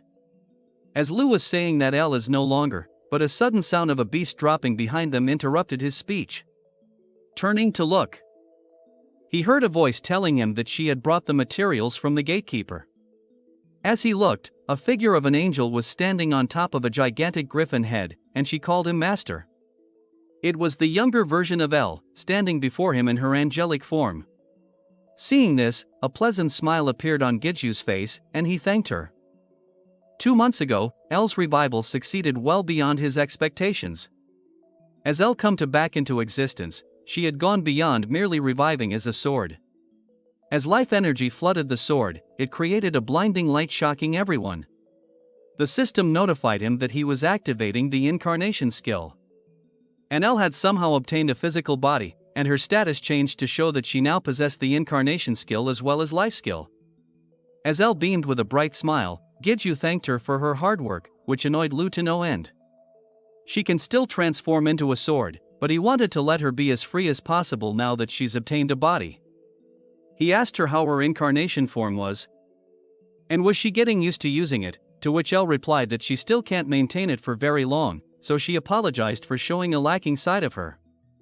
Brunhard commented that she looked very pretty, while Lu griped what's so good about a traitor like her. Giju told Lu to stop being so childish, it was all water under the bridge. While Elle was apologizing again that she had no excuse for that time, but Giju also told her to stop that as well. Standing in front of the griffin's head, he commented that considering the duration and her childlike appearance, it looks like the skill still has some room for improvement. He guessed that the issue would be resolved somewhat after her evolution. While looking at her status screen, she was missing 2 egoified souls and 1 holy sword to start the process. Huang Chiil was one of the egoified soul, and same like in Lu's case, he couldn't use it haphazardly. Just like how he was able to restore the Elder's ego, he could restore the fragments of Charlemont and the Evil Eye King, but he would still be missing one. But that can be easily resolved as he hunted, but the real problem was the holy sword requirement. And it's not like he can offer one of the 3 angels as sacrifices, and Lu told him that they could cry if they found out he was even thinking of something like that. Then he had no choice but to find the player with 100 swords. As he turned around at the approaching footsteps, his followers kneeled down before him and told him that their mission was completed. With a smile, he told them that they all did a good job, and asked about the crystals. The Lich replied that the skeletons were gathering them, and they will put them into the gate once it was opened. Giju opened the gate, then told them that they should also go help with the collection as well, since time was money, while waving his hand to dismiss them. While turning back to the griffin head, he remarked that he should take what he needed quickly, so that he could absorb the gate. He pulled up the screen, which showed a prompt asked if he would like to absorb the gate. During the time he was reviving Elle, 3 unique gates appeared in Korea. He would like to absorb all 3, if possible, but he had to yield to the other guilds since the other 2 gates were showing signs of breaking. Using the lesson he learned from the commotion caused from him linking with a gate last time, he used his privilege as a mercenary to raid the gate with no witnesses, and successfully absorbed the gate with no particular trouble. Of course, just absorbing it wasn't enough, as he started at the system prompt that showed that the domination rate was at 0%. Just like what he did with the undead, he would have to kill the monsters again to raise the domination rate. But this time, with the help of his angels, the undead army, and his summoned minions, there wasn't much for him to do, as he sat on a bench drinking his coffee while the battle raged on behind him. Then in no time at all, the domination rate was at 100%. Glad that it was finally done, he closed the system window. But in the next moment, the whole gate started to shake, sending rocks and debris everywhere. As new land formations started to materialize in the sky, and land masses started to shift. As the once gloomy skies of the gate changes to a clear blue sky. A griffin can be seen flying overhead, and Brunhard commented that it's gotten bigger, and Elle remarked that it was more picturesque, while Lu complained that he liked it the way it was before. Giju said that besides Lu's gloomy tastes, the gate's decoration was complete and all that was left was to designate a vice administrator to this gate. Looking at the applicants before him, his number 1 candidate was Hamiel, who looks like he's considered the firstborn among the angels because he received his name first. Hamiel said that as long as he was left in charge, he would dedicate his life to his duty. The number 2 candidate was Dullahan, who became able to talk, possibly because his intelligence rose due to the development of the dungeon. He said just say the word, Great Master, he will accept his duty. And the 3rd candidate, as Giju turned to the sky, he saw the approach of a huge griffin landing near him. Was the King Griffin, the gatekeeper of the gate he just absorbed. As a glint showed in the griffin's eye, it momentarily unnerved Giju. Then in the next moment, the griffin affectionately put his head against Giju and made loving noises, and Giju told him that he will play with him later. As he can see, not an ounce of charisma from it, and there was also the communication issue, and he was afraid if he left it in charge, the whole gate might be covered in bird poop if he let it strut about. Then his only options were either number 1 or number 2. But in the distance, the Lich was sitting on the bench grinning with delight, since whoever becomes the vice administrator, they'll be below him, the administrator. Since Dullahan has always been his subordinate, so it was perfect, and it wouldn't be bad for him to have that angel become his subordinate either.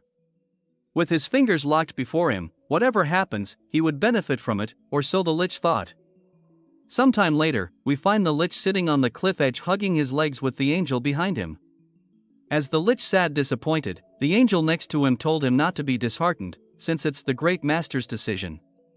Turning to look up at the angel, but in the next moment, he put his head back down again. The angel comforted the Lich, telling him at least you're a vice administrator. The Lich, Heart, has been demoted to the status of vice administrator. And the elder, Huang Jichel, was appointed as the new gate administrator.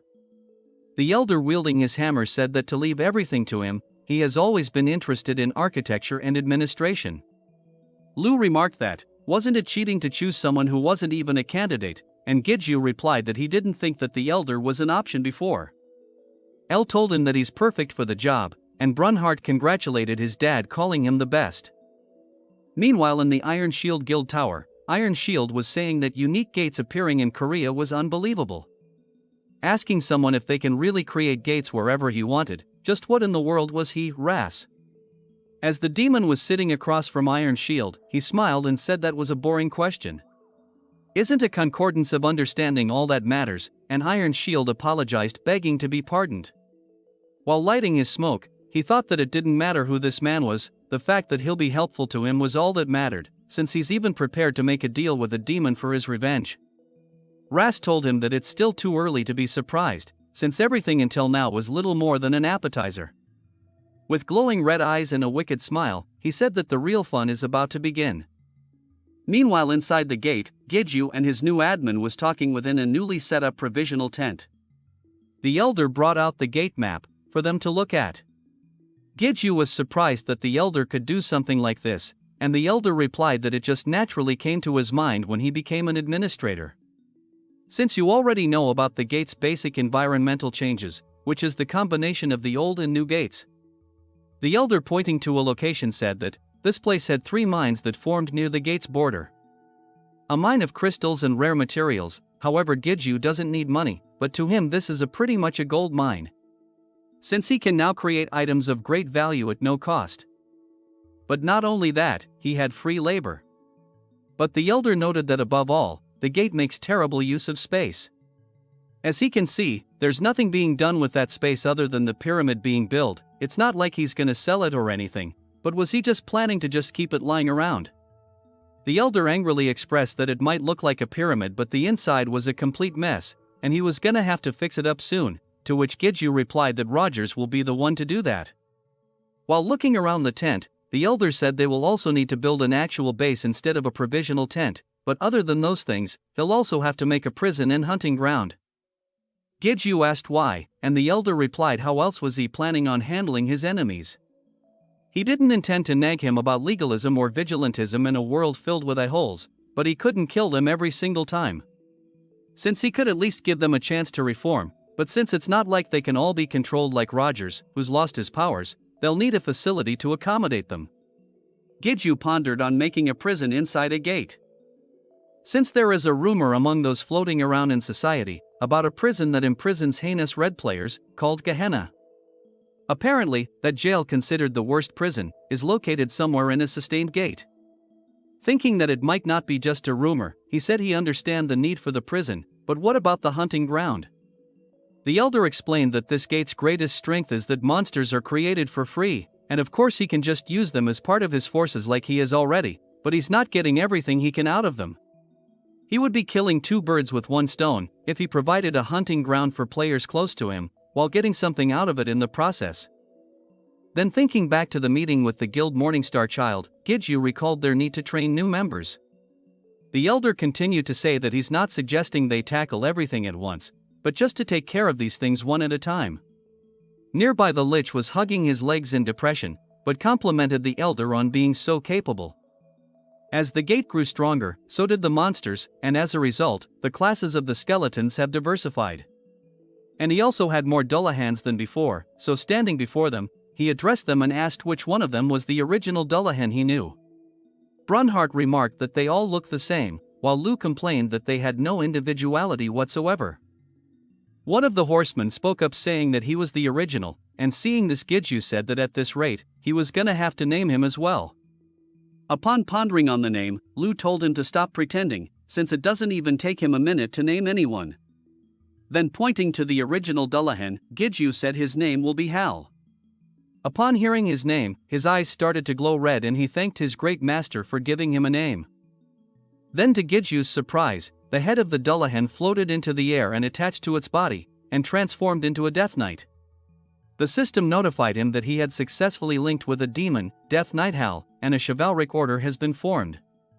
Then the Death Knight got down on the ground, and kneeling before his master, pledged his loyalty to assist him to the best of his abilities, and all the other Dullahans followed suit. Nervously laughing, Giju thought that not only did he create angels, but now he has created demons as well. Lu was beside himself saying it was unbelievable, what in the world has he done, and Giju replied how the hell would he know. But Lu said it was not good enough. And he needed to know what just happened, and told Giju to use his demonic eyes. Upon looking at them with his demonic eye, he tried to see into their essence, and as the name Hal appeared above the Death Knight, blood started to drop down from his nose, and Brunhart was surprised by the blood, while Lu cursed loudly. Giju just stood there being puzzled while blood started to drop from his nose without stopping. Soon he covered his nose saying no way, and started to lose his consciousness. Lu complained, not again, how many times was he going to faint? Seeing his master starting to fall backwards, Hal expressed concern calling out to his master. But before he could completely fall to the ground, Elle turned into her angel form and caught him, and shouted for her master to wake up. All his followers rushed to his lying body in concern, while Brunhart told him not to die. While Lu just grunted, "What a mess, don't cause such a fuss," since he was just. But before he could finish, he was interrupted by Elle saying that this won't do, and they needed to take the master to the safest place. Lu was outraged at this, and the Death Knight Hal said that there's no way he'd listen to an angel's commands, but he was afraid he'll have to agree just this once. Lu was flabbergasted by this development, saying what the hell are you guys talking about, but again interrupted by the Death Knight as he called on everyone to assist the Great Master, with speed and accuracy, since they could not afford to make a single mistake. As Elle flew carrying Giju in her arms, and the Death Knight along with the other headless horsemen charged behind, Lu just sighed, saying for Pete's sake, now he's seen it all. As the whole group charged into the horizon. Sometime later, Giju, who was lying on a bed, suddenly opened his eyes. He started to wonder where he was, and Elle next by his bedside told him that he was inside the provisional tent, while Brunhart expressed his joy at his master waking up. Giju looked at Elle and called out her name in puzzlement. Then as he tried to get out of bed, he noticed that his body couldn't move. Lu told him that it's no wonder, since he's been knocked out for a whole week, and Giju, seeing the black sword floating next to him, shouted out in surprise, and told Lu that he scared him. Giju questioned Lu if he can float on his own now, and Lu replied that he was always able to, but didn't see a reason to until now. Giju retorted that he was pretty sure there were plenty of times, then suddenly realized something, and asked was he really knocked out for a whole week, just what in the world happened? Lu told him it's really simple, there was an imbalance between life and death.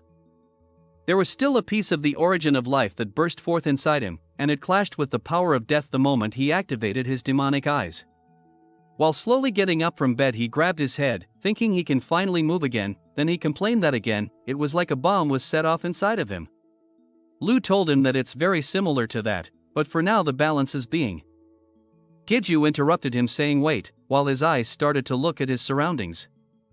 Troops were encircling him, standing in attention and alert for any possible signs of danger. He asked what's all this about, and Lu informed him that they'd been guarding him without moving an inch ever since he collapsed.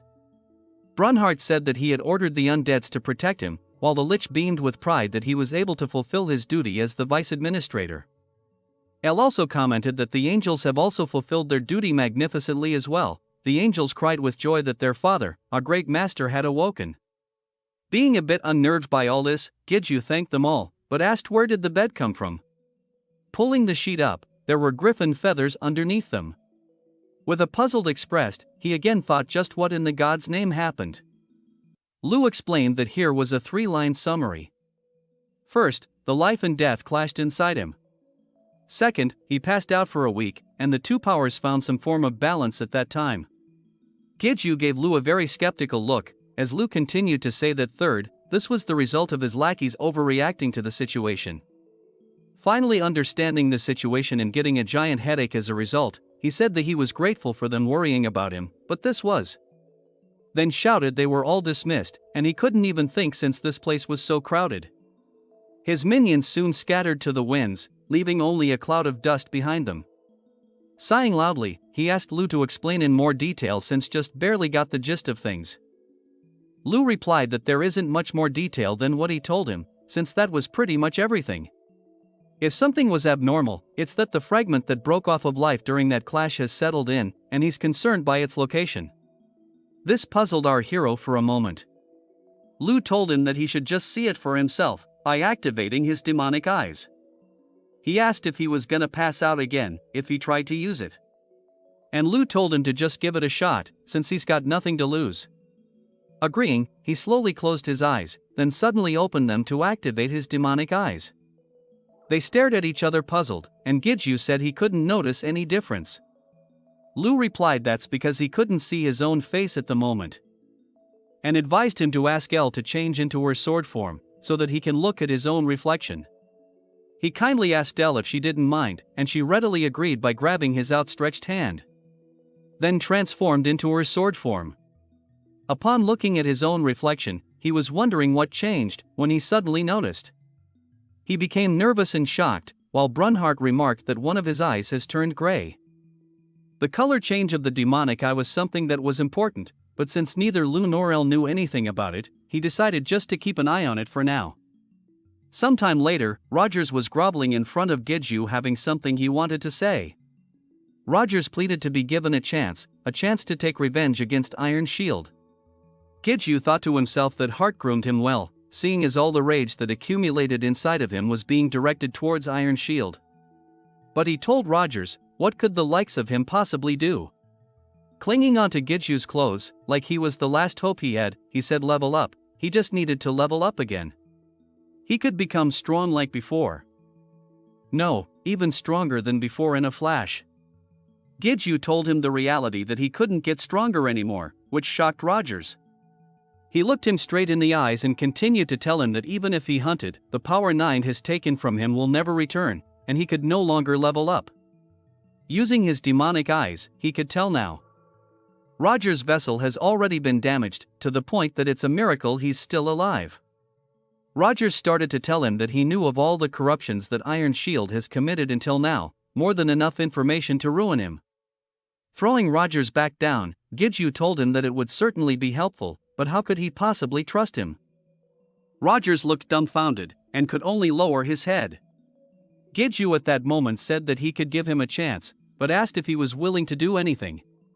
Rogers looked up with hope and said of course, whatever he commanded him to do, but before he could finish, he was cut off literally at the neck.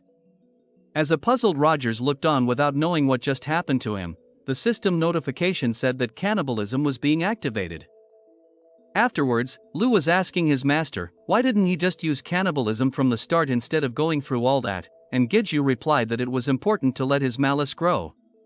He'll obey his commands as long as he's an ego, but he's more useful if he has his own sense of purpose. Moreover, he didn't think that's what's important right now, as he nervously looks over his shoulder. A star-struck Death Knight was standing behind him saying that it was his duty to serve his great master, and was willing to protect him by his side, wherever he goes. The angels were also awestruck and said that they belong with their great master, and should be allowed to serve him even outside. He asked them if they were insane, that they wanted to follow him outside. The Death Knight explained that their existence would have no meaning if they could not protect him, and the angels also agreed and said that their lives were dedicated to protecting him. Giju rubbed his aching temple, saying are they competing to see how burdensome they can be to him now, and Lu sarcastically said what's so bad about it, at least they won't betray him. He was wondering how he could persuade them, and then a sudden idea came to him. Turning around to address them, he asked them if they thought that Lu and El were not capable to doing this. They were all stupefied by this question. He continued to point to his rings and said, Lu and El are protecting him, but they didn't trust them. Starting to sweat a little, the Death Knight didn't know Lu's identity, but was getting scared regardless. The angels also started to sweat, since they knew El's identity, and was also terrified of their original superior, said that was not their intention. They started to beg for forgiveness at their disrespect, and were thoughtless with their words. Lu remarked that this was power, and Brunhart said that they all belonged to their master. After exiting the gate and stepping outside the basement, Giju noticed that snow was falling outside. Giju thought that being stuck in the gate for weeks at a time was making the seasons change in a flash, and Lu told him he should go outside more often and socialize. Then he started to feel the cold, and started to shiver. At that moment, someone came walking towards him, and said it's been a while since she has seen him. Holding Rain in her arms, his sister greeted his brother, and told him to show his face more often, since she missed him, and so did Rain. He replied that he was sorry, but had stuff to do. She commented at least he had the decency to come out on an important day like today, and he replied of course, but asked what day is it. Puzzled at first, she asked didn't he come out because of it, since today was Christmas. There were several unread text messages from Shin Yubin could be seen on his phone, texting him on the day before Christmas if he was busy lately, then on Christmas Day asking him if he had any spare time today. As he was drinking water, his sister asked him since it's Christmas, did he have a girl he can meet up with or something? Looking back at her, he said that was a weird thing to hear from his sister, then asked if she had someone to meet. She proudly pointed to herself and declared that she was a student, and a student's gotta focus on her studies. He pointed out that all her testing was over with, and besides he should be spending Christmas with his family. Her sister lamented, saying that she knew he was gonna say that, and he was gonna be solo for the rest of his life. She pointed towards the door, and said that she was going to hang out with her friends and mom also has plans, so go out and meet someone. Asking if he didn't have even a single girl he could meet on a day like this, and to her shock, he replied that he got a message from someone. Seeing her astonished expressed, asked what's with that irritating look when she's the one who asked. She expressed that he's likely to be the type to send the shortest replies possible, to which he nervously looked away saying that he didn't know what she meant. He told her to be on her way, and he will take care of it himself, to which she sarcastically replied, sure he will. He was thinking at that moment, it's been a while but he couldn't really recall the last time they celebrated something like that. Then texting to Shin Yubin, asked if she was free to help him buy gifts for his family. And when she agreed told her that dinner was on him. While he was about to go out, he was stopped by his sister, who asked him if he was really planning to go out looking like that. Giju only looked back at her puzzled at the question. Sighing deeply, she told him to follow her. Sometime later, at the meeting spot, there was a large Christmas tree with decorations. Wearing a trench coat and looking sharp, wondered if he was late for the meeting. He blamed it all on his sister, who was making a fuss at his appearance. Then from behind, he heard his name being called and turned around to look. A dressed-up Yubin with her hair down, was approaching him from a distance, and greeted him with a loving smile, saying it's been a while. While looking at her, he started to blush and couldn't believe this was Yubin in front of him. Brunhart was surprised and said she was so pretty. While Lu remarked that his master's face has turned red, with El saying that it must be because of the cold. Giju said that he didn't properly thank her for when he passed out last time, and sorry for all the trouble he caused her back then. She replied that it was fine, since he's already called her a bunch of time. She reminded him that he needed to buy his family gifts right, and then suggested that they head towards the department store first. He apologized again for having her help him with this, and she said it was fine, and she was thankful he even came out to spend time with her since he was so busy. Lu told El that this woman might be serious, so she better be careful. And Brunhart interrupted saying seriously, but she seems like a good person, and El told Lu to be quiet. Inside the department store, on the 13th floor, Giju was surprised at the display of items before him, saying he never imagined that there would be a place like this inside a department store. She told him that it's for VIPs only, and even if you're not a valued customer, even rankers can use it as well. He replied that he didn't know, but asked if all the things inside were items right. She agreed, but not only that, they can all be used by regular people as well, which surprised him. Since his mother was only able to use items after drinking an elixir, but normally people who aren't players usually couldn't use items. However, there were rare items that can be used by regular people, like the charm of protection he once gifted. He commented that these must be difficult to buy in auctions, and she agreed, saying they were quite expensive, asking if they were a bit too much. He replied no, since he was the one who asked to be recommended something regardless of price. Rather, he was thankful. But now he's with a dilemma on what to choose, since there were so many options, and he was sure his sister Yu Young wouldn't want clothes with high defense. Then Yu Bin recommended some item on display. Buy Horsenay. Giju commented that these were a luxury brand items, and she replied that was so. They usually only make a few per year, but for some reason they've released products in bulk lately. It feels like the quality dropped a little from before, but thanks to that, the prices have also gone down significantly. Looking at it closely, Giju felt that they kind of felt familiar, thinking could it be, and both Lu and Brunhard agreed with him. As Giju looked at the jewelry on display, Lu declared that these were all items made by the elder. He always wondered how he amassed such wealth when his gear wasn't selling, but seems he was moonlighting on the side. No wonder he's been making things. Even after repairing L. Yubin looked at him, wondering if he picked something, and he replied he did, all thanks to her, and said dinner was on him. Inside a fancy bakery, Yubin was pleasantly pleased at the place he took her, and asked if he came here often, while taking pictures of the food they ordered. He told her not really, but someone he knew recommended this place to him. After taking a bite, he was delighted at how good the food tasted, and without thinking said he should bring his mother and sister here next time. Yubin drank her wine in silence. After the meal was eaten, she asked him what his hobbies were, which caught Giju off guard. Then, thinking about it, said he really hasn't thought about it. Then she asked him about his favorite movie, to which he replied that he hasn't seen a movie in a while. When asked about music, he just replied he didn't really know any modern music. He told her he was kinda embarrassed, since he couldn't really answer her questions other than like this. She quickly said that was not the case, it just felt like to her that he didn't have anything to spare. Giju was still kinda clueless at all this. Yubin slapped the sides of her face, saying never mind, she thinks she might be a bit drunk. Then she quickly apologized, saying that she must have gone off on her own since she didn't know much about him. Lu remarked that she's quite sensitive when it comes to those things, since he wasn't really living a life of his own. Giju asked him to repeat that again, and Lu replied that to put in more bluntly, he didn't have anything like a self. Then asked what did he do for himself. Revenge, that's just for relief. Getting stronger, that's ultimately for his family's safety. And what about today? Not just today, but has he ever done anything purely for himself? Then with a somber expression, Giju thinks he kinda gets what he means. When he had to support his mother and sister by himself, even he must have had tons of things he wanted to do, but he had to cut them off. That was the only way they could survive.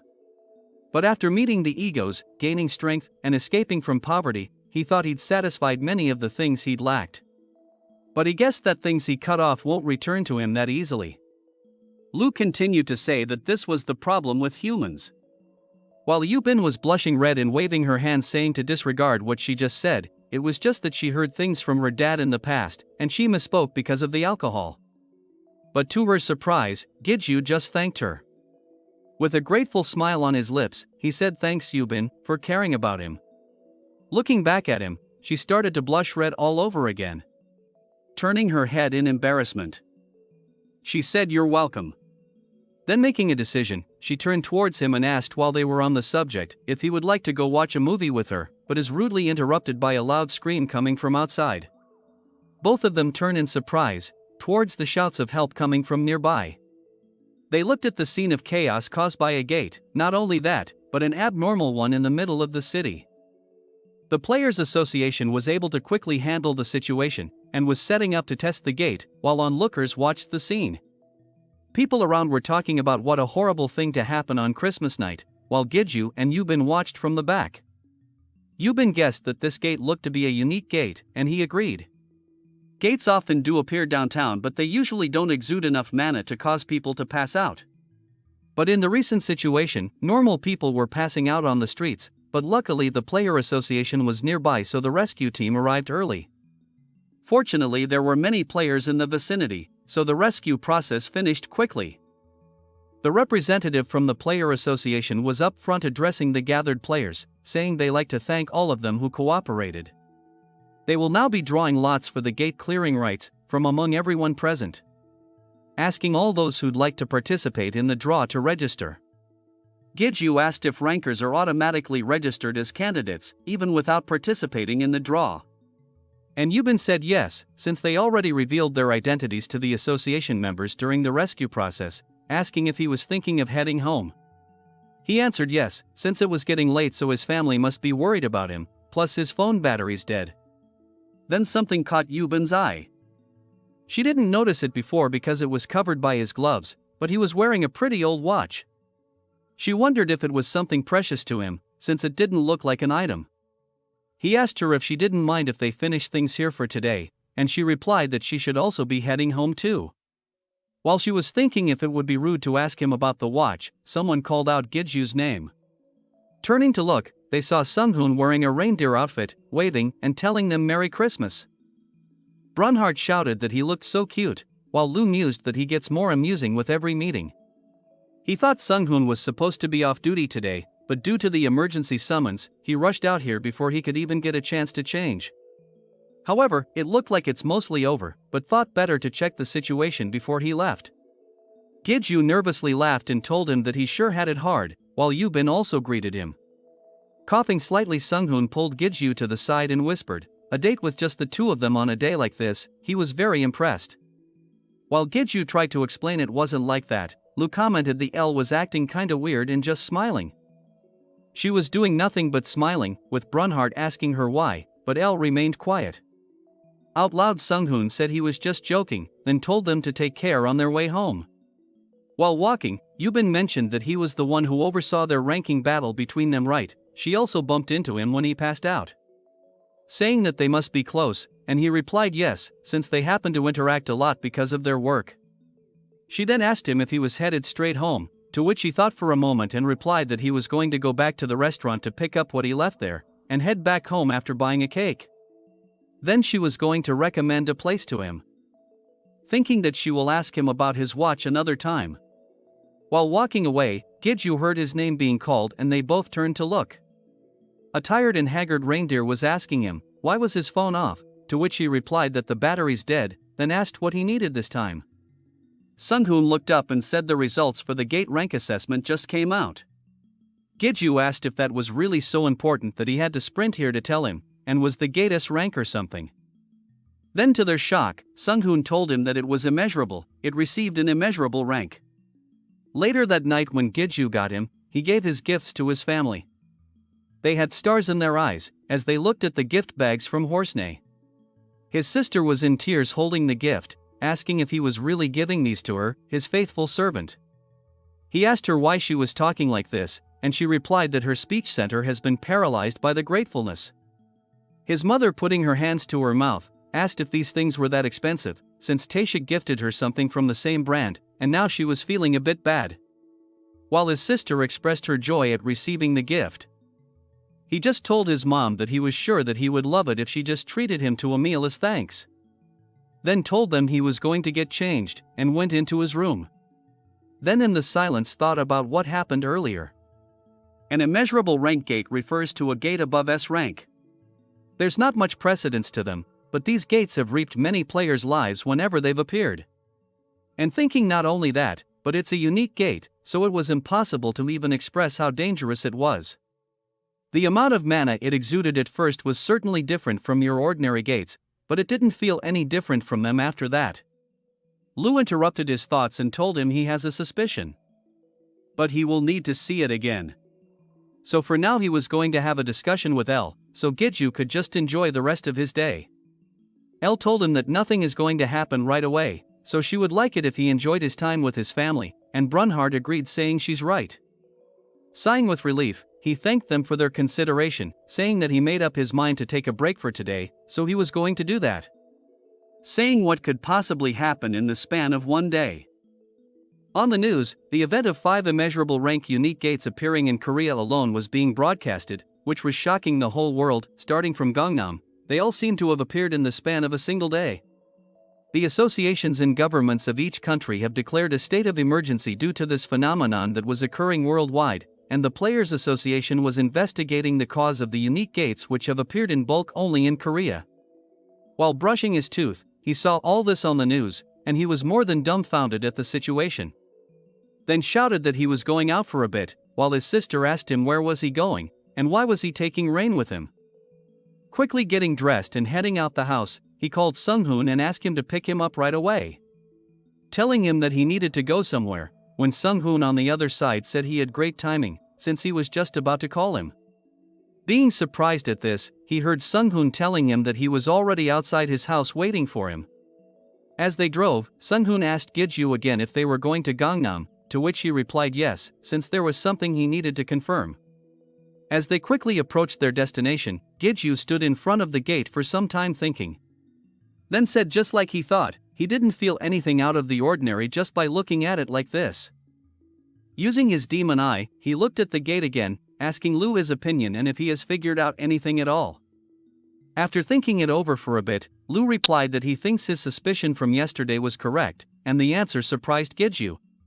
Quickly turning to Sung-hoon, he asked for the locations of the other immeasurable rank unique gates, since he needed to check them all.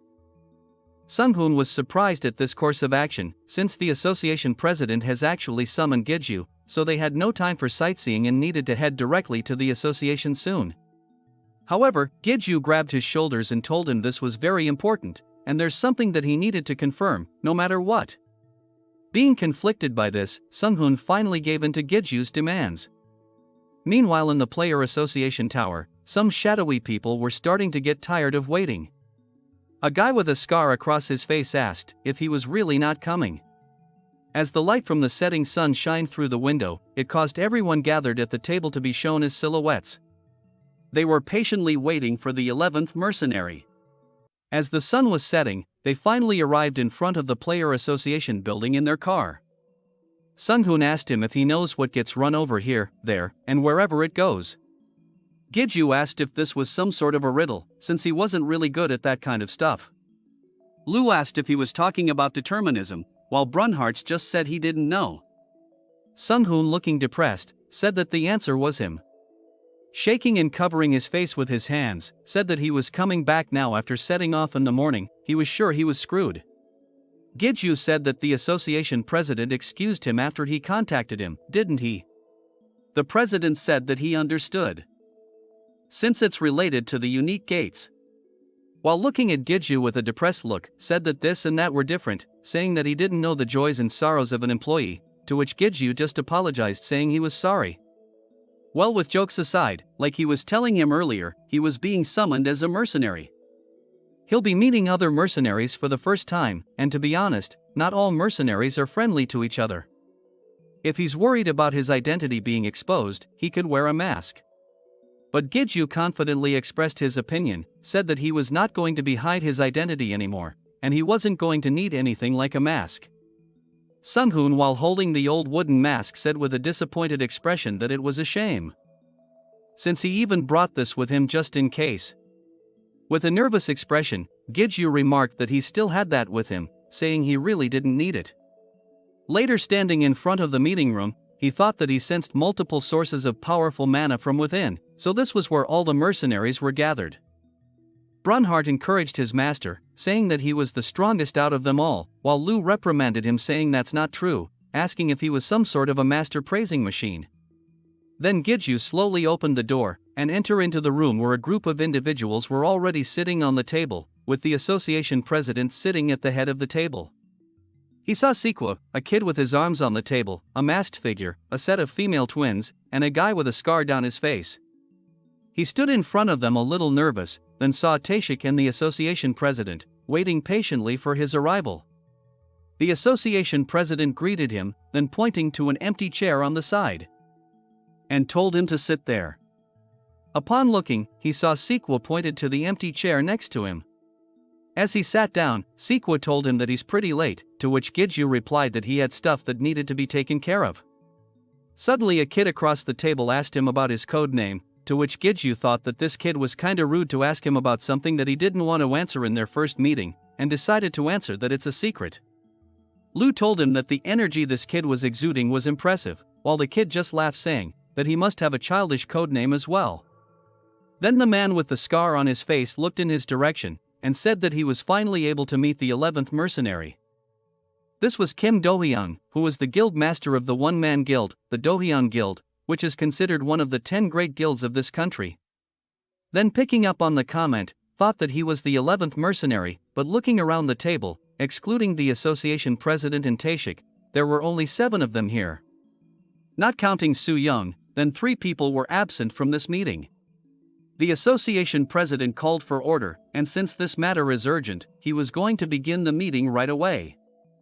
As they all know, the reason they have gathered the mercenaries is the unique gates that appeared recently in bulk.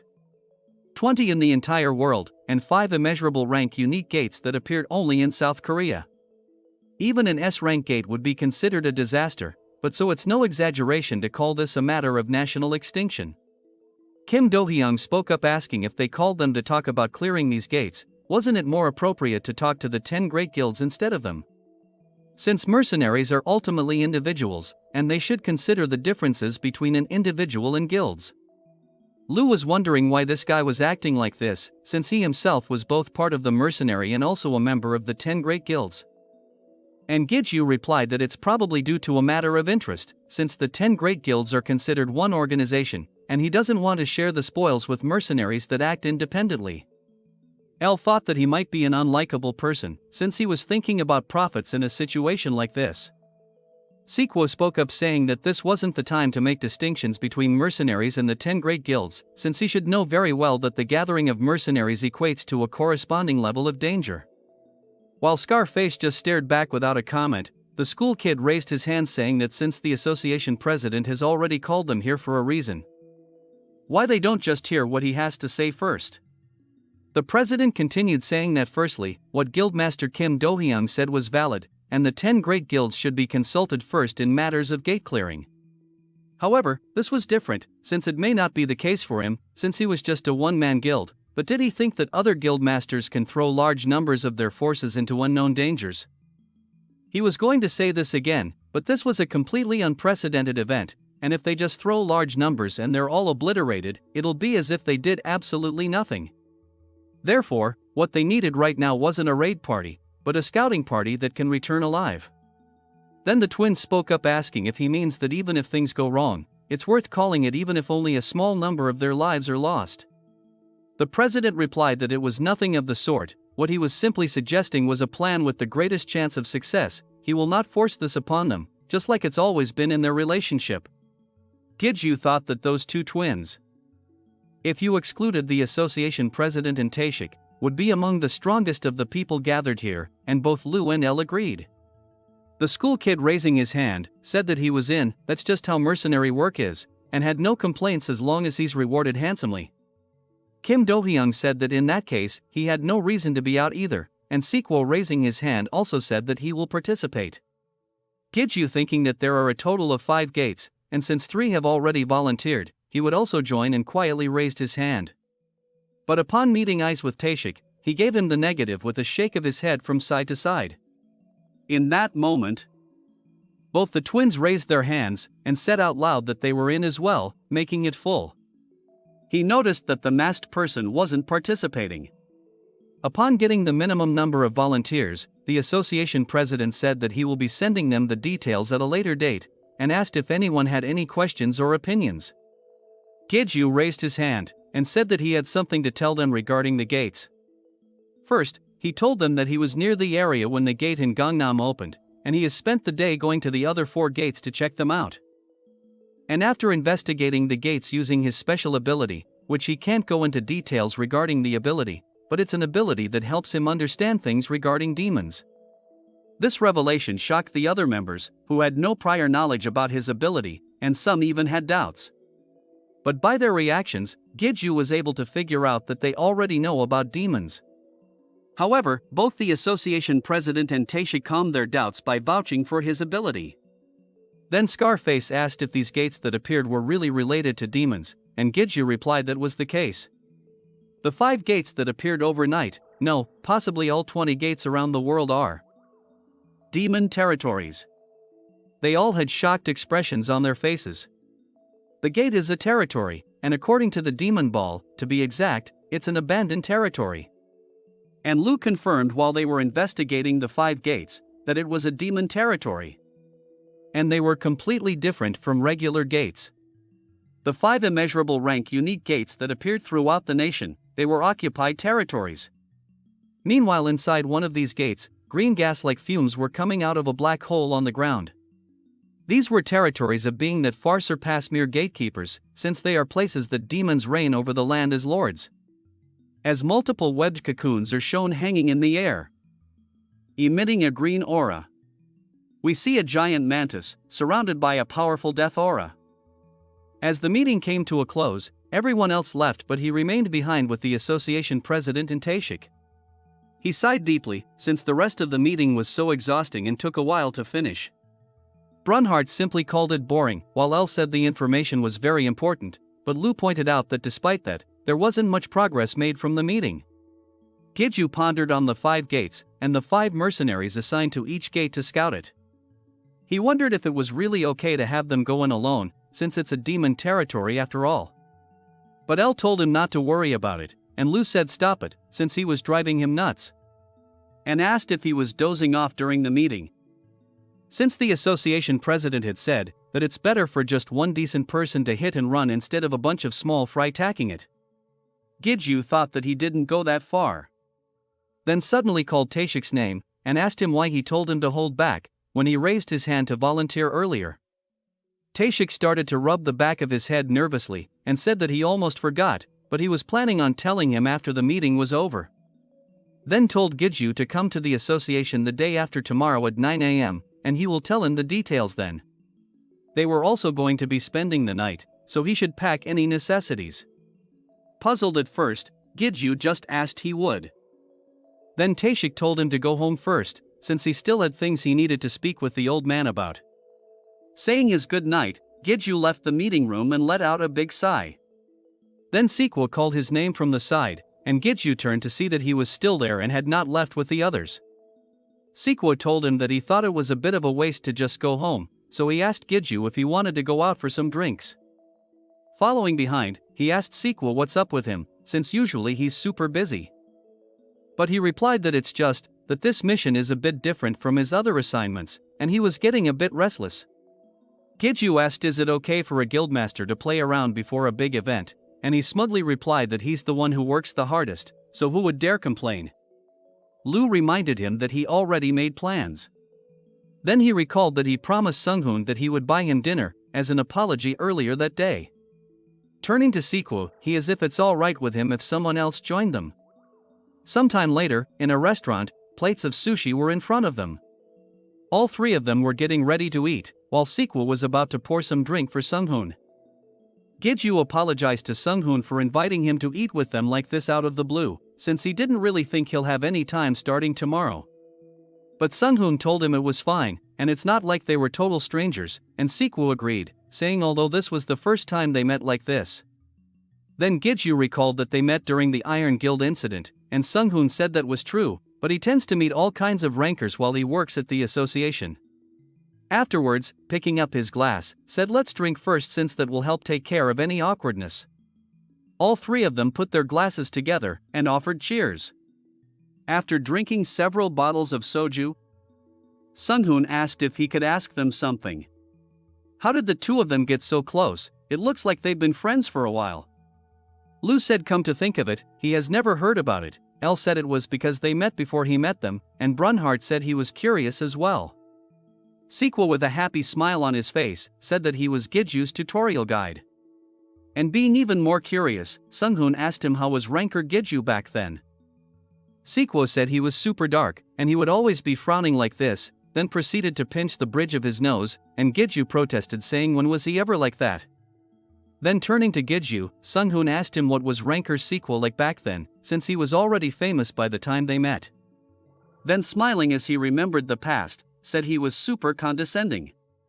He struck the goblin with his sword, killing it, then continued to pant as he was short of breath. Sequel, with his arms crossed in front of him, asked still nothing. Then he grabbed his chin in thought. As Giju looked at his status screen, thinking, was there something wrong? His level wasn't going up, as the status screen still showed him at level 1. As he still continued to stare in a daze, Sequo said that the guide duration for today was over. As Giju turned to look at him, Sequo bowed his head and said that unfortunately, he didn't think he'll be able to continue being his guide from tomorrow onwards. Giju replied that he understood, and thanked him for everything until now, since he knew he must be busy. But he noticed that his eyes, they've completely changed. The eyes that used to look at him like he had potential, had changed. It must mean that he was no longer worthy of investment. A month has passed since then, and he has hunted goblins until he dropped, but he still barely made enough money to live on by selling the few crystals that he earned. Still, player Sequel came to check up on him now and then, but to be honest, he didn't find him very welcome. Was it curiosity, sympathy, or superiority that kept him coming back? Whichever it was a nuisance. He'd rather he just stop paying any attention to him. At a restaurant, he met with Tashik, who was a high ranker he knew, and they would occasionally eat meals together. Tashik was saying that he got sick of the food within the gate. Giju remarked that he must have been pretty busy lately, to which Tashik replied he wouldn't believe, he was neck deep in work right now. Then asked Giju if he had any problems, and he could tell him if he needed help. But Giju with a smile asked how he could ask him for more when he's already given him so much. Cursing, Tashik told him that he makes the big bucks, even so. Then as he looked at Giju, he let out a big sigh. Then asked him how was he doing these days, but Giju just looked down without saying a word. He had become a player, and he was going to tell him once he became able to pull his own weight. While tightly gripping his legs, thought that was a good choice. He's made up his mind, with a smile looked up at Tashik and told him nothing much. Since he'll quit being a player. Sunhoon just sat there silently after hearing all this, then becoming serious, and asked so what happened, did he quit? Lu was beside himself saying, what the hell was he talking about, while Brunhart shouted no, he can't quit. Lu beside him remarked incredulously, what's with him? But back in the past as night fell, Tashik dropped Giju off at his house. And as he watched Tashik drive away, he thought that once he'd made up his mind, whatever lingering attachment he had disappeared surprisingly easily. While walking up the stairs, he thought this will do, and he was going to think of this as having dreamt a sweet dream.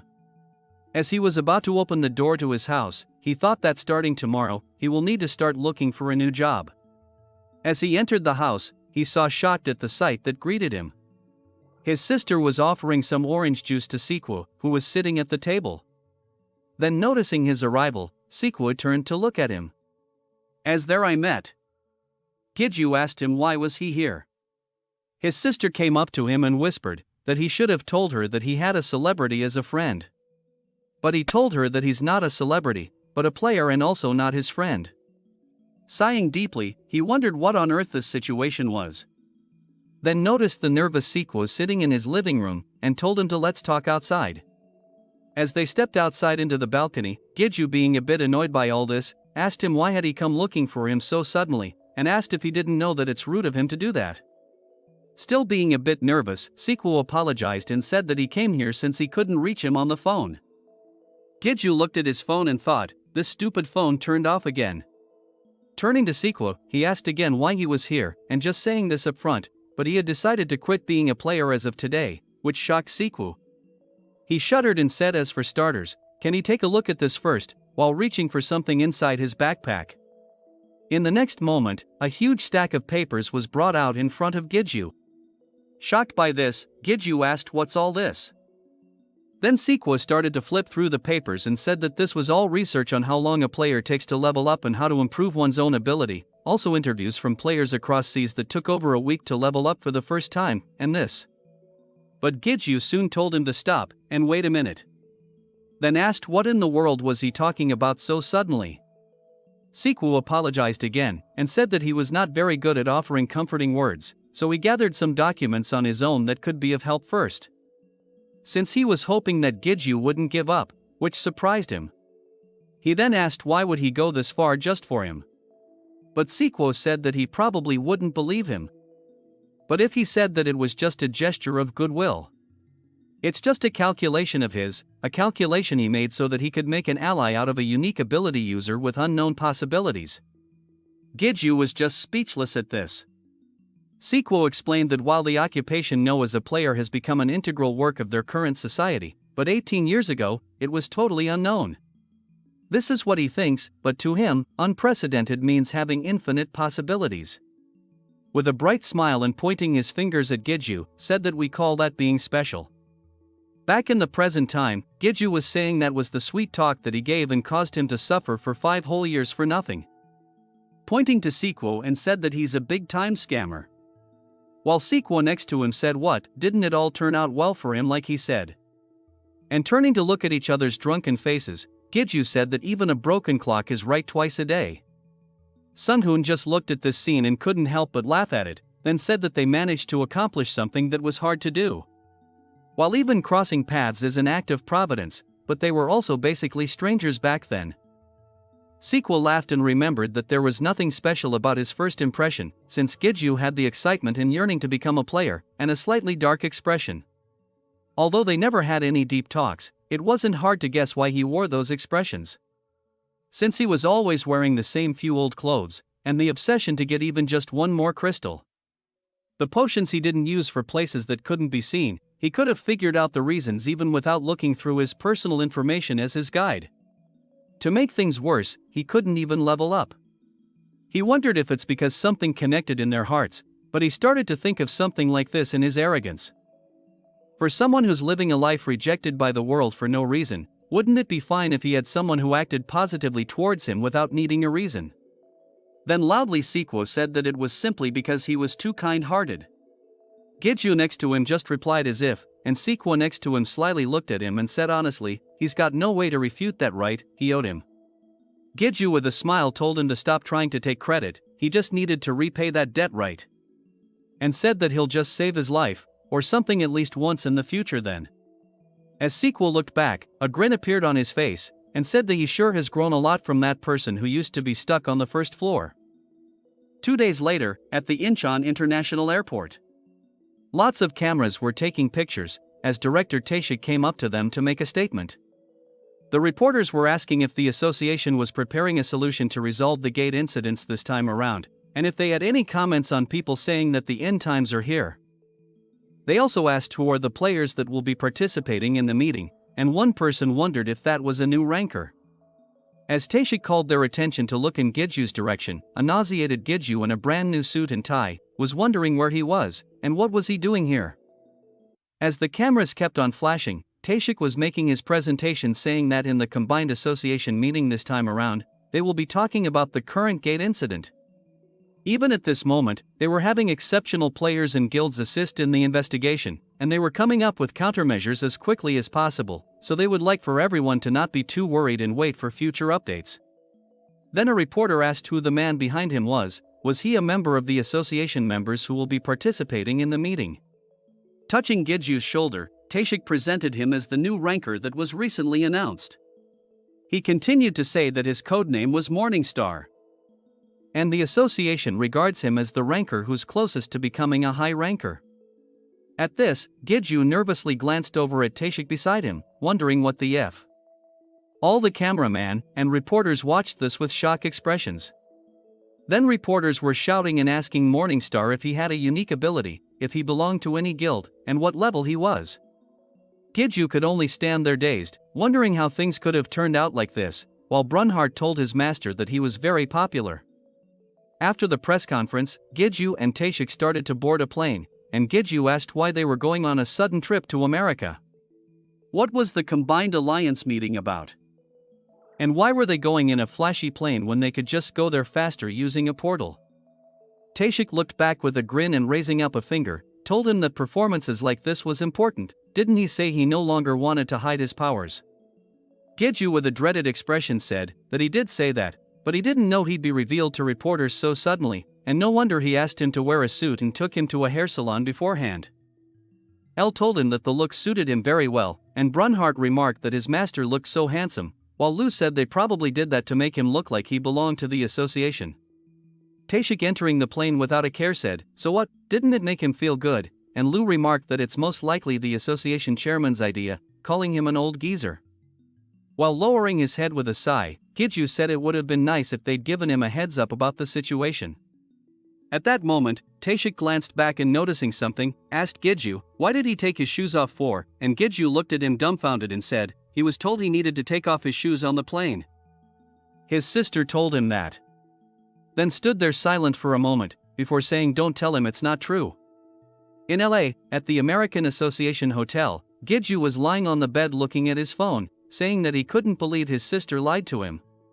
On the phone, his sister had messaged him that he needed to take his shoes off before boarding the plane, or else they would treat him like a country bumpkin who didn't even know his manners. He thanked her for the advice. When he told her that he didn't need to take off his shoes, she replied with laughter, telling him she couldn't believe he fell for her trick. Then, shaking with anger, he stated that she will be in deep trouble once he gets back. Elle tried to comfort her master, saying that she believed it's possible for someone to think that was true, while Lu called him an idiot, and Brunhart was glad his master was stupid, since he was stupid too. Staring blankly at the ceiling, he told Brunhart thanks. He soon closed his eyes, and laid on top of his bed thinking. He told himself enough about that, since he can feel a wave of strong energy within the hotel gathering, are the world's strongest people gathering here. He soon raised his hand and called out to Elle. She appeared in her human form, kneeling before him, asking her master if he had called her, and she was awaiting his orders. He quickly told her that he didn't call her for any tasks, but since she now had a physical body, he was hoping that she could just stay around him. Brunhart expressed his desire to have a body too, while Lu stated that the sword was his body. As he looked at her ponderingly, he commented that her wings stood out quite a bit, and asked if she could hide them. While making her wings disappear from sight, she asked him if this was what he wanted. He was surprised at how easily she could hide them, then asked if she could also change her clothes as well, since they also stood out. She told him that it was possible. Then her clothes started to shine brightly, and in the next moment, she was clad in full metal armor, like Joan of Arc. She told him that this was what she wears for combat. In return for higher defense, there's a certain drop in mobility, so she only wear them when needed. With a dumbfounded look, he could only reply okay. Then suggested that they go buy her some clothes later, and Lu remarked that she's pretty stupid sometimes too. Meanwhile, at one of the unique demonic gate, inside a large mantis monster was about to make his attack, and Siqu was able to casually dodge the blow.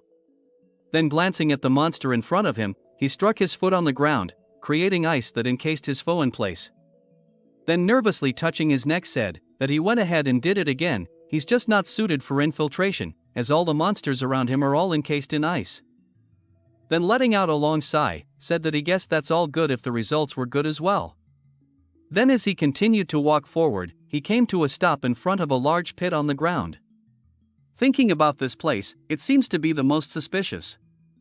Wondering if he should go into this pit right away, then thought better of it, since the energy it's exuding feels like trouble. He turned to leave, since he's used up too much of his magic power in a short amount of time. As he was walking back, thinking that he needed to report this matter as soon as possible, white tentacle-like things started to come out of the pit behind him. As soon as he felt something, he turned his head to look back. To his surprise, the white tentacles surrounded his position. Then in the next moment, they were starting to wrap around his body. He was thinking, what on earth was this? They looked like spider webs. Using his skill, he created ice daggers in both his hands, then started to cut at the webbing, turning them into shreds that fell to the ground. With a cocky expression, he said that no matter how tired he was, did they think he'd let himself get caught so easily? Then, to his surprise, an overwhelming huge shadow rose before him. A huge amount of webbing surrounded by red aura was coming out of the pit in front of him. It was faster and stronger than before, and soon his entire body was covered by the webbing again. Thinking something like this couldn't keep him tied, he tried to cut it again with his blade. But in the next moment, to his shock, more webbing appeared and quickly took the blade out of his hands. The webbing started to cover his mouth, making it harder for him to breathe. Within moments, it quickly wrapped his body like a cocoon, and as he was thinking this was dangerous and he needed to report this to the association somehow, it started to drag him down into the pit. Soon, the area was covered in silence.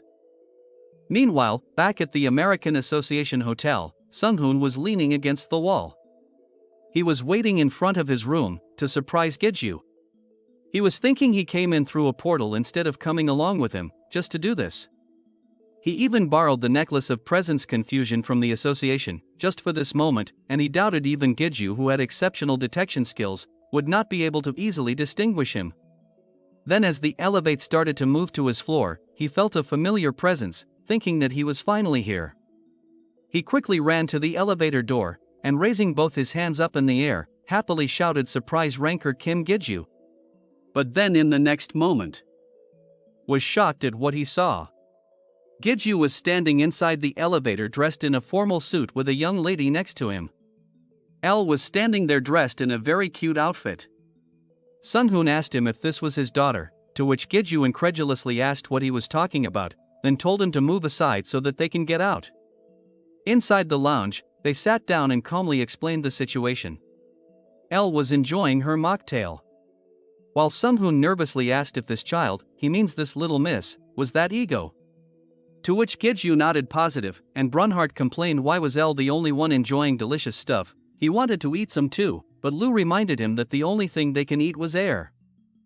As Sunghun watched Elle sip on her drink, he was amazed to think that the egos can transform into humans. She's definitely not a normal person, but she didn't feel like a player either, since he couldn't feel any mana from her at all.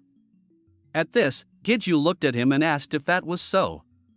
Since he was thinking to himself that Elle definitely possesses mana, and uses it too, but was this what others feel from her? As he was sipping on his drink, he pondered that maybe this was due to the system. Then Sunghun, covering his mouth, asked him if he felt it too, and Gidju replied yes, this place is filled with monsters. He didn't even need to use his demonic eye to know that each and every person here was one of the strongest people at the world level. Lu warned him not to even think of using his demonic eye, since at this level, they'll realize he was using it, and things might get troublesome. As Gidju calmly drank his drink, he replied that he knows. Sunghun commented that it's rare to see so many strong and famous players gathered in one place, and asked if he recognized them as well. Just as he said, even if Gidju didn't know much about this industry, he knew who they were. The man sitting at the bar was from the Middle East, a high ranker codenamed Oil King. He was an oil conglomerate before he even became a player. And over there sitting at another table was Japan's high ranker Susanoo. Just at that moment, he and other players in the room felt it. Someone was stepping into the room. As high rankers in the room turned to look at the newcomer, he was a man with blue hair and wearing a white suite. Gidju whispered to Sunghun, asking him who this new person was, and he replied that he was not sure either. He knew most rankers and high rankers though. Gidju thought that the flow of this man's mana feels ominous. He wasn't 100% certain, but he thought that this newcomer was as strong as Su Yung, the Demon King. As the man with the blue hair noticed something, his eye flared up with blue intensity in Gidju's direction, and he let his golden fighting aura explode from his body. The pressure caused Sunghun to clutch at his chest in pain, and noticing this, Gidju shouted out his name in concern. Lu told him that he won't be able to withstand that energy because unlike him, he was weak. Gidju called the guy with the blue hair an a-hole, and started to exert his own pressure to counteract the effect. When the two auras clashed, it broke the pressure, to the surprise of other high rankers in the room. And Sunghun was able to breathe normally again. This outcome surprised the newcomer, who said it wasn't bad. This angered Gidju, and he started to get out of his seat saying what the hell did he think he was doing. When he was interrupted by Elle, who angrily said how dare he do that to her master. Shattering the glass in her hands, shouted with rage, how dare he exude killing intent towards her master. Brunhart said her name in concern, while Lu thinks she might have lost her rationality. Gidju in a panic tried to calm Elle down, while she stared daggers at the guy. The guy with the blue hair putting his hand to his chest nervously asked, why was the saintess together with the man who reeks of a filthy demon? Both Gidju and Elle looked at this guy with puzzlement. Gidju turned to Elle and asked her, was she a saintess, to which Elle shook her head negative and said that she didn't know what he was talking about. Gidju turned to look at this guy, and thought that he definitively felt something from that man, but what the hell was he talking about? Just at that moment, someone shouted for Michael to stop it. As the guy with the blue hair turned back to look behind him, he saw the Pope walking towards him. Seeing who it was, Michael quickly got down on the ground and kneeled before this individual, saying, "Greetings, Your Eminence." The Pope, wearing his regalia of state, exited the elevator. Gidju and Sunhoon got out of his seat when they saw the Pope. Lu asked if that was the Pope, the one that leads a religion. He guessed that he was worthy of being a leader, since that old man was strong enough to be on par with the strongest people in this room. As Taeshik appeared from behind the Pope, he asked what was going on in here. When Taeshik saw Gidju, he waved to him, saying that he sees that he met up with Sunhoon already. Then Gidju in turn asked why he was here, together with the Pope. Then sheepishly rubbing the side of his head, Taeshik said that he wasn't sure how Gidju thought of him usually, but he's here as the representative of Korea, so he ought to talk to the representatives from other countries too. Then getting serious. Asked what is this situation right now, and he was asking Michael. Who was shocked to hear his name, then saw the huge aura that Taeshik was emitting. Others in the room also felt a bit nervous at the pressure they felt. Michael, pointing to Taeshik, asked His Eminence why is that person, but the Pope interrupted him and shouted for him to shut up, saying that he told him to not start any trouble before the meeting starts, and how dare he point his finger at a VIP from another country. Nervously, Michael pointed to Gidju and said that, couldn't he sense it too, that man possesses a demons? But the Pope shouted his name, which stopped him from talking any further. The Pope continued to say that he wants him to be isolated in his room until the meeting, and he was not going to accept any objections. Michael looked up at the Pope in shock, then silently lowered his head. Then, accepting the command, left the lounge. Gidju let out a long sigh, and said he didn't even know why the hell this keeps happening. Turning to Elle to see if she also agreed, but became surprised at what he saw. Elle was sitting dazed and mumbling to herself, and kept repeating the name Michael as if she recalled something from her lost memories. Gidju continued to stare at her in puzzlement, and then, as if struck by lightning, Elle seemed to have recalled something about this person. Then, as he watched, she collapsed onto the table. Puzzled by this event, even Brunhart asked Elle what's wrong, and Lu asked what was she doing. In a panic, Gidju shouted out Elle's name. Sometime later, back in his room, Elle was in her ring form. Taeshik was sitting beside him on the bed, asked if Elle was going to be okay. Gidju silently stared at the ring on his hand for a bit, before replying that she should be fine, probably. He recalled that back in the lounge, Elle suddenly fainted. Lu said that she must be taking after her master, since he's always fainting at the slight thing. But Gidju told him that this was no time for jokes. Lu told him to calm down, since she was simply stimulated by her memories. Since, like him, she has tons of lost memories. He didn't know all the details either, but he's pretty sure it has to do with meeting that Michael person. While he's not sure what's happening, he's definitely no ordinary man. More importantly, Lu can feel the energy of an angel from him. After recalling all this, Gidju lets out a long sigh. Then, turning to Taeshik, asks him who that Michael person is. Taeshik replies that he doesn't know either, and the only thing he heard was that he was someone that the Vatican Church has nurtured to be their strongest player. But even he didn't expect someone from the Vatican to have such a nasty personality, and Gidju just listened to this silently. Taeshik told him that he's heading out to sleep, since there's a meeting tomorrow. Just as he was about to leave, he looked back and advised Gidju to do the same, since he will also be attending it tomorrow with him. And oh, don't get into any trouble, to which Gidju incredulously replied he won't. Did he think he was still a kid? Then the next day, someone called Gidju a bastard, to the shock of other high rankers in the room, saying just how the F did he grow so strong in such a short time, as Gidju stood there emitting an intense killing aura. Gidju smirked, saying long time no see, Iron Shield. As the two faced each other. At the World Player Association building, which is also known as the General Association, Taeshik was pointing down the hall, and telling Gidju that representing members are meeting there, so he will be going into the meeting room. Gidju asked if he really didn't need to attend with him, and Taeshik, grinning evilly, asked if he really wanted to go in with him, and if he was finally ready to sign a contract with him and become an official member of the association team. Gidju answered nervously, no, he didn't want to. Then stated that he was just wondering what the point was of bringing him here, since it's not like he's doing anything. Then Taeshik told him it was more of a formality. Since this is a place where the key figures from each association gather, so it's normal for them to be accompanied by a bodyguard.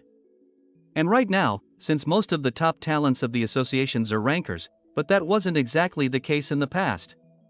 This is to prevent anyone from climbing over everyone else's heads, and it's also to keep each other in check.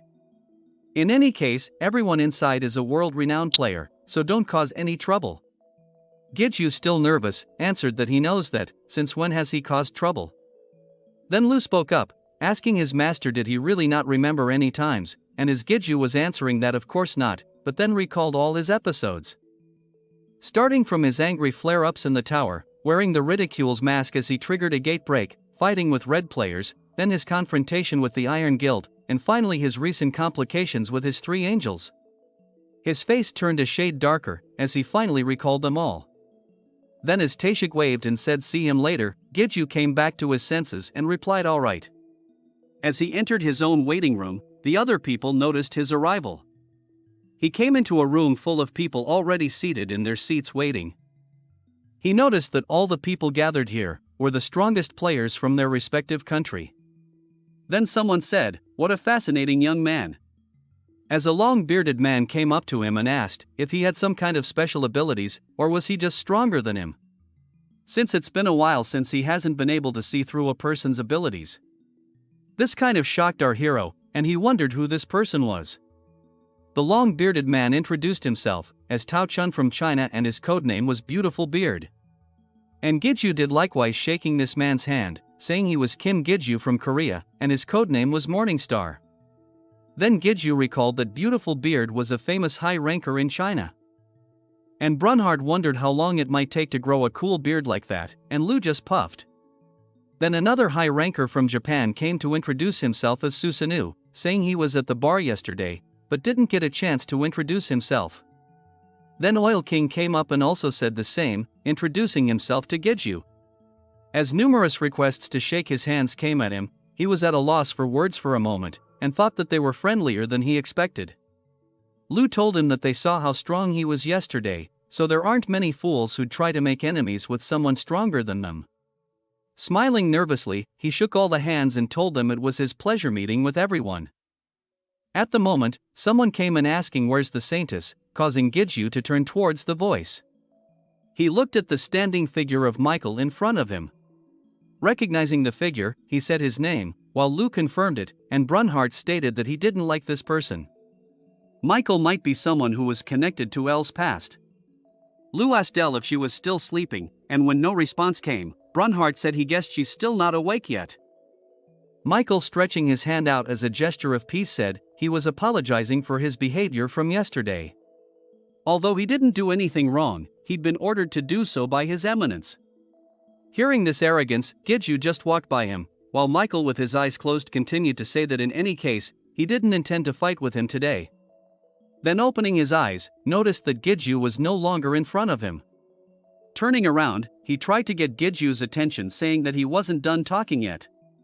At this moment, Lu said we finally meet again, to which a menacing grin appeared on Gidju's face as he replies yeah. Then staring at each other, said long time no see, Iron Shield. A powerful killing aura emitted from Gidju caught the attention of everyone in the room. The high rankers in the back noted that the power he used yesterday might not have been his full power. While Iron Shield was cursing at our hero, asking how the hell did he get so strong in such a short period of time. Gidju, still grinning, said he missed Iron Shield and he was sorry for what happened with Rogers. Further provoking him, said that his feat has gotten pretty cool, drawing attention to the prosthetic leg he got from his last battle with the Demon King. This greatly angered Iron Shield, who had a furious expression, and he called our hero a punk. At that moment, someone suddenly opened the door to the room and shouted out for Morningstar, asking if Morningstar from Korea was here. Being a bit puzzled, Gidju pointed to himself and said that was him. The new person shouted that he was being summoned by the association chairman and needed to go to the meeting room immediately.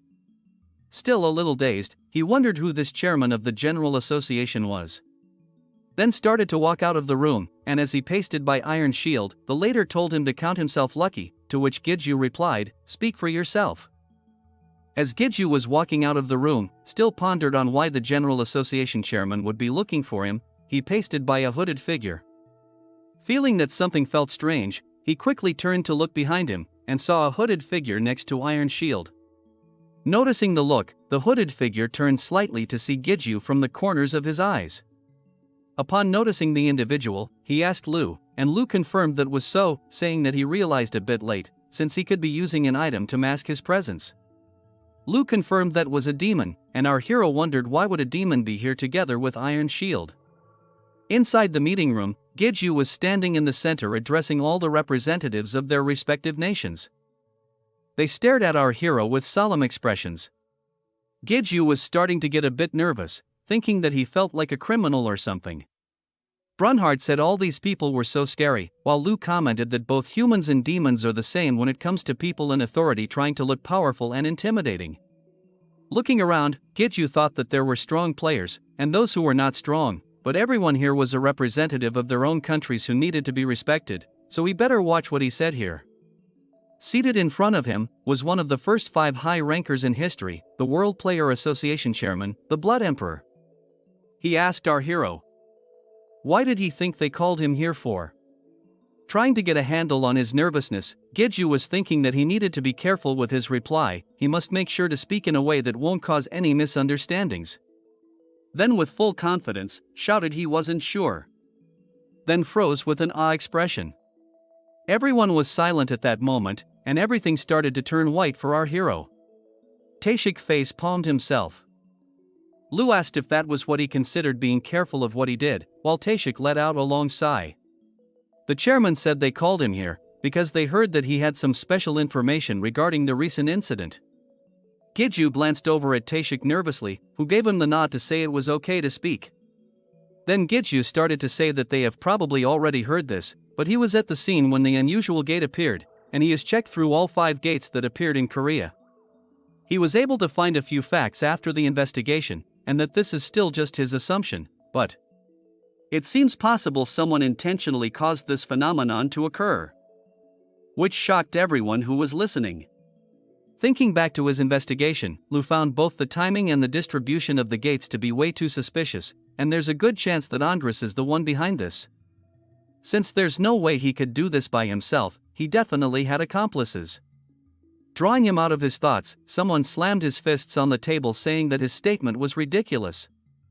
Zeus from the European Directorate asked if he was claiming that gates can now be controlled by humans, shouting there aren't any humans capable of doing that. Giju could only dumbly stare back at his comment, since he was a human capable of doing just that. But countered. How can he be so sure? It's not like he knew the abilities of all the players, for example, asking him if he knew the abilities he had. But Zeus only incredulously asked what, when the chairman told Zeus to sit down, stating that what he said made sense. Then the chairman turned to our hero and asked what proof he had for saying that. In response, he said that the proof was his unique ability, so he couldn't tell him about it, and he'd like to make this clear. He never said the culprit was human, the culprit is probably a demon. Then everyone around the table started to murmur about demons, and wondered even if it was a demon, could they really do this? Giju, looking at their reactions, thought that they were not as surprised as he expected, and Lu told him that's because they probably know about demons since they're the leaders of the world. It's likely Tashik told them quite a bit about demons. But Giju thought that's not all. The Blood Emperor, who is the World Player Association chairman and the representative of the country that Iron Shield belongs to. There was no way that someone as strong as him didn't realize that Iron Shield brought along a demon. To him, it looked like they're turning a blind eye to the demon. After the meeting, when they were back in Giju's room, Tashik asked him if he was alright. Since he got pretty emotional, which was unlike him, was that due to Iron Shield being there? Giju, while sitting on his bed, said that it's because there are things he couldn't understand. Tashik asked if that's because Iron Shield brought along a demon, which surprised Giju, who responded by asking he knew. Sitting down himself, Tashik said that he knows what he's thinking, not all demons are enemies. The Demon King is also working with a demon, isn't she? He also heard recently, demons are actually also pretty pitiful, to which Lu shouted what the hell. Tashik continued to say that they were originally the rulers of hell, who lost their authority when the tower and hell merged. Although there are those who survived as they supported the ruler, most of them were abandoned, incarcerated, or executed. Claiming that's why the gates are appearing. So there are a lot of demons on humanity's side as well, demons that are of help to the leaders of each country are being overlooked and given a base, then suddenly stopped and cursed loudly. He turned to look at the incapacitated Giju who was foaming at the mouth, shouted the penalty. As Brunhart shouted to his master, and Lu just let out a long sigh. The next day, Giju slowly stirred in bed, being watched over by El. When he opened his eyes, he was greeted El, who was glad her master was awake. Brunhart commented that he felt like he's seen this scene before, and Lu remarks that both the master and the subordinate are weak. Giju sitting up was glad that El was up as well, and El apologized for inconveniencing him, but he told her not to worry about it, since it wasn't that big a deal. He told El to tell him about why she fainted later, since both Lu and he needed some time to sort out their thoughts, and she thanked him for his consideration. Then, shivering, he said more importantly, he was scared he'll get the penalty again, to which Lu called him a cowardly master. Then asked if people could attack others using the penalty, since for any players including himself who was below the 50th floor would be subject to the penalty just by listening to information. Lu was wondering why he hadn't asked that yet, and El said that she will try to explain it to the master. In order to apply the penalty, there are 3 prerequisites. Number 1, whether or not the listener is curious about the information.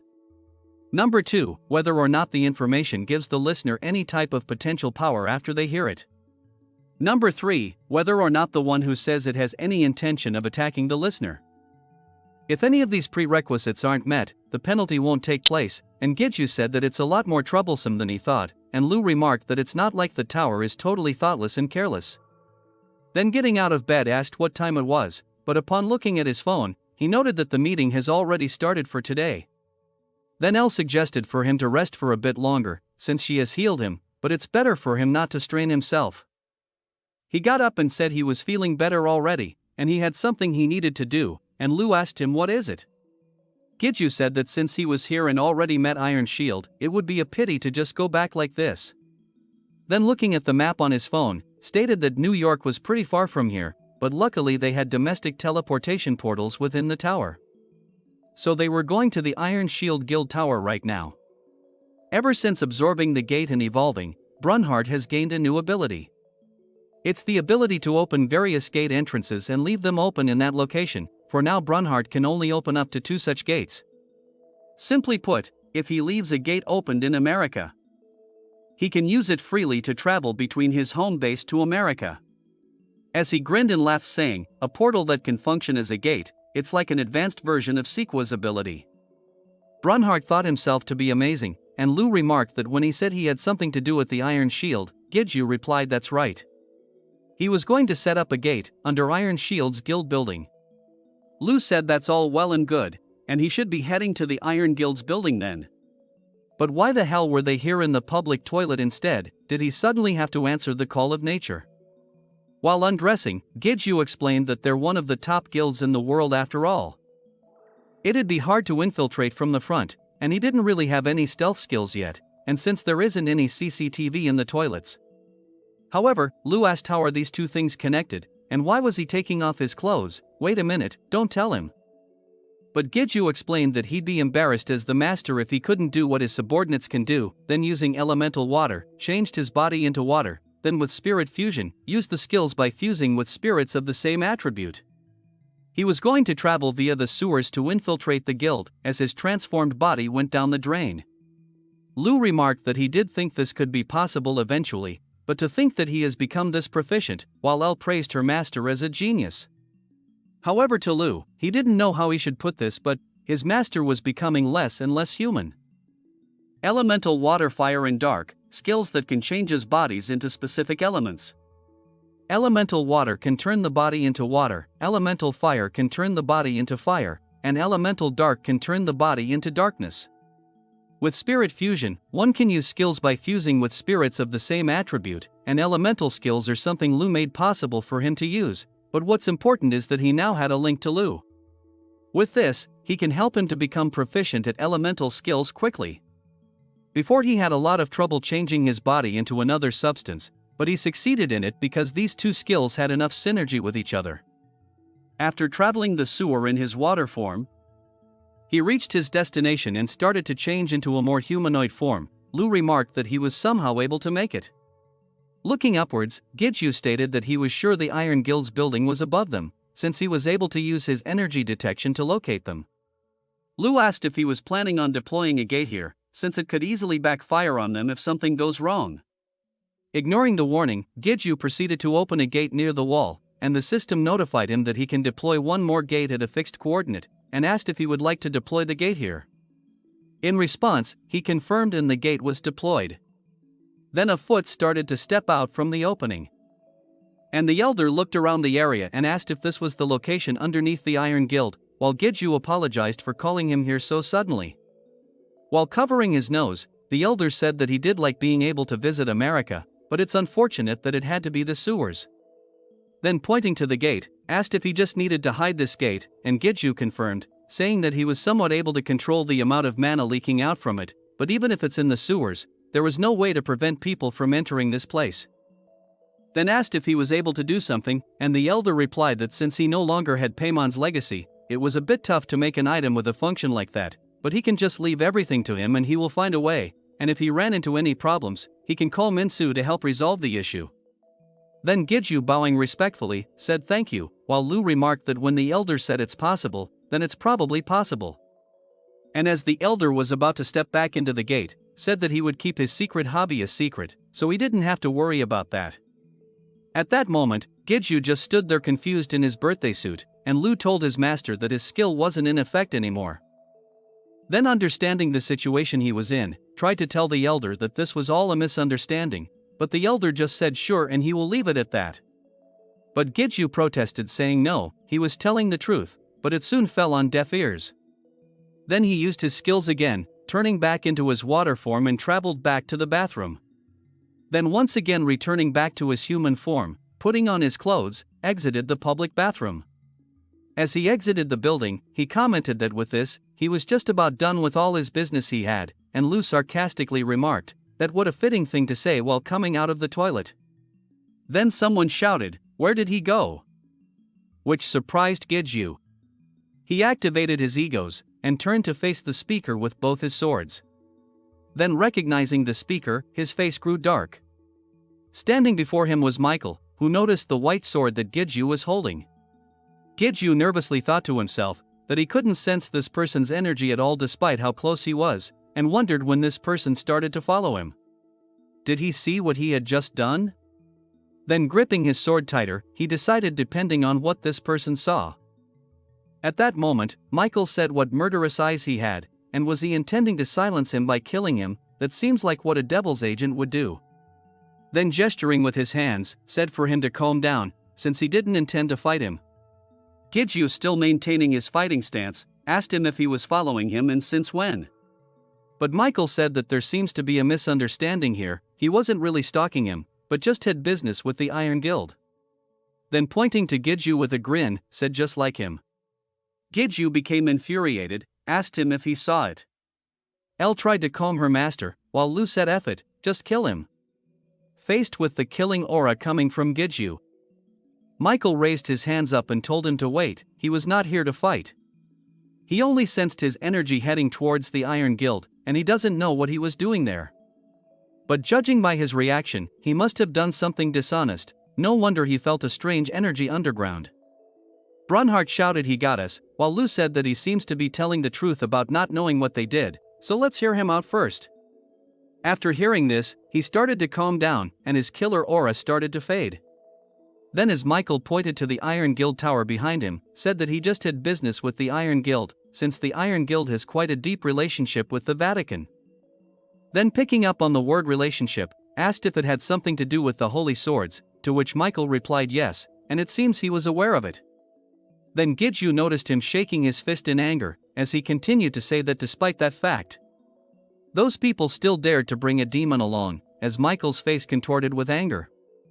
Lu noticed the intense murderous aura, and Gidju wondered why was he having such an intense reaction. He guessed that it's actually natural for the Vatican to hate demons, but he recalled Tashik's words, saying that there are a lot of demons on humanity's side as well.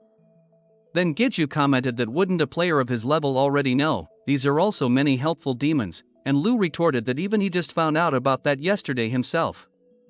But Michael only asked Giju if he was mocking him. Then, becoming even more enraged and covered with an even more intense killer aura, said how dare he say such a thing before him, despite knowing that the Vatican has fallen at the hands of demons before. But Giju stood there a little flabbergasted, since he didn't know that at all, and he was starting to feel kinda sorry. Michael said that he thought he might be different despite carrying the scent of a demon. But he guessed he shouldn't have tried talking to someone who's related to demons after all. Then he started to release a golden energy, which momentarily was so blinding that Giju had to cover his eyes.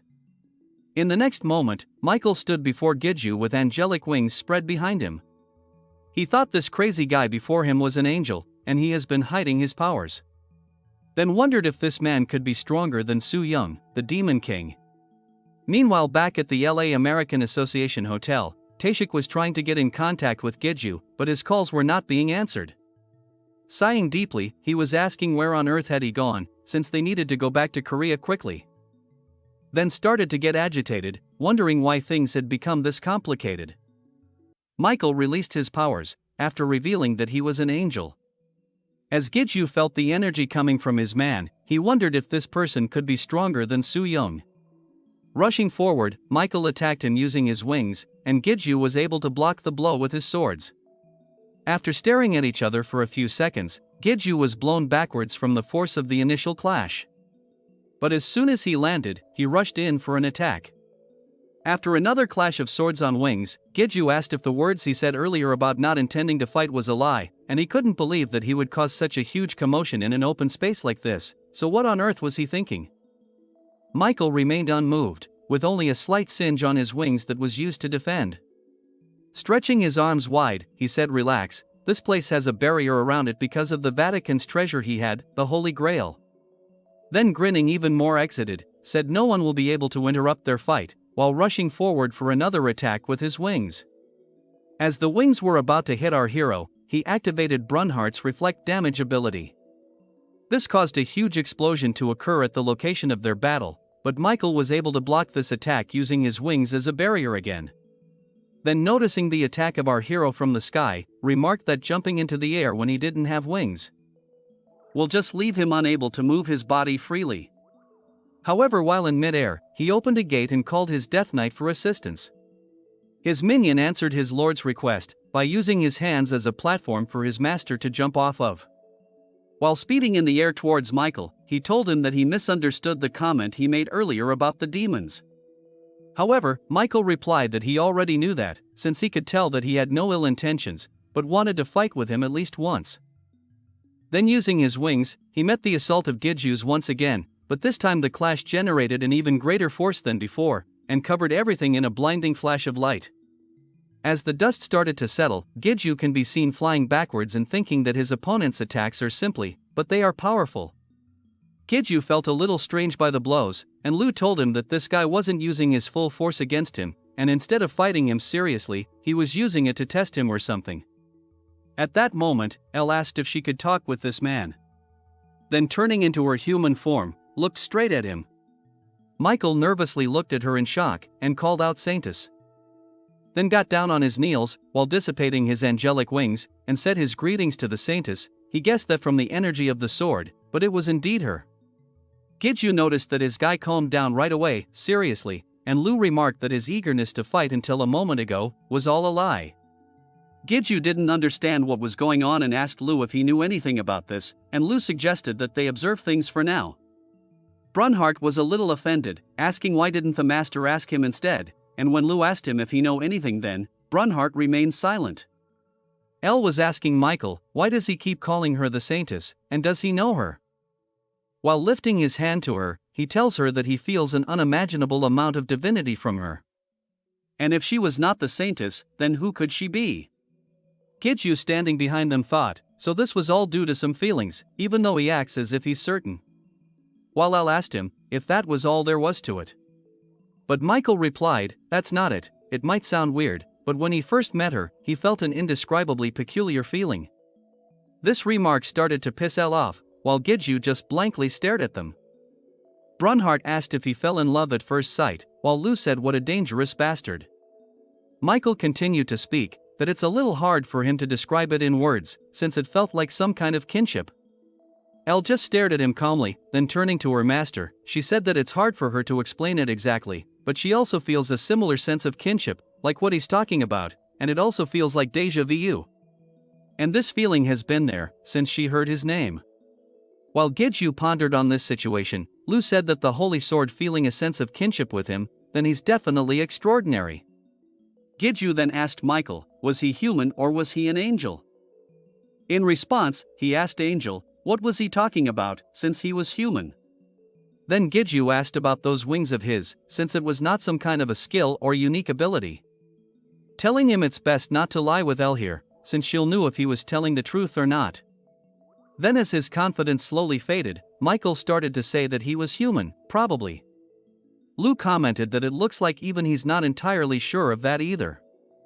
Then Michael nervously apologized for the misunderstanding and picking a fight with him, but clarified that it felt like he would be able to get answers to his questions if he fought with him. Elle, turning to her master, said that it might be presumptuous of her to say this. But it also felt like her memories were being triggered the more she talked to him. And thanks to that, she remembered an important fact. The method for evolving right away without gathering all the materials, and the status window shows Elle's first evolution requirements. Since Elle's evolved conditions required 3 egified souls, excluding Huang Chiel, and 1 holy sword. Even if he was able to get the egified souls, he had to postpone the evolution because it was hard for him to get a holy sword, but she was saying that she can evolve right now. With a devilish grin, he wanted to do it now. Then rushing up to Michael, said let's just act as if nothing happened today, while extending his hand for a shake. Still having that mad devilish look, said that it seems they both had misunderstanding about each other, as he was thinking of the fastest way possible to get back home.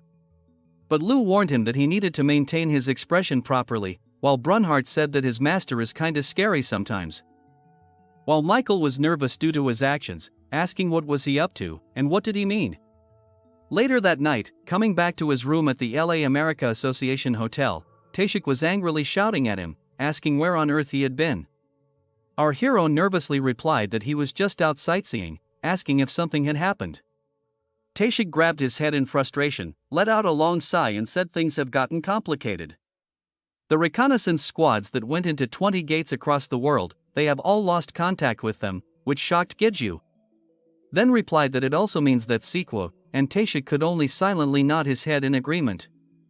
Knowing this, Giju could only clench his teeth in frustration. Then shouted that they needed to return to Korea quickly, the portals, they could use it to get back faster. Tashik could only scratch the back of his head, saying that they were not the only ones trying to get back to their country, and the processes needed to allow teleportation between countries are more complicated than he thinks, it might take them at least 2 more hours. Saying that they lost their turn because of him being late, and since they had more people dispatched here it was taking longer as a result, to which Giju just cursed. Then remembered something, grabbing Tashik's shoulder asked if they returned faster, it would be better for them, right? In response Tashik said of course, but they didn't have any other means. Then grinning, Giju said that there was a way. Back at his home, inside the downstairs basement, a gate opened up and Giju and Tashik started to walk out of it. Tashik couldn't believe that Giju can now use his gates to teleport to different locations, and Giju replied that he can only go to a few places for now. But turning back to look at the gate, Tashik asked what on earth was that inside his gate just now. Griffins in the sky, undead armies on land, and the force shown was on par with the fighting force of a guild. However, Giju, trying to change the topic, asked if this method of returning to Korea was really okay, since there are various procedures for things like that. Tashik, giving the big thumbs up, said, it's all good since he left Sunghun to deal with them, to which Lu remarked, what a wicked superior. Tashik went on to say that he will be doing the raid tomorrow, but won't be able to go along with him, since they needed to go into separate gates to balance out the teams. Since he will be dispatched to the Gangnam station tomorrow. Tashik told him just rest for today. But Giju protested, why tomorrow, since this was such an urgent situation. However, Tashik warned him that if they entered without any preparation, they'll only incur more losses, and at times like this, they needed to be even more cautious. And it might sound a little ominous to say this before entering a gate, but he should spend today with his family. since no one knows what tomorrow will hold, and this time around, it's really dangerous. After thinking it over for a bit, Giju could only agree. Then as Taishik turned to leave, he cleared his throat, and said he should go see if Sujin, Giju's mom, was alright before he headed back to the association. Giju told him to make sure to give it his best shot, and Taishik replied that he was just checking in with her, calling him a brat. The next day, an army of soldiers were waiting in front of the gate. As the guildmaster of the Blue Dragon, Choi Changyong, was telling the gathered players the summary of the strategy for the gate. The first group to enter will be them, the Blue Dragon Guild, as they were one of the stronger guilds. In case of any unexpected situations that could occur while the main group enters, they will be going in first to make sure it's safe to enter. Then the Cane Guild, the Mist Flower Guild, and the 2 people from the association's support team. They will be the groups that enters later. At that moment, Giju was thinking that this strategy definitely sounds logical, but if they do this, too much time will be wasted. The fact that Sequo, who's able to manifest portals, is stuck inside a gate, means there exists a danger that's keeping him inside. Even right this moment, his life might be in danger. Maybe he's already. No, he didn't want to think about that possibility. Guildmaster Choi Changyong looked in his direction and called out his name, which surprised him. As he approached, Giju was thinking why he was suddenly trying to talk to him. Was he here trying to gauge his strength? The guildmaster just stared at him for a moment, then turning to leave, said he hoped that he won't end up being a burden to them. Giju just said what the hell, and Brunhard agreed, shouting that was upsetting, while El said what a rude person. Standing beside him, Sunghoon nervously said, don't be too offended by him, he's a bit rough, but he's not a bad person, since the image that rankers have of him recently wasn't all that great. Giju tried to make light of the situation, saying that well, a person who stands out among many people will incur the hatred of others. He thinks he's slowly getting used to that already. Although thinking that all this was Taishik's fault, since during that press conference, they praised him as the one closest to becoming a high ranker. Choi Changyong commanded the advance party to enter the gate, and the main party to be on standby to enter after 20 minutes. As the advance party started to enter the gate, Giju was thinking that this strategy was best for a stable raid, but it also means a lot of time will be wasted before they can start to look for Sequo. He guessed that he had no choice but to act alone. But in order to do that, he will need to get some help from the main party, but unfortunately he had burned some bridges with the Cane Guild's vice guild master, Lee Byamjin, during the Iron Guild incident. And since Yubin was the guild master for the Mist Flower, and as he turned to look in her direction, their eyes met. Then she suddenly turned her head away, blushing red, and Giju was confused on what just happened. Lu asked El if she saw all that just now, and El replied that she did, but what kind of answer was he expecting from her, while Brunhard, being Brunhard, remained clueless. As the vice guild master looked at his watch, he shouted that 20 minutes has passed, telling the main party to enter the gate. Everyone started to enter the gate in an orderly fashion, and as they came out on the other side, was shocked at what they saw before them. The ground was littered with dead monsters and comrades from the advance raiding party, as Lee Byamjin said, what on earth happened here? While looking at the carnage before him, Lu warned his master to be on guard, since this gate was the territory of an archdemon on Baal's level, which completely shocked our hero. As he recalled, Lu mentioned that Baal was the strongest of all the 72 demons previously. In that case, Lu continued to warn him that this gate will be on a totally different level from all the gates he has experienced so far. But since it hasn't fully completed its connection with this world, the gate shouldn't be able to fully unleash its power yet, but despite saying that, it doesn't mean he should let his guard down either. Lee Byamjin was saying what a fearsome gate this was, putting aside the fact that they were ambushed upon entering, there were so many monsters. He didn't know if it's okay for him to say this, but he's glad that the Blue Dragon Guild entered first. And at least for now, it doesn't seem like there are any more monsters nearby. But something caught Sunghoon's attention, as he noticed the Blue Dragon Guild flag left behind along with the dead. He pointed to it, saying there was a Blue Dragon Guild flag over there, and it seems to him that they must have headed left. Then agreeing to head in the same direction, proceeded with their march. As they were marching along, someone from behind asked if he was the young man Yubin talks about, getting his attention. Turning to look, he saw an elderly lady with a wooden staff smiling at him. As they continued to walk, he asked her if she was referring to the guild master Shin Yubin. And she replied yes.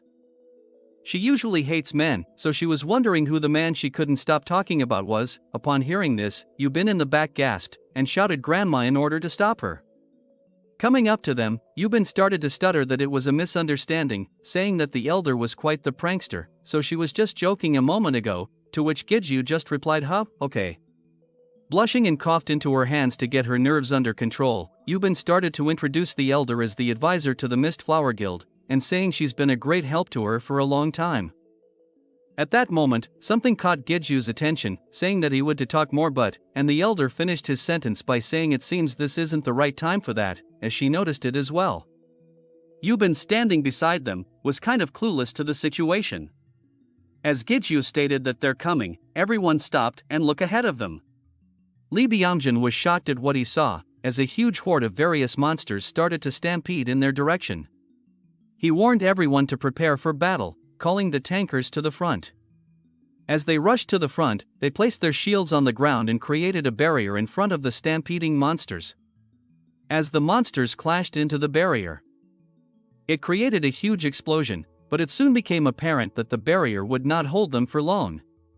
As the monsters with flying abilities were able to bypass the barrier and attack them from the sky. The command was issued for long-ranged attackers to attack the monsters in the air, while close combat squad were to protect them. Orders were issued to take down those monsters that crossed into their formation, and since they didn't know how strong they were, so warned them to make sure not to let their guard down. Then Gidju started to get into the action saying let's get going as well, and Sunghoon agreed. But in the next moment, Gidju rushed ahead so fast that it left Sunghoon in the dust. The other players were struggling in their battle, as one player claimed these monsters were strong, while another complained that their formation fell apart too soon. And as they were starting to feel hopeless, Gidju ran among them in a blink of an eye, instantly slashing all the monsters, leaving only a trail of blood behind, to the surprise of all the players who were wondering what just happened. Gidju rushed ahead to scout the situation, and as far as he could see, there was no end to this madness. The strength of the monsters was a problem, but there was also too many of them. If this goes on, it won't be long before they started to lose people. As El called him name to get his attention, he noticed something. He felt an energy coming from the sky that he recognized, and as he stared, he noticed a lightning bolt striking the monsters in front of the other players. Everyone looked with surprise at this sudden attack from the sky, and as the energy from the attack started to dissipate, a huge crater was in front of them, separating them from the advancing monster stampede. Coming to the edge of the crater, Gidju asked El about this attack, and she confirmed that it was divine power, like the one she used before during the test on the 40th floor. And as Gidju looked up into the sky, thinking that this would mean, then as white feathers could be seen, Michael in his angel form was in the air waving to them, saying that he was here to help. Then he looked in shock, as he noticed Gidju with an evil grin on his face, and shouted what's with that face of his, he's up to no good wasn't he? As Gidju let out an evil laugh, he thought that he could make use of him, and Lu agreed, saying he couldn't refute that. The Vice Guild Master walked up behind Gidju, and then asked him who that was up in the sky. As Michael was using his holy powers to blast the monsters that were on the ground below him. Gidju told him while pointing upwards that it was someone from the Vatican, and while he doesn't have the best personality, but he's definitely strong. Then told the Vice Guild Master that he will be moving separately from the main group from this point onwards, which caused others around him to be surprised. Both Sunghoon and Yubin protested at the same time, telling him that it was too dangerous. In response, he said that was precisely why he was doing this. They couldn't keep getting delayed every time they ran into a monster swarm, and it would be faster for him to move alone and search for the others. Getting agitated, he continued to say that even while they are discussing this, Siku. But at that moment, Do-hyung interrupted him saying that he appreciated his concern for their guild master, but he still thinks it's too dangerous for him to go alone, since even his guild master went missing after coming here alone. Then Gidju asked if it would be okay if he wasn't alone, which caused Do-hyung to be confused. Then pointing his sword at Michael, he told him that he will be bringing him along. At that moment, Michael felt an evil intent directed towards him. Then looking in all directions, tried to figure out where this ominous feeling was coming from. Yubin shouted that she also wanted to tag along, since she knew that both him and that person was strong, but she still thinks just the two of them alone was too dangerous. But Giju declined her offer, saying that she needed to lead her guild, and he was sorry to say this, but in order to be of help to him, she needed to be at least this strong. Then quickly leaped up into the air, right in front of the approaching horde of monsters. He used his elemental fire and spirit fusion to infuse his black sword with the power of elemental flame. Then activating the divine power from the white sword, he raised both swords above his head. While swinging his swords, released the powers contained in them both to demolish all the monsters in front of him. The others watching this scene just stood there with their eyes wide open in surprise at what they saw. Everything including the ground was devastated by the single attack. After killing a chimera, the system notified him that his HP was being increased after he absorbed its blood, as well as absorbing the soul of the chimera. As Giju was wondering about the absorbed soul, Lu told him that it was another ability that he gained from his evolution, and told him to check his status window. As he looked at the window, he noticed the new skills absorption, which allows him to be able to absorb the blood and souls of monsters he has damaged, and egoification, which has the possibility that he can egoify an absorbed soul. This would allow him to get egos without even using cannibalism. Then with this, he won't have to worry about getting egos that are required for their evolution. While Brunhart congratulated the master, Lu told him that he was the one who obtained the ability, so why was the master getting the congratulations instead of him? A disgruntled Michael walked up behind Giju while cursing, saying why was he traveling alone with him, and he felt disgusted, because it felt like he was being controlled by him. And Giju replied that despite saying that, he still tagged along, asking him if he came along just because he liked following him. If so, then stop saying such horrible things. But Michael replied that the reason he tagged along was because he thought he might be able to accomplish his objectives if he did so. Then Giju asked what his objectives were.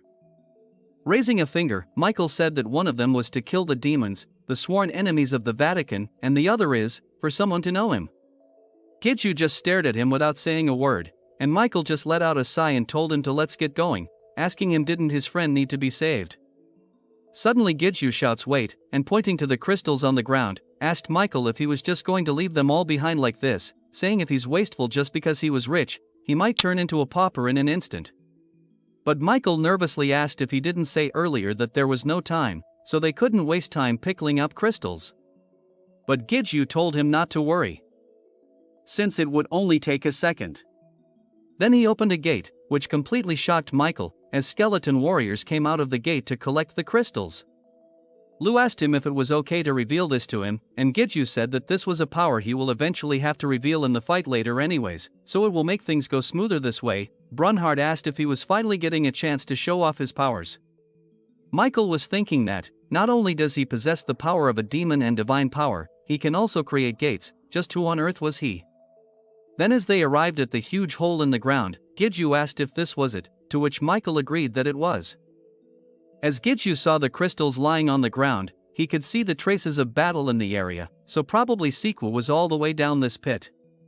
Michael asked how were they going to go down, when they couldn't even see the bottom of this pit, while he could use his wings, but for him.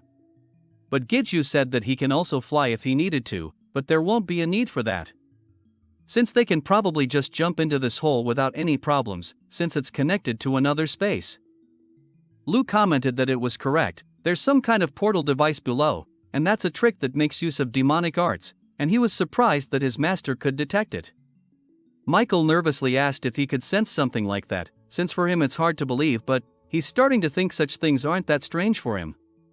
Then in that case, Giju started to strike the ground with his sword. When asked what he was doing, he replied that since even Michael couldn't sense it, that means it'll be the same for the others, so he was just leaving them a note here, while Lu complained that he was being treated like a pen.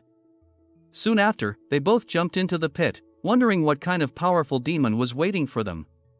The system notification informed him that he was entering the territory of Bodhis, and he has been recognized as a lord, so obtained the right to declare territory war.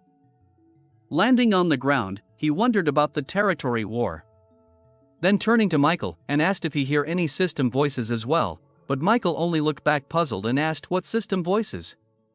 And Giju asked if he heard anything about entering the sphere of influence of demonic energy, the Lord has noticed the intruder, or something similar to that. Then Giju wondered if something was different, and Lu replied that of course it's different. He was not in the same position as him, to which Giju agreed. Since he can control gates, in a sense he was a lord of a gate, so was that what the system referred to as having the qualification of a lord? Lu mentioned that this was the territory of Bodhis. And Giju asked him if he knew who that demon was. And Lu replied that while it's not an archdemon, it is however a demon on the same level as one, and he's a demon who doesn't really have any special abilities, but he climbed to where he was right now with just his combat abilities. Giju could only think that this means that he's just that strong, and Lu agreed. Then noticing that Giju wasn't moving, Michael asked him what he was doing, since they needed to get moving. As they walked down the corridor, Giju told Michael to cover the rear, while he will watch the front. Then with the next step, Giju started to shake violently while falling to his knees. He was feeling like his head was about to burst. While Al asked him if he was okay, and Lu said that maybe this was normal. Since the demonic energy is energy that is close to death, and for him who is barely managing to maintain the balance between life and death, so leaning towards one side, the balance will be broken. Michael asked him if he was alright, to which Giju just replied that it was nothing. Then Michael noticed Giju's eyes, while Lu told his master that his demonic eyes were showing. Giju nervously tried to explain that these were his colored contact lenses, while Michael asked if he thought he was that easy to deceive, and did he take him for a fool. Meanwhile on another battlefield, a player was saying that he didn't expect a big shot like Beautiful Beard would come. Introducing himself as Choi Changyong from the Blue Dragon Guild, and he'd like to thank him for his assistance. High ranker Tao Chen was laughing and saying that his country has received assistance from the Korean Association in the past, so he was here to repay the favor. But this situation doesn't look very good though, and Changyong replied that it couldn't be helped since the level of the gate is different.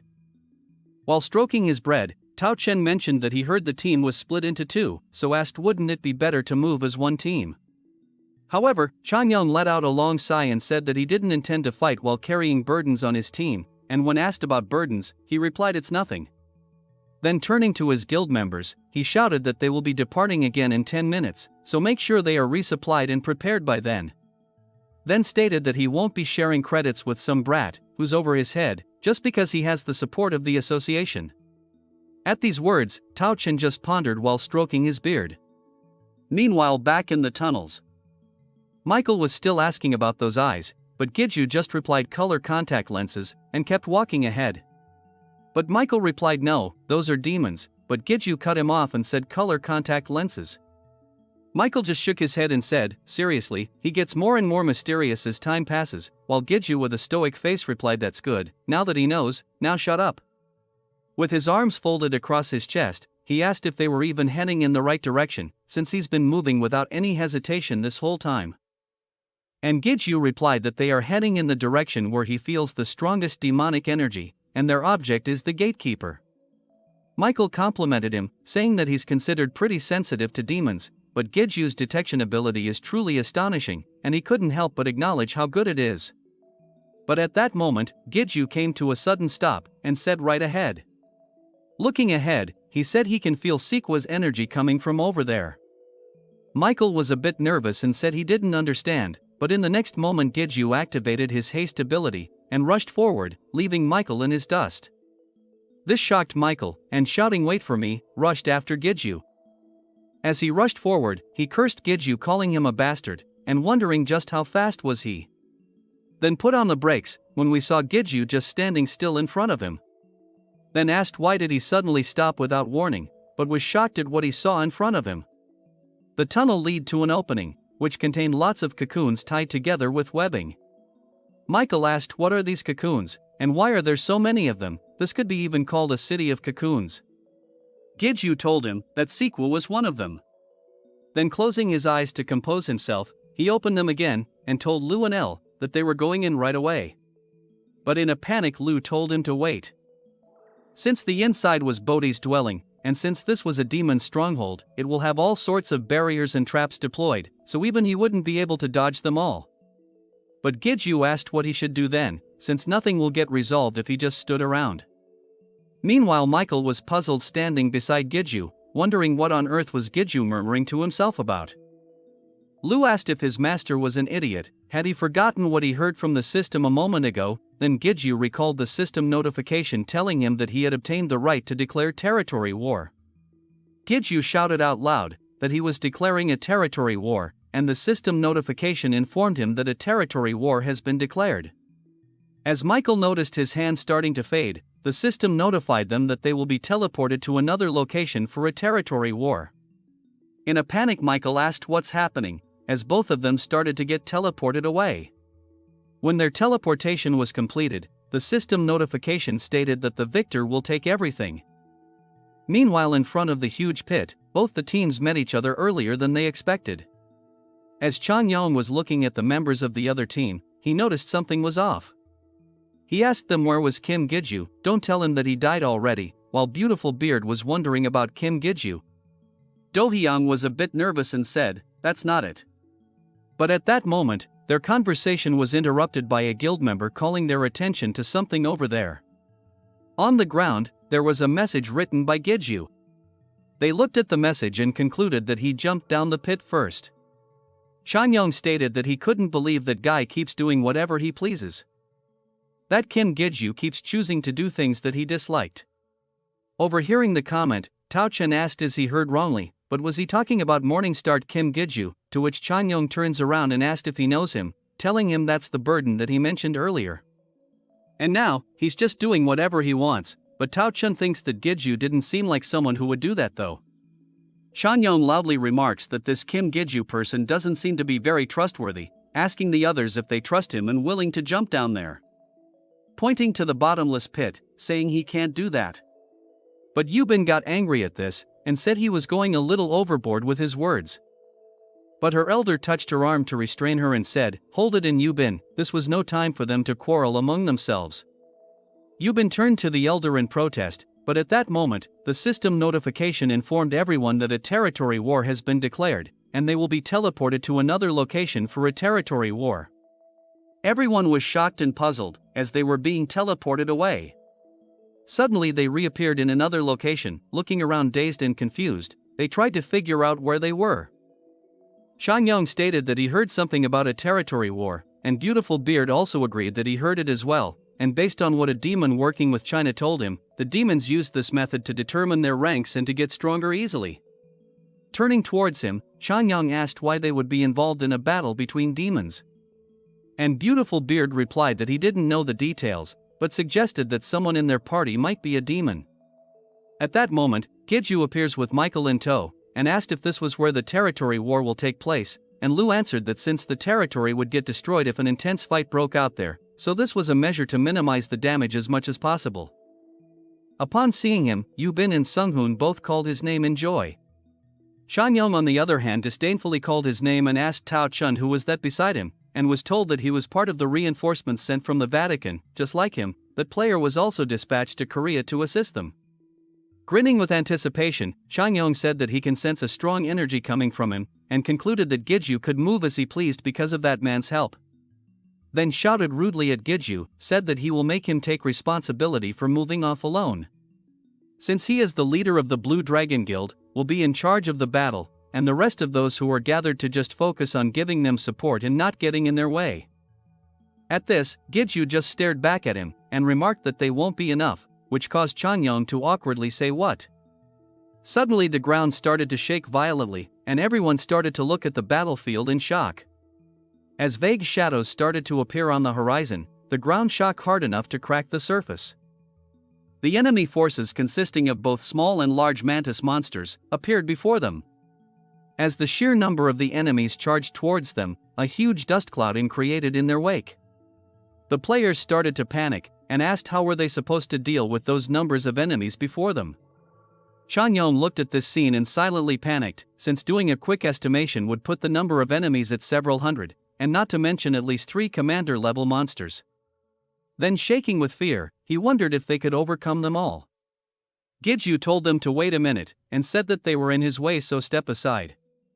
Chanyong just turned his head to look back and asked what was he talking about. But Giju just let out a sigh, then without explaining himself opened his gate, shocking the surrounding players with this ability. Then from within, skeleton soldiers started to step out of the gate, and griffins flew out and filled the sky. All the players could only watch this with open mouth, shocked as powerful monsters started to appear one after another. A huge griffin, a death knight, and a powerful lich.